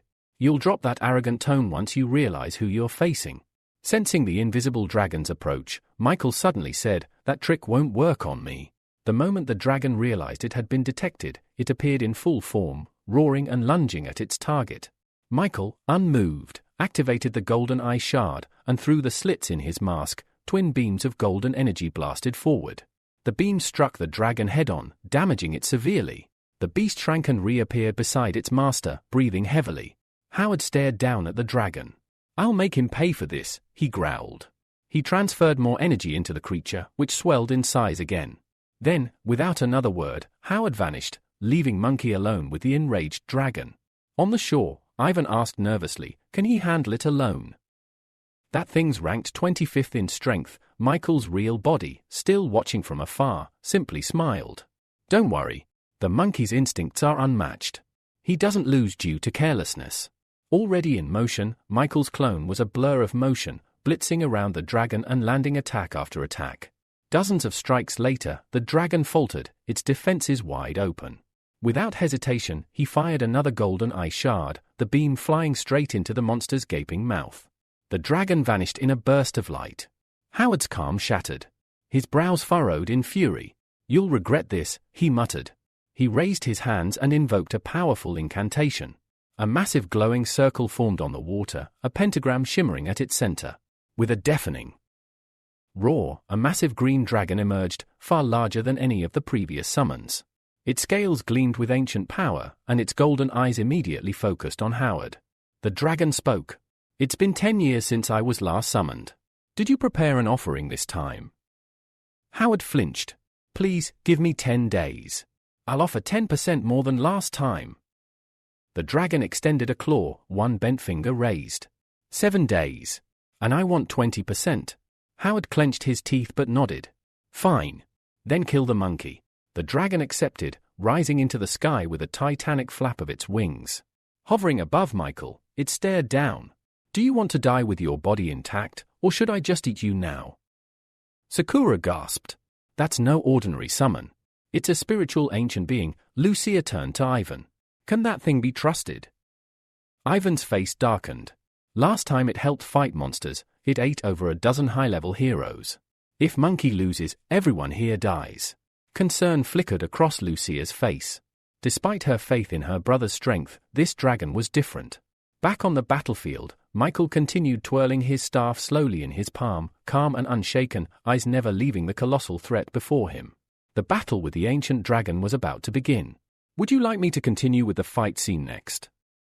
The monkey smirked. Simple, he said, gripping the smaller dragon tightly. The real one always tries to run after losing. A flash of fear crossed the dragon's eyes as Michael tightened his grip. The clone had served its purpose, but the real target had never escaped his gaze. With a flick of his wrist, Michael flung the creature into the air, his golden eyes shining with power. A moment earlier, the battlefield had echoed with the roars of the ancient green dragon, a mighty force not seen in a decade. But now, silence. The dragon was gone, dissipated by Michael's final devastating strike. The staff, now glowing faintly from the energy it had absorbed, shrunk back to its normal size and settled calmly in the hero's palm.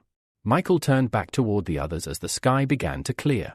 It's over, he said simply, his voice echoing across the now still waters. Sakura exhaled the breath she had been holding. He really did it. Lucia nodded slowly. That wasn't just a win. He completely crushed a being summoned from a different spiritual realm. Ivan wiped the sweat from his brow. If that dragon had won, we'd all be dead. But Michael didn't bask in the praise or victory. His gaze remained fixed on the spot where Howard had vanished, splintered into a dozen fake dragons to escape. He'll be back, he muttered. And next time, he won't just summon something.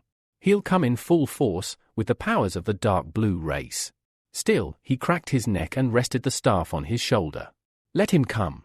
His eyes narrowed with determination. I'll be waiting. Would you like me to continue from here with what happens after the battle, or focus on the dark blue race's next move? Michael calmly replied that he not only knew the man's location but also his true identity. Then, without hesitation, he asked what it felt like to be a traitor. The moment those words hit, the man, Howard, instantly transformed, slipping free from Michael's grip. Desperation surged through Howard as he looked at Michael and shouted that he was just an ordinary man fighting for the people. His voice tried to sound confident, but a flicker of doubt passed across his face, and it was enough to betray him.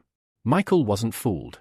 He pointed straight at Howard, accusing him of using such words only to justify his own crimes, claiming innocence to avoid judgment.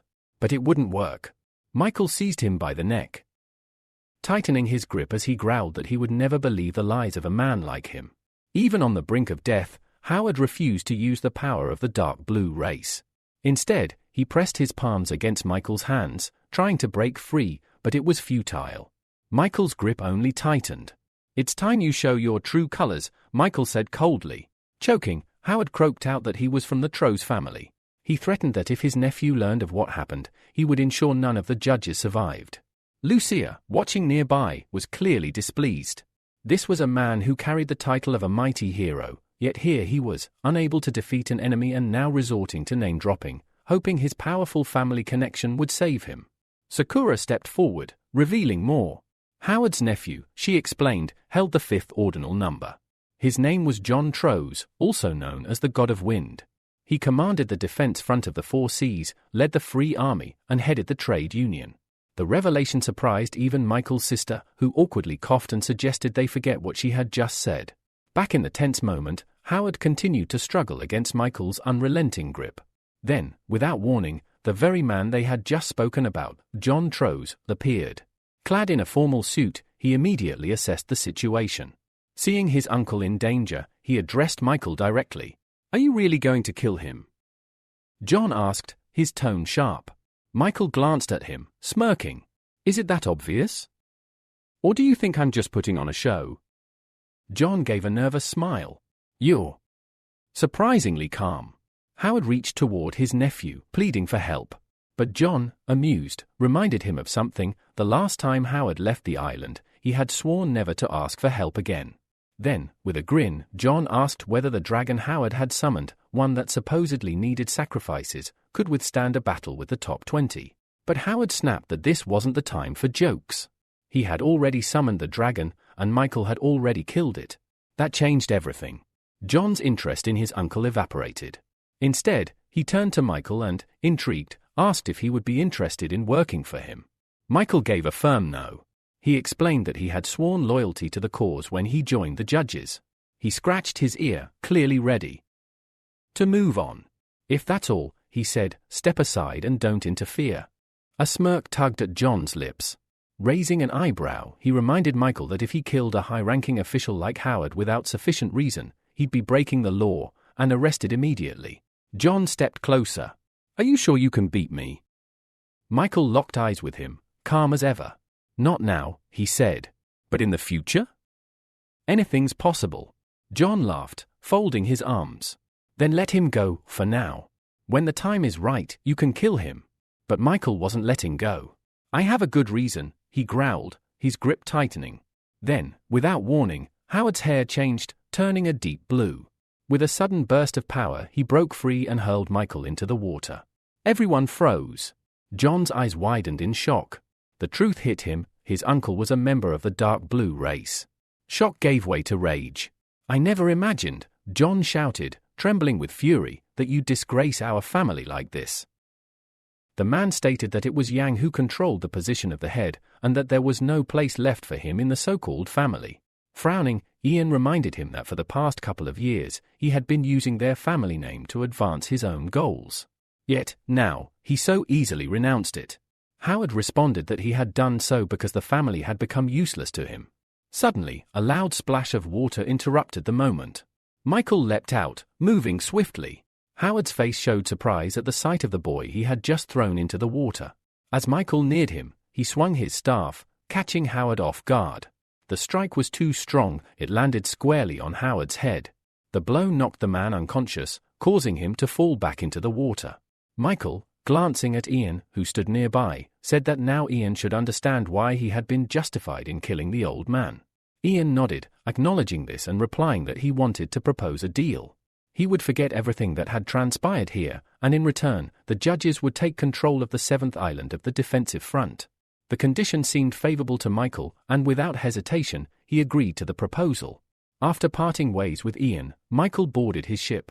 Approaching his original, he tossed him a mask, remarking that he had performed well and successfully completed the star path.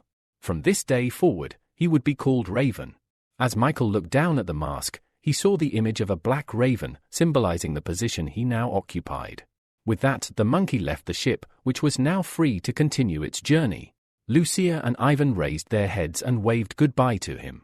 Sitting atop one of the clouds, Michael reflected on the future of their organization.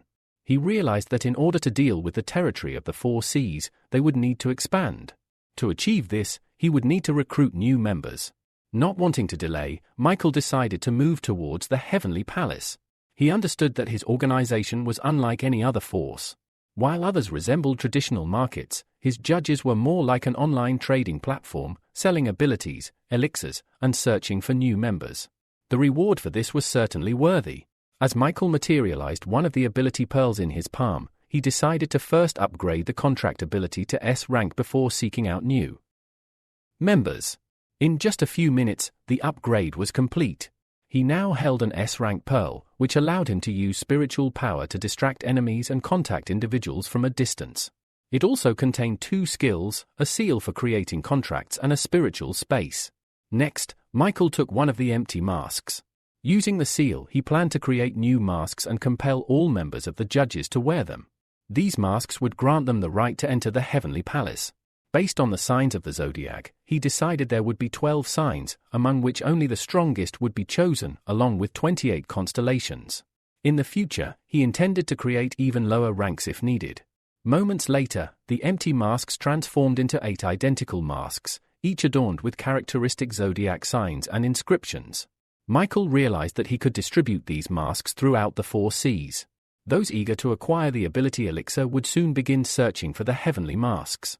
After finishing the masks, Michael turned his attention to the remaining fragments of dark energy. Satisfied, he saw that there was enough energy left to improve some abilities to SS rank.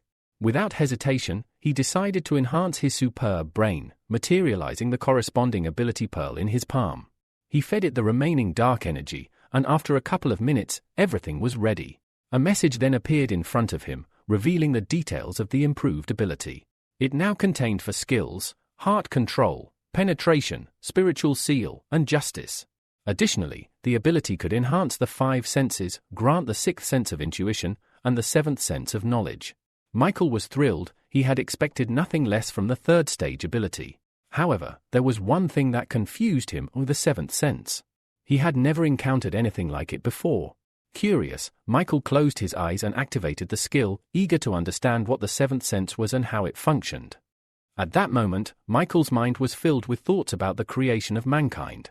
Unexpectedly, those thoughts began to sharpen and take on form, growing more vivid with each passing second. He stood motionless for a few moments, sensing something materializing from the depths of his consciousness.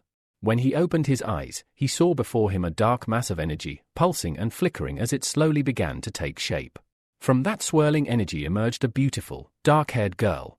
Her appearance was striking. She wore only a top and a short skirt made from the same dark energy that had formed her.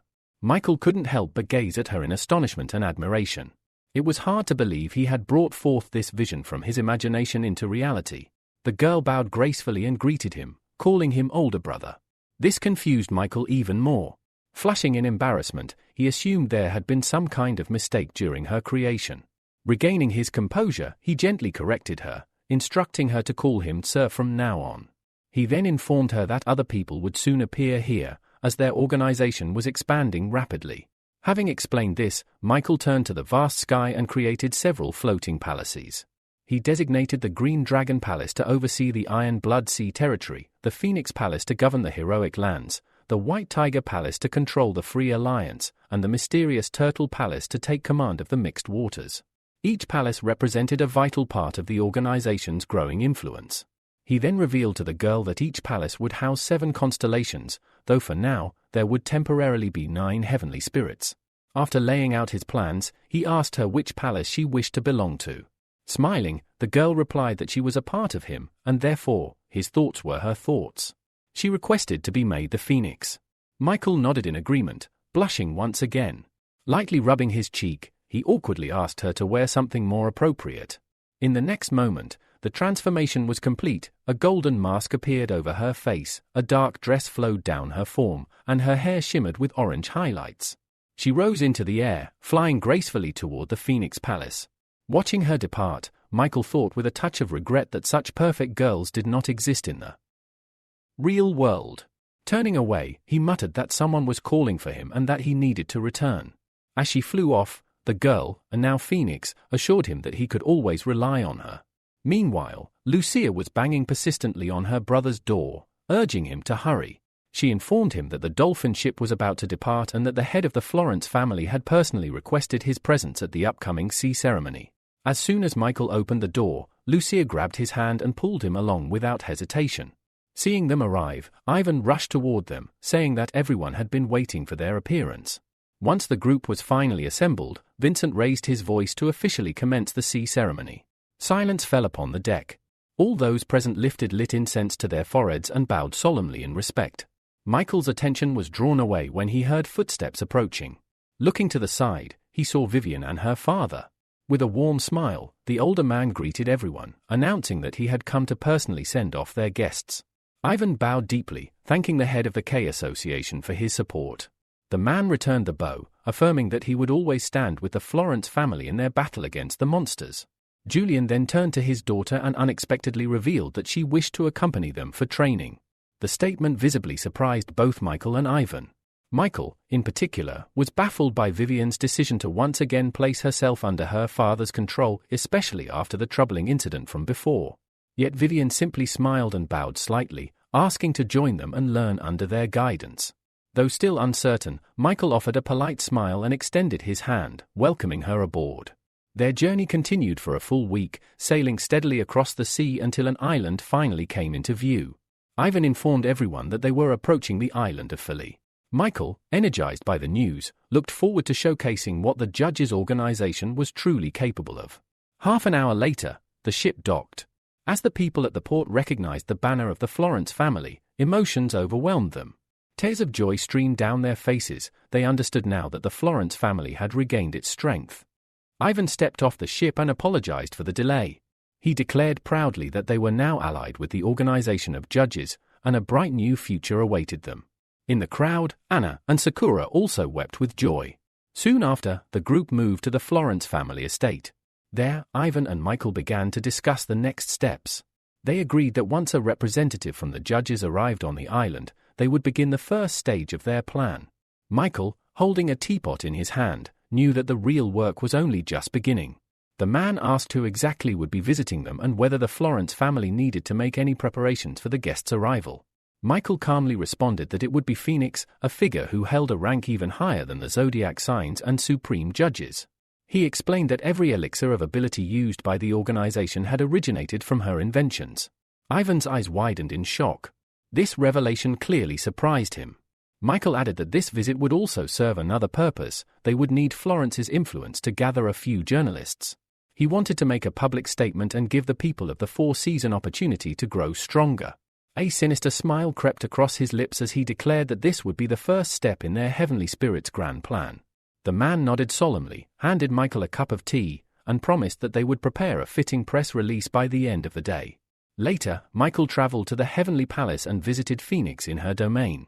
As they began discussing the internal structure of the judges' organization, Phoenix proposed introducing 3 categories of missions: normal missions, information-gathering missions, and secret missions. Normal missions, she explained, would involve the daily collection of resources. These missions would resemble those undertaken by activist groups combating various monsters. The loot from these missions could be refined into ability pearls using dark energy. A portion, specifically 10%, could be converted into points, which would then be used to upgrade weapons. Michael listened intently, clearly impressed by the depth of her strategy. In awe, he admitted the plan sounded excellent. Phoenix simply smiled and reminded him that her thoughts were merely a reflection of his own. Slightly flustered, Michael coughed awkwardly and asked her to explain the remaining 2 types of missions. Phoenix stepped forward and elaborated. Information-gathering missions would reward participants with points in exchange for intelligence. Secret missions, however, were far more delicate. These would involve espionage, assassinations, and other covert tasks. Each mission would require specific coordinates and timing. Once initiated, all relevant data would be transmitted via a spirit mark. Michael was thoroughly pleased with her plan and asked what progress had been made regarding the distribution of masks, a key marketing tool to attract attention to the ability elixirs. Glancing at her watch, Phoenix smirked and revealed that the first weapon would be unveiled very soon. Meanwhile, on Candy Island, deep among the livestock, a young boy lay asleep in the damp hay. Tears streamed endlessly from his eyes, the memory of what happened to his sister etched painfully into his heart. Swearing to himself, he vowed that one day he would become strong enough to rescue her from the demonic cave. Suddenly, a flash of lightning lit the sky, followed by a crash of thunder that startled him awake. Panicked, he looked around frantically, only to spot a strange, glowing mask floating beside him. The mask, surrounded by crows and radiating an eerie light, seemed to pulse, its glow growing wider and more intense. Before he could react, the space around him warped. In the blink of an eye, he was transported into a mysterious chamber. In front of him stood a massive brown door. Fear overtook him. He thought he had died. Then, the door creaked open, and out stepped a sleeper-looking Michael, wearing a snake mask. Michael approached him, ruffled his hair, and casually said, "You're a heavenly star now. But if you keep crying like this, you might not live long." He then asked for the boy's name. After a moment's hesitation, the boy quietly replied, "Amorn." "Nice to meet you, Amorn," Michael said, handing him a heavenly mask. "Put this on, and next time someone asks you something, don't answer so easily." Amorn obeyed and thanked him, but Michael simply waved it off. "Too early for thanks. I need to bring you up to speed first." Half an hour later, Michael had explained everything. Looking at the boy still sitting dejectedly on the floor, he encouraged him to stay positive. "You've been chosen to join the judges. That's a rare honor." Amorn looked up, sadness still lingering in his eyes. "But I don't have any abilities. I wouldn't even be able to kill a D-rank monster." Michael rubbed his chin, thoughtful. Glancing sideways, he asked, "Phoenix, any ideas?" Appearing instantly behind him, Phoenix nodded and said, "We could allow recruits with no abilities to borrow points in exchange for a C-rank elixir. They'd need to repay the points within 1 month." Michael considered her proposal. A C-rank elixir should be enough to take down D-rank monsters. If we do the math, he'd just need to defeat 1 D-rank a day. Pointing at Phoenix, Michael looked at Amon and smiled faintly. "Looks like you've got your first challenge." Michael frowned, clearly displeased. He said bluntly that this was only the beginning and putting that kind of pressure on Amon right out of the gate wasn't the smartest move. Phoenix, however, smiled calmly. She reminded him once again that she was only voicing his thoughts. Besides, she added, no one was forcing the new recruits to take on combat missions. They could choose simple resource-gathering tasks instead. Michael let out a deep sigh. She had a point. Scratching his head, he reluctantly agreed and declared they'd officially call it a relief loan. Suddenly, a massive golden roulette wheel appeared beside him. Gesturing toward it, Michael told Amon that, as the first lucky new recruit, he would be allowed to participate in a lottery. Taking a few cautious steps forward, Amon gripped the handle and pulled. The wheel spun several times before gradually slowing, finally stopping at a red arrow labeled B-rank ability. Smiling behind his mask, Michael told Amon that his luck was exceptional today. He explained that the prize would be delivered to him soon, but for now, it was time to return. When Amon opened his eyes, the sun was already high overhead, and the roosters had started crowing for what felt like the 100th time. Reality hit him hard, and so did the bucket of ice-cold water poured directly on his face. The man standing above him, Rob, looked furious. He held a whip in one hand and glared down at the boy. "How dare you still be sleeping?" Rob shouted. "You haven't worked off your debt." Before Amon could even sit up, the beating began. Rob lashed him mercilessly, striking again and again. Amon tried to shield his face and begged for mercy, but the blows didn't stop. Rob kept screaming, spitting out words of cruelty. "Your sister, she couldn't do anything without the whip either." After what felt like an eternity of pain, Rob finally grew tired of the abuse. He lowered the whip and stormed back toward the house, barking at Amon to get to work immediately. Bruised and aching, Amon slowly stood. He picked up the crow mask he had received earlier and stared at it bitterly. Was it really all just a dream? He wondered. A fantasy born of desperation? But at that very moment, the mask glowed, bright, almost blinding. And out of nowhere, Phoenix appeared before him, her own mask gleaming like fire. In her hand was a flask filled with a glowing green liquid. "This is your ability," she said. "To claim it, you need to drink." Still filled with doubt, Amon hesitated. Just drink it." Phoenix nodded silently. Taking a deep breath, Amon threw his fear aside and downed the entire potion in one gulp.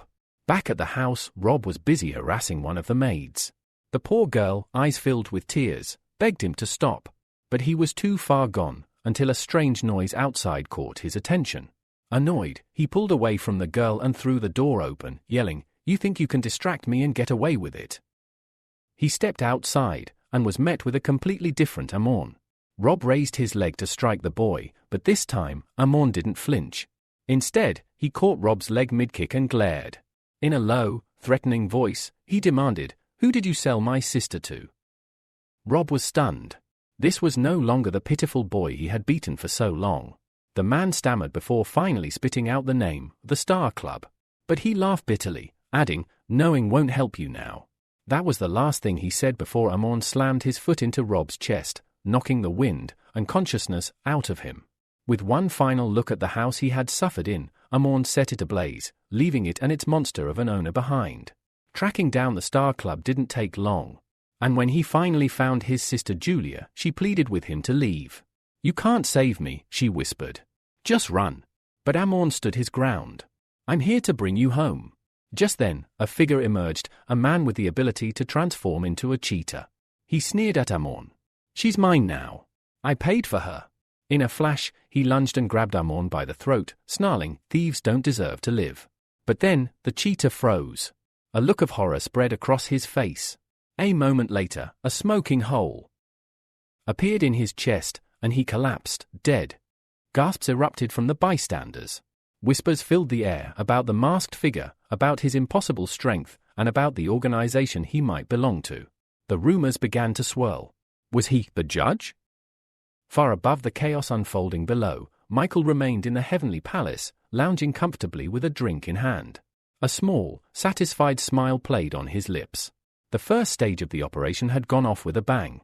But deep underground, in the shadows of a remote cave, another story was unfolding. At the center of that dark space stood a mysterious man, wrapped head to toe in a black cloak. Around him, several blue flowers had bloomed, grown through sheer willpower. His glowing red eyes burned with fury as he glared at one particular flower. "It's because of Howard," he muttered, irritation lacing his voice. "Now we have to completely revise our strategy for the Four Seas territory." He was furious. His once promising subordinate had failed him. Again. Then, the flower moved, and spoke. It smiled faintly and said, "It wasn't my fault. I was exposed by someone who should have been long dead."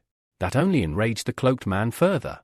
Without hesitation, he fired a red laser beam from his eyes, nearly disintegrating the talking flower.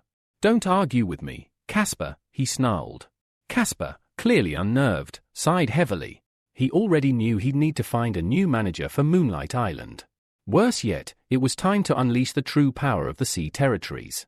Still wearing his eerie smile, Howard, the man behind the flower, tried to salvage the situation. "Our plan is still on track," he said. "Besides, the little surprise is already in place." Casper nodded. "There'll be a press conference soon. Until then, keep watching. We can't afford any more surprises." Meanwhile, back in the heavenly palace, Michael reclined peacefully, still enjoying the calm before the storm. He sipped lazily through a thin straw and decided to use the downtime to learn more about a castle his sister had once seen in her visions. Closing his eyes, he activated his ability, control over another's consciousness. His target was Arthur, a middle-aged man with golden hair, sharply dressed in a grey formal suit. Arthur admired his reflection in a large mirror when suddenly he felt a familiar intrusion. He instantly recognized it as Michael. In his mind, Michael's voice echoed, "Report your current situation." Arthur responded calmly, saying he was just on his way to a family dinner. When Michael asked who would be attending, Arthur listed them off: his brother Chris Green, also known as Number 37, and his sister Elizabeth, a seasoned B-rank user. Pleased with the answer, Michael told him to look at a photograph of the castle he had previously sent. After that, he let Arthur continue with his evening. About an hour later, the family had gathered in a lavish dining hall, all waiting for the final two members to arrive. Arthur entered first, lost in thought, and made his way toward his seat. Just as he was about to sit, Elizabeth, his sister, entered after him. She curtsied with a smile and greeted him sweetly. At that moment, Arthur's voice echoed in Michael's mind, asking him to kiss Elizabeth on the forehead as a polite gesture. Michael paused. The request caught him off guard, but Elizabeth was now standing beside him, waiting.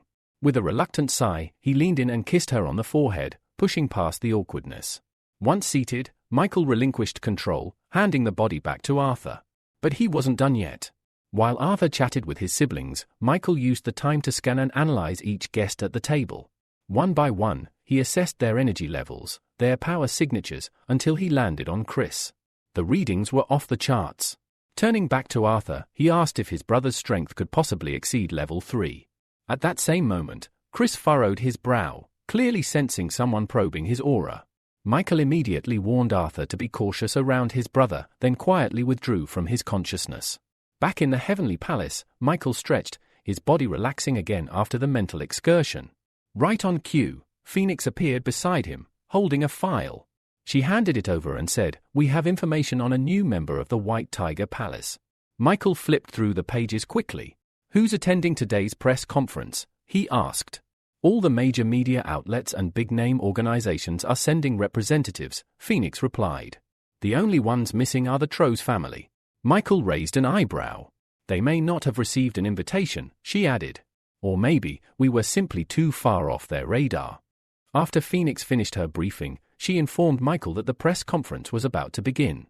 10 minutes later, he stood at the massive doors of a grand hall, poised for his entrance. Placing both palms on the doors, he glanced sideways and smiled. "Ready?" Beside him, his clone in the form of a monkey folded its arms and replied confidently, "After today, no organization in the world will dare to stand in our way." With a shared nod, they pushed open the doors and stepped inside.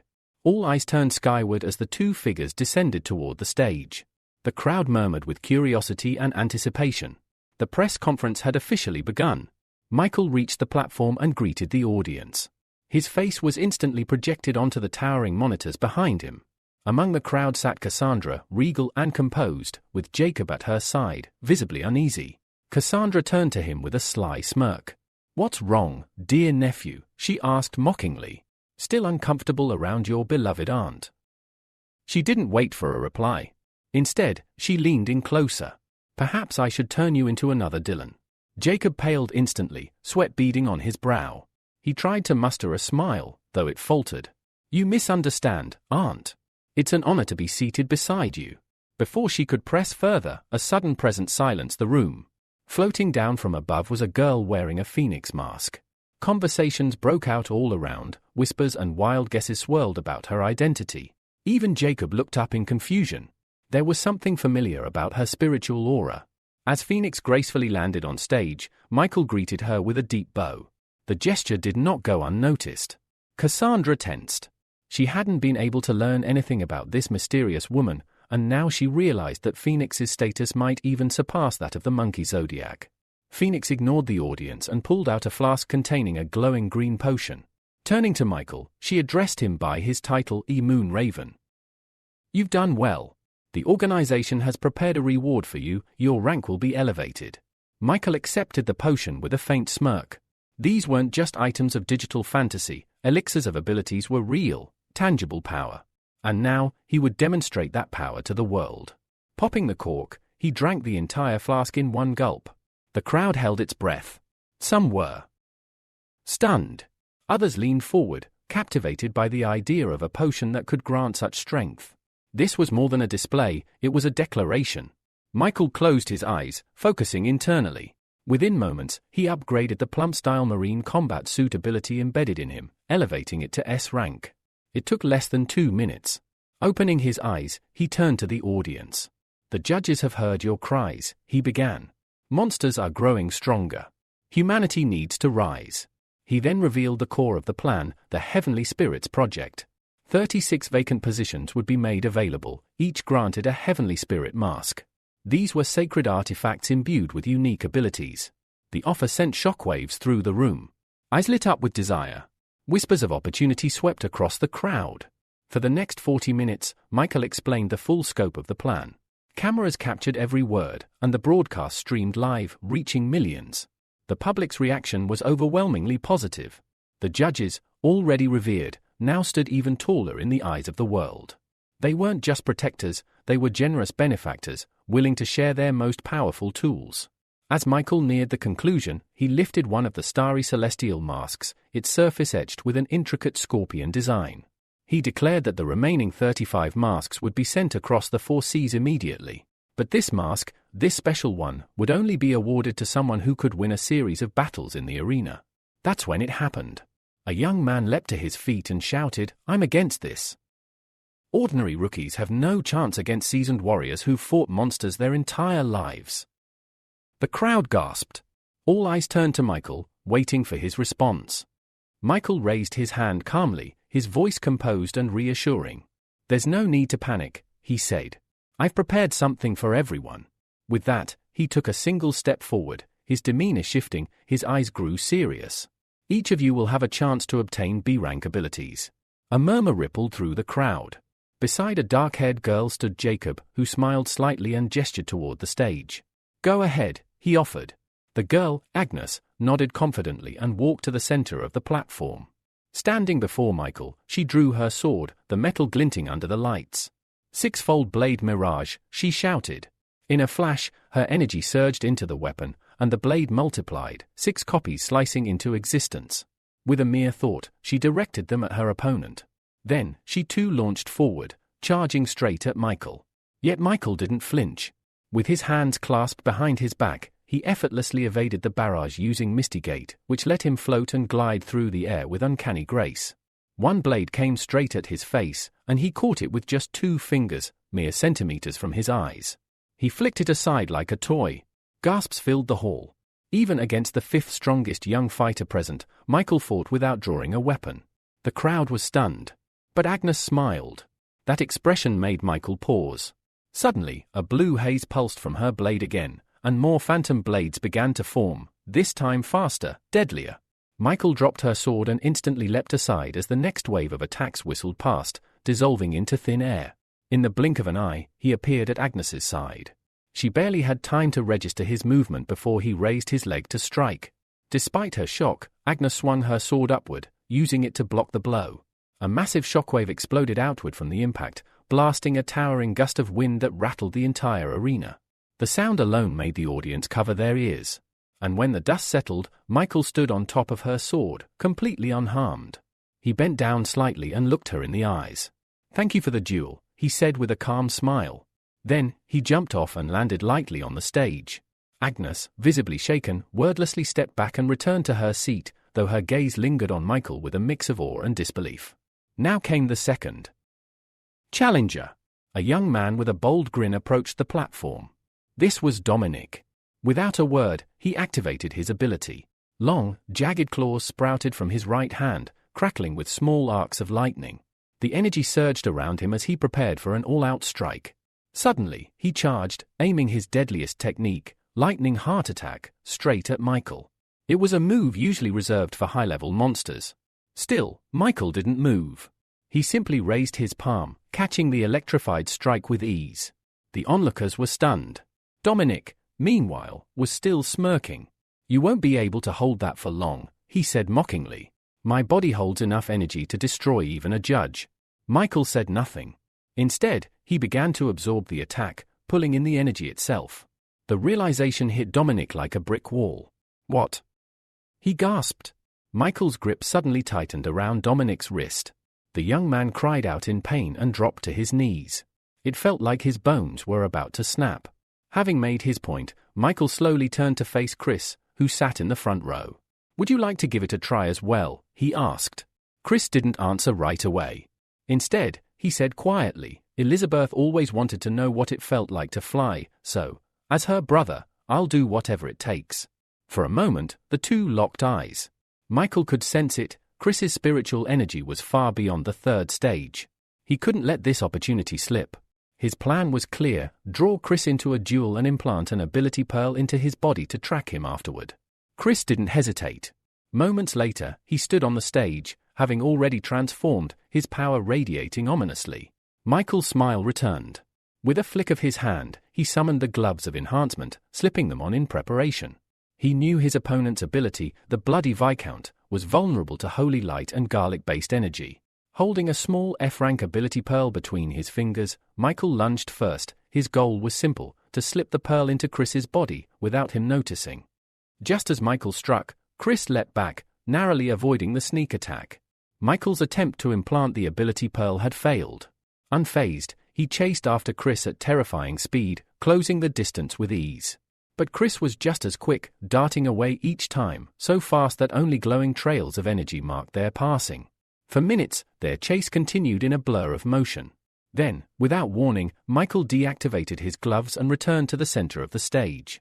He was clearly annoyed. Chris hadn't landed a single hit. All he'd done was dodge. Enough was enough. Activating the Sea Blast ability, Michael raised his leg and brought it down like a guillotine toward his opponent. Just as the blow landed, Chris's body shifted into a mass of red slime, his head vanishing before the foot made contact. The resulting shockwave surged forward, knocking an old man's grey hair clean off and slamming into a far wall with a booming echo. The slime spread across the floor and then began to rise as a red haze, a sign of Chris's regeneration. Seconds later, he reappeared, completely intact and unharmed. Seizing the opportunity while Chris was still reforming, Michael stepped in quickly. He struck a gentle blow to Chris's chest, catching him off guard, and in that instant, he transferred the ability pearl. It slipped in without a trace. Not even Chris noticed. Michael knew the man was concealing his true strength. But he, too, was a master of deception. He raised his arm again and swung, this time toward Chris's head. Chris recovered just in time to block the strike, raising his arms instinctively. Michael was blasted backward, skidding across the stage and landing on his feet. Holding his chest, he coughed theatrically and said with a smirk, "I expected nothing less from the strongest in our territory." Chris had managed to sell his power perfectly, and Michael, playing his part, took out a flask of elixir and held it out. "You've earned this," he said. "A fair reward for a fair fight." Chris looked at the flask in confusion. He hesitated, glancing over to Elizabeth, his younger sister. Then he called out to her. "If you still want to, you can drink this." Michael stood silently, arms crossed, watching intently. This would be a first, someone not on the judging committee drinking the ability elixir. Without hesitation, Elizabeth uncorked the bottle and drank every drop. A few seconds passed. Then, she floated into the air, wide-eyed, her mouth open in disbelief. She was flying. Joy and wonder radiated from her as she soared above the stage. The audience watched in stunned silence. No one could believe it, the elixir worked. Michael turned back to the crowd and spoke with pride. "You've all witnessed it. The effectiveness of the ability elixir, with your own eyes." He paused, then extended his arm toward the seats. "Let's move on to the next stage. Casper of the camping family, you're up." Casper rose immediately, laughing as he soared into the air and landed on stage with flair. "I'll be the one to claim the mask," he declared boldly. But before he could begin, another voice interrupted. A man stood up from the crowd and shouted, "Dylan of the Chamber of Commerce deserves to go first." The audience began murmuring in confusion. Michael's gaze turned toward the man who had spoken. Something about him was off. His eyes were vacant, his presence cold and strange. Even Cassandra, observing from the side, muttered in disgust, "He looks like a puppet with that stupid expression. But whatever, he'll be dead soon anyway." Meanwhile, Casper activated his ability and charged straight toward Dylan, who hadn't even taken a step. "Then I'll show you my special move." Casper roared. With one blow of his palm, he sent Dylan flying across the stage like a ragdoll. The impact shocked everyone, even Jacob, who froze in disbelief. Just how powerful was Casper? As Casper turned back to face Michael and bowed respectfully, something unexpected happened. Dylan rose to his feet again. But this time, he held two massive sledgehammers, one in each hand. "This isn't over," Dylan growled. In a single leap, he reached Casper and swung a spiked hammer at his head. Casper narrowly dodged, but not unscathed. A thin stream of blood trickled from his chin. Wiping it away, Casper's eyes burned with rage.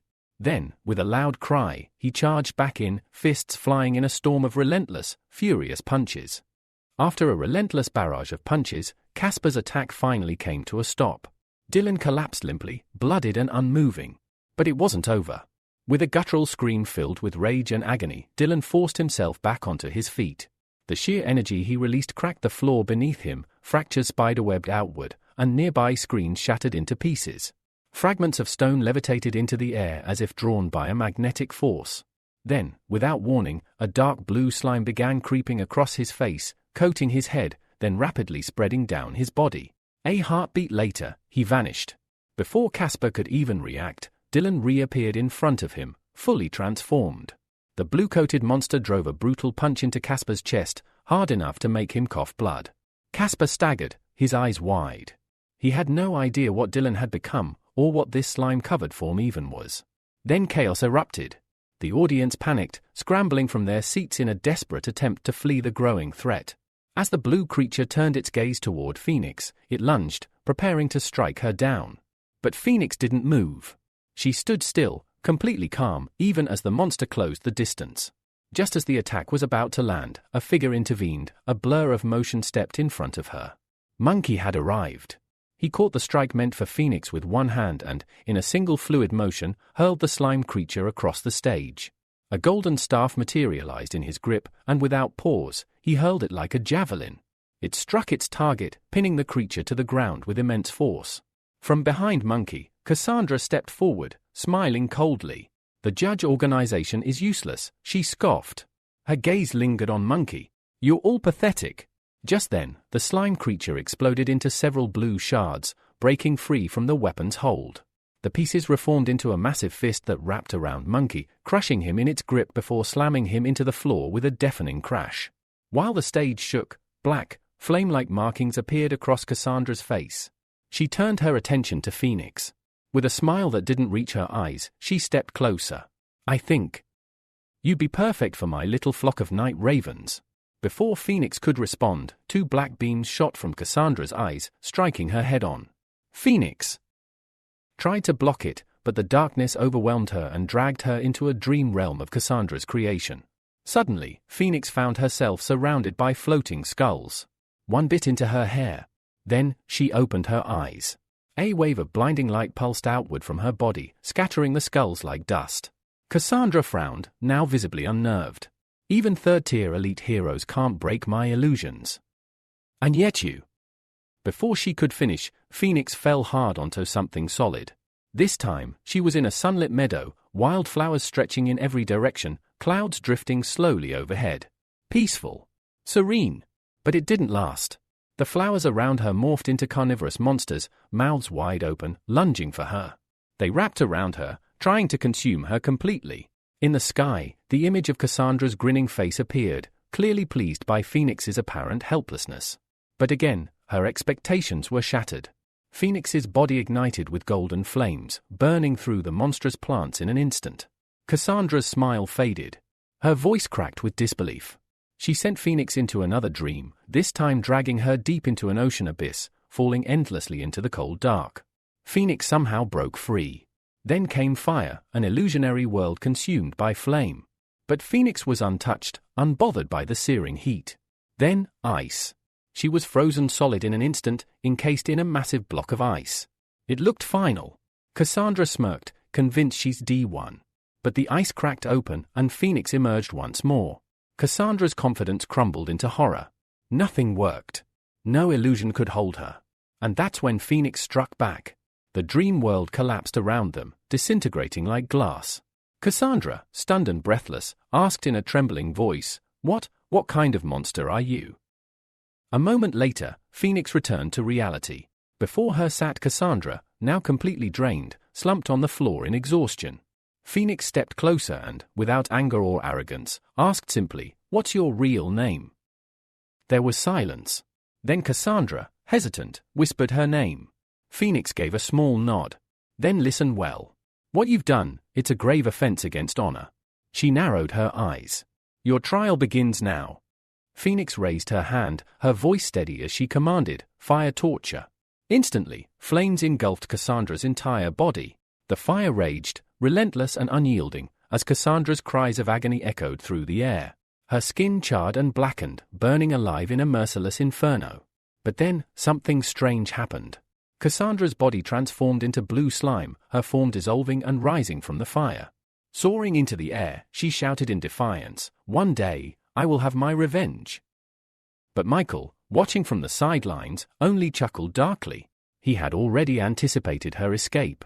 With a quiet whisper, he revealed the truth: he had sealed her in with his spiritual power. Every attempt to escape was futile. Meanwhile, Chris wasn't about to let her go either. Without hesitation, he threw down his stretchy cloak, which enveloped the slime in a sweeping motion, trapping it within. Desperate, Cassandra writhed within the fabric, but Chris controlled the cloak with precision, ensuring she couldn't break free. However, the situation suddenly spiraled out of control. Chris's cloak vanished, leaving him staring in shock and horror. Before he could react, Michael stood before him, holding the cloak tightly, the slime prisoner still inside. With a deep sigh of relief, Michael remarked, "The hero is truly a force to be reckoned with." Cassandra, now trapped and running out of air, began to change her appearance again. The lack of oxygen soon forced her into a deep, unfeeling sleep. Michael eyed the man standing before him with growing suspicion. Why hadn't he used his vampire energy to finish this? The question gnawed at him, but his focus shifted. He turned to the cloak with the blue slime inside. A thought crossed his mind, a new experiment. Without wasting a moment, Michael activated his ability extraction. Moments later, a green pearl materialized in his palm, the S-rank ability of the dark blue slime race. Its potential was overwhelming, its attacks vast and varied. Michael smiled to himself, pleased with the results of his experiment. Meanwhile, Phoenix, her task complete, reported back. "The problem has been dealt with." She glanced at Michael, her voice cool as she added, "Now, I'll take my leave." From the wreckage, the monkey emerged, still covered in sticky slime. With a look of distaste, he wiped his hand off, clearly disgusted by the residue. He tossed a casual arm over Michael's shoulder and grinned. "Time to go, my friend. You can handle the rest." Casper, still unable to rise, was left sitting on the floor, clutching his bruised chest. Michael approached him, offering a scorpion-designed mask. "This mask is now yours," Michael said, his tone firm. Use it wisely. Casper took the mask in shock, his eyes wide with disbelief. A little later, Michael returned to the Heavenly Palace, meeting with Phoenix. How many masks have already been given out? He asked, curious. Phoenix replied without hesitation, in the Free Union, 6. In the Heroic Lands, 3. The Sea Iron Blood and Mixed Territories each have 2. Her eyes narrowed. Among the heroes of the 4 seas, there's an old acquaintance of ours, the Black Dragon. Michael raised an eyebrow in surprise. When did he move to the 4 seas? Phoenix smirked. I can think of a way to get rid of him. Michael shook his head. No need. He may be useful to us. And there's still room for him within our ranks. He then materialized an ability pearl and held it out, the gleam of satisfaction in his eyes. We've collected quite a few S-rank pearls. It's time to upgrade the parallel world cube to SS rank. Without another word, he moved swiftly to upgrade the ability. Some time later, the pearl in Michael's palm ascended to SS rank, granting him the ability to store and move objects across parallel worlds. However, when he read the details of this ability, he was confused. The information stated that living beings could not enter the parallel world, but it was unclear whether this meant that organisms would die if they entered, or if they couldn't enter at all. Determined to understand this better, Michael activated the skill and decided to conduct an experiment. He took a live fish and, after a brief moment of contemplation, threw it into the parallel world. Within mere seconds, the gate spat the fish back out, now lifeless. Michael frowned as the realization dawned on him. The parallel world seemed to absorb life energy, making it incapable of sustaining living beings. This revelation sparked a new idea. Taking another live fish, he tried attacking it with the same gate, but this time, the gate appeared smaller in size. To his surprise, the attack was absorbed by the gate, along with the fish itself. Michael quickly realized that this was a space-type skill capable of absorbing both enemies and their attacks. He deactivated the ability and decided to pass it on to Pig, knowing that it could provide substantial combat power. Some time later, a clone of Pig, dressed in his image, stood before Michael. Just then, Phoenix appeared behind him, startling him momentarily. However, the girl paid no mind to his surprise and reported that the Hero Association had begun capturing other worlds in an effort to acquire the status of mediator. Pig, deep in thought, turned to her. He mused that the dark blue race also came from another world, and thus, a mediator might not be necessary for them. He speculated that the people from other worlds and the dark blue race could form an alliance. As Michael pondered this new information, Phoenix added that Alexa, Anna, and others had already arrived at the Turtle's Palace. This news caused Pig to react with frustration, questioning why he hadn't been told earlier. Meanwhile, at the Turtle's Palace, Alexa and Anna eagerly discussed the numerous missions available to earn the ability Elixir. Anna noted that, by the rules, she would need to kill about 18 monsters to acquire the S-rank Elixir. Sakura, with an indifferent expression, stated that it sounded too difficult, while Alexa tactfully remained silent. Lucia, standing nearby, pointed out that Sakura shouldn't be so certain, as there were also missions for collecting resources, rescue operations, and special assignments. These, though easier than monster hunting, still offered generous rewards. Their conversation was abruptly interrupted when a portal materialized before them. Michael emerged, now clad in a raven costume. He made it clear that he had called them to discuss the Zodiac sign plan and the loan they would receive as startup capital. Anna and Sakura exchanged surprised glances, unable to contain their curiosity. Excitedly, Sakura asked if this meant they could now buy the ability Elixir. Michael confirmed that this was indeed the case. At that moment, a large table appeared beside him, displaying a list of all available abilities. He instructed the girls to choose one quickly, explaining that the stronger his key figures were, the faster they could gather essential information, thus improving humanity's chances of defeating civilizations from other worlds. A few days later, the dolphin ship docked at the port of Banana Island. Michael disembarked with the Florence family's butler, who informed him that this would be the last island where they could rest before reaching the 5th defensive front. Michael nodded, kneeling down to take in the view of a picturesque river. Neil, the butler, explained that the Moon River was the largest water source on the island, and some believed that drinking from it could bring eternal luck. With a grin on his face, Michael scooped up some water, curious about the truth behind these claims.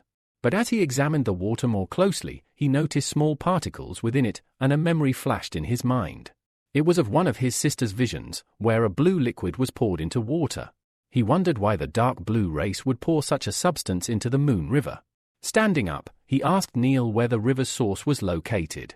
After a brief pause, Neil answered that it could be found somewhere in the middle of Mount M on the island. Without hesitation, Michael made his way to the mountain. Upon reaching the source, he quickly assessed the situation. Given the concentration of the water, he concluded that an ordinary person would not experience reincarnation or mutation, even after drinking from it for a year. This left him even more confused. Determined to uncover the truth, Michael crossed his arms and decided that the best course of action was to create a secret headquarters to monitor the situation closely. He created a clone of himself, which immediately transformed into a serpent. He instructed the clone to observe the area carefully and report any suspicious activity immediately. Afterward, Michael returned to the ship, and just a few hours later, they arrived at the 7th island of the archipelago, where the 5th defensive front was located. As soon as they docked, workers immediately began unloading the cargo. A blue-haired man, accompanied by 2 soldiers, stepped forward to greet the group and inquired which warrior from the judges had arrived with the esteemed Florence family. Michael responded that the organization had sent him as one of the constellations to temporarily protect the 5th defensive front. The man's expression showed clear surprise at this information, and he asked again if only Michael had been sent, with no other zodiac signs. Michael smiled silently, knowing he couldn't reveal that he was, in fact, a combination of a monkey, a rooster, and even a rabbit. Instead, he took a step aside and gestured toward the girls standing behind him. He explained that besides him, there were 3 other powerful heroines who were all S-rank ability users. The man, now confused, quickly composed himself. He sternly declared that even if they were S-rank or higher, he could not take their word for it. The young warrior standing beside him chuckled and suggested they test the girls' abilities in an upcoming trial. They would be fighting alongside each other on the battlefield, and it was important to avoid any misunderstandings. The man next to him looked at the girls with disdain and said he would not fight them due to their excessive thinness and weakness, adding that they wouldn't even last a minute, much less survive a fight. Michael, unfazed, smiled and told the man that he could choose one of the girls for himself. If he managed to win, Michael would give him his gloves of light. After thinking for a moment, the man, Raven, pointed at Alexa and shouted that he would fight her. He activated his ability, warning her to admit defeat before it was too late. But when Alexa stepped forward, he created a ring of ice needles, which immediately flew toward her. Holding her sword in front of her, Alexa calmly responded that if he truly understood what she had been through, he would know that his actions wouldn't affect her in the slightest. With that, she activated her ability and rushed headlong into the barrage of ice, cutting through it with her blade. She then made a beeline for her stunned opponent. Raven hastily created a shield from ice and multicolored stones, but less than a couple of seconds later, he collapsed. Alexa's sword stopped mere centimeters from his face. Russell, watching the scene unfold, approached Michael with a smile and suggested they conclude the duel and head to the commander's house. Receiving an approving nod from Michael, Russell stepped aside, and Michael moved forward, his mind focused on the strength required for such negotiations. Meanwhile, Edgar, who had received information about people from another dimension hiding beneath the sea, was making his way toward his target, driven by the desire to earn as many points as possible. His informant had been correct. At the bottom of the sea, an alien creature indeed lurked. A girl with translucent wings sat inside a massive, open shell, her expression mocking as she observed the other creatures around her. She thought to herself that her kind was far too foolish. Despite their vast strength, they often found themselves associating with pitiful, small creatures, wasting their potential. As she looked at the shell, she muttered that if the authorities hadn't sent beings like them to train others, they would have long since been wiped out by those with their own plans and ambitions. The shell responded, advising her to focus on the crystal cave, which would lift her spirits. Daphne, the girl with wings, nodded in agreement. She explained that she only needed one very transparent crystal to reach the 2nd rank. Afterward, she would return the crystal to the O-plane and sell it, earning unimaginable wealth. Suddenly, Daphne's face tensed, and she looked up to see a man approaching. The shell immediately slammed shut and began to drift away. But the black dragon had no intention of letting its prey escape. It released a stream of dark purple energy from its palm. The shell barely had time to move before its body was engulfed in the alien energy. Opening her mouth, Daphne spit out an arrow, armed with a bow, and fired it at Edgar. He only needed to move slightly to the side to avoid the attack. However, this was no ordinary arrow. The moment it struck his back, It immediately turned around, heading straight back toward him. Edgar had not anticipated such an attack, and as a result, he was unable to avoid the homing arrow that came from behind. Daphne chuckled, remarking that no one had ever managed to escape from her homing arrows. Just as the arrow pierced Edgar, it suddenly began to transform into a rapidly growing tree. Seizing this opportunity, Daphne jumped back into the shell, her voice dripping with contempt as she taunted him. She said that he was too foolish to have decided to fight her without even possessing a shred of magic. With that, the shell quickly swam away. A little later, Phoenix approached Michael, handing him a recording of the entire incident, which she had received from the Black Dragon. Michael frowned slightly after watching it and commented that if humanity intended to take on their own people, they would first need to become much stronger. He was well aware that the people from the O-plane were not only masters of energy manipulation but also excelled at enhancing their abilities. Phoenix, noticing his concern, reassured him that fortunately, more and more new geniuses were emerging among humans. Turning his gaze to her, Michael asked how the Heavenly Spirit's plan was progressing and whether everyone had received their masks yet. Phoenix replied that 3 sea otters had already donned their masks, but the scorpion mask had been stolen by members of the Tro's family. Meanwhile, Yang stood amidst the scattered limbs of a slain monster, holding a scorpion mask. He turned to the girl standing next to him and told her that he was leaving the mask for her. He also cautioned her not to cross the boundaries of the Judges Aran organization. Adele took the mask, eyeing it with a thoughtful expression. She hesitated before saying that if the judges had acquired the technology to create ability elixirs, they needed to conquer this organization to prevent the technology from falling into the hands of other families. Yang, turning his back to her, replied that they shouldn't rush. He suggested they wait for the right moment when the judges' organization would be most vulnerable. Adele, still holding the mask, asked if she could bring him the ability elixir she had recently exchanged. He shook his head and replied that there was no need for that, as he still had matters to attend to within the clan. Meanwhile, one of the strongest warriors of the 4 seas, ranked among the top 3, was meditating in solitude, putting his thoughts in order. Adele approached him, stopping beside him, and explained that although his father had given her the mask, she was now giving it to him so that he could verify the authenticity of the elixir of abilities. She placed the mask next to Stefan and added that he should not wear it, as he was the heir to the Tro's family's trading legacy and should not risk himself by involving the Iron Blood Army headquarters. At the same time, another significant conversation was taking place in the Commander-in-Chief's office at the headquarters of the Iron Blood Army. RY, a member of the Tro's family, had been tasked with dealing with the judges. He nodded weakly, accepting the order. Meanwhile, the Hero Association was on high alert, sitting around a game of Go, as their leaders discussed how the people from another world were becoming increasingly powerful, while their own heroes were growing weaker. If this trend continued, they feared humanity would soon find itself in a hopeless situation. Looking at his friend, Maurice commented that he believed the man was right. He noted that meditation seemed to be the only way to save humanity, but they could not teach this method to others, unlike the people from another world who had somehow managed to do so.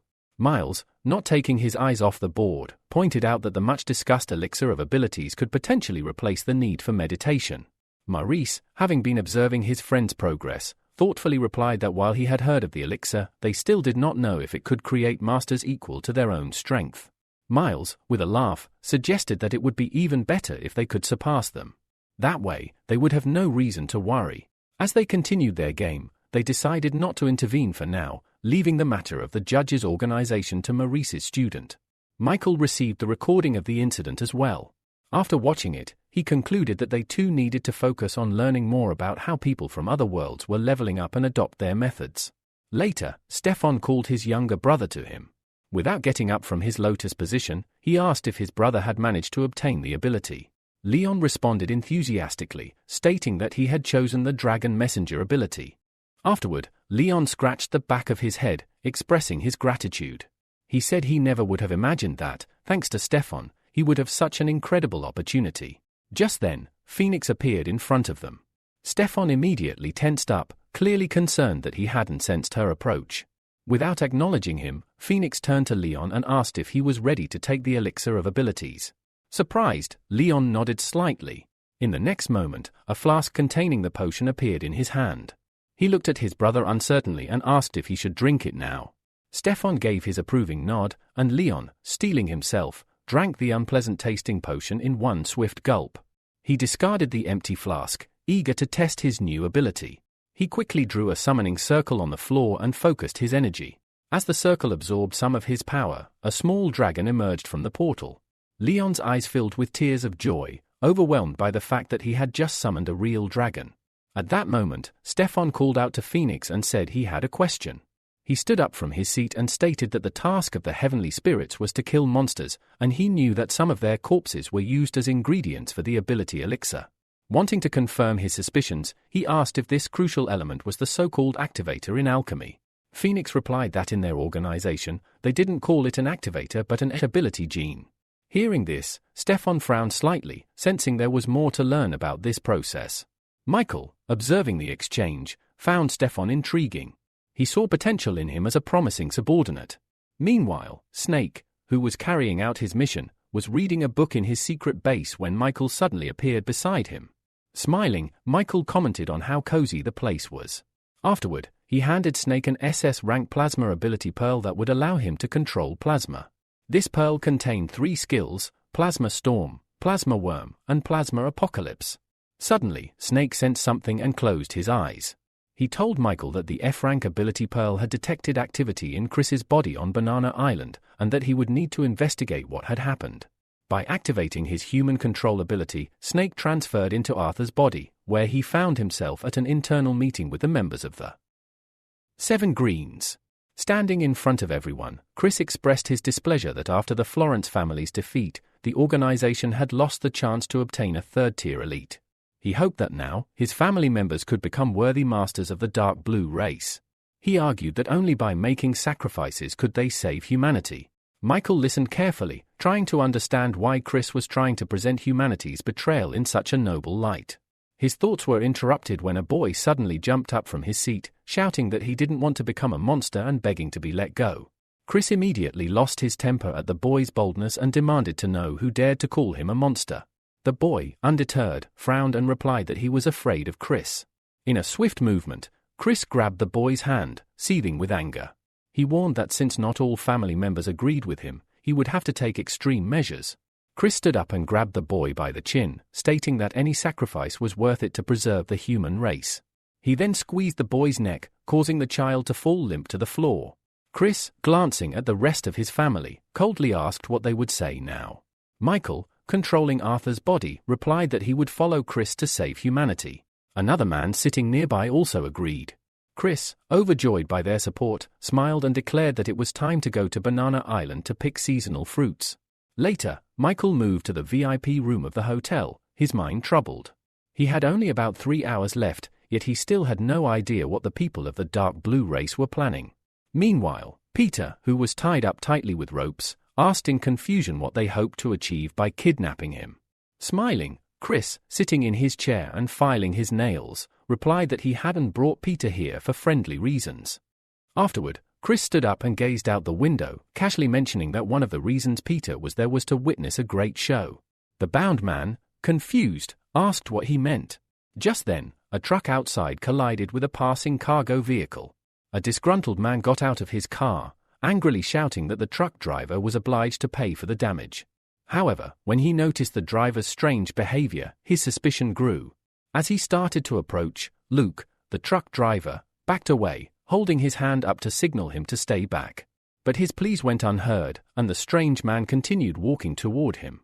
Suddenly, Luke's appearance changed completely, and where the man had been, a green monster now stood, snarling fiercely.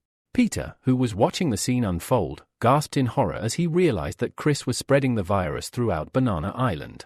Chris, however, chuckled and casually dismissed the idea, saying they didn't resort to such low tactics. Instead, they used 3 driving forces for the dark blue mutation. He explained that the island's inhabitants had been drinking water laced with tiny blue particles for several months. While the concentration had been small, he was certain that with the 3 provoking factors, the island's inhabitants would immediately grow to the 3rd rank. Meanwhile, the monster killed Luke, absorbing his energy. Michael, watching this from a distance, tried to think of a way to stop Chris before it was too late. Just then, Peter managed to break free from his ropes and shouted that he was willing to die but would never allow Chris's plans to succeed. He charged at Chris, but Chris quickly leapt up, dodging the attack. Then, Chris launched a counterattack, sending a blue bolt of energy flying from his palm. Peter didn't seem to notice the attack until it pierced his hand, like an arrow, leaving him in pain.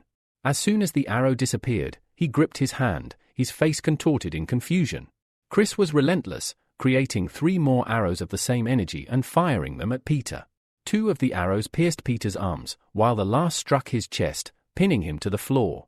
Chris looked at him with a smug smile and said that he would sever all of Peter's limbs and break the neural connection in his brain, turning him into food for the dark blue race.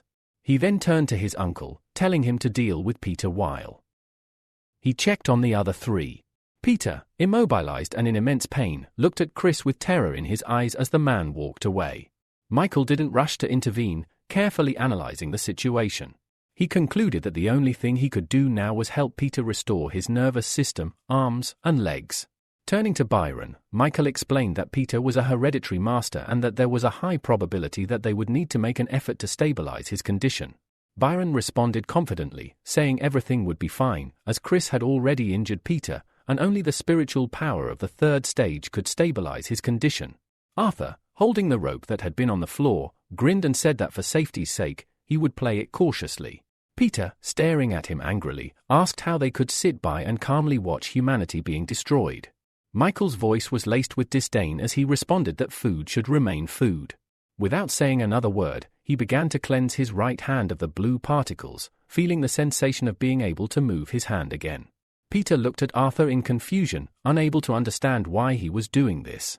A few moments later, Arthur stood up and announced that he was finished. Peter, pretending to be exhausted, acted as though he had passed out. Byron, rising from his seat, approached them with a satisfied smile, praising their success. But as soon as Chris left the building, he froze, sensing something had gone wrong. Realizing that his uncle had died, Chris turned around with a puzzled expression and looked at the hotel building. Transforming into a swarm of bats, he flew into the building and reformed his human shape inside.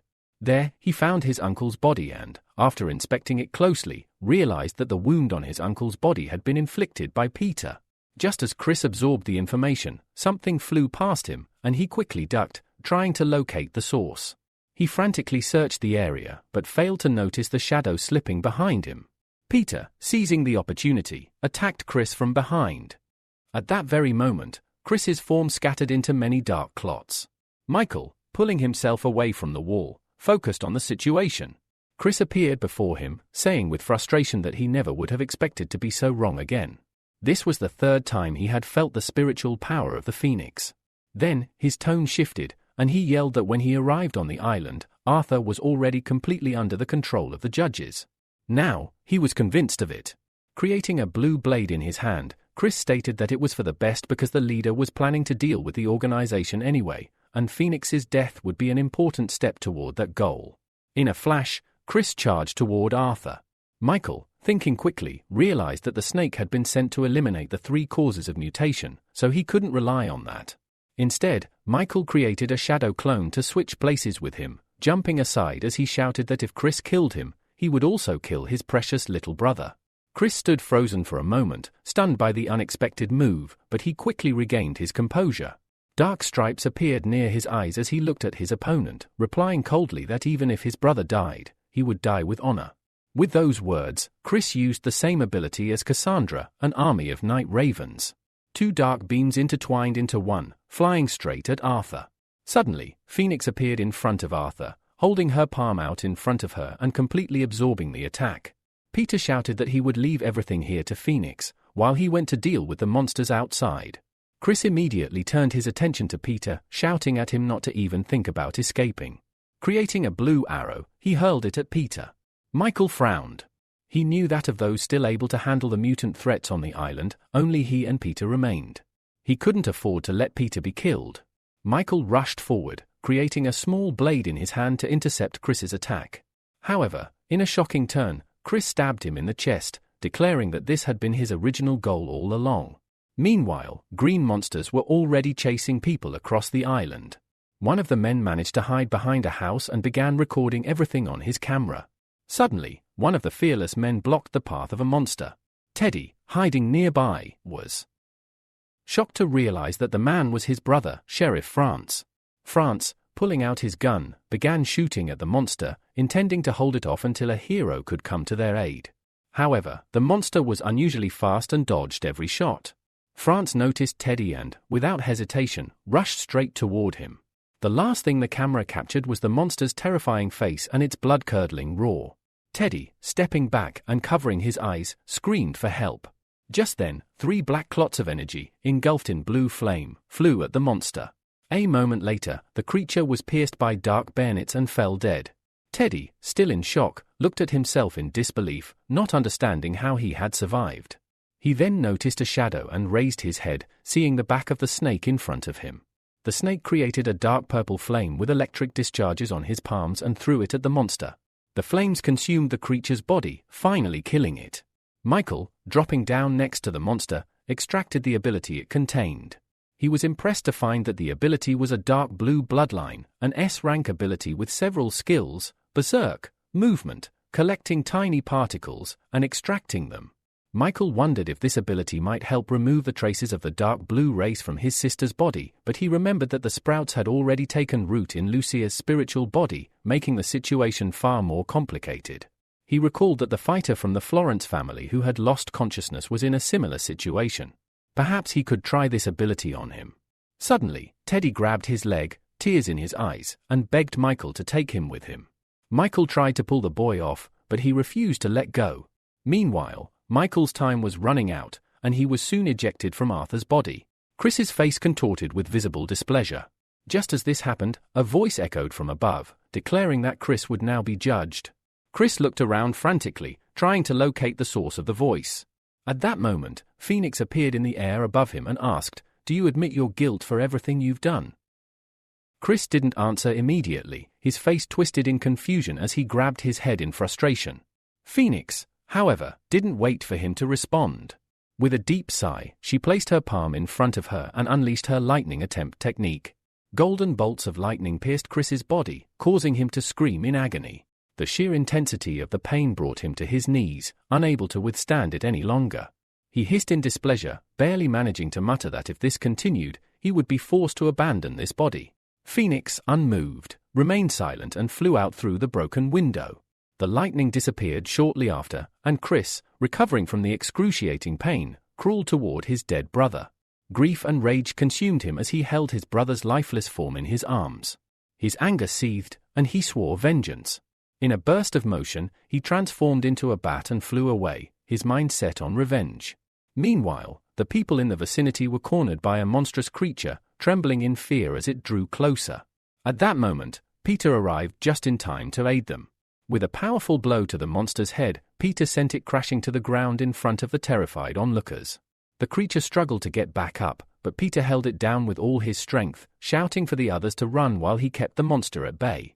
However, the monster managed to break free, growling fiercely as it rose to its feet. Peter, unable to stay on the creature's head any longer, was knocked away by a swipe of its paw. He flew further into the air, crashing through a window and into an empty apartment. The monster roared in fury, losing its prey, and the man inside the apartment, struggling to rise, realized he had no choice but to use his final trump card. Rising to his feet, his body was soon engulfed in bright flames. A furious scream erupted from him as he endured the searing pain, gathering all the flames into his fist. With one last surge of power, he launched himself at the monster, piercing its chest with a mighty blow. Those watching immediately recognized the attack. It was the signature move of the E-hand fist fighter. A satisfied smile appeared on Peter's face as the monster fell dead. But as he turned around, a sharp pain suddenly pierced his head. Chris had plunged his blue blade into Peter's skull, delivering his long-awaited revenge. Without a hint of mercy, Chris threw Peter's lifeless body to the ground. The people who had been watching in terror stood frozen, unable to move as they gazed at Peter's dead body. Chris descended from above and grabbed Peter's hand, dragging him toward the fallen monster. With a cruel smile, he opened his mouth and began absorbing the remaining life force from Peter's body. Chris savored the moment, watching as the monster's wounds quickly healed and it rose to its feet once more. The creature let out a terrifying roar as it reanimated. Chris was ecstatic, eagerly absorbing the monster's energy. He could feel his own strength growing, and he couldn't wait to see just how much stronger he had become. However, his moment of triumph was interrupted by a voice behind him. Turning around, Chris saw a suspicious figure wearing a mask similar to the one worn by the judges. The figure remarked that he had arrived just in time to test Chris's newfound power. Chris, expecting an immediate attack, was confused when the figure did not react. "Why aren't you attacking?" Chris demanded, irritated. "I'm standing right in front of you, and I'm getting stronger by the second." Michael, the masked figure, responded with calm indifference. "I'm just waiting for you to finish," he said. When the opponent is too weak, fighting becomes boring. Chris's irritation grew. He finished absorbing the monster's energy and sneered, "Thanks to your stupidity, I'll be able to slice your body into 3 parts in one go." In the blink of an eye, a blue blade materialized in Chris's palm, and with a determined shout, he charged at Michael. He proclaimed that the power of the 3rd stage was now concentrated in his hands. Michael, however, did not attempt to dodge the attack. As the blade pierced his body, his entire form turned into a shadow, and several arrow-shaped shadows covered in blue flames separated from him. The shadows all rushed at Chris at once. Chris quickly created a shield, blocking the attack, but the force of it left him with no time to react before Michael ran at him, launching a counterstrike. Chris easily dodged the blow, but the situation rapidly escalated when blue lightning bolts began emanating from Michael's body. Plasma balls shot toward Chris, forcing him to disintegrate into a swarm of black bats. Yet, the plasma balls followed each bat, hitting them one by one. Even after reforming, Chris returned to his previous shape and sneered, stating that the power of skills alone didn't decide the outcome of a battle, tactics were the key. He began forming blue needles from his energy and taunted Michael, asking how many times he could use such a powerful technique. Before he could strike, however, he was suddenly struck in the back by something, a bat. The last thing Chris saw before his vision darkened was a monkey and phoenix floating in the air above him. As he collapsed to the ground, the essence of the dark blue race left his body. Realizing that fighting against such a large number of powerful enemies was futile, Chris's body finally ceased moving. Michael couldn't help but chuckle, marveling at how this entity managed to escape, even with the spiritual seal activated. Phoenix commented that, though Chris had escaped, it came at a significant cost. He had used many tiny particles to open a hole in the seal, allowing him to flee. Determining that saving the people was their immediate priority, the two flew off to finish their mission. Once everything had settled, Michael and Phoenix returned to the Heavenly Palace. Phoenix informed him that, following the incident on Banana Island, their organization had gained significant fame across the 4 realms. This newfound recognition was a good thing, as it attracted more people interested in joining the ranks of the judges. However, the number of spots available for heavenly spirits was limited to just 36, and some would likely shift their focus. To Florence's family, Phoenix expressed concern that this might open the door for spies to infiltrate Florence's family, using this opportunity to their advantage. Michael confidently reassured her that Ivan would handle the problem on his own. With that settled, Michael turned toward the exit, saying it was time to return to the city of L. Dressed in a rooster costume, he reached his hometown in a matter of hours, landing on the roof of a building. He spread his arms wide and inhaled deeply, savoring the familiar smell of the city that he had missed so much. After a moment of quiet reflection, he decided to focus on more pressing matters, namely improving his metal control ability to SS rank. With every passing second, the pearl of the ability lost its emerald color, becoming gray. The enhanced ability now extended to a range of 30,000 meters and could affect metal weighing up to 1 million tons. Additionally, it contained a new skill, Divine Metal, a highly compressed substance with incredible power. As Michael marveled at the improvement in his abilities, something caught his attention. He looked down and saw a massive black fox with 3 tails on the roof of a neighboring building. The creature had just destroyed a window and was now searching inside for its prey. A girl inside the house trembled in fear as the monster's fanged mouth loomed dangerously close to her. Suddenly, the monster leapt toward the girl and ran downstairs. At the same moment, a man fell from the broken window, screaming in terror. A drone hovering above the building announced that their city was under attack by an S-rank monster and that all available A-rank heroes were needed to eliminate the threat. The man plummeting to the ground had already resigned himself to his fate, but as he fell, a stone slab appeared beneath him, cushioning his fall and saving his life. Below, a red car had parked near the building, and 2 figures emerged, Austin and Pavel, both armed with swords. Without hesitation, the lazy swordsman charged at the monster, while Austin began transforming into a werewolf, his t-shirt tearing as he did so. The battle for the city was about to intensify. The TV presenter reported that every time a monster of this level appeared, the city suffered colossal destruction. Now, they could only hope that the heroes could hold out until an S-rank hero arrived. Meanwhile, the fox opened its mouth and conjured a ball of dark green energy, launching it directly at Pavel. He swiftly dodged, leaping to the side. However, his attention shifted back to his partner, who had already completely transformed. Holding the monster's paw back with sheer strength, he shouted at Pavel that now was the perfect opportunity to attack. Pavel nodded and rushed at the fox. Just as his blade was about to make contact, the fox leapt out of the way, quickly distancing itself. It swung its tails vigorously in an attempt to strike the swordsman, then locked eyes with him. The fox opened its mouth once more, unleashing a deafening roar. At that moment, an arrow shot through the air and struck the fox directly in its eye. The impact caused the monster to crash to the ground, incapacitated for the moment. Michael, having observed the situation, turned his gaze and saw a girl with a bow in her hands. It didn't take him long to recognize her, Lulu, the A-rank heroine. However, there was something unusual about her. Through his spiritual scanning, he realized that her ability had improved to S-rank and even reached the second stage within a very short time. This caught Michael's attention. Meanwhile, the TV presenter updated the public, mentioning that thanks to the timely arrival of the heroes, there had been no casualties. Additionally, according to eyewitnesses, a mysterious man in a mask who used metal attacks was helping the heroes. The words about the mysterious hero's abilities led the presenter to believe that Mr. Rooster had finally returned. In the sky above, something strange began to happen. Dark clots of energy formed from all directions, converging at a single point. The black fox, its head raised to the sky, howled loudly as the concentrated energy in the sky ignited. Lulu, drawing her bow, aimed it at the fox, preparing to fire. But before she could release the arrow, the fox leapt backward and landed on one of the nearby buildings. The TV host, rubbing his chin, commented that the night demon fox was exceptional at using the darkness of the night to conceal itself and avoid attacks. This would make it extremely difficult for Lulu to land a hit.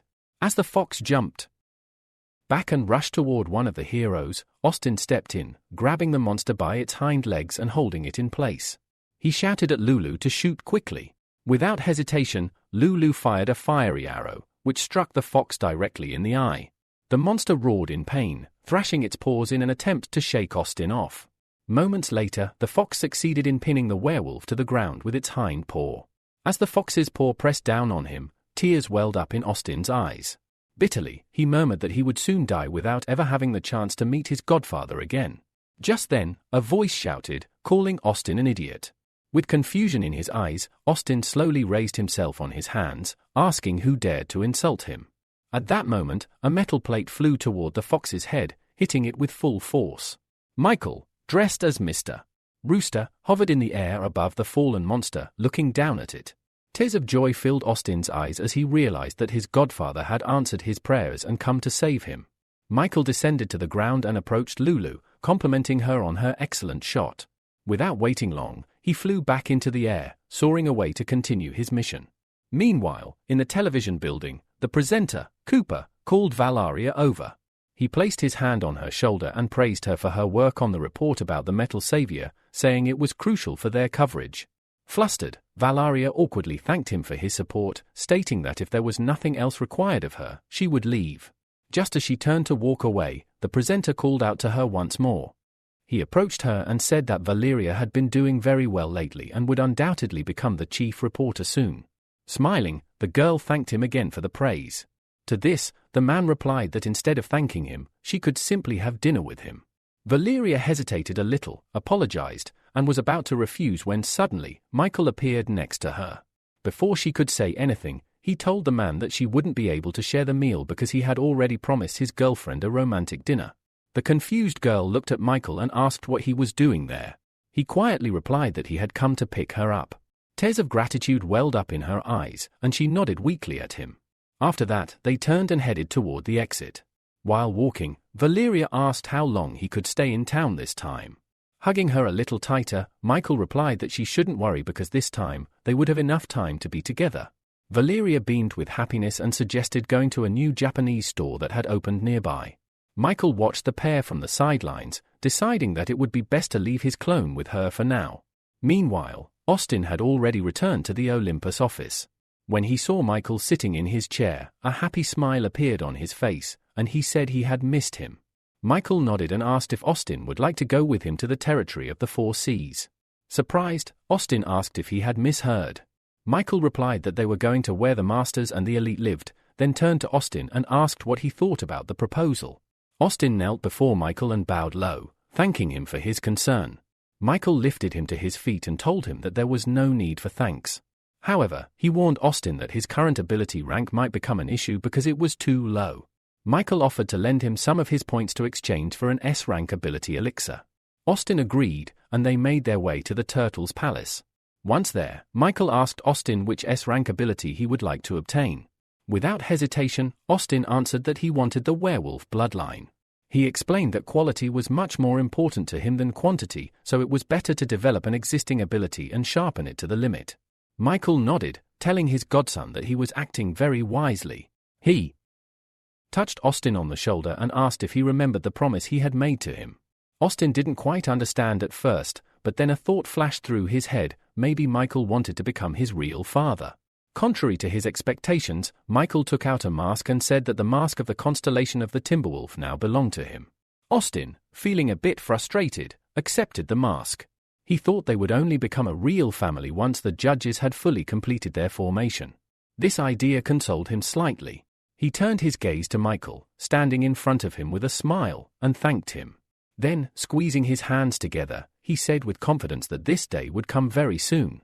Michael asked, puzzled, what Austin was thinking. Taking a few steps back, Austin explained that the Timberwolf belonged to the White Tiger Castle, so soon he and another person would go to the southwest in a free alliance. Michael moved toward the exit, throwing a parting remark that as soon as Austin sorted out his affairs, he could follow him to the territory of the Four Seas. Austin had no choice but to submit to Michael's will. He put on the Timberwolf mask, raised his fist in front of him, and shouted that his godfather need not worry, because very soon, the judges' organization would be entirely theirs. As Michael flew off to his next destination, he suddenly sneezed, feeling a chill run down his spine. He clearly sensed that someone was remembering him. Lucas had not wasted his time. He had been training hard, even now doing his evening workout. At some point, he was distracted by the feeling of someone else's presence. When the rooster appeared before him, Lucas immediately knelt and greeted his master. However, Michael decided to skip the formalities and get straight to the point. He asked if Lucas had received an invitation letter from the Hero Association after hearing that Lucas had won first place in the competition. Lucas replied that not only him but also several other people he closely communicated with had received the letter, including Lulu, an S-rank heroine. After some thought, Michael asked how close Lucas was to Lulu. Lucas explained that unlike the others, he did not communicate with her much, except that they had crossed paths during lunch a couple of times. Michael, curious, asked if she had any particular habits, to which Lucas responded that she was very fond of meditating. This piqued Michael's interest, and he suspected that Lulu had somehow managed to master a unique meditation technique on her own. He decided that he needed to meet her. After thanking Lucas for the information, Michael said he still had urgent matters to attend to. Lucas watched his retreating figure and promised himself that, one day, he would become the most powerful weapon in Michael's hands. Later, Michael ventured into the forest, his thoughts consumed by Lulu. After a while, he finally found her meditating. The sight of her meditating confirmed his suspicions. Lulu had indeed mastered the meditation technique. However, he couldn't remain unnoticed for long. Lulu, distracted from her meditation, looked around and called out to the source of the disturbance, demanding that whoever was there come out. Rising to her feet, she grabbed her bow and aimed it at the tree behind which Michael had been hiding. Michael raised his hands in a peaceful gesture and stepped out, explaining that he came in peace and only wanted to offer her a deal. Lulu, still frowning, asked what the deal was. Instead of answering directly, Michael asked her what her secret was for her rapid growth in skills. Lulu was embarrassed, realizing that she had been exposed. After a brief silence, Michael proposed a deal. He could make her an SS rank hero, offer her lifelong protection by the judge organization, and grant her endless luck that would never run out. Intrigued, Lulu asked if SS rank was the next rank after S, and Michael confirmed that it was, in fact, the third rank. She then asked, with some suspicion, why the judge organization needed her secret since they already had a method to make people SS rank. Michael stepped aside and explained that the ability elixir could only enhance a limited number of people, and their main purpose was to increase humanity's overall combat readiness. Still plagued by doubts, Lulu asked if Michael was really telling the truth. When he nodded, she sighed and clenched her fists. She then lowered her head and confessed that she had discovered by pure chance that her spiritual skill meditation could improve human strength in a very short amount of time. She also added that her hunting magic meditation wasn't universal and was only suited for her specific abilities. Michael thought for a moment and then asked if the technique was capable of developing only Lulu's unique skills. Lulu nodded weakly. Michael sighed again and scratched the back of his head, admitting that it wasn't a big problem for him. He had already devised a plan in his head in which, with the help of the hunting magic meditation and copies of Lulu's abilities, he could create a powerful army. Lulu, noticing that Michael seemed lost in thought, waved her hand in front of his face to snap him out of it. Once she had succeeded, she told him that if his offer was still valid, she accepted it and chose to accept lifelong protection from the judges. Michael nodded and materialized a mask, handing it to her. He explained that it was the constellation of the Phoenix Castle, the lunar deer, and that in case of danger, Lady Phoenix would come to her aid.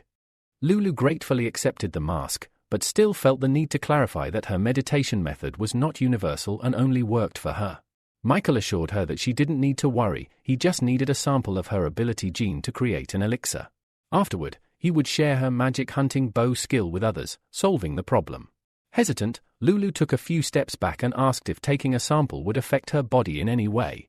Michael waved his hand dismissively, assuring her that she would be fine and nothing would change.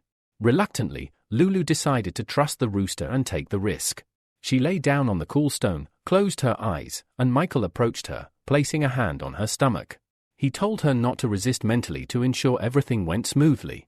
Lulu nodded without opening her eyes. Moments later, Michael told her that everything was ready and she could get up. Lulu sat on the stone, unsure of what to make of the situation. She remarked that he had done it faster than she expected, and there was something in her tone that made Michael uncomfortable. Though irritated, he pushed his feelings aside. Some time later, Michael was transported to the turtle's castle, where he studied the scroll that Lulu had given him. After carefully reviewing the instructions, doubts crept into his mind about whether this method would truly work. Still, with no other options, he decided to try following the steps to understand how the meditation collected dark energy. As Michael meditated, golden streams of energy separated from his body and began to be absorbed into the scroll. He concentrated hard, directing his energy inside it. Meanwhile, in the real world, countless monsters were causing havoc. The three-eyed demon god had been fighting an extremely agile enemy, but he grew tired of playing around and decided to end their battle with one shot from his bow. The arrow flew at incredible speed toward the target, but the phoenix soared upward, evading the strike. Back in meditation, Michael began to feel the effects of the method. Sweat poured down his face as he realized that while this technique helped F-rank individuals quickly break through to D-rank, it didn't work as well for him, as he was used to absorbing dark energy on a much larger scale. For ordinary people, however, this method would likely be more effective. The flow of meditation and the body's spiritual power could enter and exit with ease, preserving the dark energy and allowing people to freely collect cubes of dark energy for use. Despite this, Michael was left with questions. How much energy could they store? Where did the power of meditation come from, especially for people from another world? He realized that the only way to answer these questions was by mastering the meditation method of another world or conducting an investigation on the plane of O. A few days later, Austin arrived in the lands of the Four Seas and caught up with Michael. Michael informed him that they were now on the territory of a free union, the seventh island of the archipelago of the Fifth Defensive Front, which their organization had long been tasked with defending. He explained that they were going to meet other members of the judges. Creating a metal shield, Michael and Austin soared into the air. Austin clung to Michael, too afraid to look down. A couple of hours later, they landed at the agreed-upon spot, where Raven, Ivan, Casper, and two guards were already waiting. Raven stepped forward and greeted Michael, bringing a confused Austin out from behind him. He introduced Austin as the Timberwolf and asked that they take care of him from now on, as he was Michael's dear godson. Austin looked around at the people present, expressing hope for a successful collaboration. Raven addressed him by name and said he was glad to welcome him there. Austin, completely confused, turned to Michael and asked what he should do now that his name had been revealed. Michael patted his godson on the shoulder and reassured him that he didn't need to worry. He had personally trained Raven and shared some information with him before they arrived. Michael explained that Raven was responsible for defending the Fifth Front, which was why Austin had been sent there to learn from such an outstanding fighter. This explanation made Austin realize that his godfather wasn't on the best terms with Raven due to the latter's arrogance, and thus, Michael couldn't fully control him. He also understood the true reason he was sent there. Michael was worried that his pawn would get out of hand. A joyful smile appeared on Austin's face as he realized that his godfather trusted only him. Looking at Raven, Austin assured him that he understood everything and would help him get everything back. Michael watched in disbelief as Austin ran up to his clone, giving him a joyful hug. Michael doubted that Austin truly understood the situation and had a strong feeling he would be trouble. With a sigh, he walked up to Ivan, telling him that they needed to talk in private. The two of them immediately moved to a reception area where they could discuss their matters. Michael began the conversation by telling Ivan that their organization wanted to conduct an experiment and asked if Florence's family was interested. Ivan wasn't quick to give an answer, asking for more details before making such an important decision. When Michael asked if Ivan knew anything about meditation, Ivan's face showed surprise, and he asked in disbelief if the judges were familiar with the method. Michael didn't directly answer but deduced what was going on. Ivan explained that he had learned about meditation from his son and that only a true expert could master it. He also mentioned that their version of meditation was incomplete compared to what people from another world used. Michael, in turn, explained that their organization now possessed the meditation of hunting magic, which could help ordinary people develop new skills.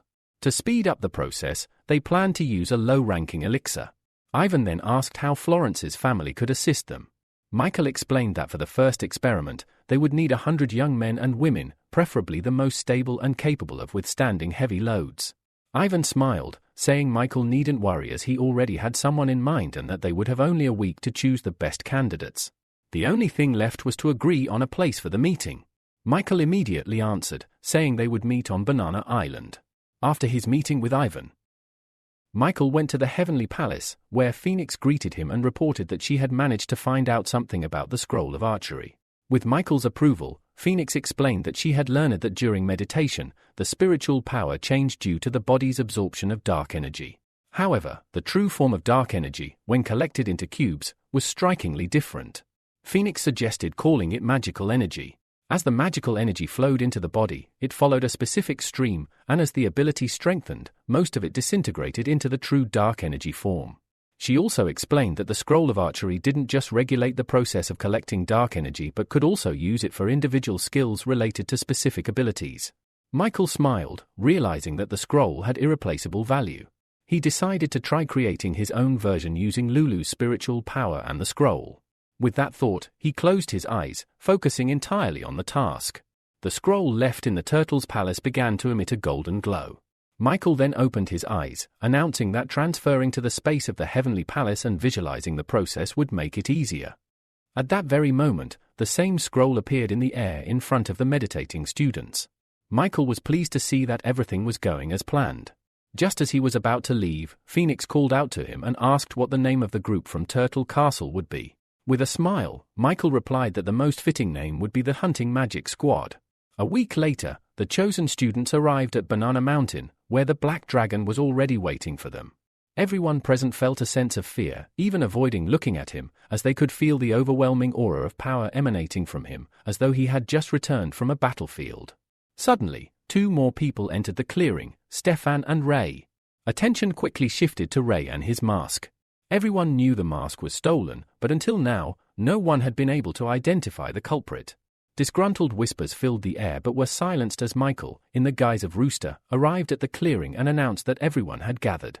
The Black Dragon, surprised, asked if the judges had sent Michael to take samples of the ability genes. Michael smiled and said he was glad to meet them again after so long. Ignoring the question, the Black Dragon approached Michael, stating that now, he was in no way inferior to him and that the day would come when he would defeat him. Michael held back a laugh, replying in a stern voice that he would look forward to that day. Afterward, Michael patted Edgar on the shoulder and said they would start with him. Michael could physically feel Edgar tense up and advised him to relax his muscles and not resist with his spiritual power. Stefan came closer, carefully watching every action of the Rooster. His goal was to understand how Michael extracted the ability gene so he could pass the technology on to his family.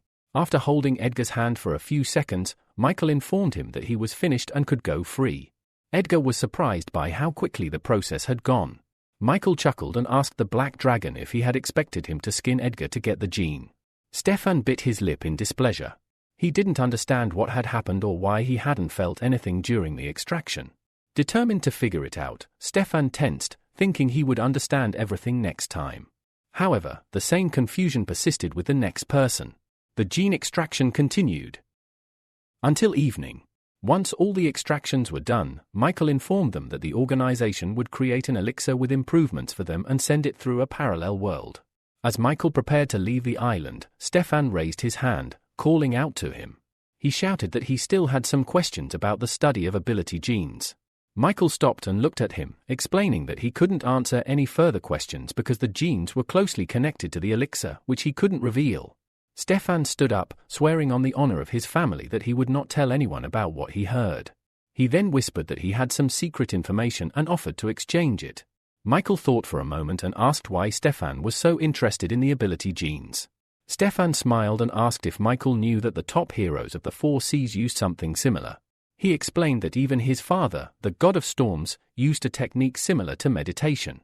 Stefan continued, saying that the strongest heroes follow different paths, known as the path. After pondering, Michael asked if Stefan would like to use the information from the judges to find his own path. Stefan was silent for a few moments, and Michael continued, offering to help Stefan advance in meditation if he truly wanted to. With a smile, Michael put his arm over Stefan's shoulder and told him that the judges would soon conduct an experiment called Hunting Magic Meditation on Banana Island. Stefan was ecstatic that the rooster had taken a step toward him and said he would share any information he had if the judges needed it. Michael chuckled contentedly behind his mask and suggested Stefan find a quiet place where they could discuss everything over a cup of tea. Left alone, Ray watched the two leave, bewildered. Slowly recovering from the shock, he took a few steps forward and called after them, but they had already flown off, completely forgetting about him. A week later, a ship docked at Banana Island late at night. Emma woke up the guy who had fallen asleep on board and told him it was time to get up. She briskly walked off the ship, and Ethan, who had just woken up, hurried after her, asking her to wait. As he caught up, he introduced himself and asked her name, noting that they had been on the same ship for so long but still didn't know each other's names.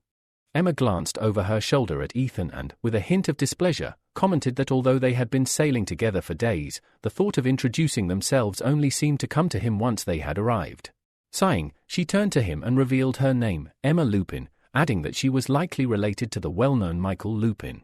Ethan, with a mischievous smile, leaned closer and whispered, "In that case, you might even turn out to be Michael's brother's aunt." Emma laughed at his playful remark and, teasingly, replied, "If you recalling Michael Lupin your brother and me your aunt, should I address you as my grandson?" Ethan smiled wider and jokingly responded, "In that case, you'd have to call me grandma." Suddenly, both of them fell silent as they felt the weight of a heavy gaze upon them. Ethan turned his head and met the eyes of Rooster, who stood nearby. However, Rooster quickly lost interest and turned away. Emma, with a relieved sigh, said, "I almost got scared, thinking he might have heard everything." Ethan reassured her, "Don't worry, it's just a joke. It has nothing to do with the judges." Michael, holding back his irritation, took note of the couple, his adopted aunt and the arrogant boy. He waited for everyone to disembark the ship before stepping forward and asking, "Do you all want to become stronger?" In unison, everyone shouted their agreement, declaring that they would do anything to gain power. This was enough for Michael to test their resolve. He released a wave of spiritual power in their direction, and many immediately collapsed to the ground, losing consciousness. Ethan, struggling with an overwhelming weakness, barely managed to stay on his feet. He glanced at Emma, who was also fighting to stay conscious. But soon, both their stamina gave out, and they fell onto the cool ground, unconscious. Stefan, one of the few who still managed to hold on, felt a great strain. He had not expected such a cruel method of selection. He fought to stay conscious but, eventually, fatigue overtook him, and he too collapsed. Michael announced that the 18 people who fell last would pass this test. The next day, the 18 chosen disciples gathered at the Heavenly Palace. Michael congratulated them on passing the first stage. His tone turned serious as he explained the importance of the experiment they were part of. The future of all humanity depends On this, he stated. Everyone listened attentively, understanding the gravity of the situation. Michael continued, abilities are usually awakened randomly, but now the judges have developed a new method that will help even ordinary people receive and develop abilities. This method is called the meditation of hunting magic. Ethan, filled with excitement, asked, can even the most ordinary people really gain abilities? Michael confirmed, that's correct. To test the meditation's effectiveness under different conditions, Michael explained, the participants would be divided into 2 teams. 9 would receive an F-rank ability, the magic hunting bow, while the others would attempt to awaken abilities from nothing. He asked those who could cultivate abilities and wanted to practice the hunting magic meditation to step forward. The group hesitated, uncertainty written on their faces. No one stepped forward. Seeing their reluctance, Michael decided to use mind control. The individuals he had chosen from the previous day were compelled to move forward, and as one, they declared, for the future of humanity, we choose meditation. Once everyone was divided into groups, Michael smiled under his mask and said, in that case, we can begin. He gave the command, and the participants sat in the lotus position, beginning their meditation. As he watched them, Michael reflected on how the universality of this meditation method was still too small. If anyone could develop it, the situation would have taken a completely different turn. Just as he thought this, he felt a simultaneous call from the island chain on the southern continent. The urgency of the call stressed him out. If nothing serious had happened, there would have been no reason for him to be contacted.